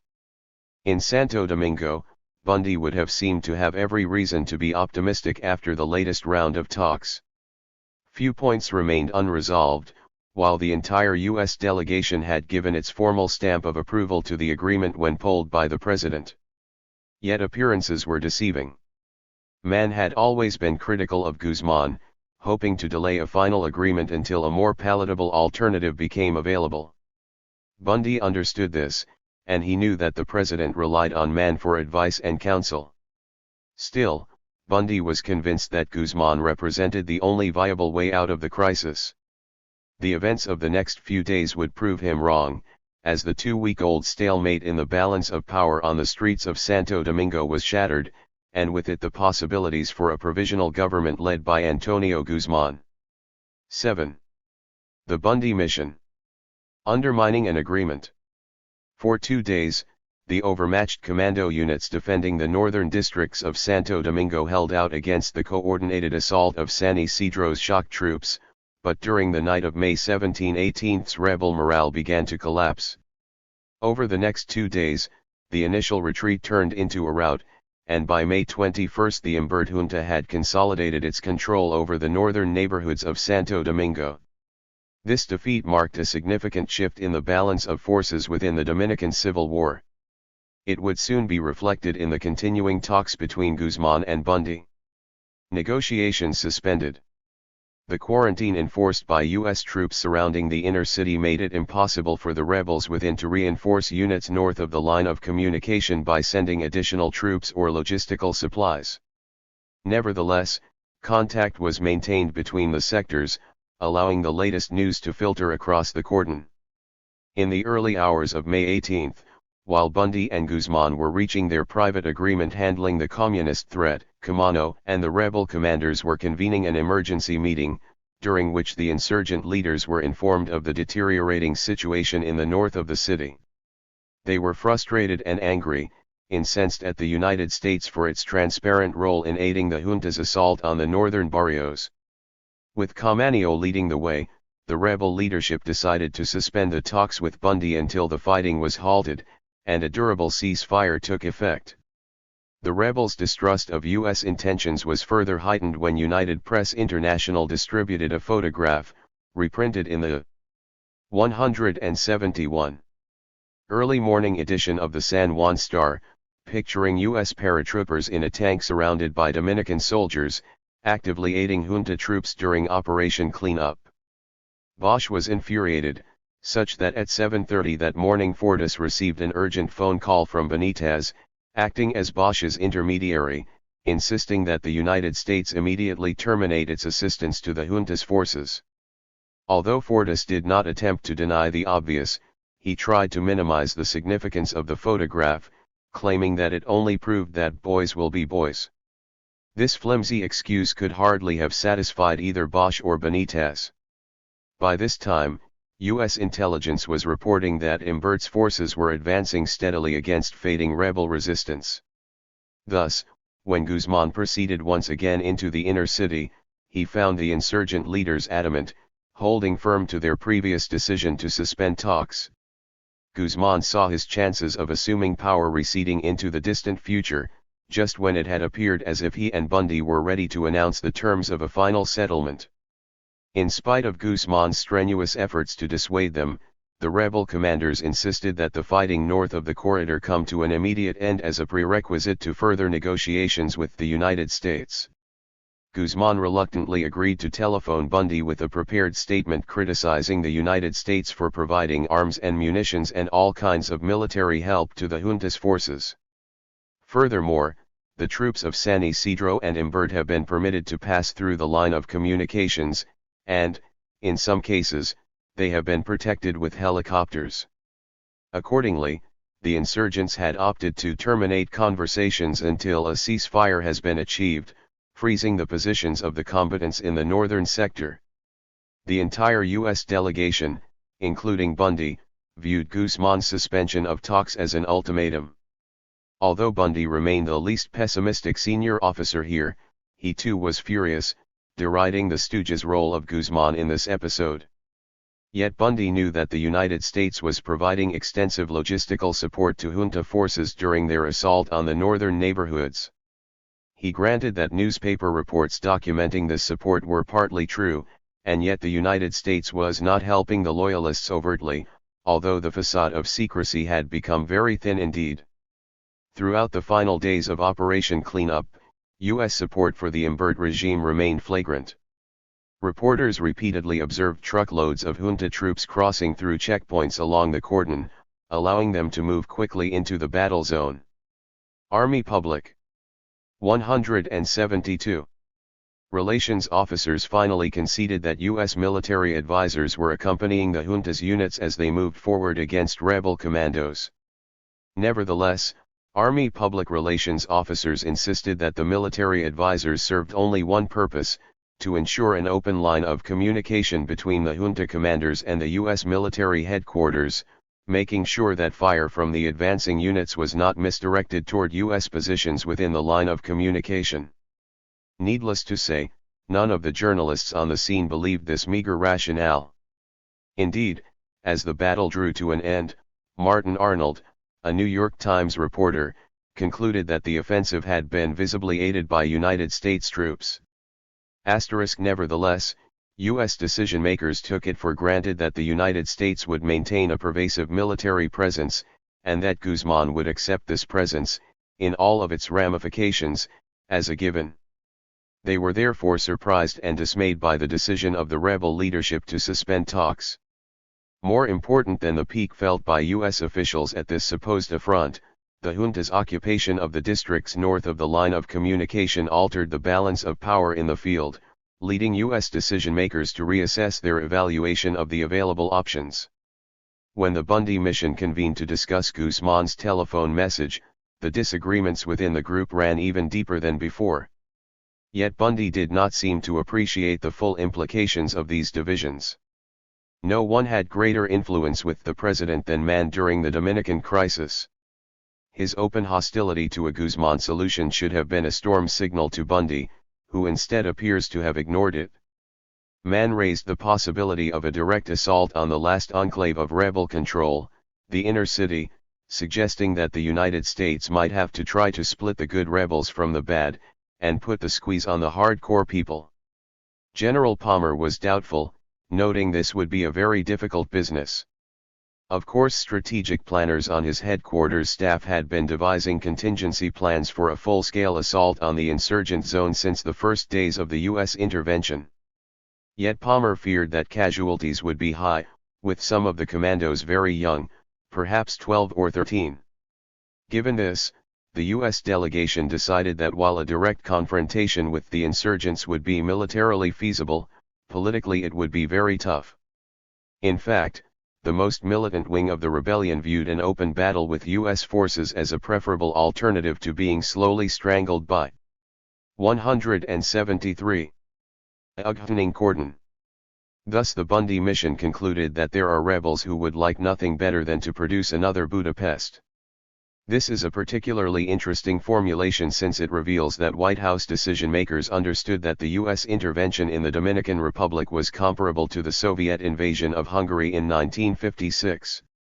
In each case a superpower quashed a popular uprising in a small country, and in each case the rebellion was led by those who advocated a more independent path, thus refusing to accept the powerlessness of a subordinate dependency within an imperial sphere of influence. Having rejected the military option, the group adopted a tougher stance for future negotiations. There was general agreement that we should put more pressure on Guzman.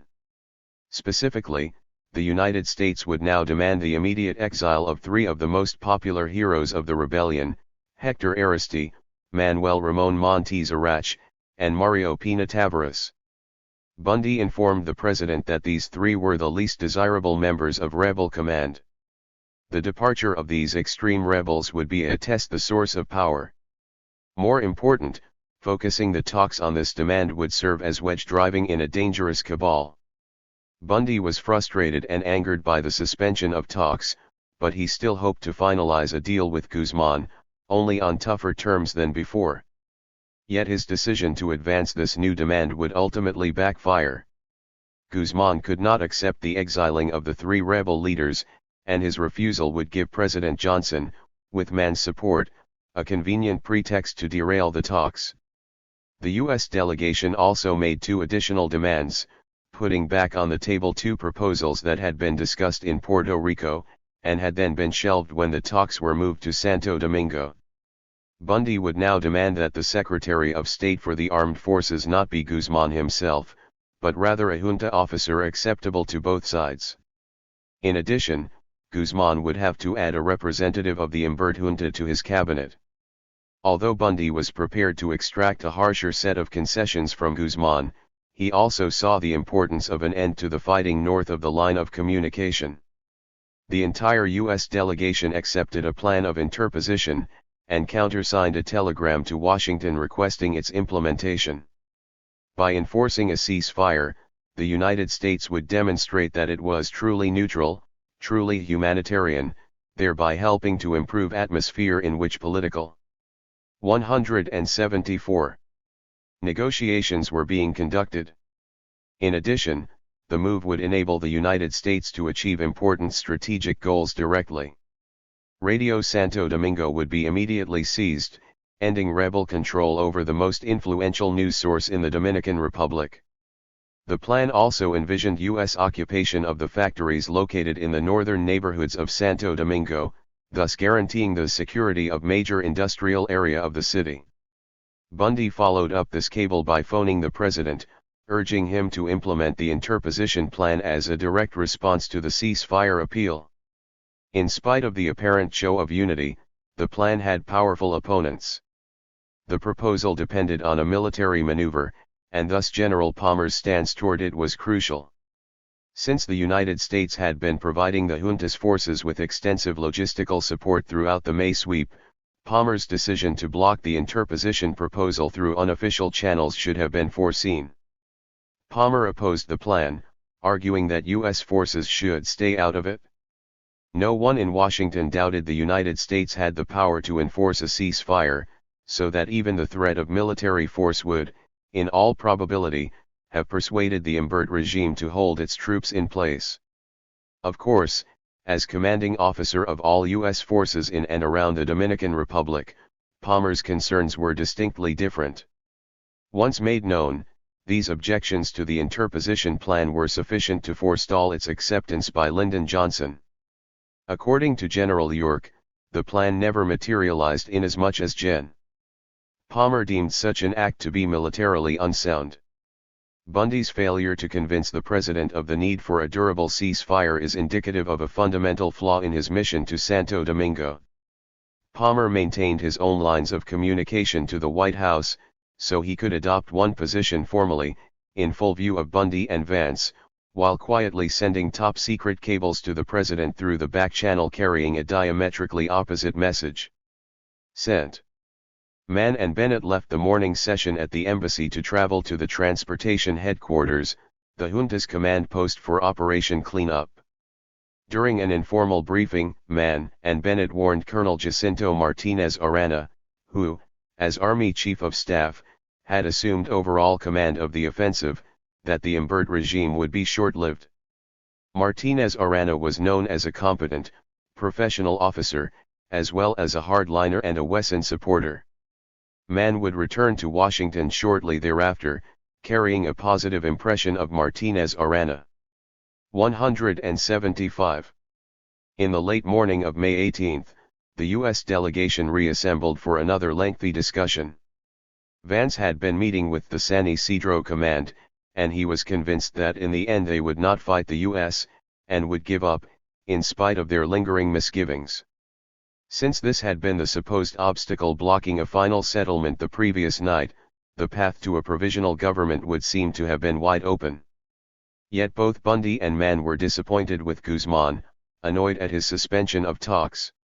Although Mann, along with Bennett, argued that the United States should act to repair our bridges with Imbert and the junta military, Bundy remained reluctant to pursue this option, hoping instead to finalize a deal with Guzman.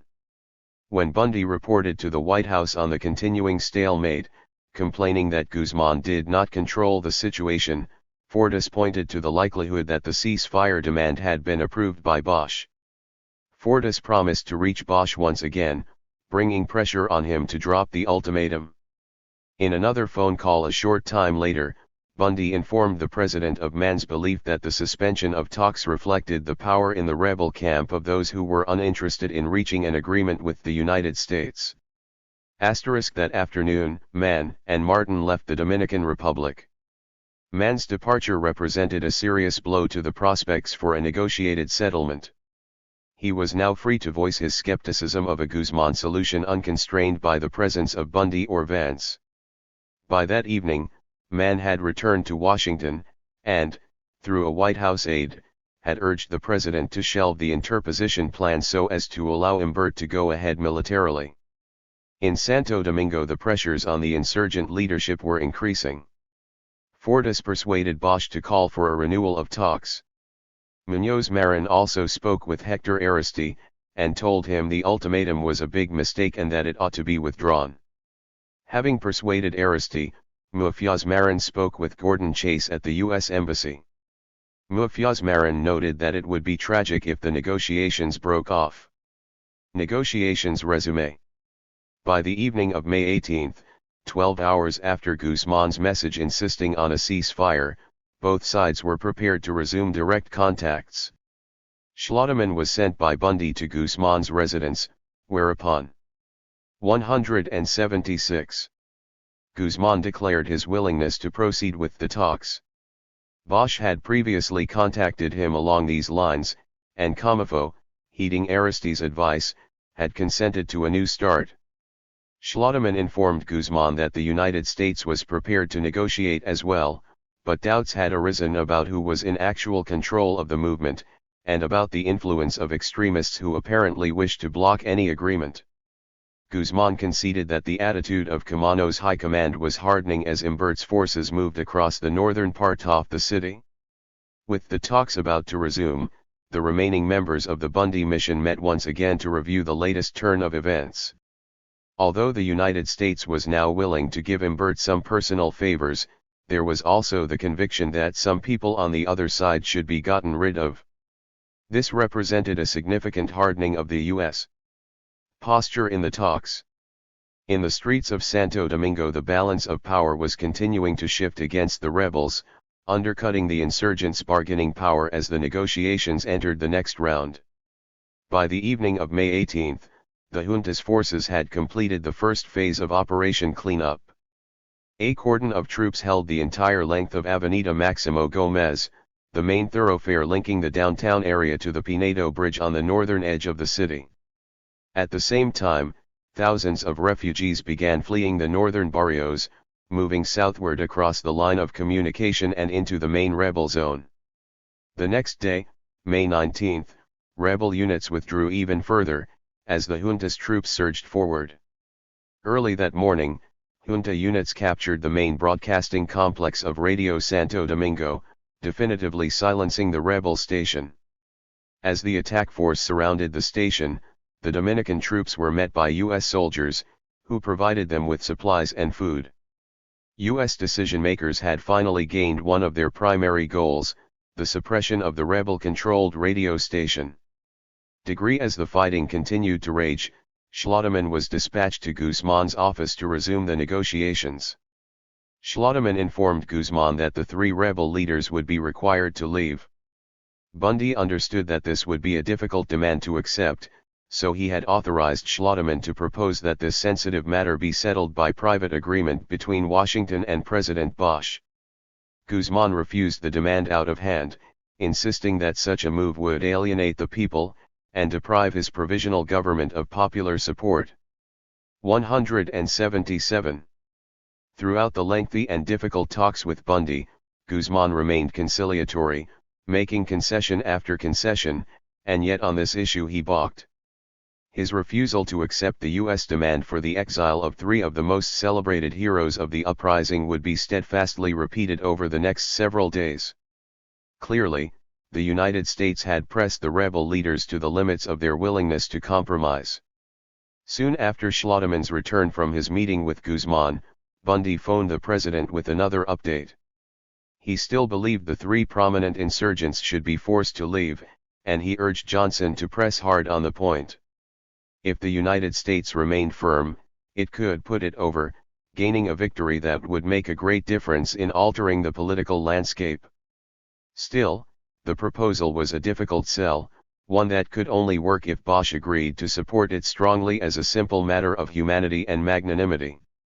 Bundy had further modified the plan in an effort to make it more palatable to the insurgent forces.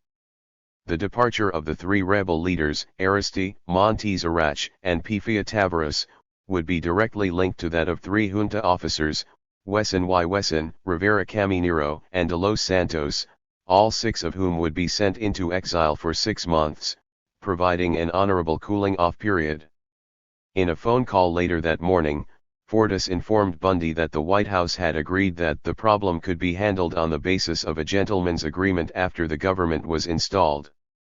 With the talks apparently stalled, Bundy tried to break the logjam by proposing once again that the United States stop the fighting north of the cordon by interposing its troops between the combatants. Bundy and the remaining members of the U.S. delegation cabled the president urging that the maneuver should be carried out ASAP. Once in force, the interposition would leave the remaining rebel commandos in the north with the choice of fighting in place, or their leaving their weapons and retiring to areas south of LOC. Implementation of the plan would give evidence of a credible position of U.S. impartiality. The interposition plan was again shelved, although many of the rebel fighters north of the quarantine zone did indeed decide to cross into the inner city. Paratroopers from the 82nd Airborne fired on rebel units, insisting they represented a military threat to those holding the checkpoints. The insurgents were only permitted to cross through U.S. checkpoints after abandoning their weapons and ammunition. Nevertheless, despite the obstacles, hundreds of insurgent partisans succeeded in 178.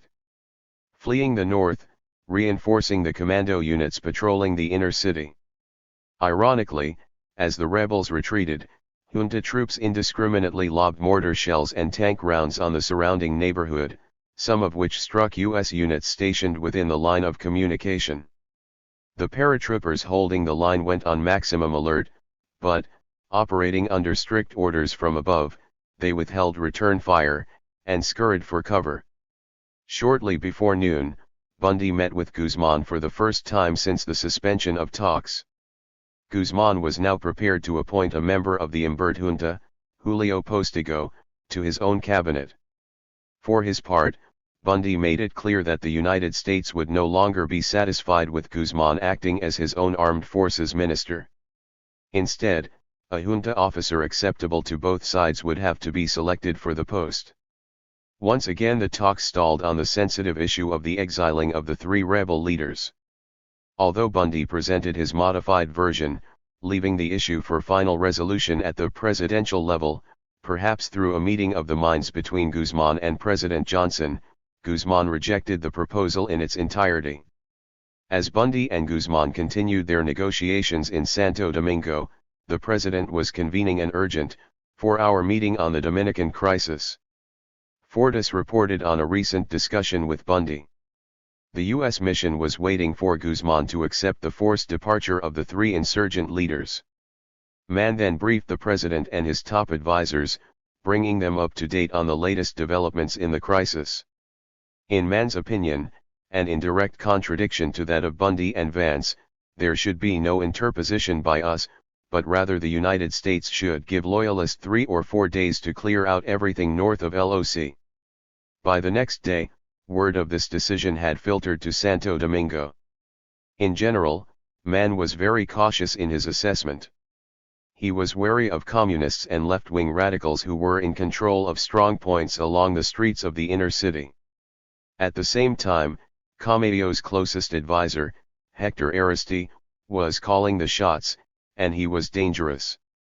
In the light of these potential pitfalls, the U.S. had to stand firm in demanding an armed forces not beholden to communists. Mann insisted that the talks with the rebels could not be allowed to undercut the authority of the San Isidro Military Command. In determining the key positions within a Guzman regime, it was essential to take into account that the military corps can't be pushed to accept. Since I have just this one and returned to Washington from 2 spoking engagement last night at Bucknell University, these reflections do not have the benefit of the news of the last 24 hours, however, I send them along for any interest they may have. Arthur Schlesinger wrote this memorandum to key White House advisors after being briefed on the Dominican crisis by the CIA. It was deposited in his personal papers at the Kennedy Presidential Library, where an archivist determined that the material was sensitive and that it should be security classified and withdrawn from public view 30 years after it had been written. A sanitized version was released in response to a declassification review. Schlesinger sent a copy of the memo to Senator Robert Kennedy, with his notes in the margin. Kennedy's Senate papers do not generally contain sensitive material, so the copy was left as is in the Kennedy Library's holdings of the Senate papers. This copy is difficult to read. The censored section reads, "The key to persuading the hemisphere that we are, in fact, intervening in favor of Dominican democracy lies with Bosch and the PRD. For better or worse, regardless of merit, past record, and present competence, Bosch and his party symbolized the political tendency which many Latin American governments regard as most representative of Dominican democracy. The more sophisticated leaders. Available evidence AFPRD stumped Direction Asenchante sent to RURFs as many civilian PRD leaders as Elihu rebellion and are now pa seats and to do we can put any Ramans, Ito, to split the military PRD leaders till with the rebels from the Corcomists ve Whiteley than us. This evidences through DIY Ertic Communication USIA broadcasts and press briefings bo improws though doubting governments of Latin America, to persuade Bosch foot st his PLE have lost control and, if possible, win his Apport for their policy, and to explain what we are doing to our ausities SS is in the action of PRD leaders in repudiating their own coup. On the next page of this same memo, the CIA determined, 3 decades after the event, that the following section had to be kept secret on the grounds of national security. In my talk with the CIA yesterday, I got the impression that more people are thinking of bringing Balaguer back. In my judgment, this would be a most serious error. Whatever the personal merits of Balaguer, he is regarded throughout the hemisphere as the heir to Trujillo, whom he faithfully served for so long. For the US now to bring him out of exile and put him into the picture would be worse than supporting Wesson y Wesson, whom after all we inherited on the spot. Colonel Francisco Camano Dino, the rebel leader, conferring with rebel aides. Taken in downtown Santo Domingo, the heart of the rebel zone, at the end of May 1965. 4. SSI Piedad, IL. Juan Bosch addressing a mass rally in Santo Domingo in September 1965, shortly after returning from 2 years in exile. 179. Their enemies as controllers of police and military. Although man approved of trying to agreement with the rebels, the United States could not afford to alienate only organized force in DR, that is, the military units defending the Imbert junta. Man was also not ready to abandon Imbert entirely as a political leader. For all his flaws, Imbert did pull situation together. This meeting represented one of the few moments during the Dominican crisis when Johnson and Mann advanced distinctly different assessments of the strategic options. The president had decided to dispose of Imbert as a dictator with no support, convinced that any attempt to maintain him in power could only build up eventual commie revolt. Furthermore, the president felt aggrieved, holding that Guzman had done everything we asked him to, while every day Imbert asks more and won't do as we ask. Mann and Johnson also differed on the approach to be taken to the military officers supporting Imbert, with Mann advising that the armed forces command might buy Guzman, if a junta supporter were to be chosen as Secretary of State for the armed forces, and the 3 service chiefs were left unchanged, and in control. In contrast, Johnson insisted a negotiated settlement needed to take out Imbert military chiefs as well as rebel military. The president was prepared to approve an agreement as long as Guzman would accept compromise candidate as Army Chief of Staff. Of course, this represented a significant hardening of terms over 2 days, since the United States had been prepared to accept a rebel officer, Major Juan Laura Fernandez, as Army Chief before the suspension of talks. In spite of their disagreements on the appropriate approach to Imbert and the San Isidro hierarchy, Johnson and Mann both approached a Guzman solution with considerable skepticism. Mann thought Bundy and Vance should keep on trying to agreement, but he was not optimistic that we get agreement we want from Guzman. Johnson was also wary, asking whether there was enough here to depend. A Guzman regime represented a sizable risk, so permitting it to assume power was akin to agreeing to buy a ticket on horse race. He also urged his advisors to get going on all alternatives should the Bundy mission fail to reach an acceptable settlement with Guzman and the rebels. Skepticism was the prevailing attitude expressed at this key White House meeting. Even the more liberal members of the president's entourage were critical of Guzman and Bosch. The May 19 conference, 180, was one of the few during the Dominican crisis to which Vice President Hubert Humphrey was invited. Humphrey said little, but he did interject that the United States did not have much choice but to accept Guzman. In accordance with the rest of the president's advisors, Humphrey was dismayed that the rebels had incorporated communist militants within the commando units defending the inner city. It was axiomatic that a good liberal is an anti-communist. Abe Fortas was the liberal who exerted the greatest influence on Johnson. Fortas was convinced that Bundy could reach a satisfactory settlement with Guzman, but he also believed the United States would have to monitor carefully the actions of the provisional government. Any deviation from agreement would be hit hard. Aid tied to performance on agreement, including any change of personnel. On balance, the White House was ready to authorize a continuation of the talks in Santo Domingo, but with little confidence in their ultimate success. Degree in Santo Domingo, Bundy continued doggedly to pursue the negotiations, hoping for a rapid settlement. That evening he visited Guzman, presenting him with the two memoranda codifying the agreements reached on May 17, immediately prior to the suspension of talks. Having glanced through both documents, Guzman found nothing in first reading to which he could object.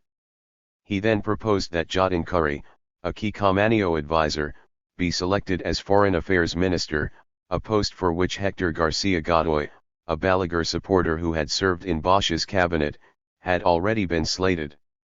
When Bundy expressed considerable disappointment with this shift in the proposed cabinet, Guzman agreed to drop Curry and return to Garcia Godoy. Bundy stressed the need for a broadly based cabinet to demonstrate that the provisional government was truly to be one of national concord. In the course of this meeting, Bundy presented his assessment of the overall progress of the talks. Although he was still quite hopeful of reaching a final agreement, serious problems remained. Guzman was also cautiously hopeful, emphasizing that time was running out on the hope for a peaceful settlement. In an effort to facilitate the talks, Bundy arranged to meet with Camano on the following day, May 20. This first personal discussion with the rebel leader was intended to resolve the last issues in dispute, sealing the agreement. Once again, events on the streets of Santo Domingo would disrupt the pace of negotiations. 181. The rebels attacked the National Palace.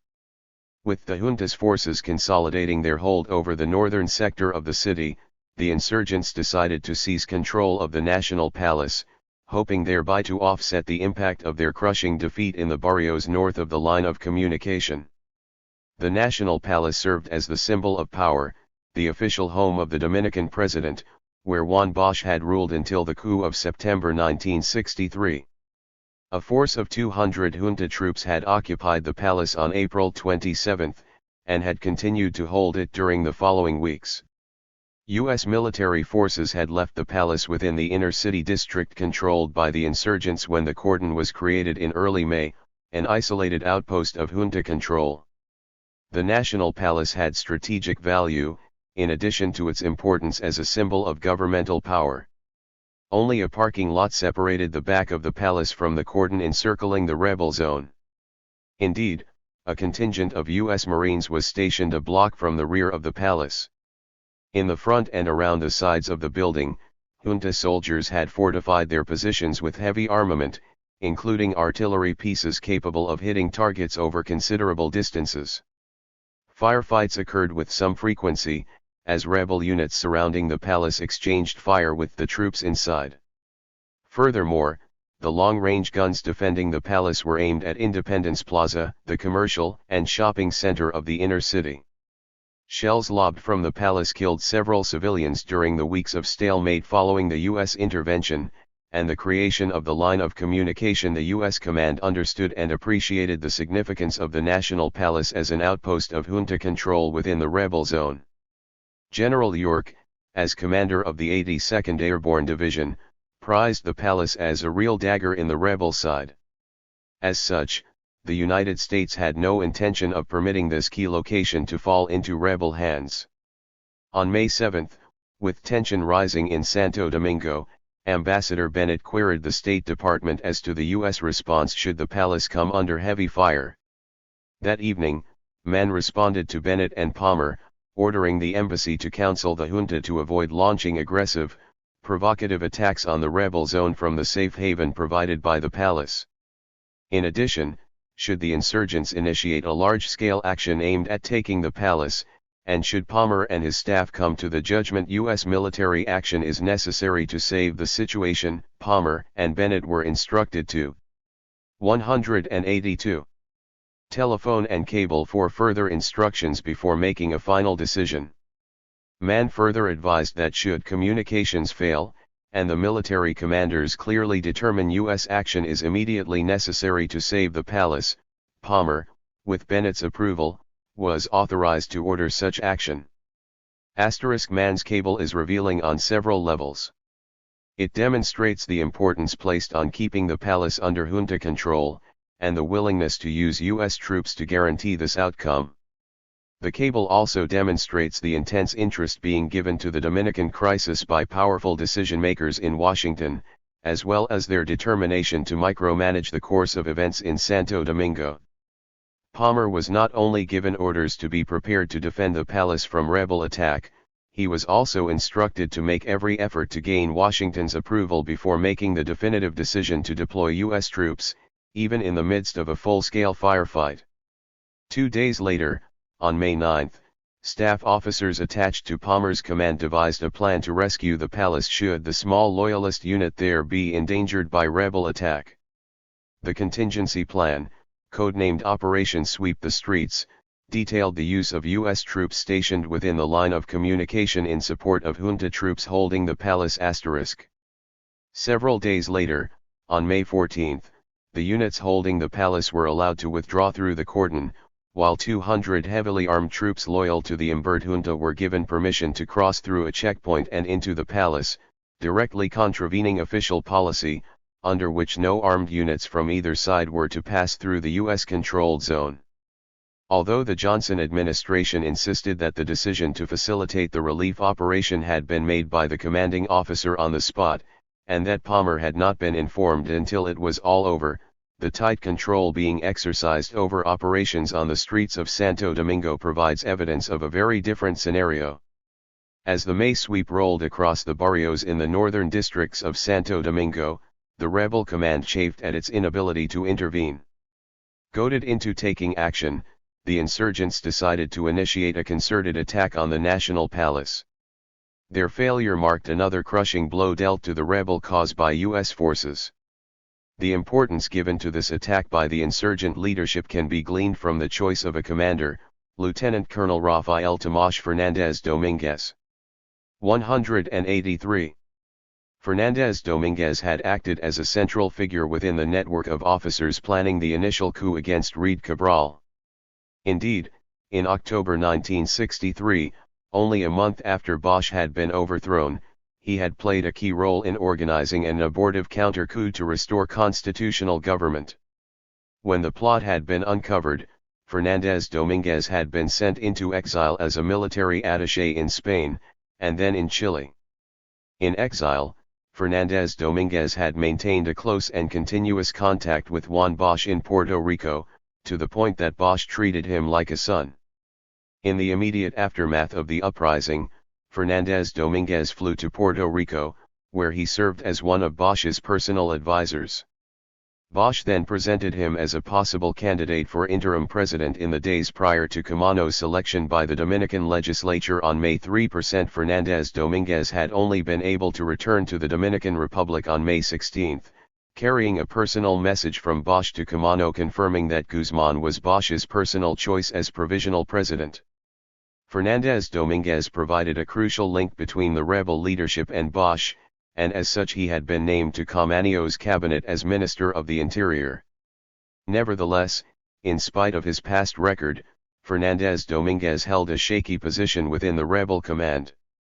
He was not fully trusted by Camano and his closest advisors, who wondered why the United States had been willing to fly him back to the Dominican Republic on an Air Force transport plane.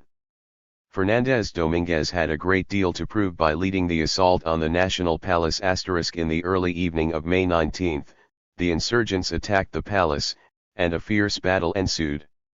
Many of the rebel soldiers, including Fernández Domínguez, moved toward the rear of the building, which was less heavily fortified. As the insurgents began to gain the upper hand, U.S. troops opened fire, using recoilless rifles and machine guns. Rebel casualties were high, 5 killed and more than 10 wounded, as the attack force was caught in a deadly crossfire.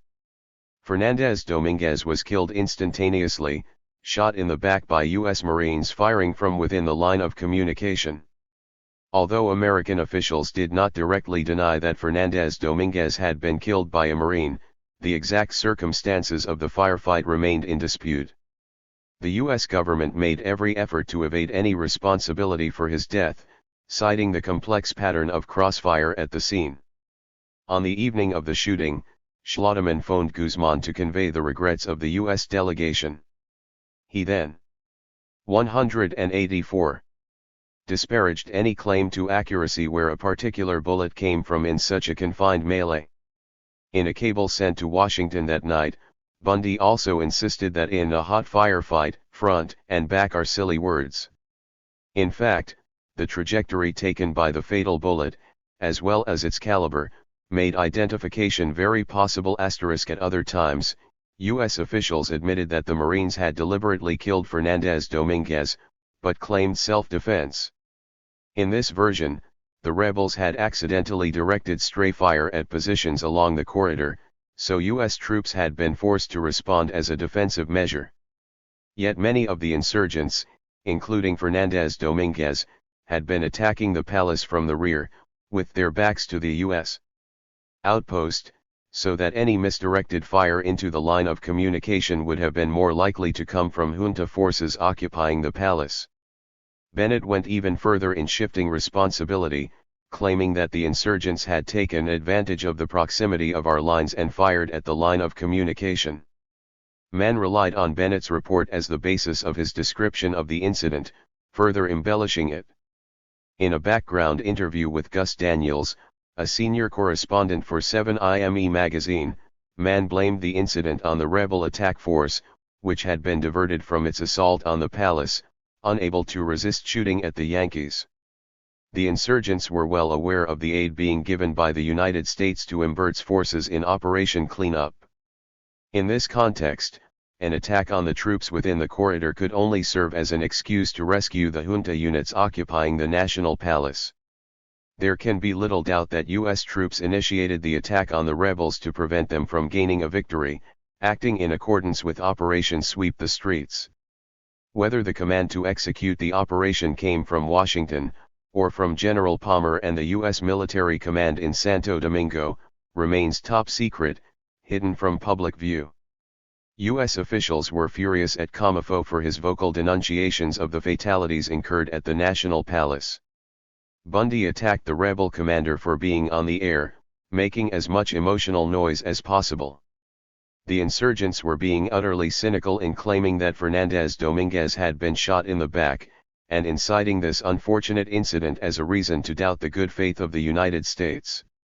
Yet Bundy was the one assuming a ruthlessly cynical approach to the clash. In a confidential communication, he rationalized that Fernández died soldier's death he partly sought. In other words, the insurgent officer had been looking for trouble, and he found it. 185. The tragic death of Fernández Domínguez took an even more macabre twist. Bundy suggested to Washington that perhaps the commies killed him in Spanish War style. The CIA then spread this fantasy tale of disinformation, hoping to further confuse the issue. Within days of the failed attack on the palace, the agency began disseminating a report that Fernández Domínguez may actually have been executed by the communists, who had feared the popular officer as a moderate force within the rebel camp. John Bartlo Martin recounted this fable in his Memoirs of the Dominican Republic, without citing a source. In Martin's version, Fernández Domínguez might well have been killed prior to the palace battle. Indeed, it was not impossible that he had been shot by communist militants, who had then dropped his body on the palace grounds, hoping to derail the continuing negotiations with Bundy and Vance. In any of its several versions, the story is pure fiction. U.S. officials at the highest levels knew from the first hours after the firefight that Fernández Domínguez had been killed by a bullet fired by an American soldier. Indeed, that very night President Johnson had been informed by FBI Director J. Edgar Hoover that the Marines had shot a key man in the prospective coalition. The president was also warned that several other influential rebels had been killed during the same engagement. Bundy understood that the firefight at the National Palace would incense the rebels, and thus lead to a further delay in the talks. Still, he remained sanguine in assessing the chances for an acceptable final settlement. He viewed Guzman as a man of growing sensitivity. This evolution meant that while the short-term prospects may not be good, the long-term prospects were becoming better. Given the immediate impact of the deaths at the National Palace, Bundy proposed a carefully staged pause, before a final, definitive round of talks with Guzman and the insurgent leadership. A negotiated settlement. By the next day, May 20, the balance of power had shifted dramatically on the streets of Santo Domingo. Operation Cleanup was virtually completed, as junta forces spent the day blasting the few remaining pockets of resistance within the northern neighborhoods. A ceasefire went into effect the following day at noon, but by that time military operations had ended, a complete victory for the Imbert junta. The 186 rebels were now confined to one small area in the heart of Santo Domingo, encircled and besieged. Within the inner city, popular feeling reached flashpoint. Commando units demanded a total assault on U.S. positions along the line of communication. Camanio and his advisors resisted these popular pressures, in part because they continued to believe that an acceptable settlement could be reached with the Bundy mission. The rebel leaders were also being pressured by Bosch, who still remained hopeful that Guzman could quickly reach a satisfactory settlement with Bundy. In Washington, the White House was angry, with the president very disturbed by the press. Charges of U.S. aid to the junta's forces were undermining official claims of neutrality. Vance was authorized to hold a press conference, where he insisted that the United States was impartial to both sides. Both Vance and Palmer also told the media that there were crystal-clear orders prohibiting the junta's troops from crossing through U.S. checkpoints along the line of communication and the international security zone. When reporters pointed out that they had personally seen several instances of troops dispatched from San Isidro going through the U.S. controlled cordon, Vance and Palmer continued to deny that such instances had occurred. Finally, a television reporter insisted that he had film of convoys of trucks loaded with junta soldiers crossing checkpoints along the corridor. Vance then conceded that there had been isolated incidents in which local commanders had been swayed by personal bias to ignore strict orders from above. Vance and Palmer, of course, knew very well that U.S. forces had been providing San Isidro with extensive logistical support. In a cable dispatched the previous day, May 19, the two officials had downplayed U.S. military assistance to the Imbert regime, and yet the two conceded that the Dominican Navy had been provided with 10,000 gallons of fuel oil, and that meals were being distributed to junta soldiers in the field. The brief but deadly battle at the National Palace provided the United States with an even more delicate problem in media manipulation. When the U.S. delegation convened the morning after the incident, May 20, the group quickly reached a consensus agreement that we had to hit this one hard with the press. We had to get the details, and put together a story which did not fall apart. The Washington Post carried a story the next day in which a U.S. military spokesman claimed that Fernandez Dominguez had been killed after rebel troops had attacked positions within the line of communication. U.S. troops had been forced to 187. Respond in self-defense, with junta units in the National Palace then coming to the aid of U.S. soldiers under attack. Fernandez Dominguez had died in the resulting crossfire. This version was more subtle than the fantasy blaming communist codders, but it was still riddled with questionable assertions. Degree with the impasse at a critical juncture, Guzman once again suspended the talks.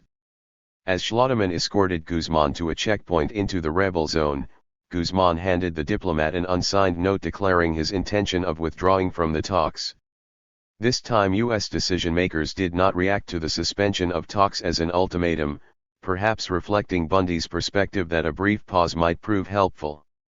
Instead, the United States relied on its extensive network of contacts to pressure the rebel command into a resumption of talks. Fortas talked to Bosch's confidant in Puerto Rico, Jaime Benitez, whereupon Bosch called Guzman to urge him to resume the talks.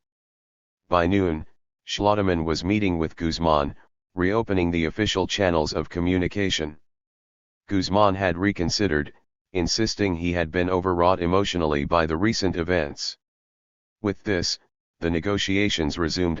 In Washington, Fortas had been impressed by Benitez, and his ability to persuade Bosch to adopt a more conciliatory posture during the crisis. He had therefore proposed that Benitez be asked to go to the Dominican Republic as an advisor to Guzman. Although Fortas believed that Benitez could be helpful, Bundy had been skeptical. Schlotterman's report on his latest talk with Guzman swayed Bundy, convincing him that Benitez might help. We could use a bridge between ourselves and Guzman. He therefore called Bromley K. Smith, the executive secretary of the National Security Council, and instructed him to send Benitez over. Trademark later that afternoon, Benitez, having arrived in Santo Domingo, joined Bundy and Guzman during a meeting at Ambassador Bennett's residence. This time the sensitive issue of the next Minister of the Armed Forces was finally settled. Bundy once again proposed Colonel José Antonio de Leon Grull 6N for the position, and Guzman agreed that he might, in fact, be the solution. De Leon had been in consideration for a high post in the new government since the talks had first begun in Puerto Rico, but Guzman and the rebel command were only now prepared to accept him.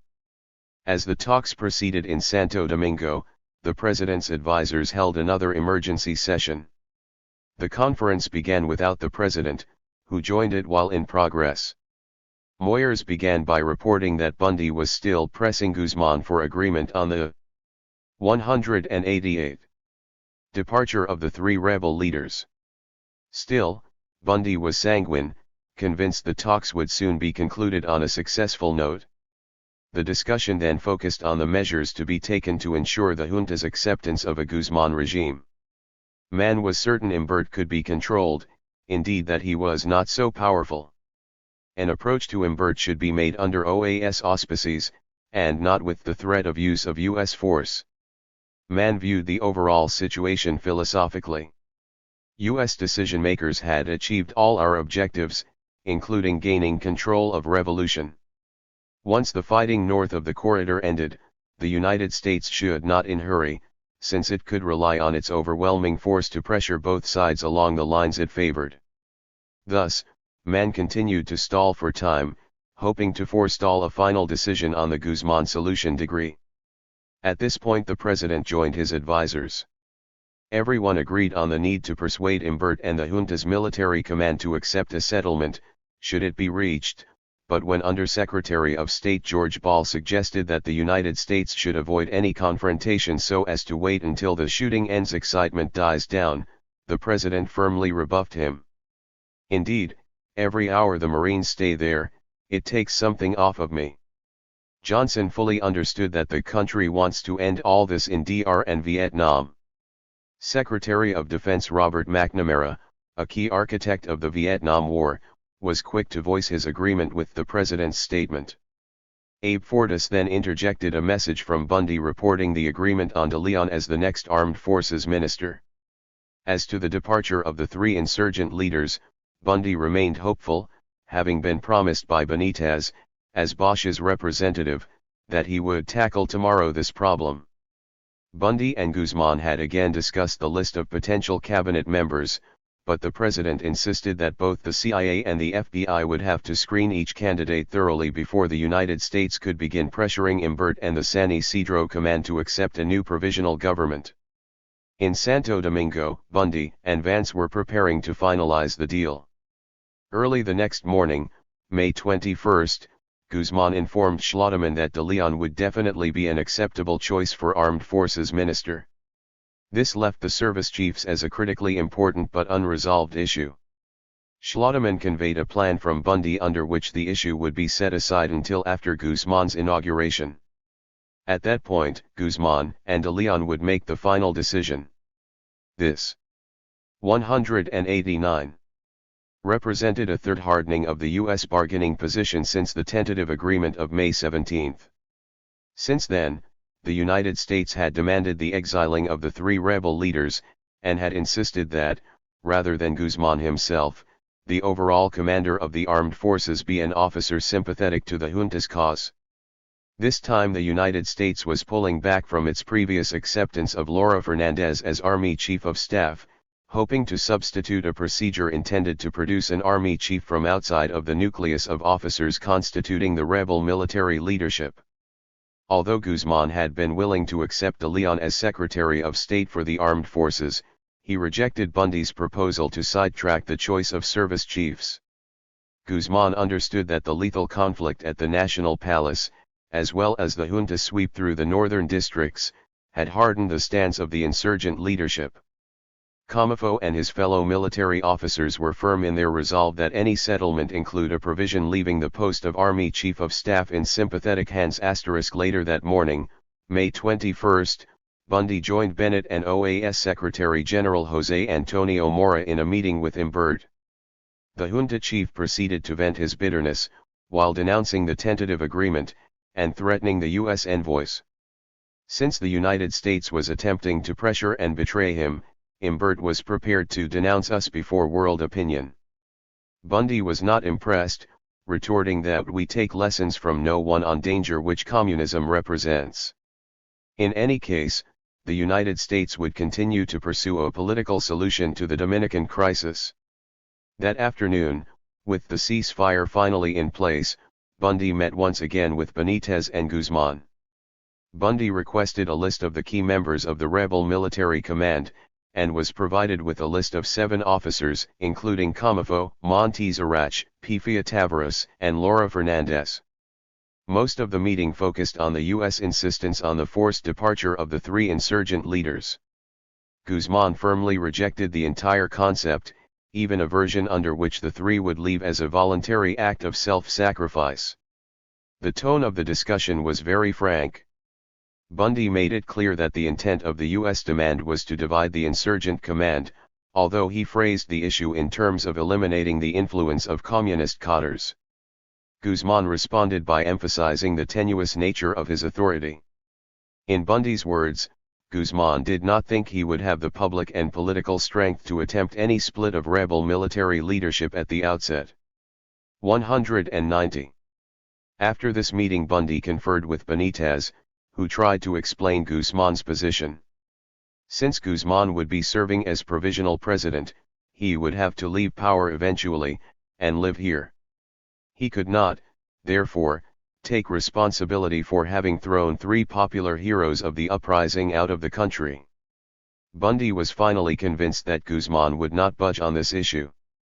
He suggested to Benitez that the entire plan to exile controversial military officers from both sides be dropped, so as to let everyone stay, and to let anyone leave who wanted to. That afternoon, Bundy spoke with Bill Moyers at the White House.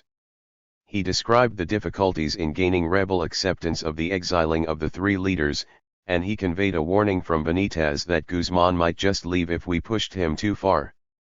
In the evening, Schlotterman engaged in another discussion with Guzman concerning the proposed cabinet. Schlotterman came with a new list of suggestions, further diluting the shared points of agreement within the interim government. Guzman was generally receptive to the latest modification of the tentative list, and agreed to try to convince the rebel leadership to accept it. For his part, Bundy praised the proposed cabinet as providing a reasonably solid basis for credible claim that Guzman formula does represent call to national unity. Indeed, Guzman had conceded a great deal. Of the 14 names on the list, only 5 were members of Bosch's party, the PRD, with most of the rest categorized as independent experts, supposedly above partisan politics. With Guzman's tentative acceptance of the cabinet list, Bundy was ready to push for formal acceptance of the negotiated settlement. In a lengthy cable to the president, sent during the midnight hours of May 22, Bundy notified Johnson that we are reaching moment of truth on Guzman solution. Further delay would only aid Imbert, who represented the most primitive form of cunning feudal strongman. Instead, Bundy urged Washington to approve the negotiated settlement quickly as the best available. Although risks were inherent in the plan, because of our massive presence, we have any number of continuing weapons to use against danger of communism. Bundy also considered, and dismissed, the possibility of a person unknown, somewhere between Guzman and Imbert. Such a middleman was not in sight, and the United States could not afford to wait for such an unknown. In fact, the president would opt for this third force strategy, rather than accepting the Guzman solution. The next morning, May 22, Guzman informed Schlotterman that the 191 rebel command had accepted the U.S. list with one exception: an independent had been replaced by a Balaguer supporter as Minister of the Interior. Bundy approved the change, and again applauded the entire list of cabinet appointments as a good basis for government of national concord. For Guzman and the insurgent leaders, the talks had reached a successful conclusion, with a compromise agreement acceptable to both sides having been reached. Tad Sulk, the lead New York Times reporter covering the crisis, was informed by a source close to Camano that the two sides had reached a final agreement. As proof, Seal's source provided him with a list of cabinet appointments, leaked prior to the official announcement. The president vetoes the agreement. Bundy did not share the insurgent view that the negotiations had been entirely concluded. In particular, he still hoped to pressure the rebels into shelving the choice of an army chief until after Guzman's inauguration.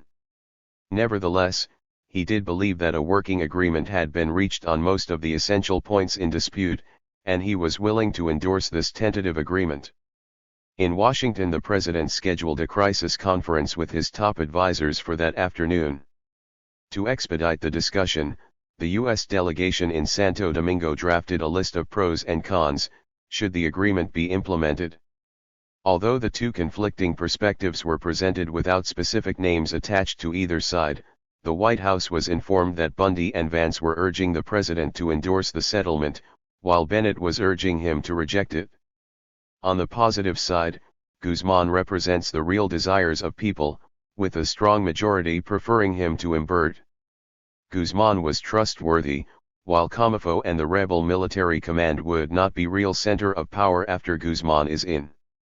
Furthermore, a takeover by real communists is impossible while we are here, and we need not leave until we are satisfied it is safe. On the negative side, Guzman was weak, unable to control the military group at headquarters. Instead of buying a sizable pig in a poke, Imbert remained the best alternative. Not only was he pro-U.S., but he has guts. Although his government commanded a narrow, restricted base of support, it should not be too difficult to broaden and strengthen Imbert's cabinet to give it more appeal. With judicious hand-holding. 192. Help and pressure, the United States could transform the Imbert junta into a viable option. In spite of the dissenting opinion coming from Santo Domingo, the chances for the proposed agreement being accepted appeared excellent. Both Bundy, a key presidential advisor, and Vance, a respected member of the foreign policy establishment, were vocal proponents. On the other hand, neither Bennett nor Palmer were close to those within the president's inner circle of advisors. Furthermore, accounts in the press had already appeared presenting a Guzman government as an accomplished fact. Still, President Johnson was far from ready to accept either of the alternatives being advanced by his representatives in Santo Domingo. From the moment the White House conference of May 22 began, Johnson made it clear that he would not accept a Guzman solution on the terms being offered. He had determined that the United States would be playing with fire to leave the three rebel leaders in the Dominican Republic. It was essential to get rid before, rather than after, recognition. Without this provision, the proposed agreement was not satisfactory. Most of the president's advisers were dismayed by his blanket rejection of the agreement, although men remained silent. Secretary of State Dean Rusk thought that insisting on the departure of the three insurgent leaders could well be breaking point. He called for another round of negotiations to keep working for an acceptable settlement. Abe Forta suggested that a plan to control and suppress the radical left could provide the United States with sufficient guarantees, so that it could drop the issue of the three popular heroes. Secretary of Defense Robert McNamara did not view this issue as a sticking point, although he did object to the potential appointment of Laura Fernandez as Army Chief of Staff. Finally, Rusk condemned Imbert as a disaster, and Johnson agreed. In spite of these tentative efforts to keep the talks moving, the president was adamant. He insisted that the three insurgent leaders would have to leave. Indeed, the United States would have to be certain that Dominican troops under anti-communist control before it could accept a new provisional government. This, in effect, constituted a rejection of the previous agreement permitting Laura Fernandez to become the next Army Chief of Staff. Once the White House conference had come to an end, President Johnson cabled his rejection. Bundy was ordered to not accept Guzman's refusal to consider departure of three leading